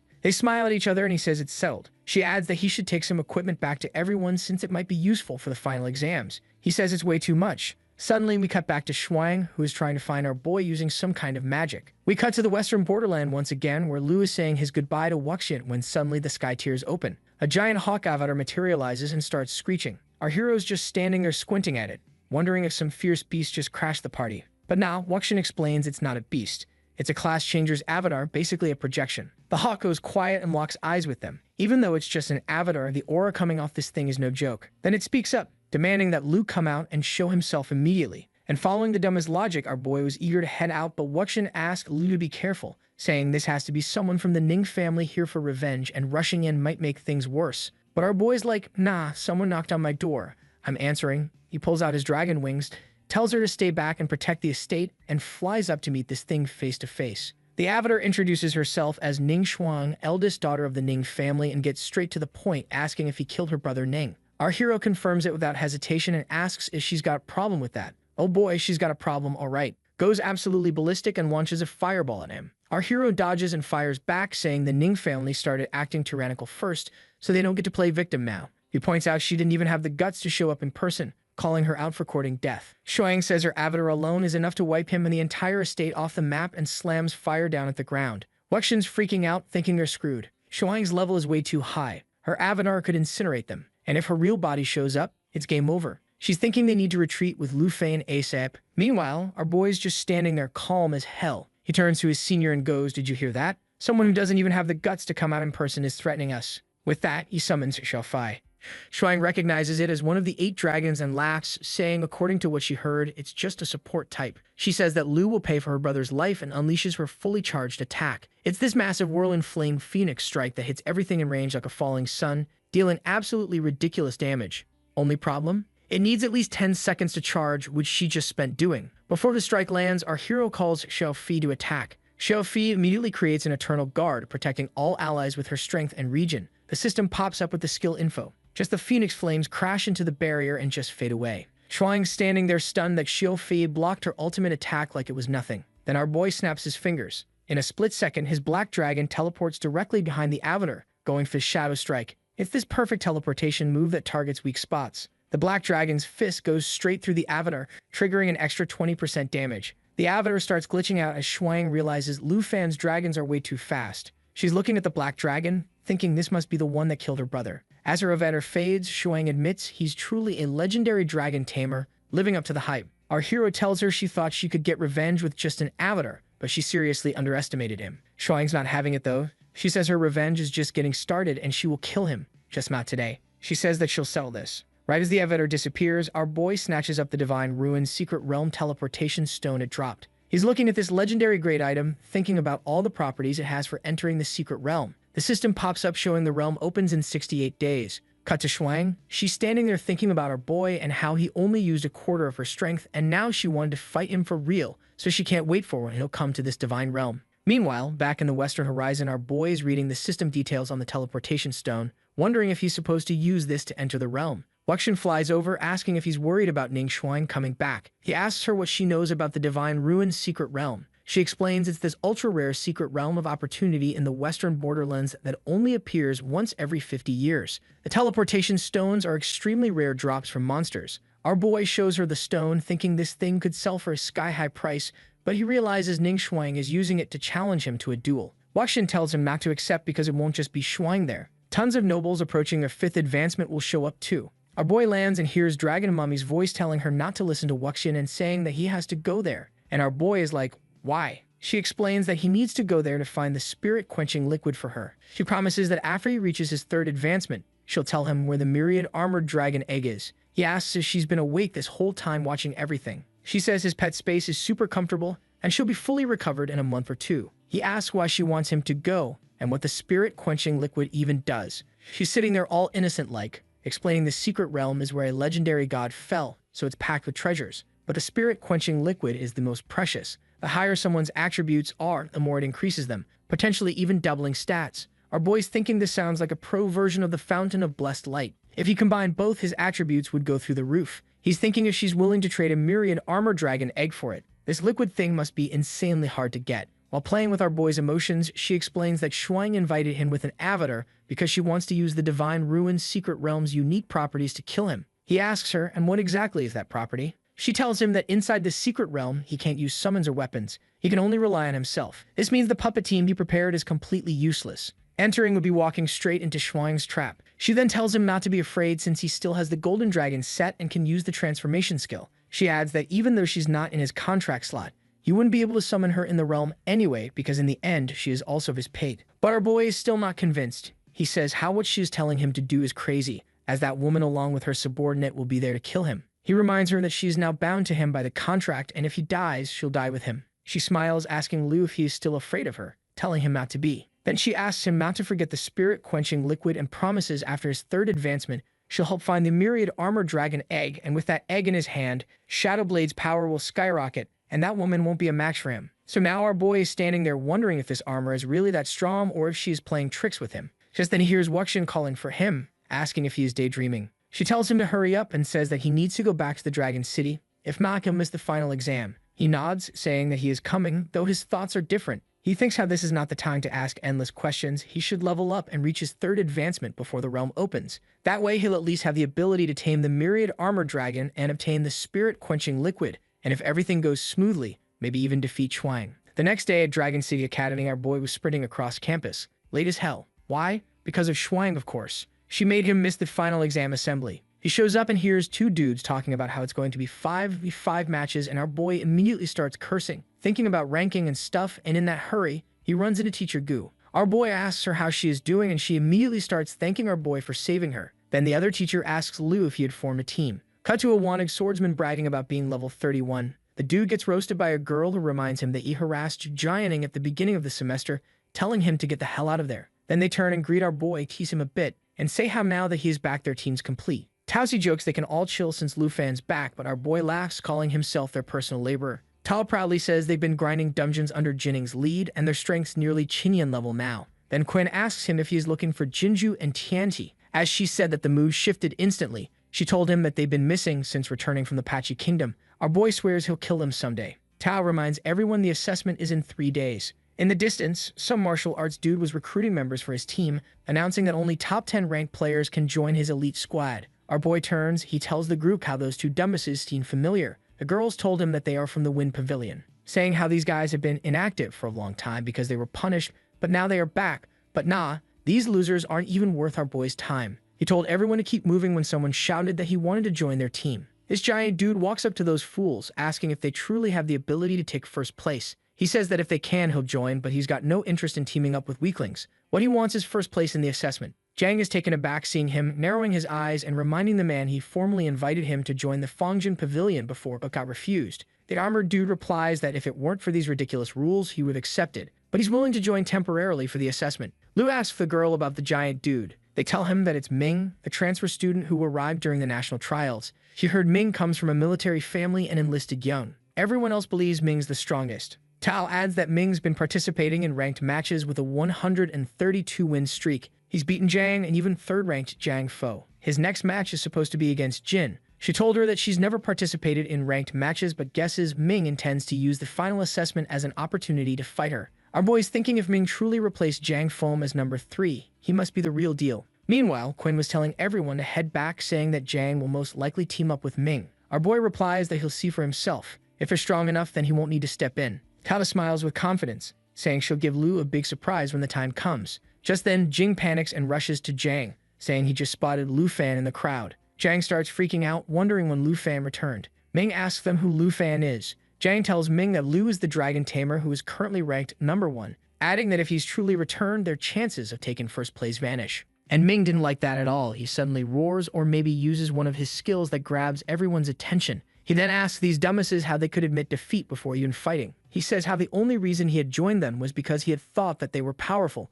Then suddenly one boy points to the army badge on Ming's chest, saying how this belongs to the blood-clad army, and it's known as the strongest comprehensive military force in the nation's dragon military. People can't believe this dude's only 2 years older than them. The badge on his uniform means he can literally command 100 soldiers in the blood-clad army. Ming starts going off about how since he was a kid, he's been stationed at the border fighting off invasions. Dude joined the blood-clad army super early and leveled up his combat class while wading through literal mountains of corpses. And he did all this because he wanted to become the youngest general to protect the nation. Ming then says that he's got to take first place in every assessment and graduate early so he can get back to the blood-clad army. He sticks out his hand asking if they got the balls to beat Lu Fan. Zhang finally grabs his hand and welcomes him to the team. Everyone loses their minds, screaming about Brother Ming's crazy presence and how they're about to crown a new #1. But Zhang's still sweating a bit. He reminds them they might be popping off too early since Lu Fan's literally a national hero who competed in the trials. Ming just smirks, thinking his resume alone should make Lu Fan embarrassed. He's heard of Lu Fan before, yeah.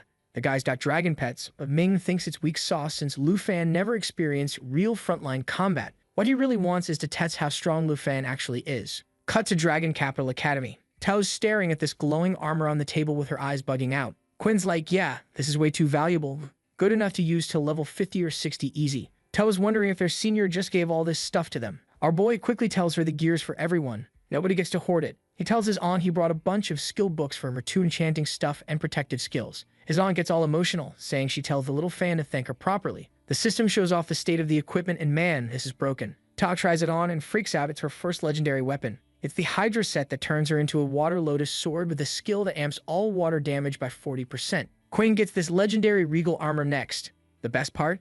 It autocasts zero-cost Holy Light Starfall. Quinn's stunned, thinking this is worth more than anything her dad could buy. She also gets the Judgment set with this Starlight Annihilation skill that does continuous damage that can't be removed. Jin gets a set that blows her mind too. She's saying even just the enchantment effect alone is something she couldn't afford in a million years. She's got this legendary blade set that maxes out damage with class weapons, boosting effects by 120%. Everyone's putting on their new armor and going absolutely crazy. Tao's hyped, saying her stats literally doubled. Quinn says with seniors' help they've got no excuse.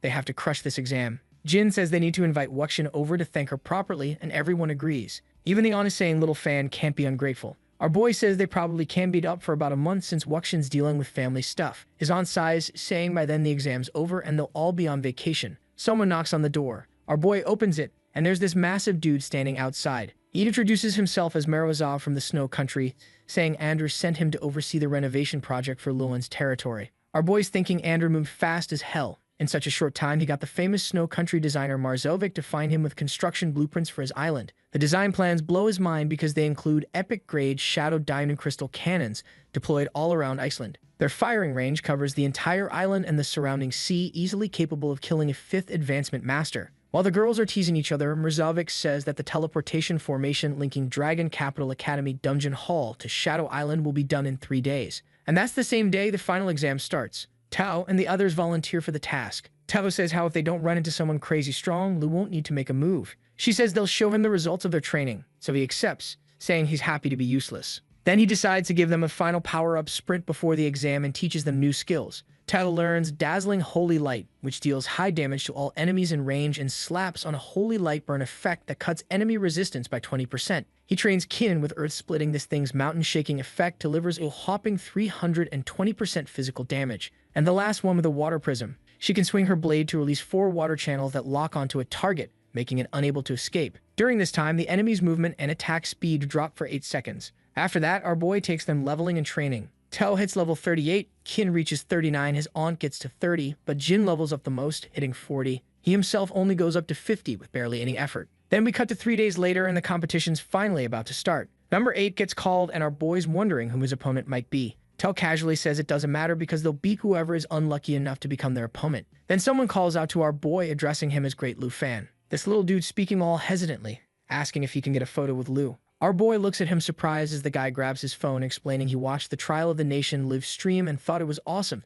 saying that he had become his biggest fan after that. Our boy smiles and agrees to the selfie. Afterward, he asks if there's anything else. He then says that he is that unlucky opponent. He runs away while adding that Lu can rest assured since he knows his own limits and will forfeit. Tao says he shouldn't run or forfeit because she heard the exam doesn't just evaluate ranking but also combat performance. If he fled, he'd have to take a makeup exam. The guy turns back saying he understands but insists even if 50 or 100 people join his team, they still wouldn't land a single hit on Lu. For him, stepping onto the field means instant defeat. Tao reassures him by patting his shoulder, telling him to relax because she won't let him get instantly defeated. She guarantees he'll have a chance to perform. Then we cut to the actual battle, and these guys are tense as hell. Fatty asks the two ladies if they really need to fight like this. Tao tells them to stop talking nonsense and attack already. With that, the battle begins. Kin unleashes her light domain imprisonment skill, raising walls around the opponents in a 6 to 7 meter radius, completely trapping them. Tao goes in for the strike, slamming her sword at them, while saying it's a pity they missed their best opportunity. She uses abyssal coagulation. Countless condensed water needles shoot at the 5 players from every direction, dealing piercing water damage. Kin apologizes to the fatty, saying that the fight's about to be over. She leaps high in the air. Using her Starlight Annihilation skill, she summons Holy Light, dealing high magic damage to all enemies while applying Holy Light Burn. And just like that, the battle ended. People are wondering what just happened because they looked away at their phones for only a moment, and in that instant, the two girls had already wiped all 5 players. They were wondering when they became so powerful. The scene shifts and Jang is busy sucking up to Ming, saying how he always wanted to be a part of the Blood Cloaked. They want to know if from now on they're going to be a fixed team or not. Ming smiles and says sure, as long as he can beat Lu Fan in the final, he is good with everything else. And if that happens, he promises he'll personally recommend them to the Blood-Cloaked army. They walk into the area and everyone is talking about our boys' team and how the girls have been practically wiping the floor in all of their fights. And Ming doesn't like that he is eyeing our boy hard, saying how stupid everyone is to think that this trash is actually worth something when in reality he just got lucky and he wasn't having this guy coming up with fantasies in his mind, thinking how in his battle he'll kill our boy with his own hands. Then we cut to 6 days later at the arena battlegrounds. People are placing bets. Some are confident in Lu Fan, pointing out he's the god who completely dominated the secret realm of the nation. Others are putting their hopes on Ming's team because just one day ago, a video leaked showing Ming soloing a tough third advancement master in less than 5 minutes, and his victory was absolutely brutal. When both teams face each other, the audience is surprised to see Lu and Ming aren't fighting in the first round. The crowd says that Jang and the others are strong, but 3 against 4 seems like a big gap. People are questioning how 3 girls can handle 4 men. Some scoff, saying having a lifetime profession on the team is nothing more than giving away a weakness. Our boy's watching quietly from a distance with his aunt while Ming keeps his eyes fixed on him. In the arena, this bastard says how our boy was playing smart. If he doesn't step onto the battlefield, he won't be able to keep his #1 title. But our boy just smiles and tells Jang that if he wants to face him, he has to step up his game. This pisses Jang off. He orders his team not to finish the fight too quickly and tells them to let the world know Wind Pavilion is making a comeback. Tao laughs when she hears that comeback talk and asks her friends if they heard it too. Jin told her to get serious. Then Teacher Gu signals the start and the face-off begins. Tao immediately launches abyssal coagulation, condensing countless water needles in the air. Chen follows with Starlight Annihilation, while Jang uses Mountain Shaking, a deadly move dealing 210% physical damage in a wide area. The enemy team reacts quickly. As the girls unleash their attacks, Jang orders his men to scatter to avoid the damage. They use the smokescreen and completely vanish, and Tao thinks the enemies escaped, but Jin warns her to watch out for an ambush. Just then something crazy happens. Pink strings suddenly shoot out from the smoke, binding Jin, and a system panel pops up, showing that the imprisonment will last 5 seconds. The girls immediately understand Jin is the enemy's target. Just then, Tao notices an archer aiming at her while another dude was blocking Kin, and Jang thought it was a good opportunity to attack Jin. Looking at her, he says how she has now become useless and can't even move. He then uses his skill, Shadow Attack, which will create 16 phantoms for the next 1.5 seconds. Jin just smiles. She was enjoying this way too much. Meanwhile, on the other side, Kin and Tao were absolutely destroying these bastards. Both of them had used their new skills, hearing his friends scream. Jang turns around and he is absolutely surprised, but then he decides to deal with Jin first, so he pulls out his dagger, and as he was about to attack her, he gets hit with a bunch of swords, so now he is even more surprised. He is thinking, how did Jin manage to use a skill when she is clearly under her imprisonment? So while he was thinking about this, the imprisonment time ended and Jin's chain broke. This bastard, along with his 16 trash selves, then charged at Jin, but nah, my girl just stood there saying how whatever he'll do, it'll be in vain. So now these idiots are getting their asses kicked, girls are absolutely wiping the floor with them, and the audience can't believe how one-sided this whole battle seems. Jang turns to Ming, asking him if he is still not going to take action, then finally comes rushing in, shoving his own teammates aside. Seeing this, our boy smiles, saying how now he has to participate as well. Meanwhile, Ming was charging at our boy and wasn't even paying attention to the girls, thinking that they wouldn't be a danger to him. But Jin decided otherwise. She leaped over his head and activated a bunch of her skills, charging her swords, and she attacked Ming with her swords. First, the Frigid Water Sword with ice elemental damage, then the Blood-Breaking Sword piercing through defenses, and finally, the Army Breaker Great Sword with raw physical destruction. But Na Ming tanked all of it. He deflected her black sword, telling her to get out of his way as he was not interested in fighting her. But Jin answered him by sending another sword at him at the same time. Tao charged at Ming too, but this bastard blocked her attack and asked her if she really thought that she was worthy enough to be her opponent. But the girl was in no mood to give up until our boy showed up. He put his hand on Qin's shoulder, telling her that they can rest now, as Ming wanted to fight him, so he is more than happy to fulfill his wish. On the other side, Ming was overpowering Tao. She told the rest that she couldn't hold on for long when an arrow came flying towards Ming, almost hitting him on his stupid face. Lu then ordered the girls to fall back and protect Qin and his aunt, and Ming did the same. He ordered the idiots to fall back as well, saying that he didn't want to hit them by accident. Seeing this, the crowd's going nuts. This was the exact moment they were waiting for. They are wondering if our boy is going to summon a dragon. But some think that if he does, the victory would be unfair. Just then, Ming jumps into the air. Man, I didn't know this gorilla could jump this high. He is boosting his status, saying how he is a true warrior who had fought on the battlefield. But our boy easily sidesteps his attack, pulls out his dagger, and attacks Ming with a fire slash. Ming blocks it effortlessly and asks our boy why he didn't summon a dragon, as it's the only way dragon tamers could fight. So now our boy is walking towards him and says, "You'll see a dragon when you manage to hurt me." This accomplishes nothing but pisses this bastard off, and then this dude Tyrannosforomus into a weird wolf. His roar is so terrifying that even his own teammates are shocked, while Zhang's over here fanboying, shouting, "Brother Ming unleashed his werewolf form." Our boy Lee recognizes this as a berserk werewolf swordsman transformation, a bloodline ability that boosts physical and defensive power by 750%. But our boy just casually pulls out his wings, flies into the sky, and hits this bastard with a bunch of arrows. He's thinking about how Ming was hiding his true strength and how this must be Mang's unique class trait, and just so you know, our boy could finish this fight now without even lifting his finger because these arrows have serpent venom that drains 20% of the opponent's health. On the ground, Ming's losing his damn mind in this werewolf form. Dude can't even tell his teammates from his enemies anymore. Lu fires a serpent shadow arrow, but Ming's not giving him any breathing room. This bastard slams his fist down, straight up shattering the ground. Our boy barely dodges by leaping into the air, yelling at Ming to chill out because if he keeps this up, he's going to become a mindless killing machine. But Ming doesn't care, he charges again. That's when Zhang rushes in trying to help, and Ming literally tries to punch his own teammate, screaming he'll tear him to shreds. Zhang's begging him to stop while his other teammates throw up a magic barrier to protect him, but it'll only last 15 seconds. The crowd's panicking now because Ming's completely lost it and is attacking his own people. Everyone's screaming at the teachers to step in and stop this madness. Teacher Gu's begging the principal to end the assessment, saying Ming's gone berserk. But the principal's like, nah, Lu Fan hasn't done anything yet. Let's wait. This dude really said, let them cook, while the werewolf was having a mental breakdown on the battlefield. Lu shot another arrow, saying how this is the only way to stop Ming before he completely loses himself. He charges up his arrow, aims at Ming's head, and is ready to end it all here. He releases it, and boom, lightning crashes down on Ming and Zhang, damn near turning them into BBQ. Zhang is screaming in pain, and just then the barrier is shattered too, so all of his teammates got a taste of the thunder too. Xiao orders everyone to evacuate and tells our boy to stop asking him if he's trying to kill them. Lu just calmly says there's no need to panic, he's not trying to kill them. They'll just be in the hospital for a few days. As he lands on the ground, Ming collapses. Dude couldn't even last one chapter. Meanwhile, the crowd is going crazy. They're calling Lu the undisputed #1, saying he's always worth watching. Teacher Gu announces the assessment is over and Lu's team won. The girls rush over praising him for keeping that #1 rank, and his aunt's already talking about the victory feast. But instead of celebrating, Lu just walks straight ahead.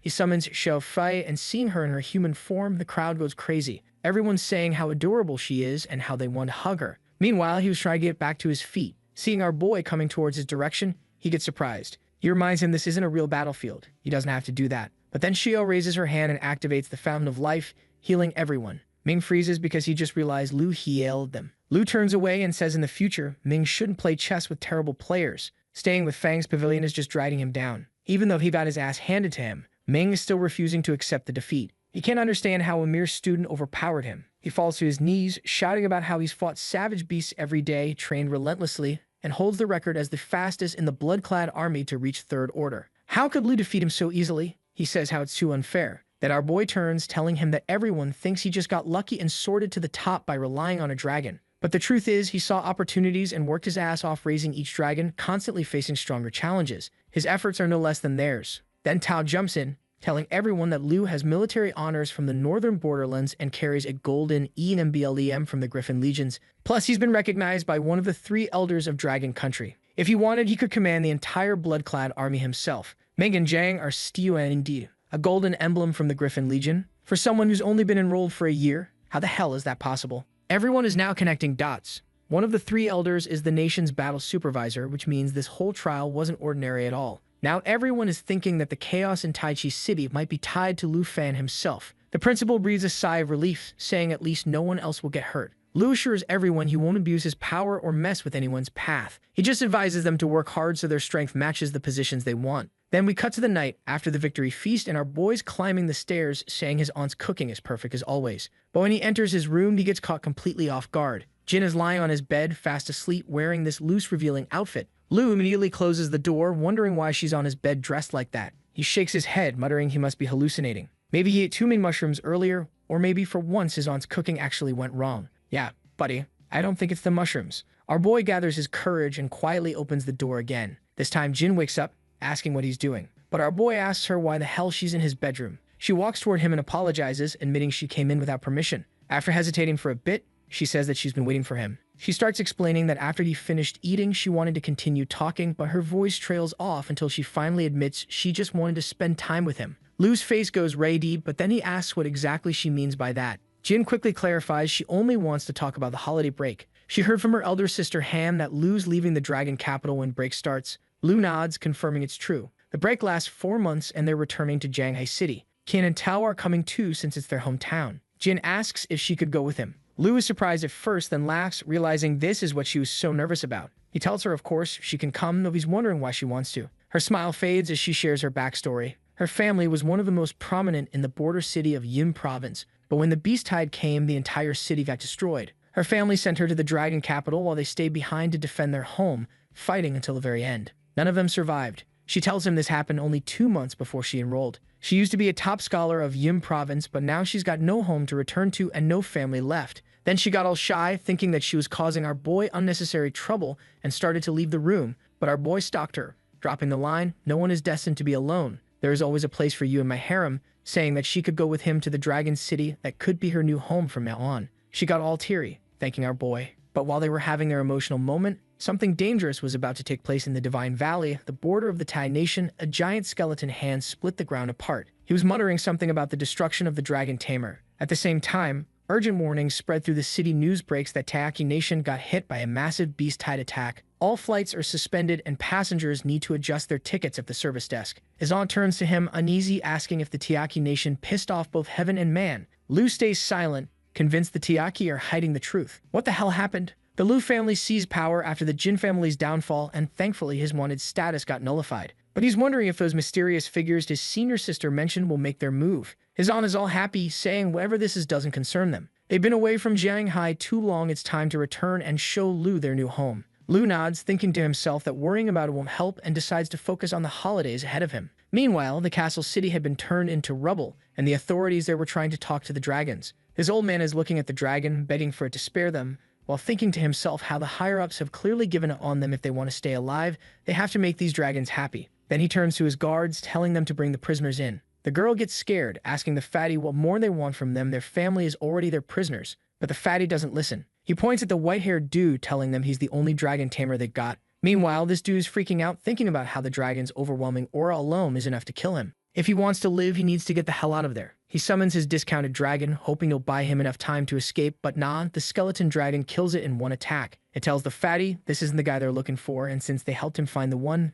they're basically useless. The dragon then starts charging up its fire breath as the guards carry the fatty away. Meanwhile, the white-haired dude is stuck in the rubble, cursing his luck. He looks at the dragons, wondering if this too is the doing of our boy. So the dragon gets all up in this little girl's face like dangerously close when suddenly the white-haired dude starts screaming. The skeleton dragon turns to the white-haired dude and asks him if he knows who they're looking for. This guy doesn't even put up a fight. He just straight up tells them the person they want is Lu Fan, and he's a student at Dragon City Academy. He even adds that since it's break time and vacation season, Lu Fan probably isn't at school. He's most likely chilling at home. The dragon's like, "Alright, you did good," and tells him to take him to Lu Fan. In exchange, he'll grant him the power of the ancient gods. But if he refuses, well, he'll end up exactly like that little lizard over there. You know, dead as hell. Chan asks if the dragon will really give him enough power to kill Lu Fan. The dragon sees all that resentment and anger burning in the kid's eyes and goes, "I like this guy," before doing his dragon thing. Purple energy swirls all over Chen, and in the next second he transforms into this skeleton general.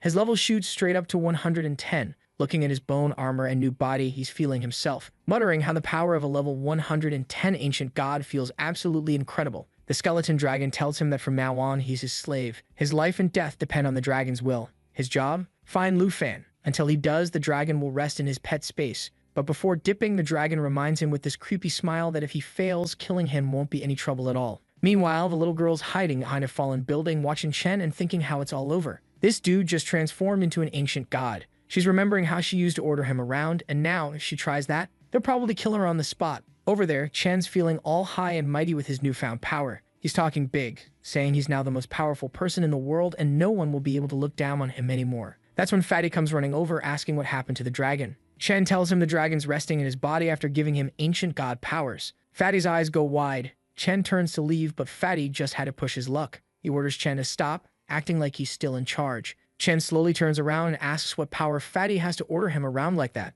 Then he unleashes this terrifying aura and tells Fatty that his tyranny has ended, and if he pisses him off any further, he's going 6 feet under. Before Fatty can even react, someone tells Chen not to get so arrogant just because he got powerful. Chen turns, and of course it's this ninja dude with his face covered by a white mask. Turns out he's from the Tan family. Chen's thinking about how the family this masked dude just mentioned disappeared 100 years ago. He's wondering if they've been controlling the city from the shadows this whole time. The masked dude looks at Chen and says, judging from his expression, he must understand that Liu is just a pawn for the Tan family. As long as Chen follows orders, they'll let him live. But now that Chen's got ancient dragon powers, he's done taking orders. Chen smiles and starts walking toward the ninja. The masked guy realizes Chen has malicious intentions and tells him to know his limits. He shoots some attacks at Chen, saying the power he has now will belong to the Tan family. Chen easily dodges the attack. Making bone spears out of nowhere, he pierces the dude's heart clean through. Shin is surprised as king. How did he just do that? Fatty's absolutely freaking out, screaming how it's impossible. The little girl's also losing her mind, thinking to herself how Chen just killed a level 100 warrior in one attack. Chen looks down at the masked dude and says if the Tan family's really that capable and powerful, why are they hiding in the shadows? Then Chen turns to Fatty. He's had enough of these guys. He remembers how Fatty tortured him all this time. Fatty immediately starts defending himself, saying it wasn't his doing. He was just following the Tan family's orders. But Chen's not having it. He forms this giant bone claw from his hand. Fatty starts defending himself with this third-rate excuse, saying how if Chen hadn't come here, he wouldn't have gotten these powers. So for that reason alone, Chen should spare him. He promises he won't cause any more trouble. But come on, has that logic ever worked? Chen stops when he notices the girl from the Tai family kneeling before him. He doesn't even pay her any attention. He just spreads his wings and flies away. Down on the ground, the girl's left wondering what the hell just happened. Meanwhile, we cut to Jianghai City. Our boy was in his car heading toward the city when this dude came to pick them up. He's going on about how it's been so long since they've seen each other and how he missed watching Lu's matches. Basically, this dude's fanboying hard like every other character in this series. This new guy's name is Sunji, a level 29 warrior. Lu tells him he doesn't have to be so formal, saying the first time he went into the secret realm,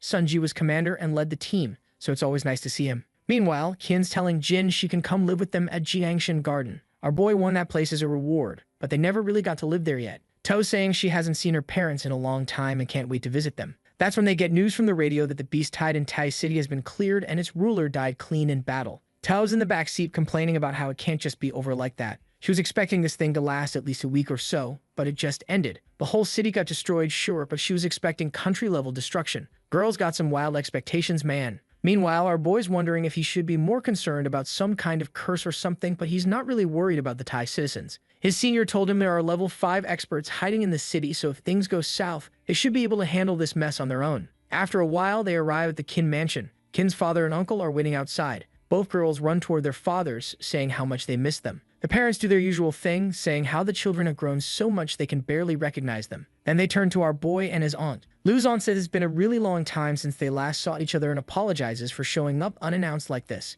She thanks them for sending a car to pick them up. Qin's father invites them inside, introducing Tao's father, Tao Shan. And man, this guy is loaded. Like the richest in the city level loaded. Our boy starts introducing himself when Tao's father immediately switches to father mode. He says he heard his daughter's part of Lu's harem and how happy he is to hear that. Both Tao's and Qin's fathers start saying how they never thought our boy would be able to help their daughters grow this much. Lu's just standing there in the middle, looking all awkward like he wants to disappear. Tao immediately grabs Lu's collar, telling him not to let this get to his head. Then Tao's father invites Lu's group over and our boy says he'll be there. After dropping off Tao and Qin, the rest of the group heads to Jiangshan Garden. On the way there, Lu's apologizing to Jin, saying how he should have introduced her to others. Jin cuts him off, telling him not to worry since she's relatively new to this place anyway. Lu's aunt tells her not to stress, offering that she'll show her around. Meanwhile, Sunji is telling our boy how in less than 2 days, they managed to clear up Jiangshan Garden. When the group looks surprised, he asks if they didn't know that Mr. Qin had been sending someone every week to look after the place.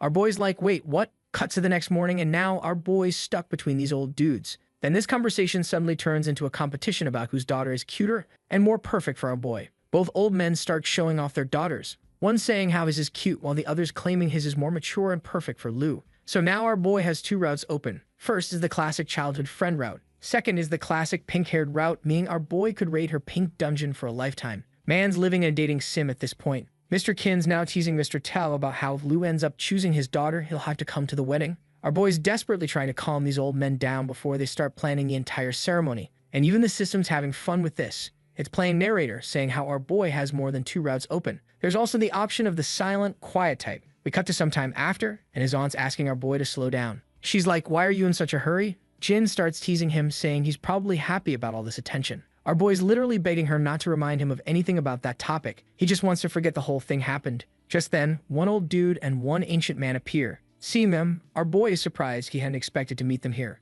Baldy tells him he came all the way here just to pay him a visit since they were worried he might have forgotten about them. So his aunt naturally invites them in. They explain they're here to invite our boy to give a speech. They want Lou to inspire the students. Lou would have rejected it immediately, but since these two actually treated him with respect instead of like the trash everyone else thinks he is, he agrees. After he agrees, these old men start going on about how almost all the first years are around level 30, so it's a huge deal that our boy's already at level 60. He sees them off with the promise that he'll visit the school in 3 days. Cut to the next day, and our boy gets a call from Mr. Tao. The old man starts rambling about something, and Lou has absolutely no idea what he's talking about. All he manages to catch from that conversation is that he's about to receive something. After the call, he's scratching his head thinking, what the hell did this old man send me now? Before he can even wrap his head around what just happened, he gets another call from Mr. Kin. This old fox also starts saying how experience crystals will be delivered to him soon. Our boy's just standing there completely confused, wondering what these old foxes are plotting. He's asking himself if they somehow knew he wanted to level up. We cut to some time later. The delivery boy shows up with the crystals, and our boy's screaming his brain out, saying how his school was supposed to keep that information a secret. So when these old men found out about it, they went ahead and bought all the experience crystals from the entire city. Like, every single one. Now he's standing there thinking about how he can't accept this, since these two are clearly doing it to set up their daughters with him. It's a trap disguised as generosity, folks. But you know what? Free crystals are free crystals. So the next few days, he continues using the experience crystals and keeps visiting the Shadow Island, clearing up monsters left and right. As a result, his level shoots straight up to 53. The days pass like this until speech day arrives. He's absorbed all the experience crystals and is now level 54. The next day at School 3, the whole place is going absolutely crazy. Students are buzzing, saying they heard the school invited some big shot to deliver the speech this year, and they're dying to know who it is. Everyone's got their theories flying around. The dean tells everyone to quiet down and then introduces our boy. The entire auditorium erupts in applause. They're seeing the legendary dragon tamer in the flesh, and they can't contain themselves. At the same time, in the old city of Shanghai, Chen's arrived at our boy's hometown looking for him. The ancient dragon asks if he's sure they can find Lou here. Chen nods, saying they will if they start destroying everything in sight. The dragon asks him if he knows what's going to happen to him if he's wrong. Chen nods again, saying he knows very well what the consequences are. The dragon says he's pleased Chen's acting like a fine slave. That's what you love to hear from your evil overlord, right? He then asks Chen how he feel about going on a killing spree here. Asks him that since he belonged to this place, would he want to spare any humans? But Chen replies immediately that he doesn't care. Saying that he doesn't care, actually, he wants to kill more people since it means that bastard would show up faster. And what do you know, that evil dragon lord lives for the chaos. So there is no way this didn't impress him. This dude literally shoots up into the sky and rips open some black hole portal straight out of a Marvel movie, and it starts vacuuming up everything, people, buildings. The NPCs are running around like headless chickens, screaming and losing their minds. Meanwhile, Chen's having his villain monologue moment, thinking to himself, as long as Daddy Dragon keeps giving me power, I don't care about shit. But while he's busy being edgy and monologuing like he's got all the time in the world, the dragon army from literal hell has already crashed the party, ready to hand out death certificates to everyone. And all this chaos? Yeah, it's already spread to Shanghai City, where our boy Lu Fan is chilling, and he's like, yo, what the fuck is going on? Then the dean jumps in, ordering all the students to head to the underground shelter. That snaps Lu Fan out of his confusion real quick. My man flies up and stops right in front of this dragon, thinking, how the hell is this motherfucker back? But before he can process anything, some city guards zoom past him like they're in Fast and Furious, yelling about how they have to stop the danger before it reaches the city. Now Lu Fan knows exactly what's going to happen to these idiots if they try to be heroes, so he pulls out his golden griffin emblem and orders these morons to fall back and help with the evacuation instead. Then he summons his entire puppet crew to assist. After getting that sorted, he hits up the dean and tells him, hide your ass until I deal with this beast tide. Without wasting a single second, Lu Fan summons Xiao Fei and tells her to bring out the holy corrupted dragons, and she doesn't hesitate, the girl just does it. Then he turns to the puppet squad and gives them the mission. Help him fight Godbone, but keep the property damage to a minimum because they're not trying to explain this to insurance. The squad spreads out like a well-oiled machine, and Lu Fan starts pulling out spell after spell and summoning everything in his arsenal because he knows this time hits different. Why? Because this time they're facing Godbone's real body. With all the prep work done, he charges straight at Godbone like he's got a death wish. But Chen comes flying in with his spear aimed right at Lu Fan. Our boy dodges it somehow, but now he's confused as hell, like, why is this bastard here? Chen just smirks with that punchable face and goes, long time no see, friend. Then Godbone starts his villain bragging session about how he committed genocide just to show up here today. But Lu Fan completely ignores the bone lizard and laser focuses on Chen instead, asking if he brought Godbone here while simultaneously attacking him. But Chen's clearly high on that dragon power, because he starts ranting about how it's all Lu Fan's fault. And now that Godbone's real body is here, the whole city's getting destroyed, and he's personally going to make sure Lu Fan dies. So Lu Fan tries the reasonable approach. Probably a mistake with this lunatic, reminding Chen that he's got dragon country blood in his veins, and no matter what beef they have, he shouldn't be killing his own people. But nope, Chen's already gone full psycho. This bastard just starts cackling like a maniac, saying he doesn't give a damn because none of these people cared about him when he became the laughingstock thanks to Lu Fan. But now that he's got that dragon god power, it's revenge time, baby, and he's starting with Lu Fan, the one he blames for everything. Lu Fan tries to defend himself, saying he never did anything to hurt Chen. All he wanted was for this dude to choose the right path. But in his head, Lu Fan's thinking how the power Chen's radiating is on another level entirely, way beyond what he had last time. The only explanation that makes sense? This bastard became the ancient dragon god Bone's slave and sold his soul for a power-up. By now, Chen's completely beyond the point of talking things out. He attacks Lu Fan while muttering some bullshit about how Lu Fan's not worthy of being a dragon tamer because he can't even fully use the dragon tamer class benefits. Plus, he committed the ultimate crime of disrespecting him, so obviously that means he deserves to die. Lu Fan catches Chen's dagger before it can connect and immediately orders Xiao Fei to use the dragon domain and emerald mirror. And just like before, she doesn't waste a single second. The girl casts both skills instantly, but it didn't work. Both buffs got cancelled, and Lu Fan had no idea why, since that had never happened before. Godbone just laughs and tells him he's not falling for the same trick twice. This lizard actually came prepared this time. Since tricks are off the table, Lu Fan decides it's time to throw hands. He charges at the damn lizard, but Chen stops him, telling Godbone to sit back and relax as he'll personally handle this himself for the glory of Godbone. And then the bastard starts transforming, his body warping into a monstrous Godbone form. A system window pops up telling our boy how this bastard Chen is a level 110 Godbone slave. Then more screens start appearing one after another. Roar of Doom, a forbidden dragon spell that summons 300,000 lightning bolts, star-destroying light, and the Godbone barrier, which can absorb straight-up dragon-level hits. Lu Fan's looking at all this like, how the hell am I supposed to get through that? But Godbone's not done flexing either. He's sitting at level 100 God skills, and he just unlocked Godbone's Silver Glow, turning his bone shards into full armor and cranking his strength through the roof. Lu Fan calls out to Xiao Fei for options, and she immediately merges their energy, fusing their classes into the Dragon Rider class. Then Godbone floods the field with the Emerald Dragon Bloodline, doubling all dragon skill damage. Lu Fan tells everyone to keep pushing and not let up. More skills start flying solo. Shelter, Source of Heaven, Shadow Flash Territory, and Shadow Cry. The battlefield is pure chaos at this point. Godbone then just grabs the dragon mid-flight and slams it into the ground. Lu Fan leaps in with a Sky Slash while Xiao Fei unloads her whole poison kit: Underworld Poison Fog, Thousand Poisons Wind, and Corrosive Clouds. But Godbone doesn't even blink. He fires back with Dragon Gun, pulling the sky's power into one massive strike, and Xiao Ye dives straight at them. But our boy stops that, buying Xiao Ye enough time to transform into a poison dragon and drop an underworld swamp across the field. Lu Fan follows up with Shadow Strike while Toxic Mist floods everywhere. Then Star Crush goes off, cracking the ground wide open. The Bone Clan shows up out of nowhere, laughing and saluting their god. Xiao Ye mutates into something even worse, a divine beast wrapped in poison and rage. Poison mines, toxic vortexes, and heaven's punishment raining down. And Godbone? He's just standing there tanking all of it, pissed as hell, hurling threats at our boy and his dragon squads, calling them bugs and saying how he's going to wipe every last one of them out. So this bastard pulls out one of his tricks called Blazing Godbone. Basically, for 6 seconds, anyone dumb enough to touch him takes damage based on how many Godbone fragments are floating around him, and each one hits for 1200%. The system counts 86,437 fragments. Xiaoji's been tanking hits in the poison mist like a champ, just eating damage left and right, and then the Blazing Godbone goes off. 2,074,488 damage. Just like that. Lu Fan stares at the number like his brain stopped working for a second.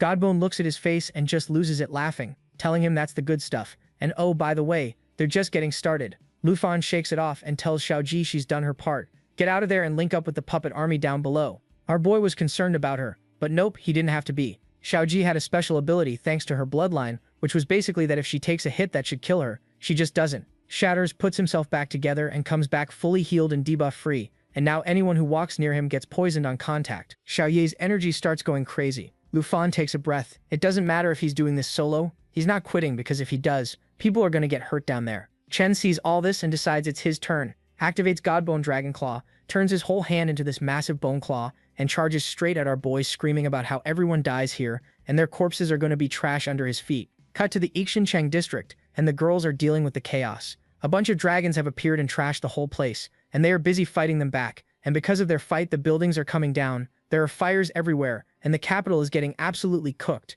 Down on the ground, Qinxiao grabs his dad by the arm and tells him to run. His dad shoves him off, basically saying, "Sit down, kid. Adults are handling this." Panic all over the place. People sprinting through burning streets. Tao sees the chaos and points out that every creature ripping through the city right now is one of Lu Fan's summons. Meanwhile, over at our boy's place, his aunt was asking Jin if she's sure that she wants to do it. Jin says, yeah, the godbone from Taichi is inside the city, which means Lu Fan's up there fighting it right now. Auntie Han immediately starts spiraling, going, what if he's in danger? Jin tells her to stay inside. It's not safe. Auntie Han is not hearing that at all. She's not just going to sit there watching the city burn. Uncle Chen jumps in and shuts it down, saying running in without a plan just gets everyone killed. Tao pushes back, saying hiding while everything falls apart isn't an option either. Chin sighs and does the whole fine we go, at least we're with him thing. Tao pumps her fist because yes, Lu Fan doesn't have to do this alone. Everyone starts getting ready. Chin tells Tao to stick close. Uncle Chen looks at the younger ones and tells them straight up, don't overdo it. If things go bad, they fall back. Then he pulls out his communicator and fires off a message to one of the teachers,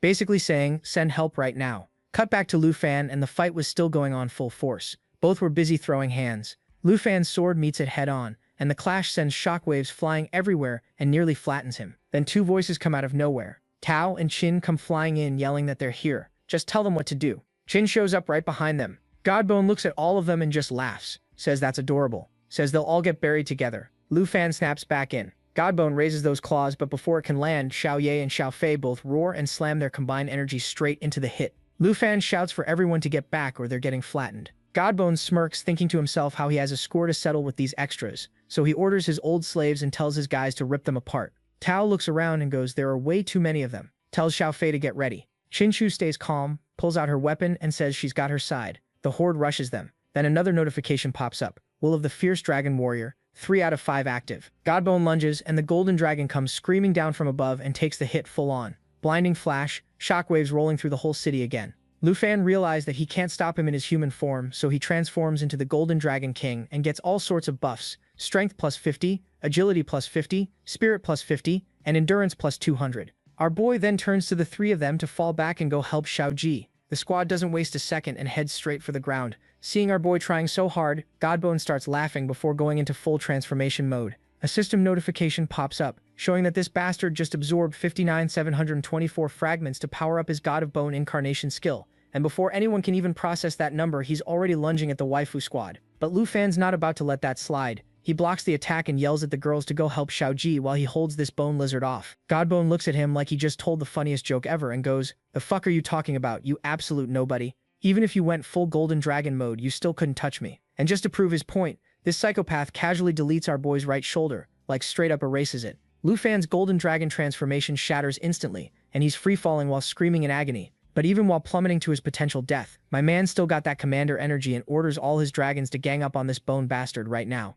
And let me tell you, the dragons heard on sight and said, bet. Every single one of them charges up their ultimate attack and unleashes absolute hell on Godbone simultaneously. The combined blast is literally giving off multiple nuke energy, so Star Dragon had to throw up a barrier real quick or everyone else would have been vaporized as collateral damage. While this mushroom cloud situation is happening, Xiao Fei's down there doing emergency field surgery on Lu Fan, patching him up as fast as dragonly possible. Our boy's watching the explosion thinking, okay, there's no way he's getting up from that, right? Right, wrong, this cockroach in bone form just stands up like he tripped on a sidewalk, dusts himself off all casual and calls them annoying bugs. Then he whips out these godbone chains and starts attacking the dragons, and somehow he even catches the stealth dragon. Lu Fan started wondering how the hell is this bastard this overpowered. Godbone orders Chen to finish everyone off, and that wannabe protagonist bastard is grinning ear to ear, absolutely living for this moment. Lu Fan's brain is going a mile a minute, running through every possible strategy, and the answer keeps coming back the same, they're fucked. Every single one of his dragon abilities is either getting hard countered or Godbone's just straight up immune to them. For the first time in forever, Our boy genuinely doesn't know what to do. His last hope is Xiaoji, but even if she showed up right this second, she'd probably get wrecked too. Plus all his girls are here, and he absolutely cannot let them get hurt. That's his one hard line. But you know what's even more annoying than imminent death? Chen's insufferable villain monologue. This dude's going off about how he's been waiting his whole life for this exact moment to humiliate Lu Fan and how he's actually the strongest dragon tamer, just really milking his 5 seconds of relevance. Meanwhile, Godbone's eyeing Lu Fan's dragons like they're an all-you-can-eat buffet, and he's decided a bow looks appetizing for round 1. Lu Fan looks at this absolute disaster of a situation and thinks, fuck it. Before pulling out his trump card, he summons the Demon Queen. And holy mother of dragons, out walks the thickest, most voluptuous mommy dragon you've ever seen in your goddamn life. And she is pissed. She immediately calls out, our boy, do you really not trust me? You only summon me when you think you're about to die? And oh yeah, Chen? She already dealt with him. Like the moment she arrived, he was handled off screen. She decides to tease Lu Fan a bit, calling him cute and casually mentioning that after today, he only has 2 more chances to summon her. Our boy's not in the mood for games, and straight up asks, can you handle Godbone or not? She gives him a playful wink, transforms into her dragon form and says, it'll take me a minute, but I'm about to turn that old pile of bones into dust. All the girls are freaking out, whispering among themselves, who the hell is that dragon? When did Lu Fan get her? How many secret dragons does this man have? And you know what? She backs up all that talk immediately because she obliterates Godbone's barrier in literally 1 second without even breaking a sweat. Just absolutely violated it. Cut to Shanghai City and the chaos is finally chilled out. The old man duo is standing there looking up at the sky, thanking the gods they never even believed in. But over on the actual battlefield, oh, it's an absolute shit show. Lu Fan posted up next to Xiao Fei, when suddenly those supposedly unbreakable godly bone chains just shattered like they were made at the dollar store. The Demon Queen straight up said nah to an ancient god's power. Meanwhile, the Demon Queen's on the other side of the field, absolutely styling on this ancient dragon, casually flexing 4 different elemental powers at once. This bone lizard bastard is losing his entire mind, screaming about how it's impossible, and wondering why someone this ridiculously overpowered would even bother helping Lu Fan. After putting this fossil in his place, the Dragon Queen decides she's done with the tutorial and hits him with a 4-element dragon breath combo that would make Avatar jealous while she's handling the boss. Our boy and his squad decide it's time to deal with the mini-boss, and Chen's just standing there shell-shocked, watching his master get absolutely demolished. Lu Fan asks if he's worried about his master, then tells him he should worry about himself instead, but Chen goes into a full villain monologue, saying it doesn't matter what happens to that old pile of bones because killing Lu Fan was always the only thing he cared about anyway, and now he can finally focus on that without distractions. That's when they stopped talking and started swinging. Our boy charges up his bow with these dark serpent arrows while Chen goes full anime transformation and morphs his arms into these giant-ass claws. This dude's about to start his villain speech again, when the stealth dragon comes out of absolutely nowhere and smacks him. In the next second, he was back to his human form, coughing up blood and screaming about how the Jin family screwed him over and how Lu Fan got everything handed to him while he got jack shit. But Lu Fan, man, doesn't even respond. He just stands there charging his sword like he's loading a spirit bomb, and after a good second, everything just explodes. His dragon spreads its wings and fire erupts everywhere, painting the whole damn sky red. Chen stumbles out of the flames and drops to his knees, literally crying about how this golden bead was the only good thing that ever happened to him, and then he starts with that classic third-rate villain defense, saying he never wanted to do any of this. Lu Fan can judge him all he wants for selling out his humanity and all that standard redemption-seeking bullshit, but our boy just stood there in silence. His arrow fully charged after 3 seconds of dramatic build-up, and then he finally spoke up, saying he understood Chen's situation, but it didn't matter. Chen chose the wrong path, and now he has to die for it. He releases the arrow, and it goes straight through Chen, who starts coughing up blood, looking completely shocked, before he just disintegrates and blows away in the wind like Thanos snapped him. When the dust clears, Lu Fan's just standing there in the wreckage with his dragons, looking like the main character he is. The Demon Queen calls him over, but not before roasting him first, saying he took way too damn long to handle literal trash, which is honestly fair criticism. He walks over to where Godbone is lying there on his last breath, but still trying to act tough, calling the Dragon Queen interesting, and offering it ancient god powers like he's got any bargaining chips left. Then Xiaoji shows up glowing green. Lu Fan walks forward with energy swirling around him, and he tells the Demon Queen to finish it. The Dragon King starts laughing with lightning crackling all over, joking about whether Lu Fan's scared it'll backstab him. They both attack together, and it's this massive explosion of light and fire that just erases everything in the vicinity. The ancient gods freaking the hell out in the rubble. Can't wrap its head around why the Dragon King would choose humans over godlike power, and as it's burning up, it drops this ominous warning about 35 other ancient gods still sleeping somewhere out there, saying, when they wake up, everyone dies. Then it's gone for good. The flames die down, everything goes quiet, and all those dark energy monsters floating in the sky just dissolve into dust like someone hit Ctrl-Alt-Delete on the whole apocalypse. On the other side of the battlefield, Jian Ying just stood there shocked, watching all the monsters vanish like they were never there. Dao yelled at everyone to look. The crazy battle mess was clearing up. Everything got quiet and peaceful. Then Lu Fan showed up glowing with divine light, and everyone started cheering like crazy, screaming his name. They couldn't believe they actually survived. Lu Fan stood there with the ground still smoking from where he walked. The Demon Queen stretched and looked around while Lu Fan thought about how insanely strong that ancient god was. His system popped up, showing he leveled up again. He looked at her, realizing he'd used almost all her energy, but she stayed focused the whole time. Checking his system, he saw he was one step away from his third transformation. She smiled, all teasing, and hinted he should think about paying her back. Lu Fan looked annoyed but didn't say anything. He knew she liked messing with him. She kept going, saying maybe he was the one breaking their deal. He fired back that she was the one who insisted on showing up in the first place. She laughed at him, calling him clueless about feelings. Then she got more serious and reminded him what the ancient god said: 35 more gods are still sleeping somewhere. She mentioned he can still summon her 2 more times and asked what his plan was. She offered to help if he'd just trust her. Lu Fan told her the fight's over and she should leave before someone thinks she's a monster. She just laughed and joked that if anyone asks, she'll say it's cosplay. Lu Fan noticed something glowing in the rubble and picked up this small cube. His system, he dyed it right away. It's the ancient god's origin. The thing was pulsing with serious energy. He looked at the woman for answers. She explained it's basically the core that can bring god bones back even after thousands of years. Lu Fan realized the ancient god isn't actually dead. She confirmed it without saying anything. She kept explaining ancient gods can never truly die. Even when you destroy them, their origin stays behind and eventually they come back. Nothing can erase them forever. Lu Fan gripped the cube tight, understanding he's holding a time bomb. She warned him it could destroy everything in the wrong hands, but in his hands it could be treasure. Lu Fan liked how she told him that he has 2 particular dragons who used to guard the sacred tree and protect the Dragon King way back, but they got killed by the sub-dragons they used to rule. The spirit got harsh, saying the dragons are corrupted now, stained by ancient god energy. Their blood isn't pure anymore, it reeks of divine decay. Then it looked at Lu Fan and said he fused their bloodlines with ancient god essence, turning them into fallen holy dragons, something between divine and ruined. She continued with her explanation, saying how their weird evolution happened because he used the ancient god's essence, so if he just feeds that seed to his dragons, they'll evolve past even the Dragon King level. Lu Fan's mind raced. Fallen essence has already turned dragons into demons and holy types before. The god bone failed him once, wasn't strong enough. But this origin is different, way stronger. Could he actually make divine-level dragons? The idea excited and scared him. He hesitated, looking at the glowing cube.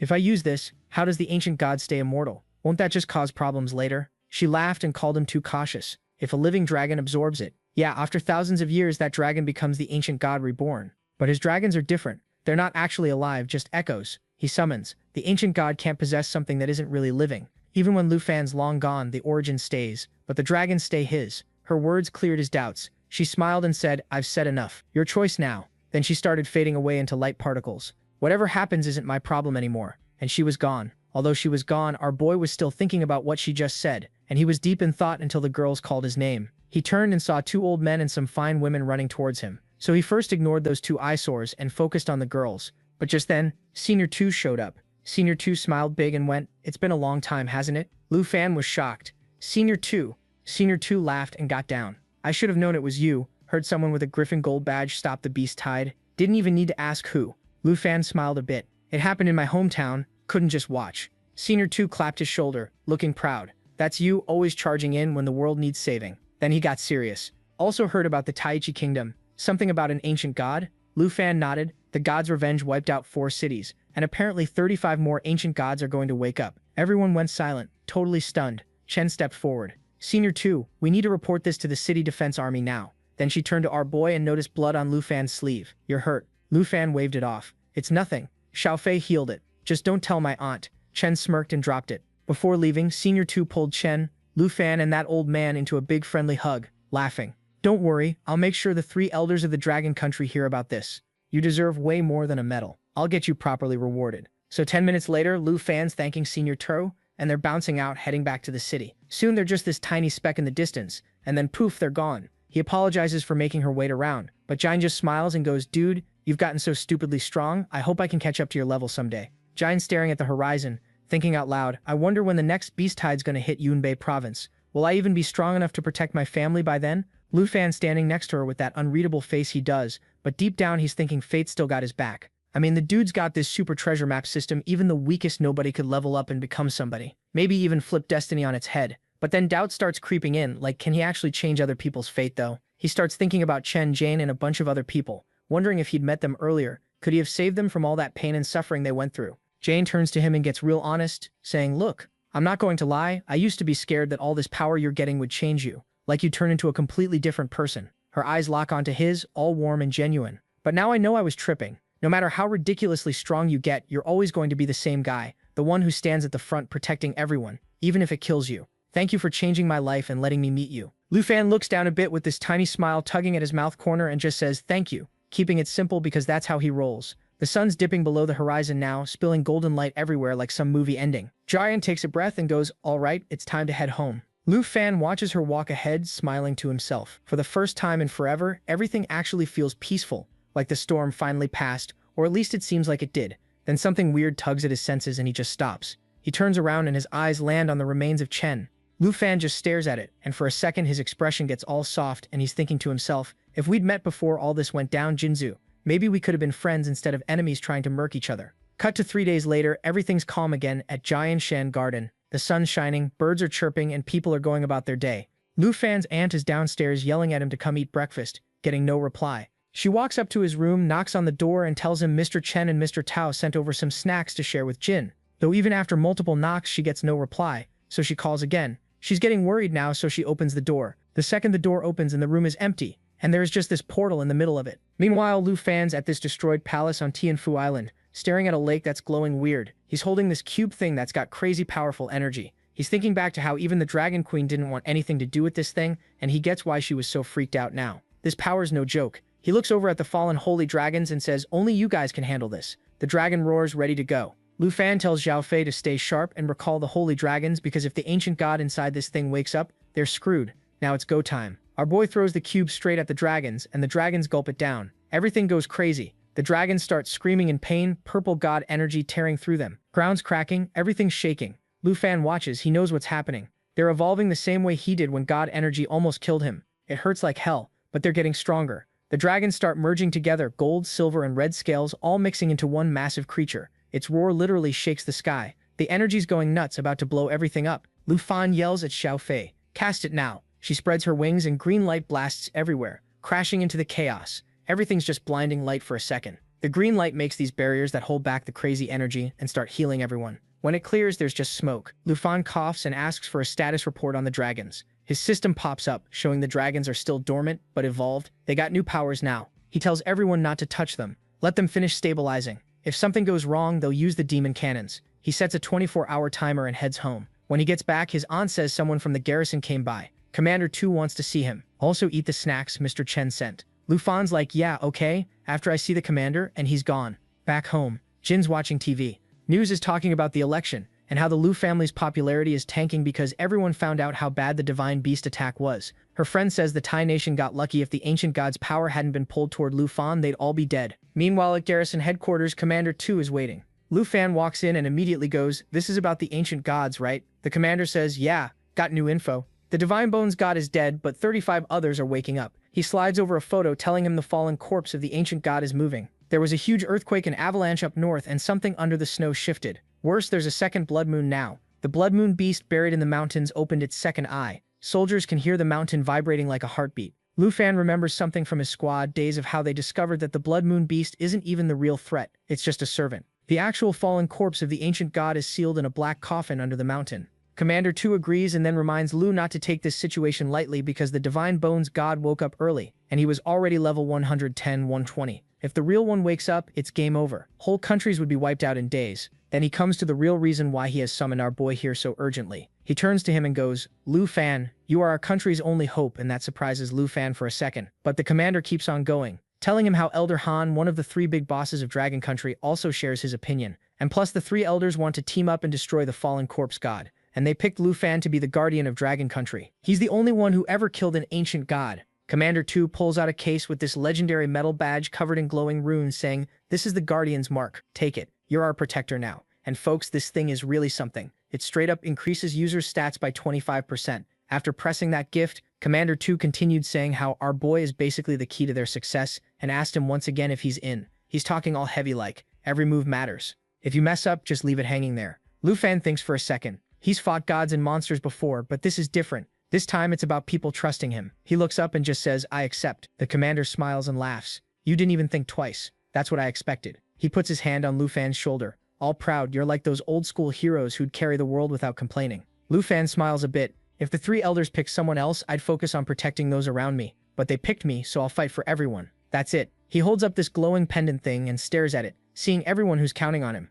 Can't back down when so many lives depend on me. Commander laughs again, super proud. Then he grabs this sealed case and opens it, saying how now that Lu has agreed to become the Guardian, it's time to give him the reward. And this thing isn't half bad either. Its effect would be mad helpful to our boy. It's called the Sky Dome Thunderfall, a legendary weapon that finds hidden enemies and zaps them with lightning from the sky. The thing crackles with thunder. From now on, this only answers to you, the commander says. Wherever thunder falls, enemies know Dragon Country's guardian is still here. Lu Fan takes it respectfully. They share a moment, then laugh and clink cups. His job as guardian officially starts now. The commander explains Elder Lu made this weapon specifically for the kindling plan. Only people protecting the nation can use it. Lu Fan realizes that with demon crystal cannons and reinforced walls, Tianfu Island will be unstoppable against 4th-level threats. With this artifact, even 5th-level enemies might go down. The commander sounds proud, explaining that making this thing had like a 1 in 1,000 success rate. Elder Lu only ever made 3 before this one for himself, and 2 for the other elders. Lu Fan has the 4th one. Lu Fan realizes his defenses are now as strong as the 3 elders.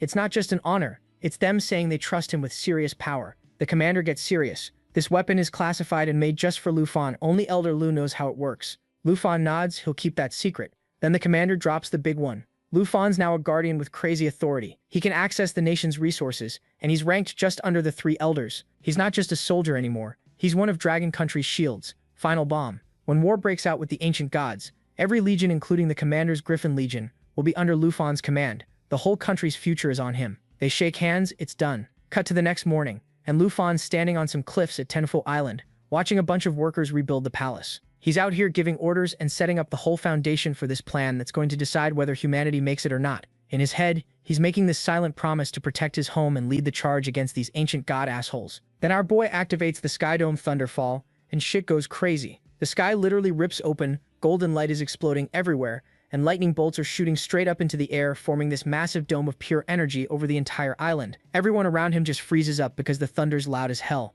and the light's so bright you can barely see. One of the workers completely loses it, thinking they're getting attacked right now. Meanwhile, our boy was looking at his new defense system, thinking to himself how now the island's defenses are just as strong as the 3 elders. This officer named Morozov comes running over with his eyes bugging out. Sir, what kind of tech makes this much energy? Lu Fan just glances at him. Classified national secret. Morozov shuts up real quick, staring at that golden dome. He can literally feel the crazy power coming off it, way stronger than those demon crystal cannons they've got. It clicks for him now. This isn't normal tech, this is some legendary craftsman level stuff. Then the defense network lights up and shoots a pulse toward this empty spot on the island. Morozov's confused as hell. Malfunction? There's nothing there. But Lu Fan's eyes go narrow. His face gets hard because he knows exactly what it is. The cocoon of the fallen corpse, Holy Dragon. So he starts running in that direction, ordering the workers to stay back. Deep in the courtyard, there's this huge cocoon pulsing with black and blue light. The surface is cracking all over. Something ancient is waking up inside the fallen corpse, Holy Dragon. The ground's shaking and corrupted energy spreading everywhere. Lu Fan shows up right as the cocoon starts glowing even brighter. He shields his eyes and his heart just sinks because the dragon's reached its final evolution stage. The energy spikes hard. The countdown started. A green light flashes, and Xiaofei lands next to him. Lu Fan told her to be ready. If it loses control, we can't let it escape. Xiaofei nods. Just then the cocoon hits max brightness and the ground's cracking from the energy surge. Xiaofei spreads her wings wide, releasing this jade light. Emerald glow surrounds them both, cleaning out the corrupted energy and boosting Lu Fan's strength through some dragon bloodline connection. Everything goes dead quiet for a second. Then boom, the cocoon straight up explodes. Light bursts out everywhere, tearing through the whole courtyard. The fallen corpse, Holy Dragon, comes out. Scales shimmering, its roar shaking the entire sky. Energy waves blast through the ruins. Lu Fan lowers his arm, coughing through all the dust. He looks over at Xiaofei, standing in front of them. Now is this huge dragon with a skeleton frame that's gleaming and looks straight up divine. The transformation's done. The fallen corpse, Holy Dragon, evolved into the divine Bones Dragon King, armor of the fallen mountain. Power's just radiating off this thing. The earth's literally trembling just from it standing there. Xiaofei's watching quietly as Lu Fan checks out their new guardian. The evolution worked. Dragon Country just got a new legend that's strong enough to turn the tide against those ancient gods.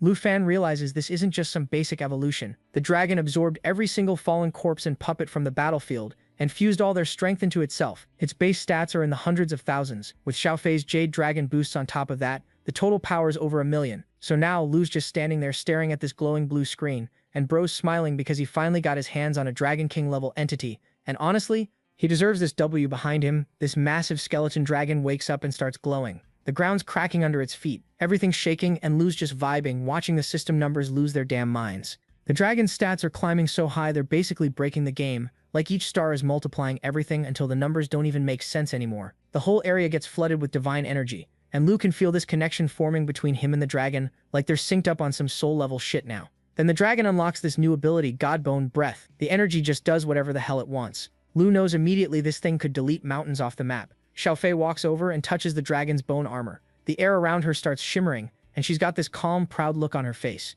She can tell this isn't just some undead beast anymore. This is a straight-up divine guardian. Now, top-tier endgame content. She touches its nose and the dragon rumbles back at her. Lu's just watching quietly, taking it all in. All those dead bodies he used to control, their power's been absorbed into this dragon and converted into new abilities and raw strength. He smiles and tells the dragon, "All right, let's see what you got." The dragon roars and blue flames explode upward, shaking the entire island. Then there's this blinding flash and the dragon's bones just explode into glowing fragments that swirl around Lu. The pieces merge together and form these sick-ass arm guards on him. The system pops up telling him he just crafted Godbone armor and unlocked a skill called Dragon Descent. Lu clenches his fists and feels this insane power. The dragon's basically part of him now, and Xiao's just standing there completely stunned. Lu checks his stats real quick, and everything's gone. Nuclear strength, speed, and spirit are all sitting in the hundreds of thousands. His endurance is over 1,000,000. Even he's impressed by that. He grins, thinking finally he's got the power to fight actual threats instead of just getting bodied. He activates the new skill and blue runes light up all over his arm. This is the first time he's completely fused with a divine beast.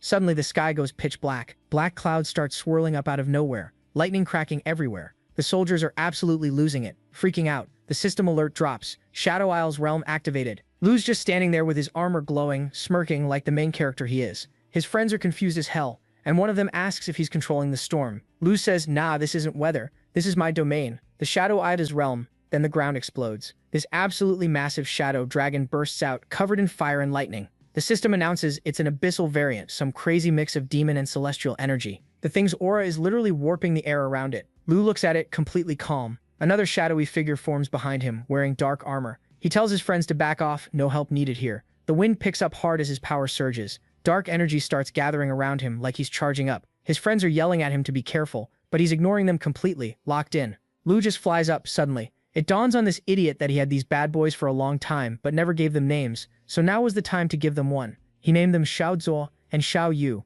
Yep, bro, didn't even bother to try. Now that the name part is done, it's time to see what these bad boys do. So he immediately ordered them to cast the bone armor, and his hands turned into dragon claws, and then he turned the first dragon into quick experience points. Now it's time to test out other skills, and yep, they are just as awesome. Using them, Lu turned all of these dragons into experience points, and now he's already level 60. He gets down and the girls swarm him. They have questions, so they start asking him one by one. They are like, "Hey Lu, do these arms of yours incorporate all of your dragon pets?" Lu replies, "No, this is just the power of the ancient dragon god. Also, because of the effects of the Godbone dragon skills, all of my stats have reached 1,000,000. Everyone just goes dead silent. He's literally hundreds of times stronger than the country's best fighters. Tao nervously jokes, "Bro, are you even human anymore?" Lu gets serious for a second. "I'm level 60 now. Time for my third-class advancement." Before he leaves, he tells Morozov to lock down the palace hard. Nobody gets in or out because the area outside is still completely wrecked from the last explosion. Morozov agrees without question. Lu heads straight to Dragon City, cut to the Academy's class transfer hall. The place is packed with glowing terminals for high-rank upgrades, looking all futuristic. He's staring at the screen. Second-class advancement. Had different paths you could pick, but third class is just a straight evolution of whatever you already chose. Then he notices something weird. There's literally no record of a Dragon Tamer class in the Academy's entire history. Not even in the old dusty archives. He pauses, then smiles. Makes sense, it's his own class. It exists only because of him. He's the first one ever. He puts his hand on the device and starts the ceremony. Light floods the entire room. Energy rings spinning around him like he's in a centrifuge. His body's shaking, but he stays focused, grinding through it. Then suddenly he's floating in this void made of pure light. But the light shifts colors, and the Dragon Queen appears out of nowhere, smiling all playful. "We meet again, Dragon King." Lu frowns immediately. "You're messing with my transfer again. Cut it out." She drops the playful act and gets more serious. "Relax. I'm not here to screw with you. You hit the third evolution, so you're finally ready to hear the location of the armored dragon egg," is so in her classic style. She leans in close and whispers, "It's beyond Sakura country, deep in the Godfall wilderness." Before Lu can even respond or ask questions, she just vanishes into thin air. After that, the void collapses, and he is back to the real world. The ceremony is completed, and Bro is now officially at stage 3, and he already knows where he wants to go. A few hours later, Lu Fan was in his office, staring at a holographic map, locked in on the coordinates of where the blade-armored dragon egg was. His phone rang. It was Shu. He told him everything was sorted. Travel papers, visa, overseas clearance, and contacts set up in Sakura country. Lu Fan told him that the payment was already sent, and that was that. He looked at the map one more time, smirked and said, "I'm coming for you." 3 days later, he was at the airport catching a flight to Oya City, Sakura Country. On the plane, he went over the files Shu sent him and thought about what was waiting. The Godfall Wilderness is basically untouched land packed with elite and leader-level monsters. Even top tamers avoided the place. Lu Fan knew this one was going to be rough, but that just made him want it more. He landed in Oya City and headed straight out. The city was packed with adventurers, guild people, and merchants, all doing their thing, but Lu Fan wasn't here for any of that. He hopped on a long-distance bus meant for high-level adventurers heading to the frontier. The bus was full. Everyone on it had their own thing going on,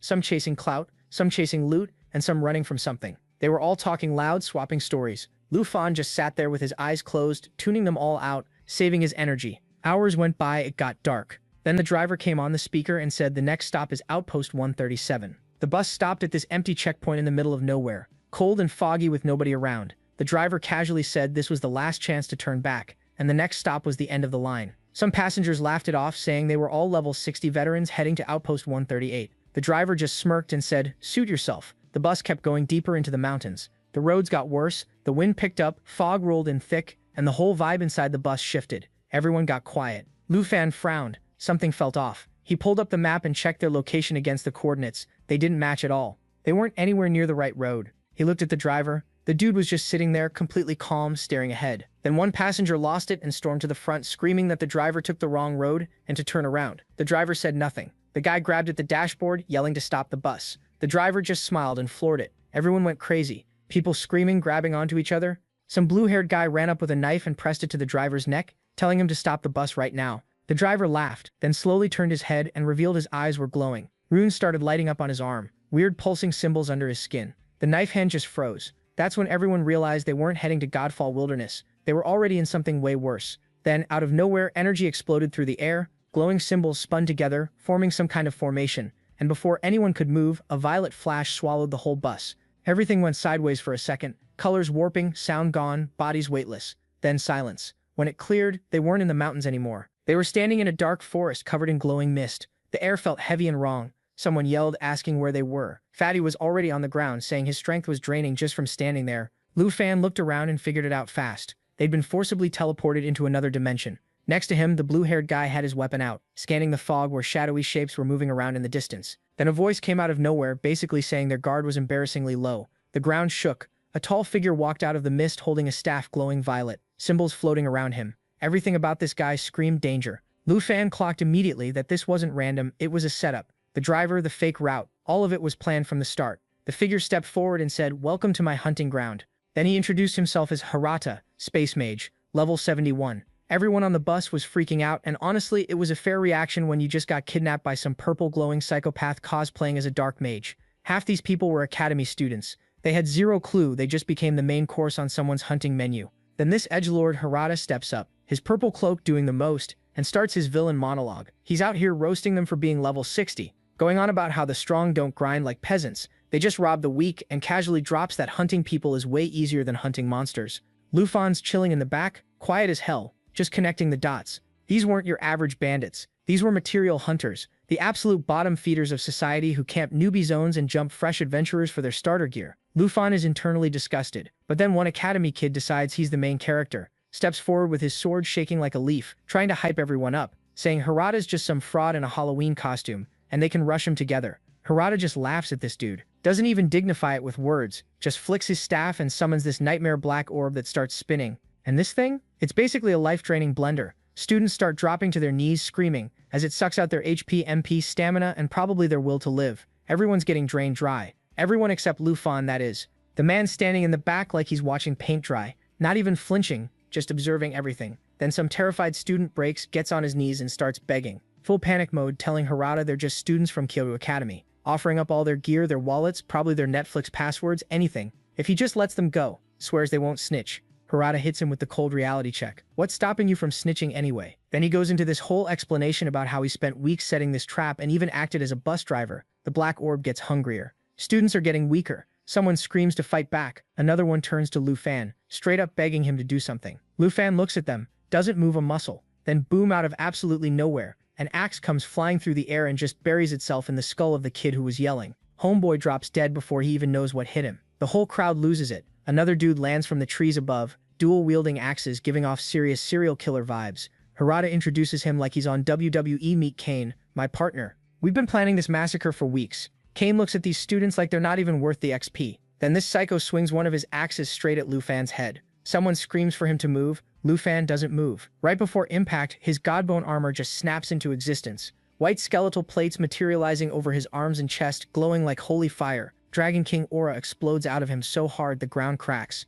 And this man catches the axe mid-swing with his bare hand. The blade starts cracking in his grip. Kane's whole face changes. Man stuttering like, that's titanium. Even a rank 4 expert can't do that. What the hell are you? Lufan just stares him dead in the eyes and says, you made one mistake. You swung first. Then he releases one word of power. The shockwave that comes off him doesn't even look real. Both hunters get launched through the air like they got hit by a truck, ragdolling into rocks and trees bouncing off the ground. Their fancy runes flicker out. They don't get back up. They're done. The students are frozen, mouths hanging open. Lufan didn't even take a step. 2 level 70 fighters just got deleted from existence like spam emails. Then Lufan spreads his arms and glowing white dragon wings unfold from his back, and he just flies straight up into the mist and disappears like some mythical guardian who's got better things to do. The students are left standing there in complete silence. One whispers, that was one guy. Another one's shaking, saying, 2 level 70s just gone like that. Nobody has an answer. So they do the smart thing and run. They bolt deeper into the forest, fog getting thicker with every step, every snapping twig sounding like death. Then someone realizes the light's completely gone.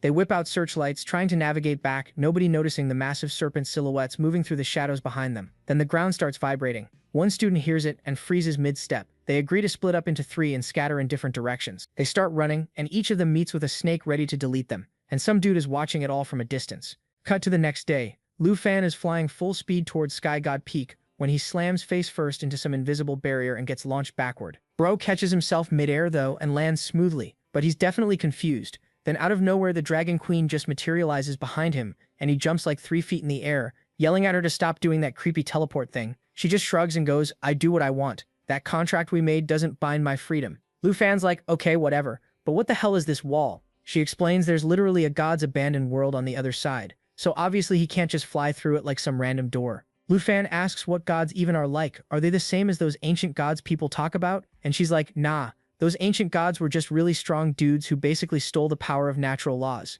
Even I don't know where they originally came from. He's curious now and asks how she stacks up against them power-wise. This girl deadass looks him in the eye and says, back when I was at full strength, I was beyond the 6th advancement. I could snap my fingers and delete gods from existence. Then she adds, if I wasn't dealing with these old injuries, you wouldn't even be qualified to host my real form for like another century. Lufan immediately thinks to himself, thank God she only had 1% of her power when we fought, or I'd be dead as hell. Then he starts daydreaming about whether his dragons could all eventually get that strong. She flicks him right in the forehead and tells him to quit fantasizing. She explains that dragons take forever to grow, and they need to hit the equivalent of a human 6th advancement before anyone would even call them godslayers. Lufan lets out this big sigh and admits he's got a long-ass road ahead of him. She tells him to stop spacing out and actually pay attention to where he's walking, because this mountain literally eats people alive. Then she asks him something that's been bugging her. Why didn't he just level up inside that Divine Ruin's secret realm first, before dragging his ass all the way here to find the blade-armored dragon egg? Like, his armor can go in there directly, so why not grind first? Lufan's like, easy. If I bring the blade-armored dragon hatchling into the secret realm while it's still young, it can absorb way more spiritual energy and level up faster. She grins and calls him a sneaky little schemer, but honestly she sounds impressed.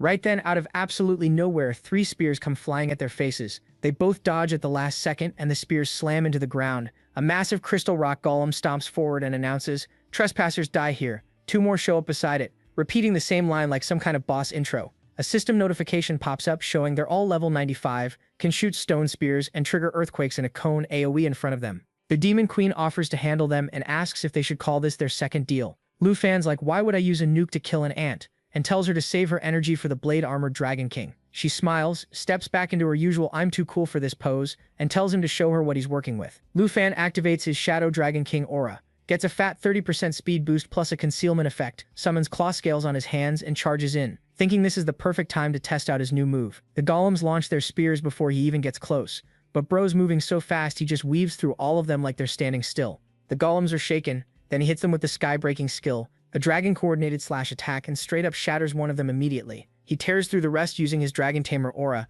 and when they try to surround him, he just makes shadow copies of himself and sends one at each golem simultaneously. The copies demolish all of them in seconds, then he snaps them all back, dusts off his hands, and walks away, leaving nothing but crystal shards behind. He's standing there genuinely hyped about the shadow dragon techniques he's been learning. The more he uses them, the more he realizes just how broken dragon power actually is. He thinks to himself, being able to channel Dragon King's strength this freely makes every second of the grind completely worth it. After taking care of the golems, they head deeper inside the forest, and the Dragon Queen casually mentions how our boy is even better than she thought, and how he used those dragon powers like he was born with them. Lu Fan himself was surprised a little. The more he uses these powers, the more he learns about them, and the more he learns, the better he can use them. So she's great now. You are in charge of handling mobs from here on. After grinding through the dungeon, they finally step out into this snowy glacier area, and Lu Fan's standing there looking confused as hell because they were literally just in a forest like 2 seconds ago. Even the Dragon Queen seems caught off guard. Lu Fan's wondering if the barrier's screwing with the environment or something. She just laughs and goes, "Oh, things are about to get spicy." Then out of nowhere the wind goes absolutely insane, and Lu Fan has to brace himself so he doesn't get blown away. He looks up and sees this massive snow ape flying straight at his face. Bro whips out his weapon just in time and clashes with it mid-air. There's this huge explosion on impact, but Lu Fan walks out completely fine. That's when he realizes this isn't just some random environment glitch. They're getting ambushed. A system notification pops up, identifying them as Frostborn Ice Sculptors, level 95, capable of dropping entire glaciers on you, and leaving behind freezing marks that chill everything in the area. The Dragon Queen points out that because of all this ice everywhere, every monster here has this hardened ice armor that's a pain in the ass to break through. She can literally feel that his sword is scared of it, and pretty much useless right now. Then she suggests covering it in lava flames. Lu Fan activates his Black Dragon aura and charges in like a maniac. The system confirms he also hit them with the break skill Rapid Dragon Energy Strikes. Synced up with his dragon pets, the flames from it nearly melt the snow ape on contact. The thing's literally screaming. Lu Fan notes that using an opposing element against monsters like this hits way harder than he expected. The Dragon Queen's watching quietly, low-key impressed, realizing his understanding of dragon magic runs way deeper than she thought. He looks ahead, sees the environment's chilled out again, and says, "Alright, let's keep moving." For the rest of the journey, they run into all kinds of weird creatures that worship Mount Kiash. First up, a whole swarm of crimson bees shows up, level 95, born from lava hives, and they can drop molten pools that slow you down and burn you alive. Lu Fan doesn't even bother summoning a dragon pet, just switches to the right dragon aura for the element and deletes them. Then they hit some swimming fish creatures, also level 95 and magic immune, with this vortex ability that sucks you in and deals constant damage over time. During that fight, Lu Fan remembers what the Dragon Queen had told him before about how the gods here probably restrict their own followers on purpose, so they never get strong enough to actually rebel. So now he's thinking these so-called gods are no different than us humans in that sense, petty, selfish, and stupid as hell. Lu Fan clears out the fish the same way he handled the bees, just switches elements and wipes them. 3 days later, they finally make it to the summit of Heavenly God Peak. The Dragon Queen lets out this long breath and goes, "We made it." In front of them is this absolutely massive ancient structure, with giant chains hanging down into the mist below like something out of a fantasy movie. Lu Fan looks at it and says it's nothing like what he imagined. He figured it'd be some ruins the gods left behind or something. The Dragon Queen corrects him real quick and says this wasn't built by gods at all. This is the blade-armored Dragon King itself. Then she extends her arm and 3 massive blades shoot out of it to demonstrate what she means. Lu Fan's jaw drops and he asks if she's being serious right now. She sighs and tells him there are over 30 known dragon species, and not all of them fight with their actual bodies, so he needs to stop acting like he's never seen anything in his life. Lu Fan thinks about it for a second and remembers how Xiaoji's dragon form is literally liquid. He looks back at the literal mountain of swords in front of him and admits, okay, yeah, that actually makes sense. He pulls out his weapon and asks if the Dragon King is awake or asleep right now. She says it's in a defensive stance at the moment and explains that even someone way stronger than him can't figure out what its actual condition is when it's like this. The stance speeds up recovery and completely blocks all outside attacks. Lu Fan's like, so they can't do anything to it? She says actually they can. She explains that the whole reason she originally went looking for an alliance with the Poison Dragon King of the Underworld was specifically because its abilities naturally counter this kind of ironclad defense. Lu Fan immediately thinks of Xiaoji and asks if she's talking about her, but worries she might not be strong enough to handle something like this. She's like, yeah, it's still young and not at full power, but the blade-armored Dragon King inside is also badly wounded right now. She steps closer and says with her recovery speed combined with the creature in his pet space, they might not just snag the egg today so she could just devour the whole damn thing. Lu Fan turns to respond, but before he can even get a word out, this massive magic circle appears behind him out of thin air. He asks if the armored Dragon King just woke up. She shakes her head and goes, nah, that's not its magic. Then from behind them, a literal mountain-sized creature rises up out of the snow. The cloaked dude orders his serpent Yamata no Orochi to identify something. The snake did what it was told and sniffed around for any spirits or summoned creatures on the mountain, but couldn't find anything. The cloaked dude's standing there shocked because his massive pet snake couldn't detect jack shit, and he's thinking, okay, whatever Lu Fan's hiding has to be some premium legendary tier stuff. Then my guy pulls his hood down and actually has the audacity to thank Lu Fan for helping him find his rare Shikigami. Lu Fan's not interested in the lecture, and just hits him with, who are you? The guy realizes he forgot to introduce himself and explains that even back in Sakura country, only the rich elites know his name. He introduces his pet snake as Yamata no Orochi, basically flexing that it's like a dragon but cooler. The system pops up showing it's level 119, stage 4 Shikigami. Then Homeboy drops his own name, Yin Mozi, also level 119, and immediately traps Lufan and the Dragon Queen inside this blue barrier. Yin starts monologuing about how he watched their whole performance climbing up the mountain and goes, "Yeah, you're way better than Musashi. Clearly rank 1 material." Then he switches up real quick and asks if Lufan seriously hiked all the way up here just to yoink the armored Dragon King's blade, mocking him for it. He's going on about how even level 100 masters aren't safe from him on this mountain, and how he doesn't leave threats walking around. This dude's whole villain speech is in full swing. He walks toward the structure and says the blade-armored Dragon King isn't even worth the hassle, that waking it up is basically suicide. Then he laughs and admits Lufan stomped his way up the mountain with zero effort, thanks to his powerful dragon sidekick, and says he should have been more careful. The Dragon Queen's eating this up, laughing and telling him to keep the compliments coming. Yin's like, unfortunately playtime's over, and turns to Lufan with a business proposal. He admits he watched the fights and knows damn well he can't beat Lufan in a straight-up brawl.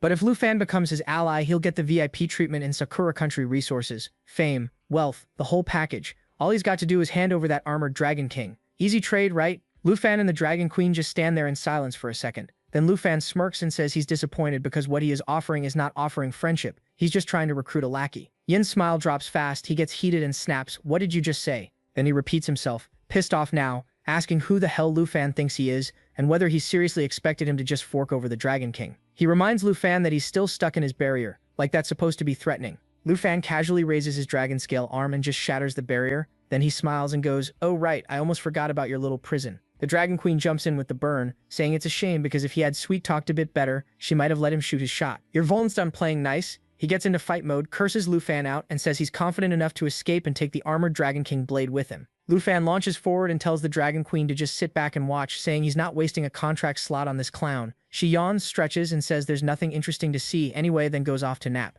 Yervoln sees the Dragon Queen leave and gets all excited, thinking Lufan's dragon pet just dipped. He tells Lufan he tried to avoid this, but Lufan was too damn stubborn. Then he orders his serpent to attack, and it shoots this bright pink poison straight at Lufan. Then Lufan hits him with the roast, saying, "Yin looks half dead already and is still out here trying to rob people." Yin starts sweating bullets. Lufan's completely immune to the snake poison, and things are going sideways fast. Then it gets worse. Lufan calls for his pets to merge and summons Yao Fei, and those other two Yao Fei use their 3 skills at the same time. Emerald Light stacks blessings on him, removes all debuffs, and boosts his stats by 60%. Soul Shatter rebuffs his allies by 200% and stores incoming damage to release it back at 10 times the power. Then his Star Dragon aura activates, doubling his strength every 10 seconds.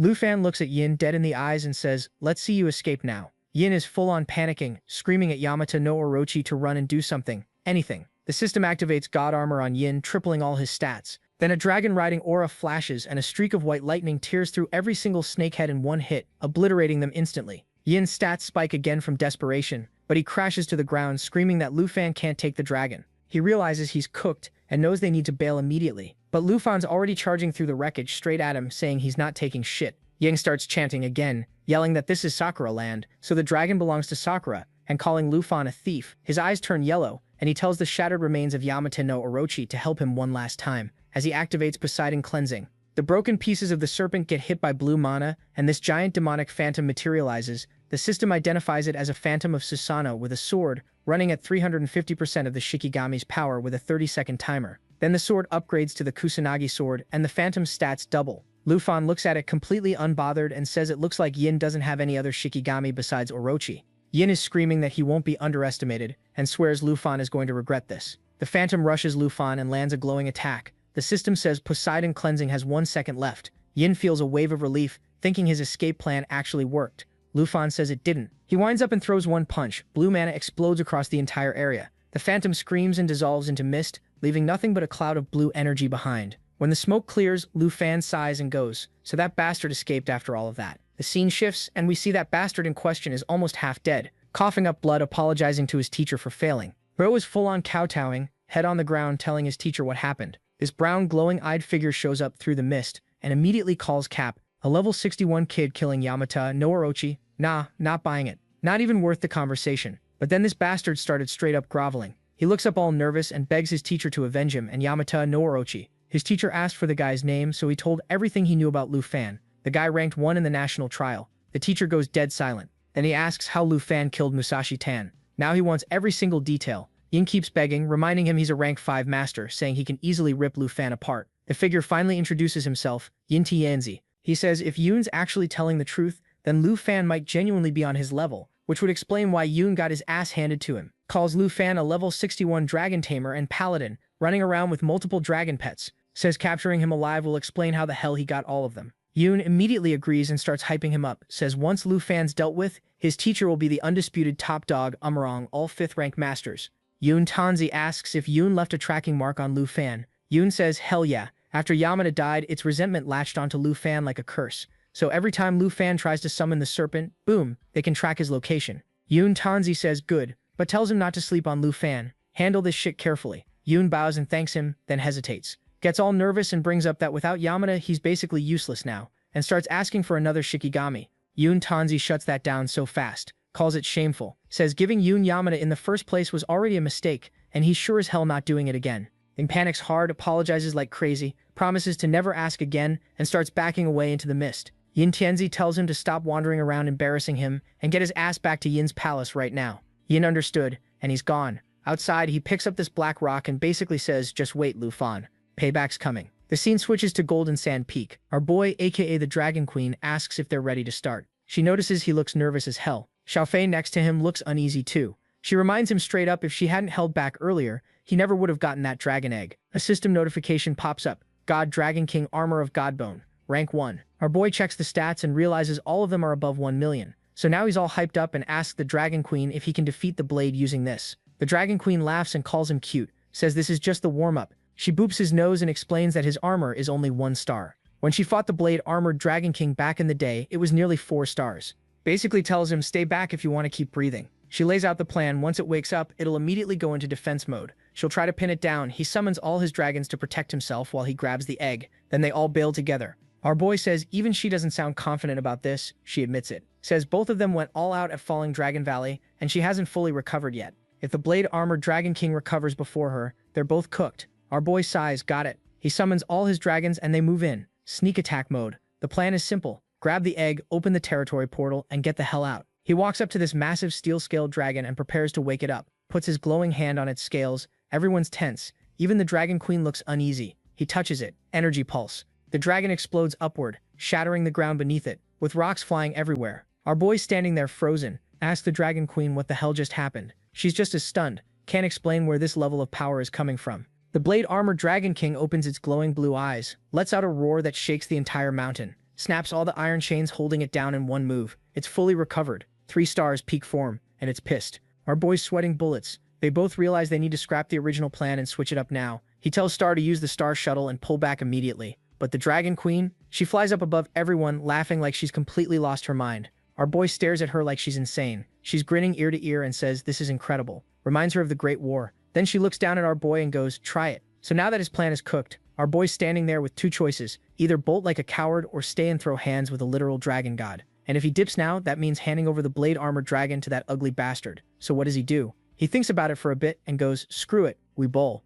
All his dragons take off at once, ready for war. He yells at all the dragon girls to get ready because it's go time. The Dragon Queen raises her hand and everyone just unloads on this thing. Black energy, fire, lightning, everything's flying at once. Our boy's thinking, this is it. Win or lose right here, right now. But here's where things get weird. As everything hits the blade-armored dragon, nothing happens. Dragon Queen tries to pull a sneaky move and goes for a blind spot attack, and this dragon just looks at her with these cold, dead eyes. She lands the hit, and the dragon's body just vanishes. Everyone's standing there looking stupid, completely lost. The Dragon Queen's brain is working overtime trying to figure out what just happened. At first, she's thinking maybe it was all a bluff, some kind of scare tactic, but then it hits her. She looks at the pieces of the dragon's face and body just floating in the air, and she realizes something is absolutely messed up. She thinks, hold up, this dragon might already be dead. She tells our boy, and he's like, wait, what? How? She explains that the whole defensive body was just an illusion this entire time. The dragon used its own life essence trying to recover from whatever beat it up in the first place, and basically burned itself out completely.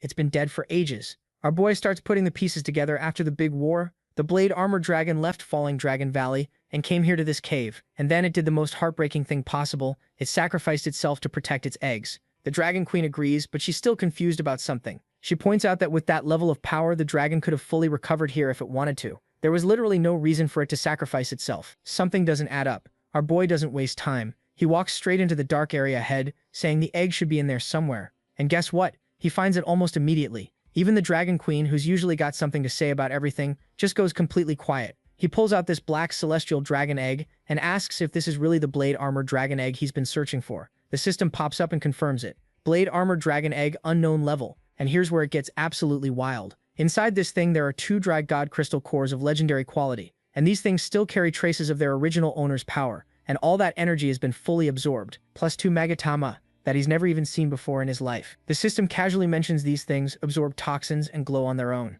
Our boy's brain is melting because he realizes these magatama are just as valuable as a god crystal core. Dragon Queen steps in with the lore dump and explains that a god crystal core can only form at level 180 after you hit the 7th transformation, and not just anyone can pull one out. You need someone with divine essence to even touch it. Even with just a tiny trace of godly power left inside, it's still stronger than anything at the 6th level. Our boy's just standing there trying to process all of this information, but Dragon Queen keeps going, because apparently the story gets even crazier. When the blade armored dragon first arrived at this cave, it didn't just stumble in and take a nap. Nope, it ran into 2 gods, one good, one evil. And this dragon was already wounded from whatever fight it had been in before, but somehow it managed to kill both of them, and took their crystal cores as trophies. Then with its last bit of energy, it created that illusion that they just fought to guard the eggs. Here's the part that hits different though. The dragon could have eaten those crystal cores to heal itself, could have recovered, lived a long life, and watched its kid grow up. Instead, it left them inside the egg for its baby. Gave up everything so her kid would have a fighting chance. Our boy just stands there holding the 2 crystal cores quietly, and you can tell he's thinking about what this dragon sacrificed. The Dragon Queen notices he's gone quiet and asks what he's thinking about. He waves it off, trying to play it cool, and says he just genuinely admires the blade-armored Dragon King. That's all. Nothing deep, definitely not having feelings or anything. She walks over and tells him not to get too emotional about it. He came here for the egg, not a feelings moment. She drops some real talk. Life and death aren't choices for dragons. Fighting and eating are just how survival works in their world. That's the rule. It always has been. Our boy looks at her and asks the question that's probably been on his mind this whole time. So are you saying you're going to eat the egg? She smiles at him and says it's good that he's being careful and not just trusting her blindly. But since they have a contract and everything, she'll be straight with him. She said she did come here to devour this egg, but the blade-armored dragon must have seen all of this coming. It let the egg absorb the divine crystal core on purpose, which contaminated it with an aura that isn't pure dragon blood anymore, and she only wants pure dragon blood for her meals. This egg? He can keep it. It's basically useless to her now. Our boy just stares at her, and internally he's thinking this woman is actually insane. He quietly pieces together what probably would have happened if the blade-armored dragon hadn't been a genius. He smiles to himself. He grabs the egg, calls out to Xiao Fei, and says, "Let's go, tell everyone to gather up. You guys are about to meet a new brother or sister." And Xiao Fei? Oh man. Xiao Fei goes full gender reveal party energy immediately. Everyone gathers around super quick. Well, everyone except Star, who says she's not interested in this cheerful stuff, and stays back looking all moody. Doesn't matter though, the event starts without all the dragons are locked in on the egg. Our boy activates the dragon taming technique. A soft glow starts coming out of the egg, then it suddenly shifts to deep blue, and everyone freezes. The egg starts cracking open with this blinding light pouring out, and when it finally clears, our boy's got this huge grin on his face. He announces, "Everyone, meet the cub of the blade-armored Dragon King." The little cub pops out and looks around, completely confused about why there's an entire audience staring at it. The other dragons immediately crowd in because they're curious and want to say hi, but the cub gets spooked by all the attention and jumps back. Our boy says it's a bit skittish, but seems pretty calm overall. The little dragons are looking both excited and low-key annoyed that the cub isn't paying attention to them. The cub's just bouncing around everywhere, checking out its new surroundings, even hopping near Star. You catch her glancing at the cub with just a tiny bit of jealousy in her eyes. Then as they're all stepping out of the cave into the sunlight, our boy notices something that hits him right in the feels. The cub quietly walked over to a specific spot and just settled there, right in the exact place where its mother used to rest. Just sitting there, Lu Fan realizes that the cub misses its mom. Now this was a different experience for our boy. See, up until now, every dragon he's ever had came from the system. None of them had parents, no family, nothing. Just spawned in, and that was it. But this one, this little guy's mom literally died protecting it, sacrificing herself so it could live. And even though it was still in the egg when it happened, you know it felt that loss, that connection. So our boy decides to give it space. Then he pulls up the system to check the newborn's stats and he damn near has a heart attack. This thing is level 1, fresh out of the egg, and every single stat is already over 3,000. Strength, 3,000 plus. Agility, 3,000 plus. Endurance, you guessed it, 3,000 plus at level 1. Then he scrolls to the skills and his jaw hits the floor. Blade Armor Sickle, Blade Armor Bond, God Aura, and Blade Dragon Bloodline. And here's the kicker. Every single skill has the Divine Aura trait slapped on it. Our boy immediately connects the dots.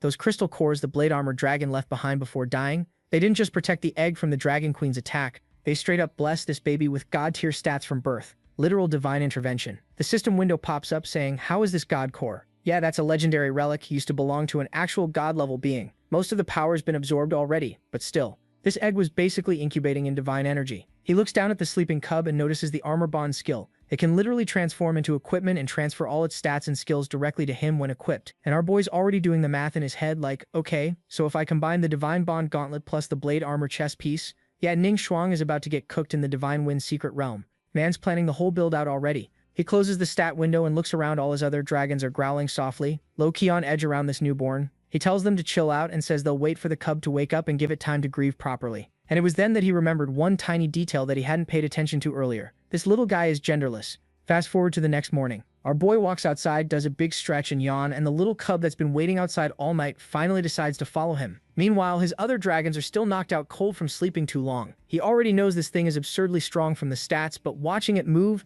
the speed is something else entirely. Every dragon nearby is watching this little monster carefully, like they can sense the danger. He tells the cub to activate Blade Armor Bond, so he can equip it, and they can head out. The cub growls in response, Bond skill activates, smoke wraps around its entire body, as it transforms chest piece equipment slot, unlocked, full Blade Armor Dragon stats transferred. And those scales? Yeah, they're his now. A glowing chest piece materializes on his body, and the second it locks in, he feels everything skyrocket. All stats are plus 3,000. Just like that. The raw power coursing through him is insane. He also inherits Blade Within Blade and Blade Armor Sickle, both with God Aura attached. He flies up into the air to test it out. First up, Blade Armor Sickle. He fires it off, and this hook shoots out so fast it catches even him off guard. It flies past him, lands right next to Xiaofei by complete accident, and absolutely nukes the entire cliff she was standing on. She screams, rocks flying everywhere. Chaos. Then he activates Blade Within Blade. Razor-sharp blades shoot out from the chest armor, and slice every single piece of falling debris into clean cuts midair. Also, it turns out the skill reflects 99% of damage taken back at whoever hit him and ignores 45% of their defense. Then he activates God Aura. He lights up like a damn light bulb. Thanks to that, now even his basic attacks deal holy damage. Plus, the armor passively heals him every second and scales with the spirit stat. He clenches his fist and watches in real time as his body starts regenerating. And that's when it clicks. This completely covers the Blade Armor Dragon's one major weakness. It could only heal outside of combat before. Not anymore. Now he's got in-combat sustain. Then he switches modes, Dark Blade Armor. Purple mana starts leaking off his body like he's corrupted. God Aura flips into Dark Mode. And now instead of holy damage, it constantly builds up shadow energy before dumping all of it into the next attack, then resetting. Also scales with spirit. Whatever he's about to fight, yeah, it's cooked. He lands back on the ground, takes off the chest piece, and nods to himself. Once he levels the Blade Dragon Cub up a bit more, he's fully ready for the Divine Ruins secret realm. He turns to his dragons and says, "Alright team, we're going home." And the dragons immediately start celebrating. The system confirms he hops through the portal Morozov built back to his home. The second he arrives, his aunt runs up and hugs him tight. He can tell she's gotten way more used to him disappearing on these long trips.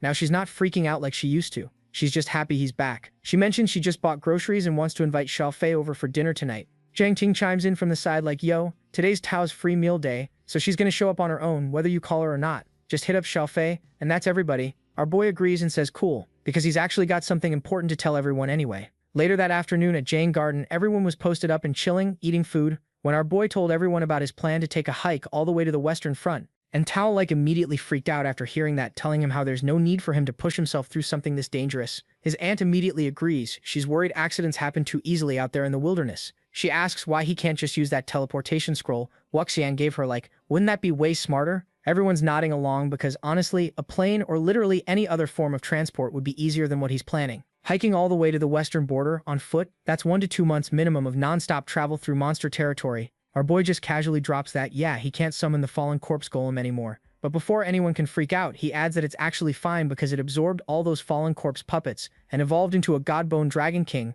with absolutely insane stats. Oh, and he also picked up some new blade ninjas on this last trip, which pushed his total stats past 1 million. Everyone just goes dead silent. Sheen breaks the silence like, wait, did he just say 1 million attributes? Our boy confirms it. Yeah, 1 million. He explains that he was originally going to farm dungeons to level up the Blade Armor Dragon, but the Shinsu Secret Realm doesn't open for over a month still. So instead of sitting around doing nothing, he's going west. That way he gets more experience, and by the time he reaches the Western Territory, the Blade Dragon will be perfectly leveled up right when the realm opens. 2 birds, 1 stone. The girls just sit there with absolutely nothing to say. What do you even respond to that? His aunt finally asks the real question. Does that mean he's leaving again tomorrow? He smiles, nods, but he reassures her he's not going alone. He has his dragons with him always. The next morning he says goodbye to everyone and heads west. Over the next stretch, this man runs through 14 different regions. absolutely packed with massive lion-type beasts. Lion roar beasts, screaming sonic shockwaves, ground claw strikes literally splitting the earth open, all of them put down without him breaking a sweat. He's clearing boss after boss, rare elites and level 98 monsters throwing divine strikes, hurricane blasts, and area-wide explosions.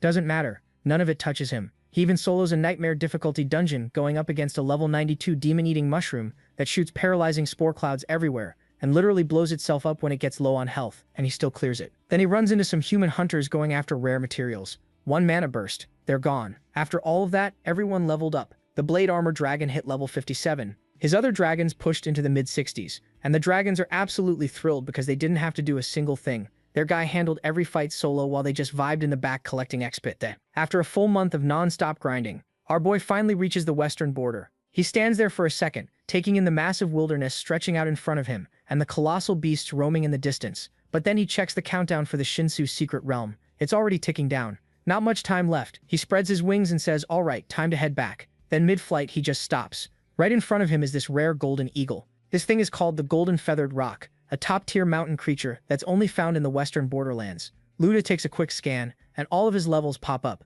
Level 94. Skills, Dive, Intimidation, Hurricane Shadow. And that dive skill alone, it can slam into the ground from extreme altitude and send shockwaves rippling out in every direction, leveling everything nearby. Our boy isn't scared though. He's excited because the materials you can harvest from this thing are incredibly rare. He immediately decides he's catching it. Gonna give it as a gift to a Wuxian. He summons the blade armor, merges with it fully, and fires the hook skill. Piercing blades shoot out at lightning speed and catch the eagle's claw completely off guard. Then he launches himself forward using the same chain energy. Riding the momentum, the eagle doesn't even react, just keeps flying. Takes him with it like he's not even there. He realizes this approach isn't working. Pulls back midair, scans for a new weak spot, and fires again, this time hitting it right under the neck. Then he lands on its back, grabs the chains with both hands, wraps them around its neck, and tells it straight up, "Behave or die. Your choice." The eagle calms down real quick. Now he's riding this thing through the sky with a gorgeous view of the mountain ranges below. At this speed, he'll make it back just in time for the realm opening. Perfect. Then mana-infused arrows come flying up from the ground and nail the eagle mid-flight.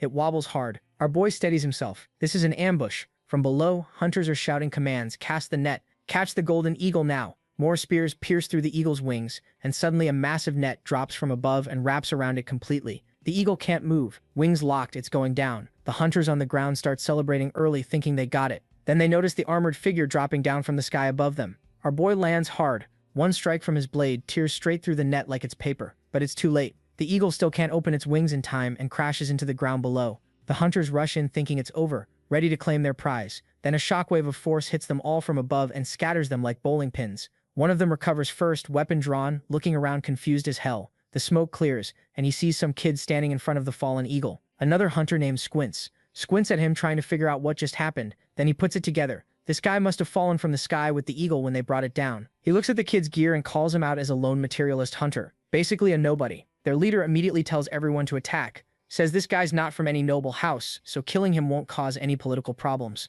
Our boy just stares at him, thinking to himself, news really doesn't travel out here. If these people don't even recognize the Yi family leader standing right in front of them. So our boy decided to bring the news to them. A screen pops up explaining he just activated the full power of the Godbone armor, which cranks his strength up by a casual 1000%. Everything around him, trees, rocks, the ground itself just crumbled from that single hit. Another notification appears, breaking down the blade mail form. Basically, his armor shatters into this hook-shaped scythe that shoots out, impales whatever poor bastard is in front of him, and yanks them back like a fishing line. He starts swinging these chains around, and everything in a 50-foot radius just gets absolutely shredded. One of the guys who attacked him earlier is losing his mind, screaming at Lufan not to come any closer. But then someone yells his name. He turns around and there's his senior sprinting at him full speed with her arms wide open, telling him to catch her. Lufan turns immediately and gets hit with a heavenly view, but then somehow calms his nerves and manages to catch her midair and immediately asks why the hell she just appeared out of nowhere. She grabs his face and roasts him for looking like a feral little gremlin after being gone for a whole month. He smirks and asks if she really traveled all this way just to see him. She says she's been showing up every single morning because she knew he'd come back eventually.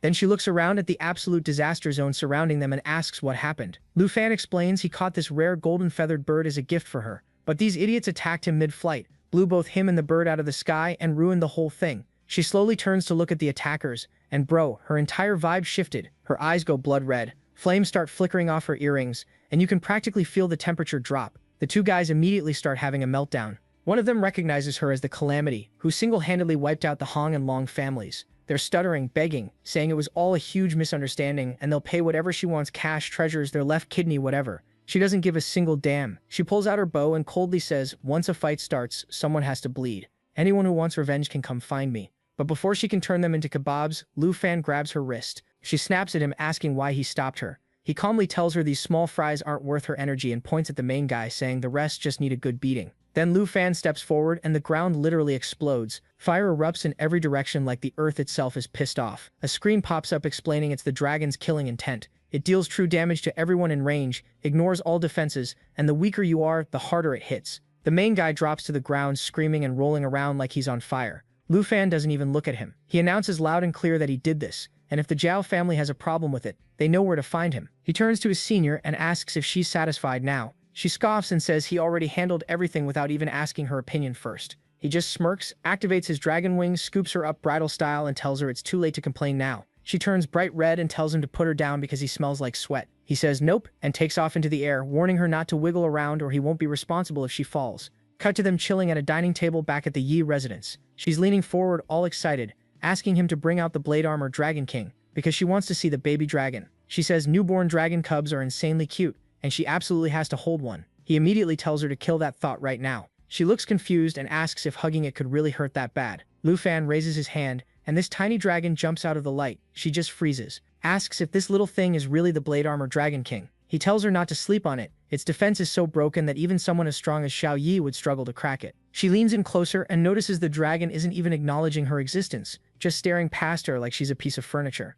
Lu Fan reaches out all confident and tells the dragon to shake hands. It does. He tells it to sit. It sits. She grabs an apple, balances it on the dragon's claw, and asks if it can cut it. The little dragon lifts its claw and slices the apple perfectly in half without even trying. She loses her mind. Says this little dragon is basically the ultimate utility tool, chores. Travel, assassination, robbery, literally whatever you need. Lu Fan bursts out laughing. Then he asks if anything happened while he was gone. She sighs and says, on the surface nothing major, but a lot of powerful families have been aggressively hoarding resources from the secret realm. She thinks everyone's preparing for the Shinshu secret realm opening. He tells her not to stress about it because he's way too strong now for that to matter. Suddenly the whole room shakes from this massive boom. She jumps and he immediately steadies her. A servant runs in, all panicked, and reports that the dormant volcano on the western border just randomly erupted out of nowhere. She tenses up because that direction belongs to the Ning family territory. Lu Fan gets up and tells her they should go check it out. The scene cuts to this absolutely massive volcano cave at the western border, and the whole place has gone nuclear lava geysers shooting up everywhere, and heat waves so thick you can see them. Out of nowhere, this giant bird with wings that look like literal fire shields comes blazing across the volcanic sky. Our boy lands with his senior still in his arms, and the heat immediately smacks them in the face. He's looking around thinking this place is absolutely insane. But what really catches his attention is the aura in the air. It's at least 10 times stronger than before, and that's saying something. Right as they touch down, the giant bird flaps its wings and dips out of the western territory. His senior watches it leave and mutters that the Lu Fanmi must be scheming something again. She points out that the ground is literally hot enough to melt metal, but that bird didn't even break a sweat flying through it. She admits our boy's growth has been wild, but that C-rank family clearly has some serious talent backing them up too. She stares into the volcano and says the girl inside is training like an absolute psychopath. She's clearly dead set on demolishing him in the Divine Ruins secret realm, especially since he won't be able to bring his dragon pets in there. Our boy stays completely calm and says she's going to be real disappointed. No matter how much she improves, it won't be enough. His senior immediately snaps at him not to underestimate people. She explains that Ning Shuang has a fiancé from the Luo family named Luo Li Shu, another C-rank noble who's crazy strong and might even surpass Shuang. His class is some hidden job called 80 Dream Emissary, a transformation type, and the family already has major beef with our boy, so she's worried they'll team up inside the secret realm to jump him. He goes quiet, actually processing that. She keeps going, saying, with the Ning family, the Luo family, and other noble families who are terrified of their influence all gunning for him at once, he could end up getting surrounded from every direction. The worry in her voice is crystal clear. He steps closer, slides his arm around her waist, and asks if she's really that worried about him. She immediately jumps back, face turning red, and tells him to stop playing around. He's representing her, Yi family, so of course she doesn't want him getting himself killed out there. He smiles and tells her he's got this handled. Spreading his arms wide, he says, not just those two families, everyone in the Divine Ruins trial is losing to me. She frowns and warns him not to sleep on what multiple noble families can do when they combine forces.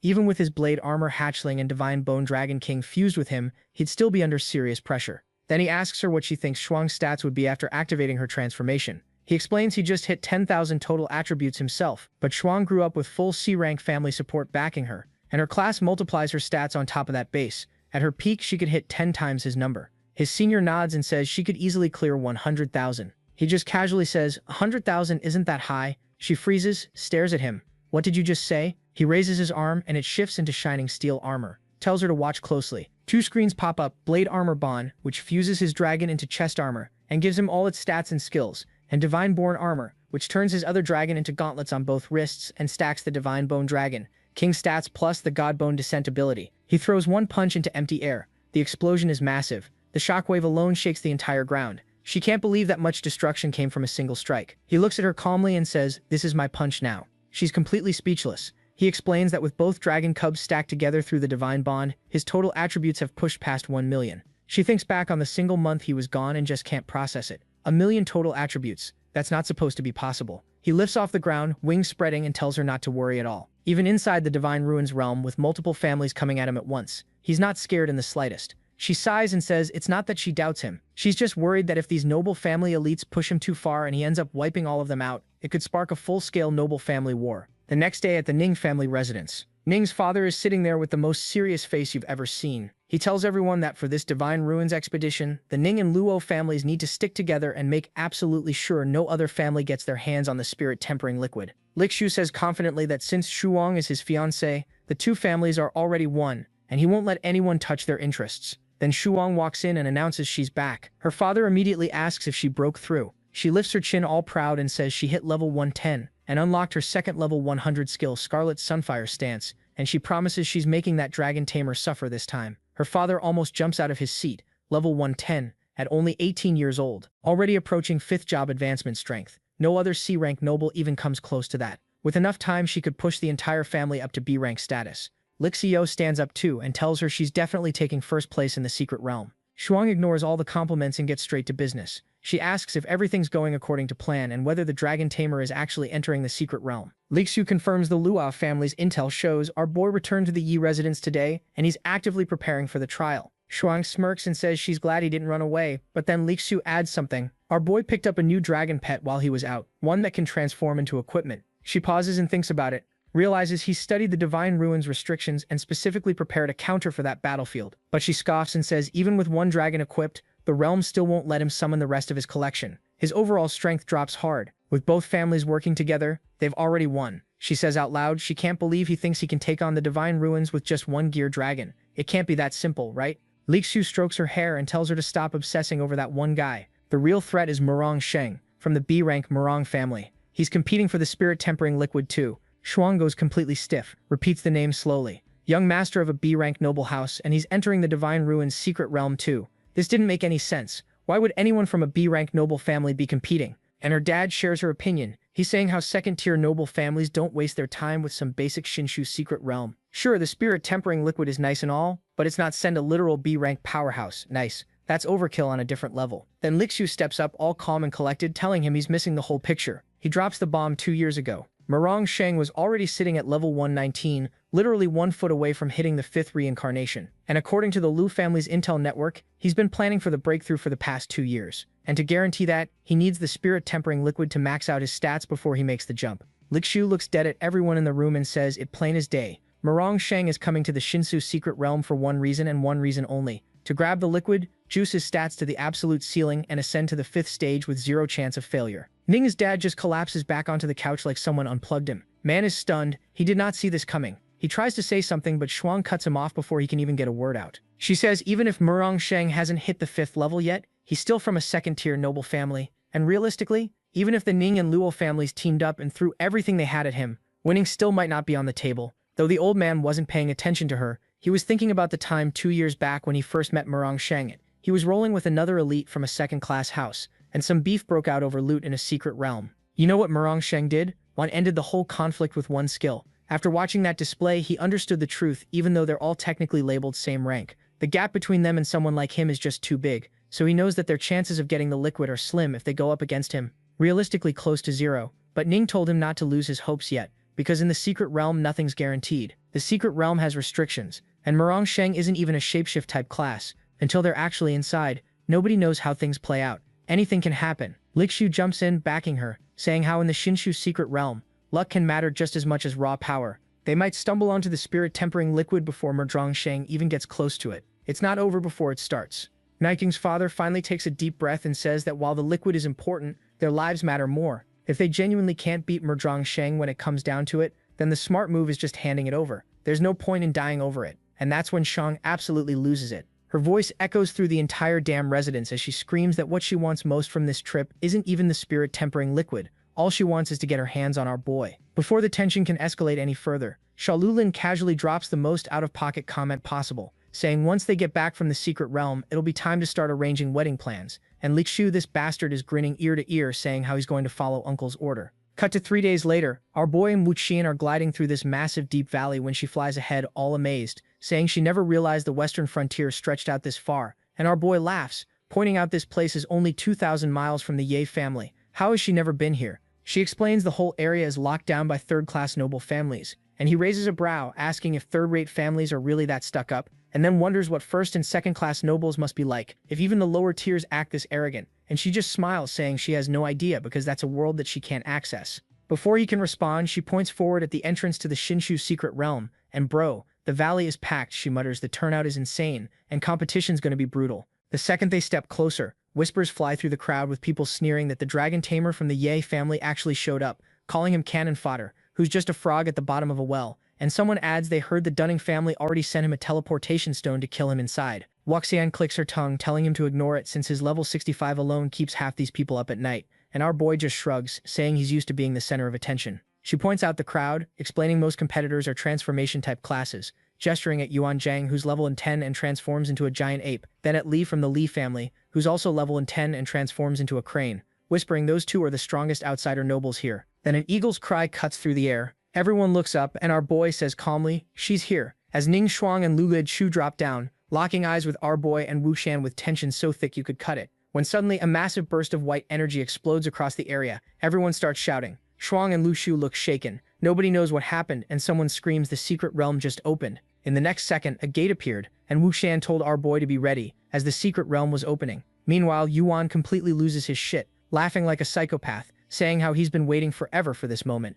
Our boy whips out his teleportation stone and notices it's actually glowing now, like it's finally active. The system pops up confirming the Shinshu secret realm is officially open for business. Yuan, holding his stone up in the air, hyped beyond belief, tells everyone to stay on their toes and then basically announces he's about to demolish everyone inside. The man laughs like a straight-up villain and steps through the portal. While our boy's doing all this, Wuxian's just watching him with this weird look, but mid-stare, she suddenly points up at the sky. There's this shimmering pink light appearing way up high, and everyone's like, oh great, someone else is crashing the party. Then boom, a burst of blue energy slams into the ground as another figure lands. The whole crowd starts buzzing, and then they all collectively gasp as the newcomer fully descends. People started whispering immediately. He's too handsome, too clean, too perfect, like someone literally carved him out of moonlight. Finally, someone says the name out loud and everyone else just goes silent. Marung Sheng. This dude walks in with one hand casually in his pocket, moving like someone who has genuinely never taken an L in his entire life. The screen flashes his stats. Marung Sheng, level 119, rank B, Western Border Clan. Wuqian's eyes go wide immediately, and she's like, who the hell is this ridiculously flashy guy? This other dude starts roasting her immediately. How do you not know who this is? But then something clicks in her head that doesn't sit right. She knows every single third-tier noble family allowed inside this realm. The second-tier family showing up makes zero sense. Someone's definitely pulling strings behind the scenes. Our boy stares at Marung Sheng and immediately feels it. This guy feels even stronger than Xu Ming, and that's saying something. Li Fong jumps in with this condescending tone, saying, our boy must be from some bottom-tier family if he doesn't even recognize Marung Sheng. Starts explaining how Marung Sheng is this young prodigy on the edge of his 5th reincarnation, heir to the powerful Marung family, a legitimate second-class noble house. Wuxian snaps back, demanding to know why a second-tier noble is crashing a realm specifically meant for third-tier families. Li Shi flips his hair all dramatic and mocks the Yi family's weak intel network, saying it's obvious Marung Sheng needs the spirit-tempering liquid to break into the 5th level, and if he's competing, nobody else stands a chance. Meanwhile, Li Shi lets out this dramatic sigh, saying he must have embarrassed himself in front of young Master Marung. Marung Sheng hears him, doesn't even look in his direction, just activates his stone and vanishes in a flash of light. Li Shi freezes, stares at the empty space, and says quietly that he clearly made zero impression. Li Shi steps closer and gently puts her hand on our boy's cheek. She apologizes, saying she genuinely didn't expect second-class noble families to show up, warns him to be extremely careful inside. Our boy just smiles and tells her he's not losing to anyone. Wuxian nods, admitting she knows her limits right now, but promises that once she hits level 100, she'll raise the Ye family into a prestigious clan herself. Our boy immediately grabs her wrist, pulls her hand to his neck, and says, "Deal." Promises that when the time comes, both she and the Ye family will be standing right behind him. He activates his stone, tells her not to worry, and vanishes. Our boy lands inside the realm and immediately checks his stone already burned out. One-time use. A message flashes confirming he's officially inside. He thinks to himself that once you're in, the only way out is to win or survive until the end. The system screen appears. Shinshu's secret realm officially started with 13 total participants, and the rules are simple but brutal. The final reward is the gold tempering liquid. To get it, you need 3 keys to open the spirit tempering pool. Each key is split into 13 fragments. Every participant starts with 1 fragment. The remaining 26 are scattered across the realm. The first person to collect 13 fragments completes a full key. Once someone completes a key, its location gets revealed to everyone, and that's when things get spicy. Current stats: 13 out of 13 players remaining, 26 out of 39 fragments still out there, and he's holding exactly 1 point. Our boy grins. He needs 12 more. Either find them scattered around or take them from other people by force. And once someone finishes a key and the whole realm finds out exactly where they are, yeah, it's gonna get chaotic fast. He jumps deeper into the realm, already thinking ahead. Players with no fragments are gonna go straight for whoever looks weakest to rob them. And anyone too weak to hold onto the liquid will just end up doing all the hard work for someone stronger to swoop in and take it. That was the last of the rules, and then a notification popped up telling our boy to be ready, as there are only 3 seconds until the start.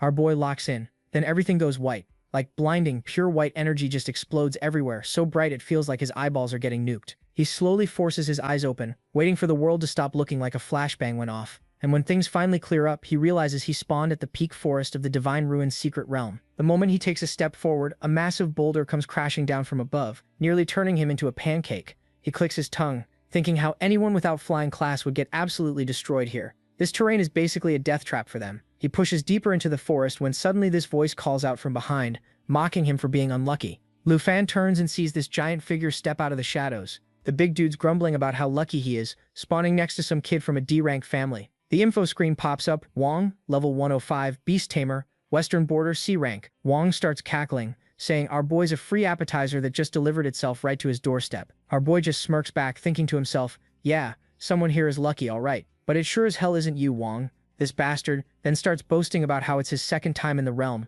like that's supposed to be intimidating. Then his body starts swelling up, muscles inflating like balloons, and veins popping everywhere as he enters his giant form. He's screaming about how a summoner has no business acting cocky in here. Another info screen pops up explaining his weapon. The Lord of Purgatory, which can shift into any weapon and boost strength equal to the user's level. Our boy's just watching calmly, taking mental notes. Okay, so the blade's just reshaped armor and this dude's got experience from a previous run. Got it. Wong then starts flexing, screaming that his punch is packing 12,000 strength, and charges in like he's about to demolish everything. Our boy doesn't even flinch, just casually catches the punch with his hands like it's nothing. He looks at Wong with the most bored expression ever and goes, wait, is everyone here this trash? Wong's whole vibe switches from confident to oh shit real quick. In his head he's panicking like this dude's level 65 with no dragon summons. How the hell is he blocking my 10,000 plus strength punch? Like it's a foam ball. Our boy's eyes get serious. He tells Wong those fragments he's carrying, yeah, those are his now. Then he just shoves Wong with one hit and bro goes flying across like a ragdoll. By the time Wong finally stops tumbling, he's at the bottom coughing up blood and barely alive. Then he hears a voice from way up top. Our boy's just chilling at the peak, holding a chain wrapped around Wong's leg, dragging him back up. Turns out the scythe blade has this hook function that pierces and drags targets, and now Wong's the one getting dragged, which is hilarious karma. Wong's shaking, realizing this kid just destroyed my Lord of Purgatory armor like tissue paper. His stats have to be 100,000 plus, maybe even Ning Shuang level. Our boy asks what he's mumbling about, then gives him 2 options. 1, hand over the fragments and be his guide through the realm. 2, get dropped into the bottomless pit with broken bones and no way to fly. Wong immediately starts ugly crying, sobbing that he picks option 1. He'll give everything, he'll guide whatever he wants. Our boy pulls him back up. Once Wong's back on solid ground, still trembling, our boy warns him not to even think about running. Wong swears he won't, hands over the fragments with shaky hands and actually thanks him for not killing him. Our boy asks if he's even useful, though like did he at least explore most of the realm before? Wong wipes his tears and says he doesn't know everything, but he knows where the treasure chests are and what beasts guard them. Then he drops some actually useful info. Apparently these chests don't just have key fragments, they've got rare treasures too. Plus there are 3 mythical artifacts scattered around. 1 realm talisman that auto-revives you at full HP if you die, but disappears once you leave. 2 forbidden magic stone seal that creates a no-skill zone, forcing everyone into pure hand-to-hand combat. And 3 the god-hunting heavy crossbow, the strongest one, and there's only one in the whole realm. It can instantly kill anything with less than 2 million stamina. Wong says most people chase fragments and completely miss that the crossbow should be priority number 1. Our boy's thinking, damn, I had zero clue about any of this. He's not fully trusting Wong yet, but since he knows where the chests are, and chests drop fragments anyway, he might as well use him. He hands Wong his teleportation stone and tells him to lead the way. Wong bows and promises to help him get the spirit-tempering liquid. They head deeper into the realm, running into beast-guarded chests, exactly like Wong said, and our boy just demolishes every single beast in under a second. Eventually they find their first artifact, the Divine Ruins Secret Realm Talisman. Legendary grade. Our boy admits to himself he's starting to trust Wong a bit more, but Wong's still acting weird, so he's definitely not dropping his guard yet. The scene shifts. Wong's still acting shady as hell, but he keeps finding treasure chests with perfect accuracy. Our boy's following but thinking, yeah, this dude's definitely hiding something. Suddenly he launches forward through the air like a rocket. Wong was shouting from behind about how following him was the best decision ever. Our boy tells him to shut up with the bootlicking. He hasn't seen a single fragment or that god-hunting crossbow. Wong keeps hyping. Wong's panicking, swearing he's not lying, and says the realm's full of chests, but they just need to loot faster than everyone else. Our boy lands and opens the next chest, and even he pauses. Wong nearly dies, screaming that this is the second artifact, meaning the crossbow has to be close. The screen pops up. The magic banning stone seal creates a 5-kilometer no-skill zone. Our boy notices more stuff glowing inside. A golden scroll rises up, the enchantment weapon breakthrough scroll, with a 25% success rate to evolve legendary plus weapons. Wong's losing it, yelling that scrolls above a 20% success rate are stupid rare, saying our boy's luck just broke. Our boy thinks it over. His sword and bow are both legendary plus, and the divine bone armor's backing him, so why not gamble on upgrading the dark serpent bow? Even if it fails, the weapon won't break. He activates it. Screen flashes, dark serpent bow upgraded to dragon roar. Legendary plus. Wong screams as golden energy explodes everywhere. New stats show plus 591 and plus 182 strength, but the real prize is the 30% boost to all attributes that stacks with his armor. Plus Dragon Roar arrows get an extra 45% attribute boost and 45% piercing damage. No major clan would ever let a weapon like this exist. Then his treasure map system pulses. The divine treasure map he hasn't seen forever just came back. While he's checking it, Wong tries saying they should camp, since it's late. Our boy shuts that down immediately. No rest, they're grinding fragments all night. He asks Wong if there's a place in the realm with bones near a lake. Wong knows it but warns it's a 2-day journey. Our boy says cool, they're leaving now, and Wong better alert him the second he spots chests. Wong's struggling to keep up, gasping for air while our boy just glides ahead. 2 days later, Wong's barely alive as they push through bushes. Our boy's thinking how, since the Ancient God War, he'd collected 3 divine-grade treasure maps but never knew where they were. This one's in the realm, so he needs it fast. Shame Wong can't fly. Slowed them down. Still, Wong helped open dozens of chests and got him 5 fragments. They arrive at Bone Lake, matching the map perfectly. Our boy tells Wong to stay and rest. He'll handle it solo, though he did warn him not to run. Wong nodded, saying how he can't fly anyway, and even if he ran, our boy would catch him instantly, especially now when he can barely move. Our boy approaches the treasure location, figures it's at the bottom and moves to dive, but then he freezes. Bones are piled everywhere on the shore, and there's already a fight happening. A white bird's yelling at some huge gorilla creature, calling it slow. The gorilla tells the bird to shut up and attack. Monsters and beasts are fighting all over the water. The screen shows Bone Lake, giant crocodile, level 120. The white bird spots our boy and screams that the Yi family dragon tamer just showed up. They need to finish the crocodile before he interferes. 2 more screens pop up. Li Fong, crane form, level 110, crane mage, C rank. Yuan Gang Yung, level 110, giant barrier class, C rank. The gorilla roars, he'll hold the crocodile while the others block. Our boy. Then they say if they kill the Yuan family kid, they can form a solid alliance. Cut to a masked man watching all this, saying they broke their promise to cooperate immediately, so now they have to prove their loyalty first. This dude is Lian Sheng, level 110, black mage. Our boy recognizes the first 2 from what his senior told him. But this black-cloaked mage, total stranger. Lian Sheng mutters that anyone entering Divine Ruins at level 65 with a summoning class is basically asking to get destroyed. He floats up a skeleton spiral around him, activating bone reconstruction using dark magic to temporarily resurrect nearby bones. The crane dude starts cursing, the masked dude saying he knew that he was holding back this whole time. The gorilla told them Crane not to make a big deal out of it, as it doesn't matter because if the mage tries anything, he won't survive. Meanwhile, Lu Fan was accessing the situation and he realized something important. Up till now, he was thinking that the mage was summoning creatures somehow, but nope, this bastard is just using the bones. No wonder he's desperate for an alliance. At this, Lian Sheng gets angry and starts shouting at our boy to witness the power of a divine tier class over level 100, way beyond any ordinary summoner. A whole storm of skeletons surges forward. Our smiles and said, if you guys are this desperate, I don't mind testing out how strong your alliance is. And what do you know? Bro wasn't kidding, because as he finished the sentence, he straight up charged at them. Lian Sheng realizes he's cooked, but it's way too late. Lu's fist goes clean through his chest and out the back like he's made of paper. A system notification pops up casually explaining that this Godbone arm guard doesn't even count as an equipment slot, and it multiplies all his stats by 300%. Meanwhile, the Black Mage is just standing there choking on his own blood, and up in the sky that white bird straight up freezes mid-flight with the most "did that just happen?" expression. He just coldly says alliances mean absolutely nothing here and that he'll be the last man standing no matter what. Lian Shang drops dead right then and there. The second he hits the ground, every single skeleton around them just crumbles into dust like they never existed in the first place. Then this massive white energy explosion erupts from the corpse, shaking the entire bone lake. The gorillas over there trembling, muttering in disbelief that the Black Mage actually just died like that. The bird completely loses it, screaming that these guys are way too dangerous and they need to get the hell out of there now. The gorilla spins around to run too, cursing his terrible luck for getting involved in this mess. And it just got worse because as he was trying to run away, the giant crocodile from before appeared. Our boy locks onto the bird trying to escape through the sky and casually flicks his hand. Chains shoot out instantly. A screen pops up explaining the chain fires a hook that pierces targets and drags them back. He throws it, and the hook tears straight through the bird's wing, ripping out feathers and chunks of flesh. The bird lets out this horrible blood-curdling scream as blood sprays across the sky like a fountain. Our boy calmly tells it there's another one down here, and warns it not to even think about running. The bird keeps screaming in agony while the gorilla just stands there frozen in complete disbelief, watching our boy reel the bird back down like he's on a casual fishing trip. The gorilla starts panicking hard, stumbling backward, going no, no, no, no. Our boy rushes forward and the bird crashes straight into the gorilla at full speed.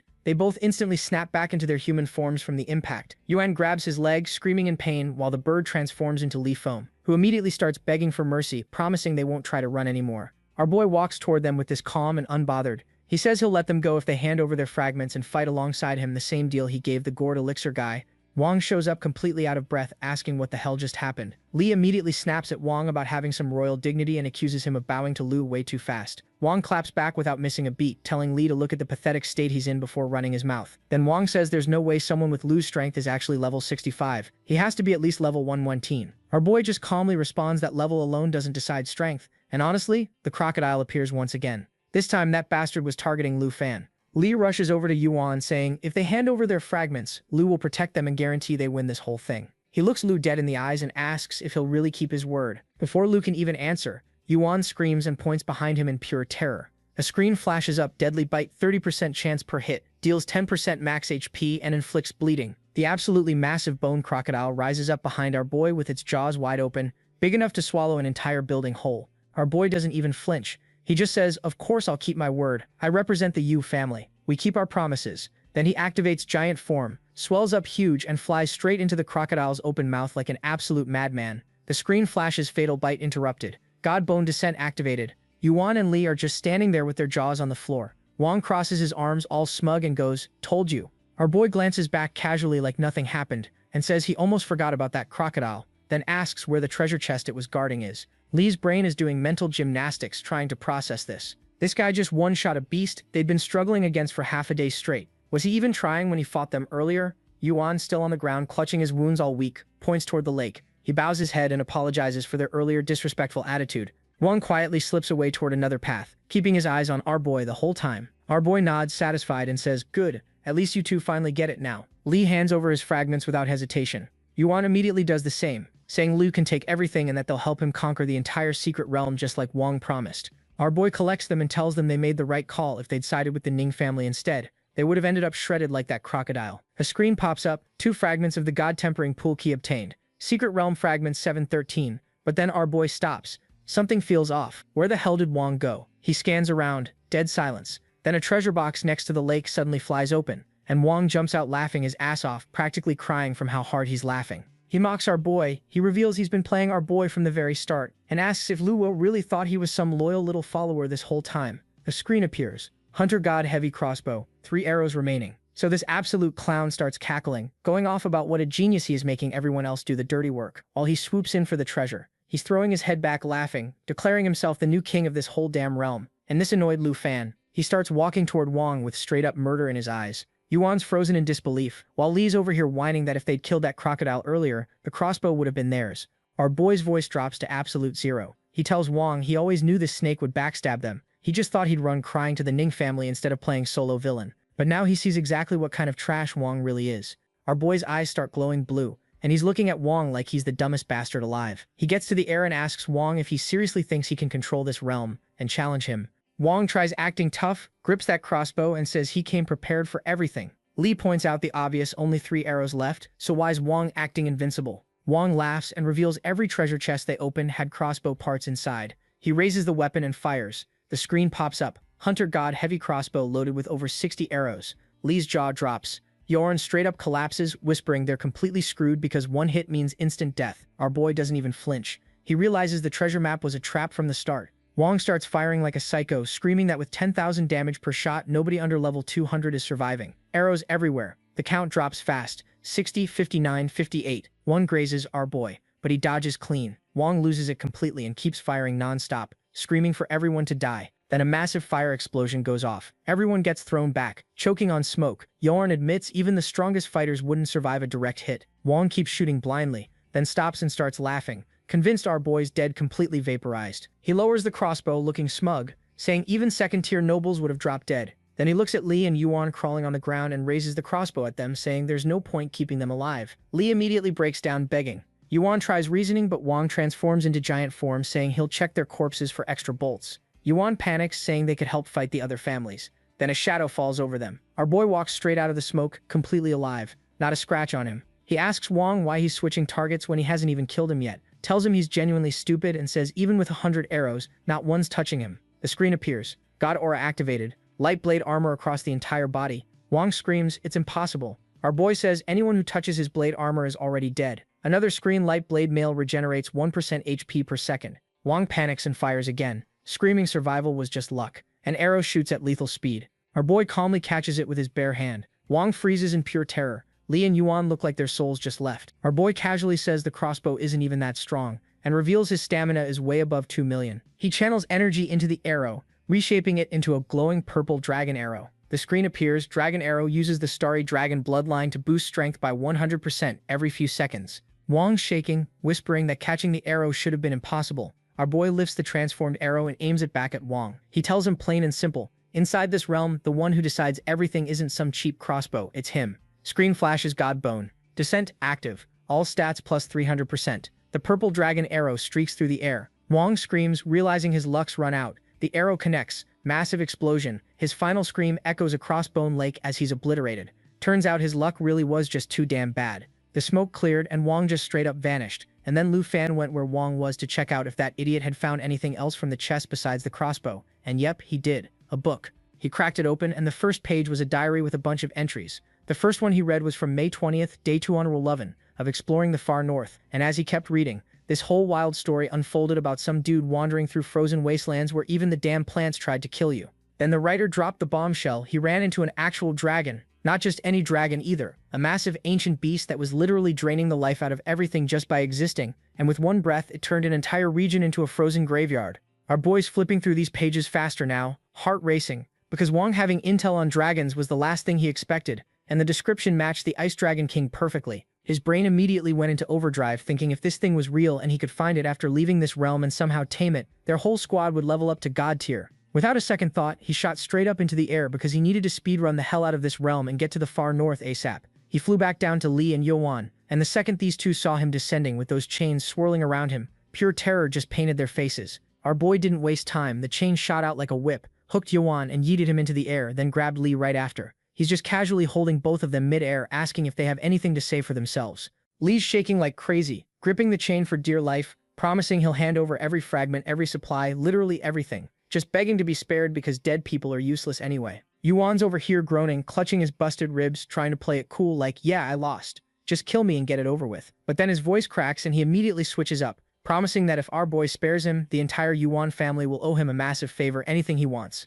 Our boy looked at both these clowns and asked if they seriously thought that was enough to impress him. Lee instantly responded, saying if our boy wanted them dead, they'd already be corpses. The only reason they're still breathing is because he obviously needs them alive for something. Our boy just hit them with the coldest, so what? And Lee nearly broke down completely, saying whatever the reason was, they'd agree to anything as long as they got to keep living. Then our boy actually let them go and tossed them Wong's heavy crossbow. Yun caught it and muttered that our boy wasn't scared. They'd just turn around and blast him. But Lee snapped at him, calling him an idiot, explaining that the fact our boy handed them the crossbow meant he already had something way more dangerous, and if Yun wanted to die, he could leave him out of it. Yun's just grumbling about how life keeps suffocating him, staring at the lake, wondering what our boy's even doing, standing out there, while Lee muttered that this dude definitely wasn't making any of this easy. Cut to our boy up in the mountains, kneeling beside a treasure chest, and when he popped that bad boy open, golden energy just exploded everywhere with notification screens going absolutely crazy. Dragon Barrier's legacy obtained. Golden Dragon King set now, 4/5 pieces activated, all stats plus level times 50, skill books dropping left and right, servant contract, enchantment level removal, weapon breakthrough scroll, the whole 9 yards.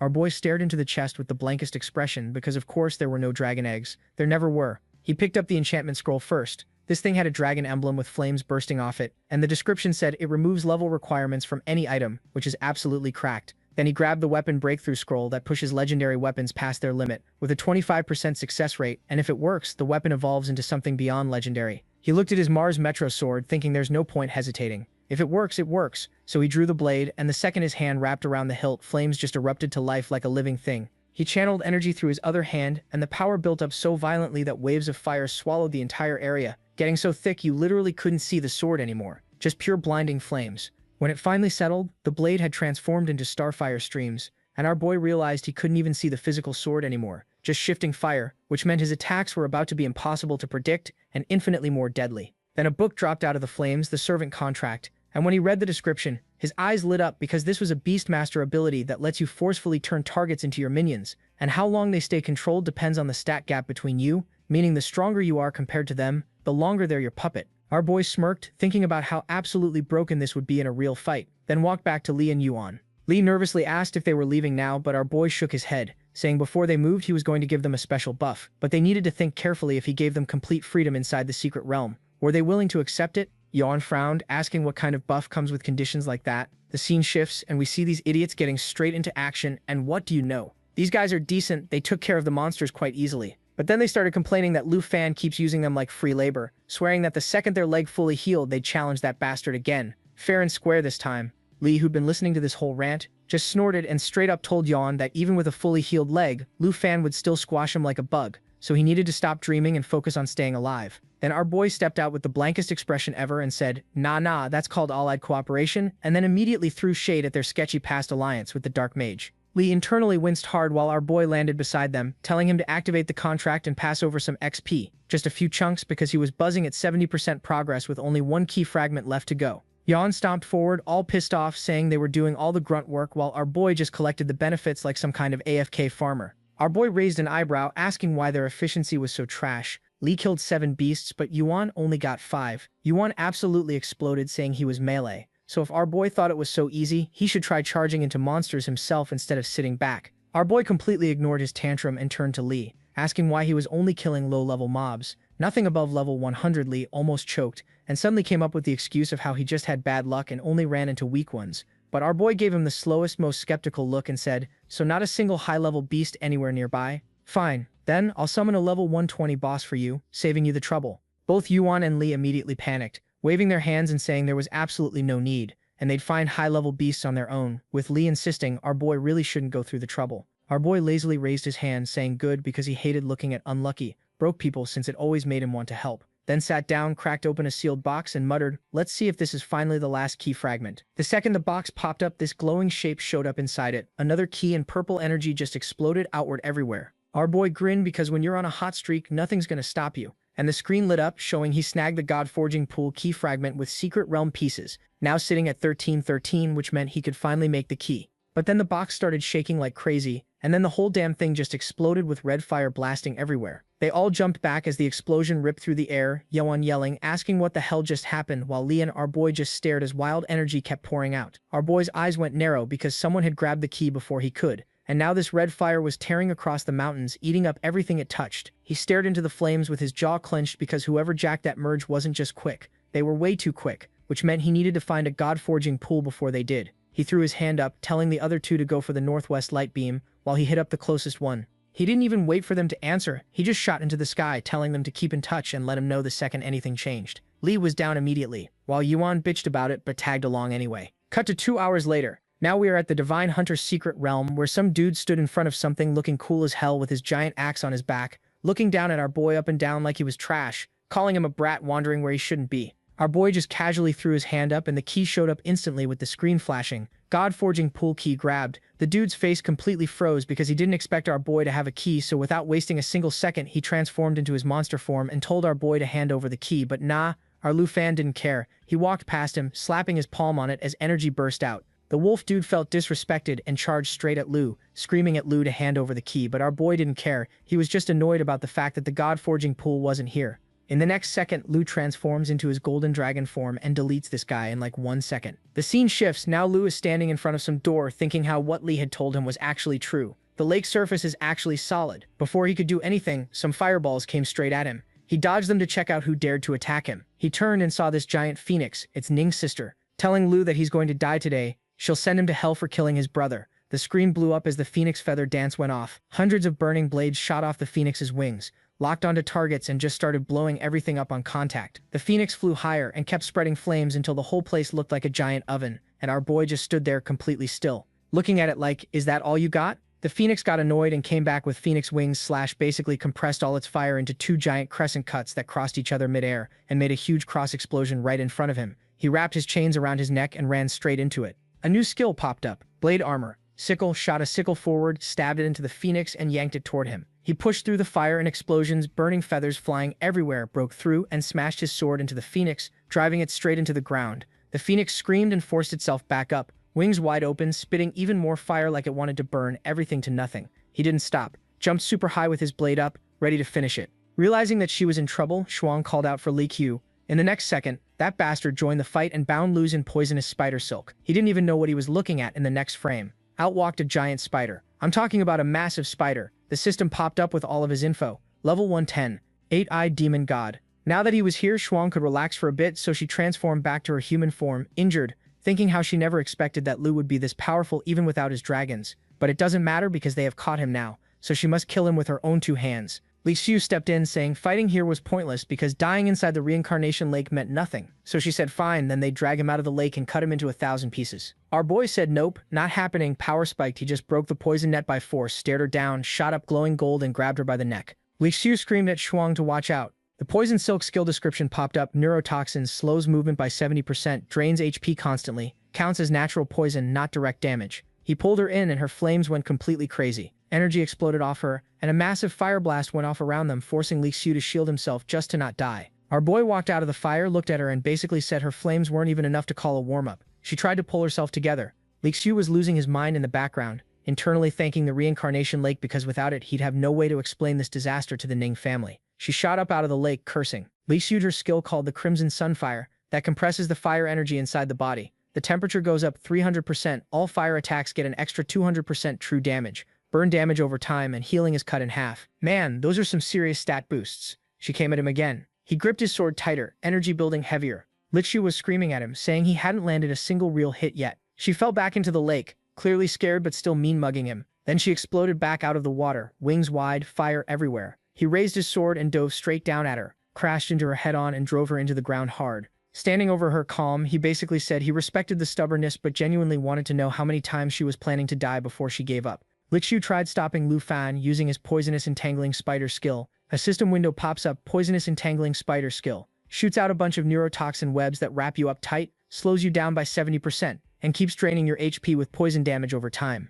The whole poisonous wave comes rushing at Lu Fan, and you know what this man does? Absolutely nothing. Doesn't dodge, doesn't flinch, doesn't even blink. He just stares dead at Li Xiu and goes, "Oh right, you're still here. Almost forgot about you." Then, without warning, his armor activates and launches itself like a missile straight into Li Xiu, slamming him into the ground so hard you can feel it through the screen. Another pop-up appears, blade armor sickle. In the next second, Li Xiu's on the ground, coughing up blood. Lu Fan grabs this man by the collar, pulls him up real close like they're about to kiss, wraps him up tight with the living armor, and then just yeets him straight into the lake. Water explodes everywhere like a damn grenade went off. Lu Fan's just hovering there with this smug grin, watching Li Xiu sink like a rock. A few seconds later, both Li Xiu and the girl come bursting out of the water, gasping for air, coughing, and looking absolutely destroyed. Lu Fan still floating above them, casual as hell. He tells them, "No need to thank me for staying close. Didn't want you struggling to climb back up." The girl shoots him a look that could kill, while Li Xiu can barely keep himself above water. She screams his name, and before she can even finish, the blade armor shoots out again and stabs her right in the stomach.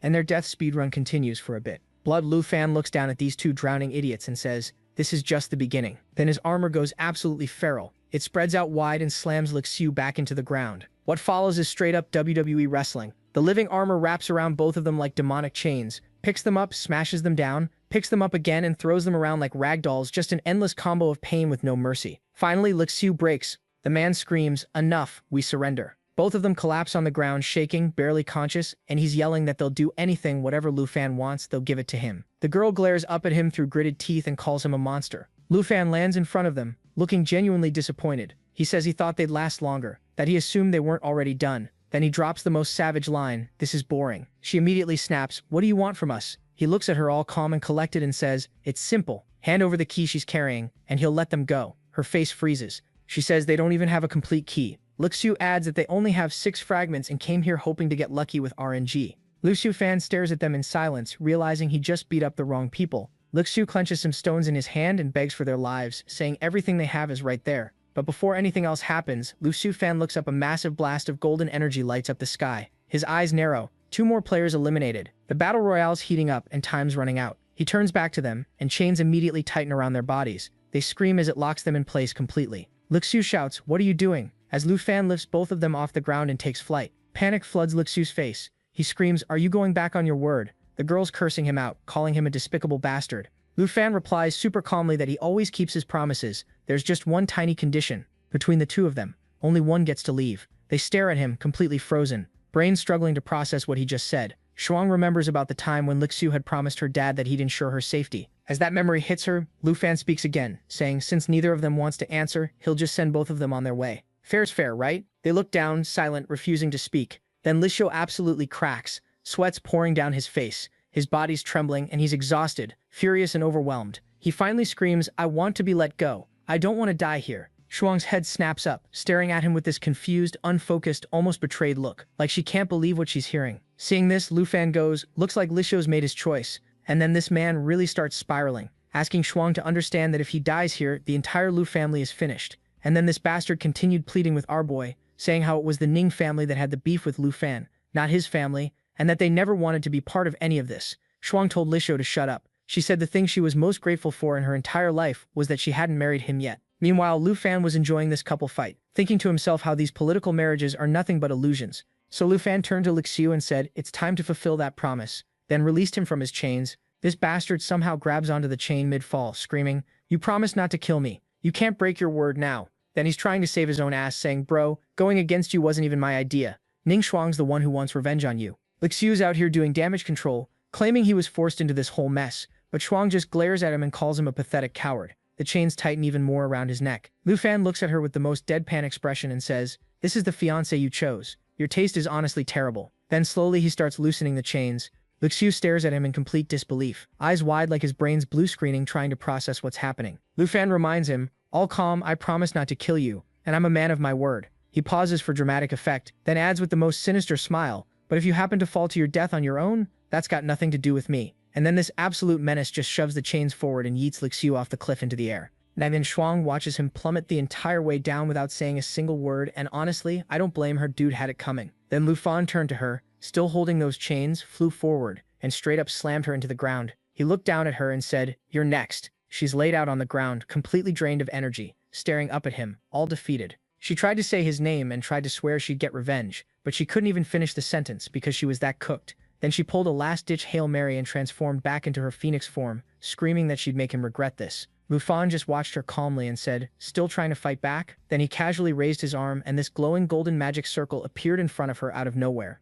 The system popped up to explain what this bastard just did. Servant contract successful. The target becomes the caster's servant. The bigger the stat gap between them, the longer it lasts. She completely lost it, screaming, crying, shaking on the ground, and demanding to know what the hell he just did to her. Another notification appeared. Servant contract activated. Duration 3 years. He walked up to her and said the only thing she had left now was the hate in her eyes, and even if he wanted to do something to her, she couldn't stop him. She could only watch. She sat there absolutely crushed but still furious, screaming at him to just kill her already and get it over with. He told her to calm down, he wasn't interested in her like that. She stopped mid-rant and just stared at him, completely confused. He told her she could survive out here on her own, then turned around and started to leave. She watched him actually walking away, and reality hit her like a truck. If she went back like this, Lixiu would spin the whole story, bury the fact that he abandoned her, and her own family would end up blaming her for everything. Her dad trusted the Luo family. She wouldn't even be able to defend herself. She pressed her hands into the ground, locked in, stared at his back, and made up her mind right there. She wasn't letting anyone trash her name.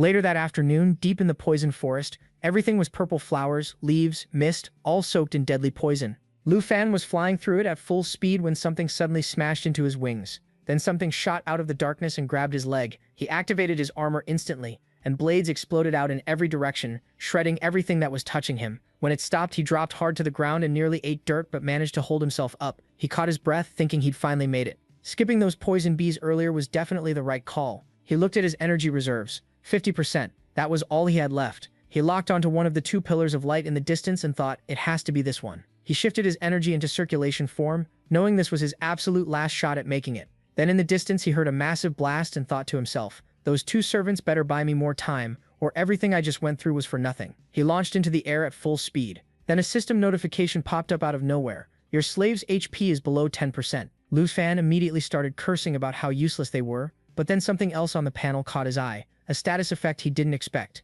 Imprisoned. He stared at it, wondering if someone had captured them. The scene shifts and we see Yuan punching the cage and cursing Lu Fan for being late. So Murong Sheng told them to calm down as Lu's almost here. In the next second, Lu Fan drops in and he is surprised to see Murong there. Meanwhile, this guy is just chilling there, telling our boy how he's heard a lot about him. Lu immediately realizes this man never gave a damn about that crossbow everyone's been fighting over. Lu breaks it down for him. Murong's got this starlight defense that can eat a ballista shot for breakfast. Plus his health pool is sitting at a ridiculous 2 million. Lu Fan's putting 2 and 2 together in his head. If Homeboy's got 2 million health, he should have already ranked up without needing that special liquid everyone's after. So what's he doing here? Murong reads him like a book and steps forward, confirming he's already qualified for the next power level, but hasn't claimed it yet. Lu Fan's confused as hell, asking why he'd even show up for the liquid then, so Murong told him that he's not here for the liquid. He's here for Lu Fan specifically, and this confuses Lu. Like, why would he do that? Is he here to kill him? Did he join hands with the Ning family? But he couldn't figure it out, so he decided to straight up ask him about it. Murong replied to Lu that he'll answer if Lu manages to beat him. Then he activates his skills, and the entire battlefield shifts in an instant, and suddenly there are celestial bodies everywhere, freezing starlight drowning the whole area.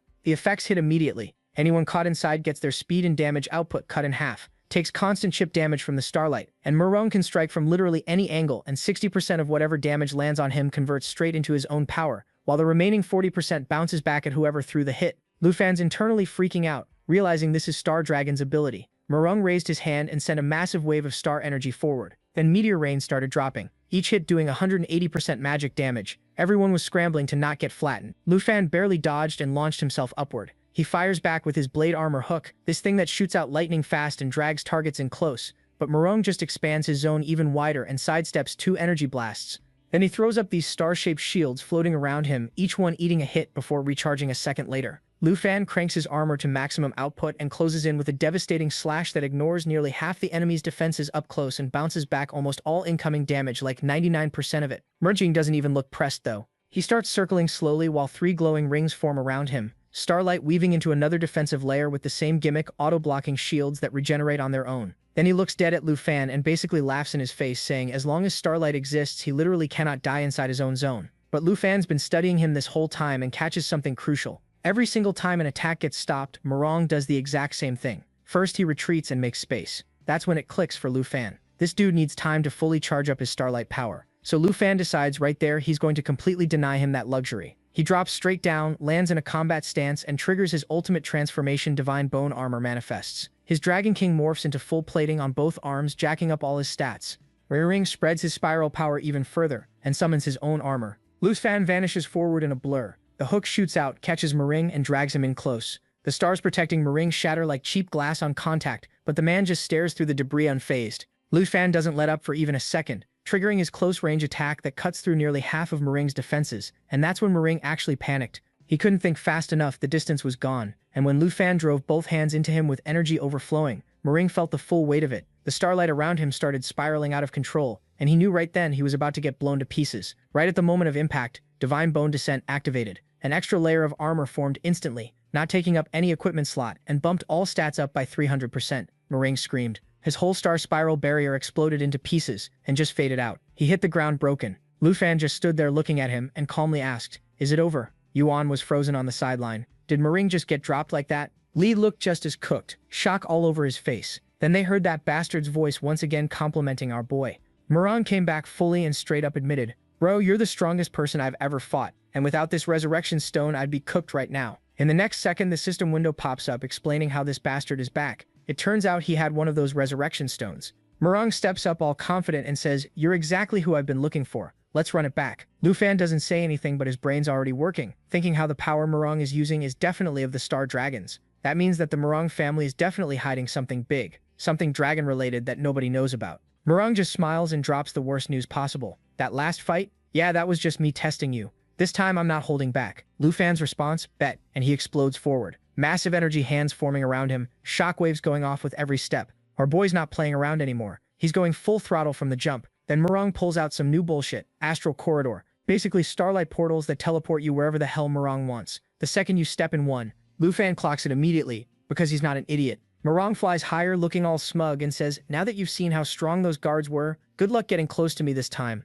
Lu Fan stays grounded. Then Murong just casually drops an entire sky full of meteors on everyone. Lu Fan counters with Blade Armor's scythe, this hook thing that fires out, impales the target, and yanks them toward you. But the distance is too damn far. Plus weapons don't even work inside the Divine Ruins anyway, so Lu Fan says screw it, and goes nuclear with the only real option left, Wrath of the Ice Dragon King. In the next second, a massive dragon made of pure frost just materializes out of nowhere, flooding the area with freezing energy that slows everything down and can straight up flash freeze you if you're not careful. And the longer it stays active, the bigger and nastier it gets. Murong glances at it like it's mildly interesting and casually asks, "Oh, is that dragon tongue magic?" Lu Fan gives him the coldest stare and asks, "Can you dodge this one?" Murong doesn't even flinch, looks at our boy and goes, "That's not enough to stop me." Then throws up another astral corridor and teleports out of the freeze zone like it's nothing. But Lu Fan was 3 steps ahead. He's already in the air and tells Murong, "You already fell for it, dumbass." The armor wraps around Murong before he can even react, wondering when did that even happen. He's struggling and flailing around while Lu Fan just grabs him and yanks him back down. Then Murong activates his trump card, Astral Spirit Form. His whole body turns into pure starlight. Physical attacks basically do nothing now. His damage doubles, but magic can still wreck him. He's just floating there glowing like a damn constellation. Lu Fan's on the ground below, breathing hard, exhausted as hell, but locked in and watching every move. And then the scary shit comes out. Starlight Annihilation. Every single bit of astral power condenses into one beam that ignores all defense, can't be blocked, and has a completely random damage output. It could tickle you or it could erase you from existence. A tiny black hole forms in Murong's palm. Lu Fan's eyes go wide. He recognizes it immediately. Only a star dragon can do that move. Murong fires it. This violent spinning beam of purple death energy tears straight toward Lu Fan. Lu Fan doesn't move, just stands there. Then at the very last second, instead of dodging like a sane person, this absolute madman launches himself straight into the beam. Murong tries to grab his arm mid-flight, but Lu Fan powers through and hits him clean. Murong crashes into the ground with Lu Fan dragging along for a second, before snapping back and grabbing the armor tight. Then Meteor Falls drops immediately, a dense cluster of meteors, each one hitting for a 180% magic damage. Blade Armor scythe fires right after hooking and yanking. The armor keeps spreading, layering up and stacking on top of itself. But Murong, this psychopath, just throws his head back laughing, like he's having the absolute time of his life, not slowing down even a little bit. Lu Fan goes in, full sprint, pure murder in every step. The second his foot hits the ground, he just goes absolutely feral, throwing punches so fast they blur together, too many to even count. Just a storm of hands. Murong throws up the Astral Vortex Barrier, star-shaped vortices that block each hit, one at a time, and regenerate a second later. Then the space warps and starlight explodes everywhere. Lu Fan activates Blade Armor/Rapid Stabbing that ignores 45% defense and reflects 99% of damage taken straight back at the attacker. Murong matches him energy for energy, just staring him down with everything he's got. Lu Fan stares right back, neither one backs down. Even an inch, their energy collides and the whole battlefield just explodes. Li and Yuan cover their eyes from getting absolutely cooked by this blinding white light. Meanwhile, Murong just materializes in the middle of all this chaos, casually asking, "Is it over?" Before he even finishes the sentence, Lu Fan comes flying in and double fist slams him straight in the chest. Then he activates Divine Bond. And brother, the system screen pops up explaining what this thing does in the next moment. White energy and starlight detonate across the entire battlefield. Lu Fan gets launched into the air. Across from him, Murong just stands there with his eyes closed, star energy pouring off his body. The light fades, the dust settles. Murong steps forward, laughing. Not a scratch on him, not even a hair out of place. The man took a 300% stat-boosted divine detonation to the chest, and his main reaction was to chuckle and point to the side, going, "Yeah, okay, you win, the tempering pool's yours." Lu Fan walks up to him and goes, "No rush. But I came here for an answer. Give it to me." And Murong, smooth as ever, just goes, "Not here. Let's talk somewhere proper." Lu Fan raises his hand, and this massive circular formation appears with layers spinning like a clock built by God. And then the key shows up. The second it touches the door, golden energy shatters everywhere. When it finally opens, Lu Fan stops dead, eyes wide. Right in front of him is the spring source, the actual divine tempering pool. The system screen pops up. Divine tempering liquid. Legendary quality, increases all attributes by 50%, first use only. This man stares at a pool of floating starlights for a solid 3 seconds, visibly malfunctioning, and then just sits down, pulls out a bottle and starts casually filling it up. Says to himself, good thing I brought potion bottles. Everyone around him watches in complete silence. Meanwhile, his internal monologue is going absolutely crazy. A 50% boost across every single stat, first use only, and it finally clicks. Why C-rank families were literally trying to murder each other over this place. Now that he has completed the task, the secret realm starts closing. Cut to outside the secret realm. People immediately swarm him, going, young master, you're safe. Lu Fan turns around, gives everyone the flattest stare imaginable, and goes, I'm releasing you from being my servants. Yuan loses it. Don't joke around right now. Li goes, wait, are you serious? And this man was serious. But then Shuang shows up right there in the crowd, walks past Li Chu, cursing him for being a coward, and then immediately hits Lu Fan with a death glare. After that, she transforms and shoots up into the sky. Li Chu screams at her to wait. Lu Fan watches this man's whole life collapse in real time, turns to him and goes, stop standing there. Go chase her, and just walks off. Lu Fan stops walking and thinks to himself, this is really it. Everything feels boring now. Morong walks up and invites him to the Morong family estate for a talk. Lu Fan suggests Morong come meet the Yi family with him instead. Morong agrees immediately. This man has fully accepted that Lu Fan is the one who sets the schedule now. Lu Fan turns back to free those guys from his servitude. Li Ron is stretching and going, finally I'm free. Wally is muttering, hope I never see that guy again. Lu Fan appears directly behind both of them and goes, I didn't realize that's how you felt. Both of them turn around and their souls leave their bodies simultaneously. Yuan immediately points at Li, going, he said it. Li, sweating bullets, nervously asks, what do you want? Lu Fan tells them to relax, then tosses something to each of them. They catch it, look down, divine tempering liquid. The system confirms it again, legendary quality, 50% boost, first use only. These two men stare at what is essentially a permanent 50% stat increase sitting in their hands and cannot form words.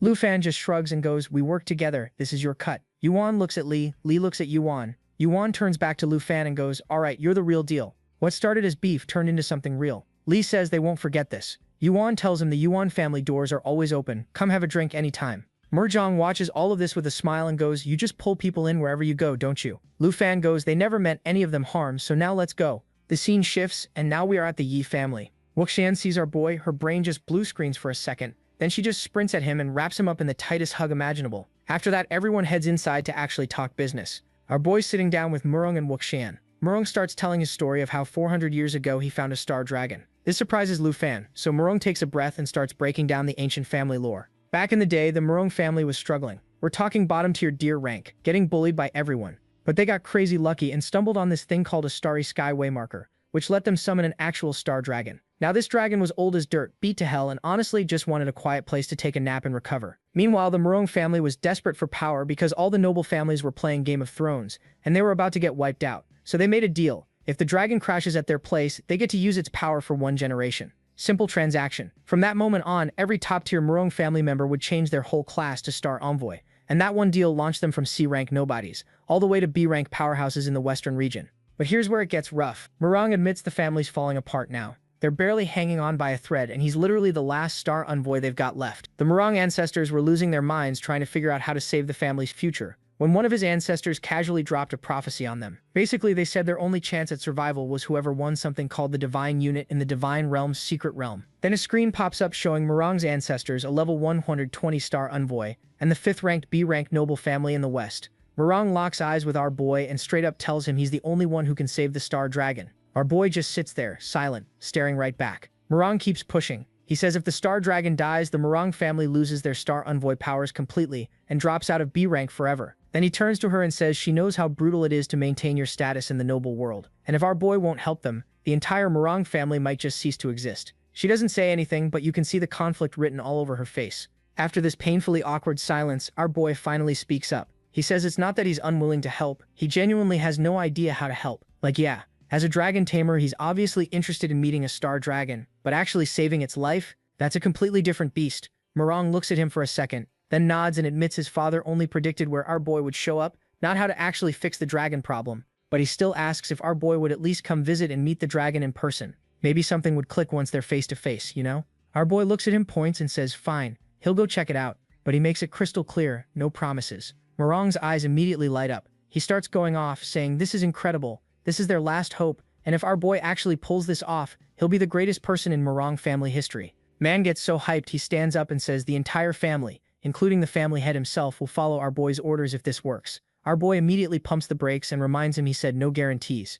Then he just casually waves it off and says they'll leave in 2 days. She looks confused and asks why 2 days specifically. Morong's also wondering if our boy has other plans. Our boy explains he needs to let everyone know he's safe first, and that there's going to be a gathering. He tells Morong to chill at the estate for those 2 days and says the servants will take care of everything. Morong thanks him and says he appreciates the hospitality. The scene switches to the disciples and someone's absolutely losing it, saying the place is unbelievably massive. By noon, everyone's arrived at his island inside the Shadow Fortress. Tad's standing there with Wuxian and the crew, all of them just gawking at this palace like they can't process what they're seeing. She says the transformation is absolutely insane. Wuxian agrees, saying it's truly unimaginable. Trin is also surprised, thinking how it's hard to believe this place used to be literally nothing. Then it clicks for her, and she realizes this is why our boy delayed the trip by 2 days. He wanted to see the finished palace first, before doing anything else.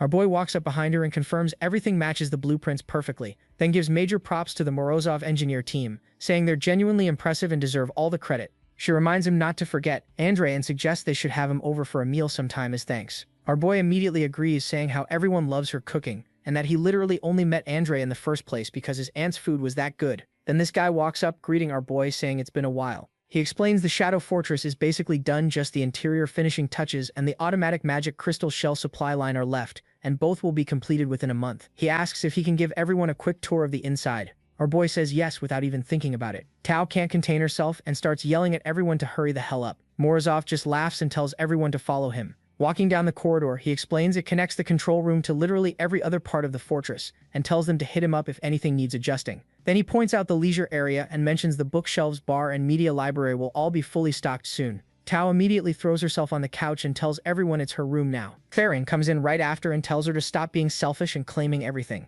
Morozov continues the tour and shows them the kitchen and dining hall. He mentions that our boy specifically told him Miss Han was an amazing chef, so they went absolutely all out on the kitchen setup, top tier everything. Han smiles, thanks him, and says she can't wait to cook there. Our boy says he'll handle getting all the ingredients since his auntie is cooking personally. Next up are the bedrooms, which they kept simple for now so everyone can decorate however they want. Each room has its own bathroom, plus there are spare rooms if our boy has guests over. She says the place is extra as hell, but honestly really cozy and comfortable. Farron says she'll decorate hers too and jokes that it'll make it way easier to visit our boy more often. Finally, Morozov opens this door behind the rest area and says the old ruined palace garden is through there. The second our boy sees the garden, his eyes go wide. Morozov proudly informed Lu how they'd completely renovated the whole place, transforming it into a luxurious hot spring, and naturally the girls were very excited about it. Tao immediately began gushing over every detail, and even Wuxian couldn't help but chime in, commenting on how refreshing the air felt and how it was such a shame she hadn't brought a swimsuit, because they could have had a really good time there. The other girls all nodded along, eyes already sparkling with imagination,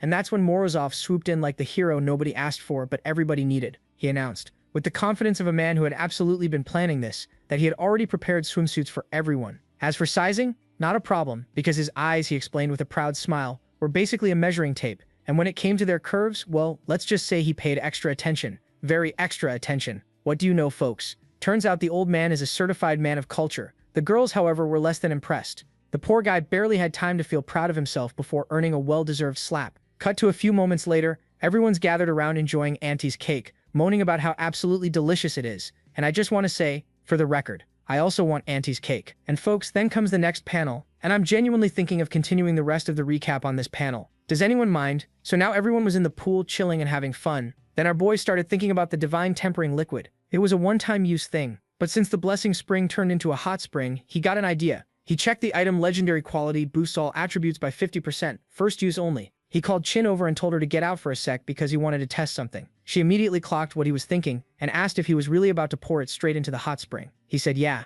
and just did it. It worked. He got a 1% boost right away. Basically, he figured out that if the liquid mixes with the blessing spring first, the one-time limit gets stretched as far as possible. The system popped up and said it detected a legendary consumable and would burn through old attributes at 30% per use. He did the math. 157 bottles left. If he poured them all in, it was going to be insane. The other girls noticed and asked what he was doing. Shane told them to leave him alone. After a while, he turned around looking tired and just said he was done. Wuxian looked at him like he was crazy and asked if he really stacked all of it. He smiled and said yeah. Each bottle did less than the last, but the hot spring now boosts everyone's attributes by 80%. Wuxian pointed out that it was even better than using it normally. The system confirmed it. Blessing light, divine tempering hot spring, legendary boosts all attributes to 80%. Everyone got in and immediately felt their stats nearly double. Our boy just casually said they should rename it the Blessing Light Spring Plus Edition. Everyone was losing their minds over the fact that a limited one-time item basically became unlimited and hit even harder. Then it was time to head to the Murong family, like they promised, to deal with the Star Dragon situation. 2 days later, Murong suggested that Wuxing could come along since the Murong family would treat her well. While flying over, our boy said no. She was busy prepping to deal with a C-rank noble family, and he wasn't going to drag her into something risky when he still didn't fully trust the Murong family yet. If anything Murong said turned out to be a lie, she'd be in danger. Murong pointed out they were almost there. Below them was the Chiefing Mountain Range, which was basically Murong family territory. Our boy noticed the red mist and asked if it was some kind of defense. Murong said, yeah, but it's just a detection barrier, nothing dangerous, and told them to follow him home. Our boy's jaw dropped when he saw it. The Murong family estate was massive, practically a whole city. Murong smiled and said he'd introduce everyone. There was already a big group waiting. Murong introduced his dad, head of the family, and a star envoy of a Western noble house. His dad lit up when he saw Lu Fan and said he'd been waiting a long time and was scared they'd miss the window. Our boy looked around and asked why so many people were here. Murong's dad sighed and said everyone in the family had been anxiously waiting ever since Murong sent word he'd found him. Our boy scanned the crowd and caught people whispering. Some doubted he was really the one from the prophecy. Some questioned if it was even possible anymore. The mood got heavy fast. Murong quietly offered to send everyone away if he felt uncomfortable. Our boy said don't bother and just asked to see the Star Dragon. They went in. Murong's dad explained the cavern was sacred ground, and the Murong family never came in here unless they absolutely had to. He bowed at the entrance and told the ancestors he'd brought the chosen one. Our boy looked inside and was genuinely surprised. The Star Dragon was right there lying on the ground. The system ID'd it as level 120. Then it flagged another level 120 presence too. A Murong ancestor floating above the dragon, also asleep. Our boy immediately asked about the strange man. So Murong's dad explained the ancestor had burned through almost all his life force doing the divination that led them to Lu Fan. After finishing it, his body gave out and he just collapsed. They put him next to the dragon and had no idea when he'd wake up. As for the dragon itself, it had been asleep for ages, but lately its breathing was getting weaker, and its body was slowly breaking apart into floating starlight. He asked Lu Fan to save it. Said the dragon was the foundation of their whole family and they'd give anything. The Murong stepped up too and said they had no one else. Our boy sighed and said he'd try his best, but if it didn't work, they'd have to find another way. Murong's dad bowed and said the family would back him up however he needed. Our boy told them to just stand back and called out Xiao Fei. The moment she appeared, he told her to use healing magic. She went all out: life pulse, emerald light, emerald blessing, stacking everything together, then dropped a life core to keep the healing going, then activated her dragon bloodline, which doubled all effects on dragons. The elders finally felt some hope. They were realizing this dragon had been keeping an entire region healthy for centuries, and Lu Fan had more than one. Murong Sheng said even in the secret realm where summoning was blocked, our boy kept winning. The divination had to be right. Then the system said all effects failed. Everything got cancelled instantly. Xiao Fei looked at Lu Fan like she was sorry. He calmly told her it was fine, and that he already expected this. The elders fell apart. Murong's dad couldn't understand how even a dragon's healing did nothing. Murong refused to accept it. The ancestor nearly died for that divination. How could it be wrong? Then a voice came out of nowhere. It called them out for giving up that fast and said it had been waiting for Lu Fan to finally need its help. Everyone spun around and then she just appeared, arms out, yawning, saying it'd been a while since she stretched. Said a problem like this was never something humans could fix. In the next frame, the Dragon Queen popped out in her usual style. Murong's dad immediately lost it. He shouted, asking how she dared just teleport into their sacred forbidden ground. Murong Sheng was also tripping, saying it was literally impossible to teleport into this place, whether you were human or beast. Then the Demon Queen let out this terrifying energy, and the whole space felt wrong. Before either of them could even react, their bodies just froze. Couldn't move a single muscle. Murong's dad knew instantly she was so far above them that fighting back wasn't even an option. This was a completely different level of dragon. She looked at them and calmly asked if they really wanted to try her. Said they weren't even enough to fill the gaps in her teeth. Just those words alone made their legs give out and they dropped to the floor. Our boy stepped in right away and told them to relax. She said she was with him, and that she might actually be able to save the Star Dragon. She walked over to the Star Dragon, looked it over and said it was basically dying. 1 year max, 3 months minimum. Then casually added that she did have a way to save it. The Murong family immediately started begging. They said they'd do anything, meet any condition. Our boy side-eyed her. She smiled and said even if she saved it just to eat it afterward, they'd still agree. Everyone froze. She burst out laughing and said she was joking. She said she had zero interest in eating something old and half dead, and that she'd eaten star dragons before and wasn't hungry for that anymore. Lu Fan told her to stop playing around and asked straight up if she actually had a solution. She patted the dying dragon and explained that birth, aging, sickness, and death, it hits everyone eventually, even dragons. It doesn't matter how strong you are, nobody's reversing that. The starlight around it was fading because its core energy was leaking out. To save it, another star dragon would have to pump back in what it lost. The Murong family looked at her like she'd lost her mind, called it simple. They'd already tried collecting the scattered energy themselves and got basically nothing. Lu said calmly that if that's the only option, then he'd do it. He activated his summoning and warned her under his breath that she better not be bullshitting him. She confirmed it injects star energy, and the dragon wakes up. But she made it crystal clear, this was just buying time, not a permanent fix. Each round gives it 3 to 5 more years, but do it too many times and it stops working. Best case, 30 extra years total. Told them to think it through. Our boy turned to the elder and said it was his call. Elder went quiet for a sec. He said he'd been hoping for a full cure, but it looked like all they could realistically do was keep it alive a little longer. Murong Sheng stepped up before his dad could keep overthinking it. Told our boy to go ahead and do it. Said as long as the star ancestor wakes up, he'd deal with whatever consequences came with it. Turned to his dad and said there's no perfect answer here, and with brother Lu right here, there's no point waiting around anymore. The elder finally nodded and said he trusted Lu Fan to handle it. Our boy called out to Star and told her to shift into Star Radiance form and charge up 17 million heavenly stars. The energy that started building was absolutely insane. The system confirmed the star core was forming and getting stronger every second. Elder Murong was physically shaking just watching it happen. Said it really was a star dragon and its power was way beyond even their ancestors' level. Murong Sheng thought to himself that the divination was correct. Lu Fan is really something else to be able to command multiple dragons from different races. That wasn't something a regular dude could pull off. Our boy told Star to keep charging but not to detonate yet. The star core kept growing bigger and more intense. When it hit max capacity, he raised his hand and gave the order injected straight into the star dragon. Star did it instantly, and the dragon queen just stood there watching with zero emotion on her face. The energy slammed into the star dragon. The whole cavern went dead silent. Everyone held their breath. Then it moved. Its eyes opened. Its presence came back steady and strong. It spoke in this deep, ancient voice, saying its strength had returned, and asked what the hell happened. Murong rushed forward, barely keeping it together emotionally. He bowed deep and told the star ancestor it had been asleep way too long, and that the family was finally welcoming it back. The star dragon looked over at Star and said, the energy felt familiar, definitely from its own kind. Thanked her for sharing that much power. Then it looked at the demon queen dragon, and immediately panicked, asked why the hell the dragon queen was standing right there. Maroon jumped in quick, telling it to calm down. He explained she was actually part of the reason it got saved. She came with their benefactor, Lu Fan, the dragon tamer. He made it official right then and there. Said the Maroon family's promise to back Lu Fan wasn't just empty words.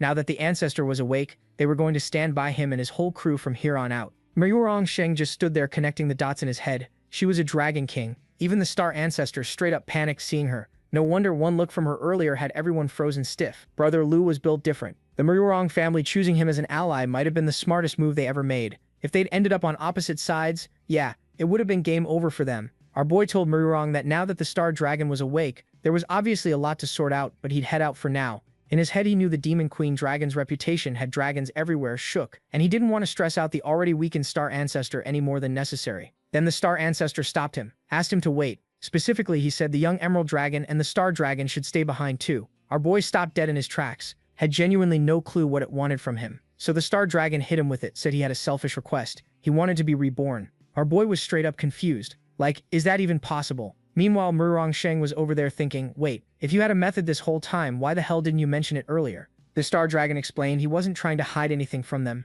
He'd thought about it before, wanted to keep living to protect the family and all that, but he never went through with it because the requirements were absolutely insane. But then he saw the star dragon and the emerald dragon, and now Lu was on their side too? He finally saw a real shot at actually pulling this off. Hearing that, Lu Fan started turning it over in his head. Could a dragon really be reborn? Like, what kind of crazy process would that even take? It apparently needed both Star and Xiao Fei, but now he was genuinely curious. He told the Star Dragon to keep going and explain the whole thing. The Star Dragon didn't waste time and immediately told our boy that he should like the video and help Mamoru to make juicy content and activate that cheeky little bell.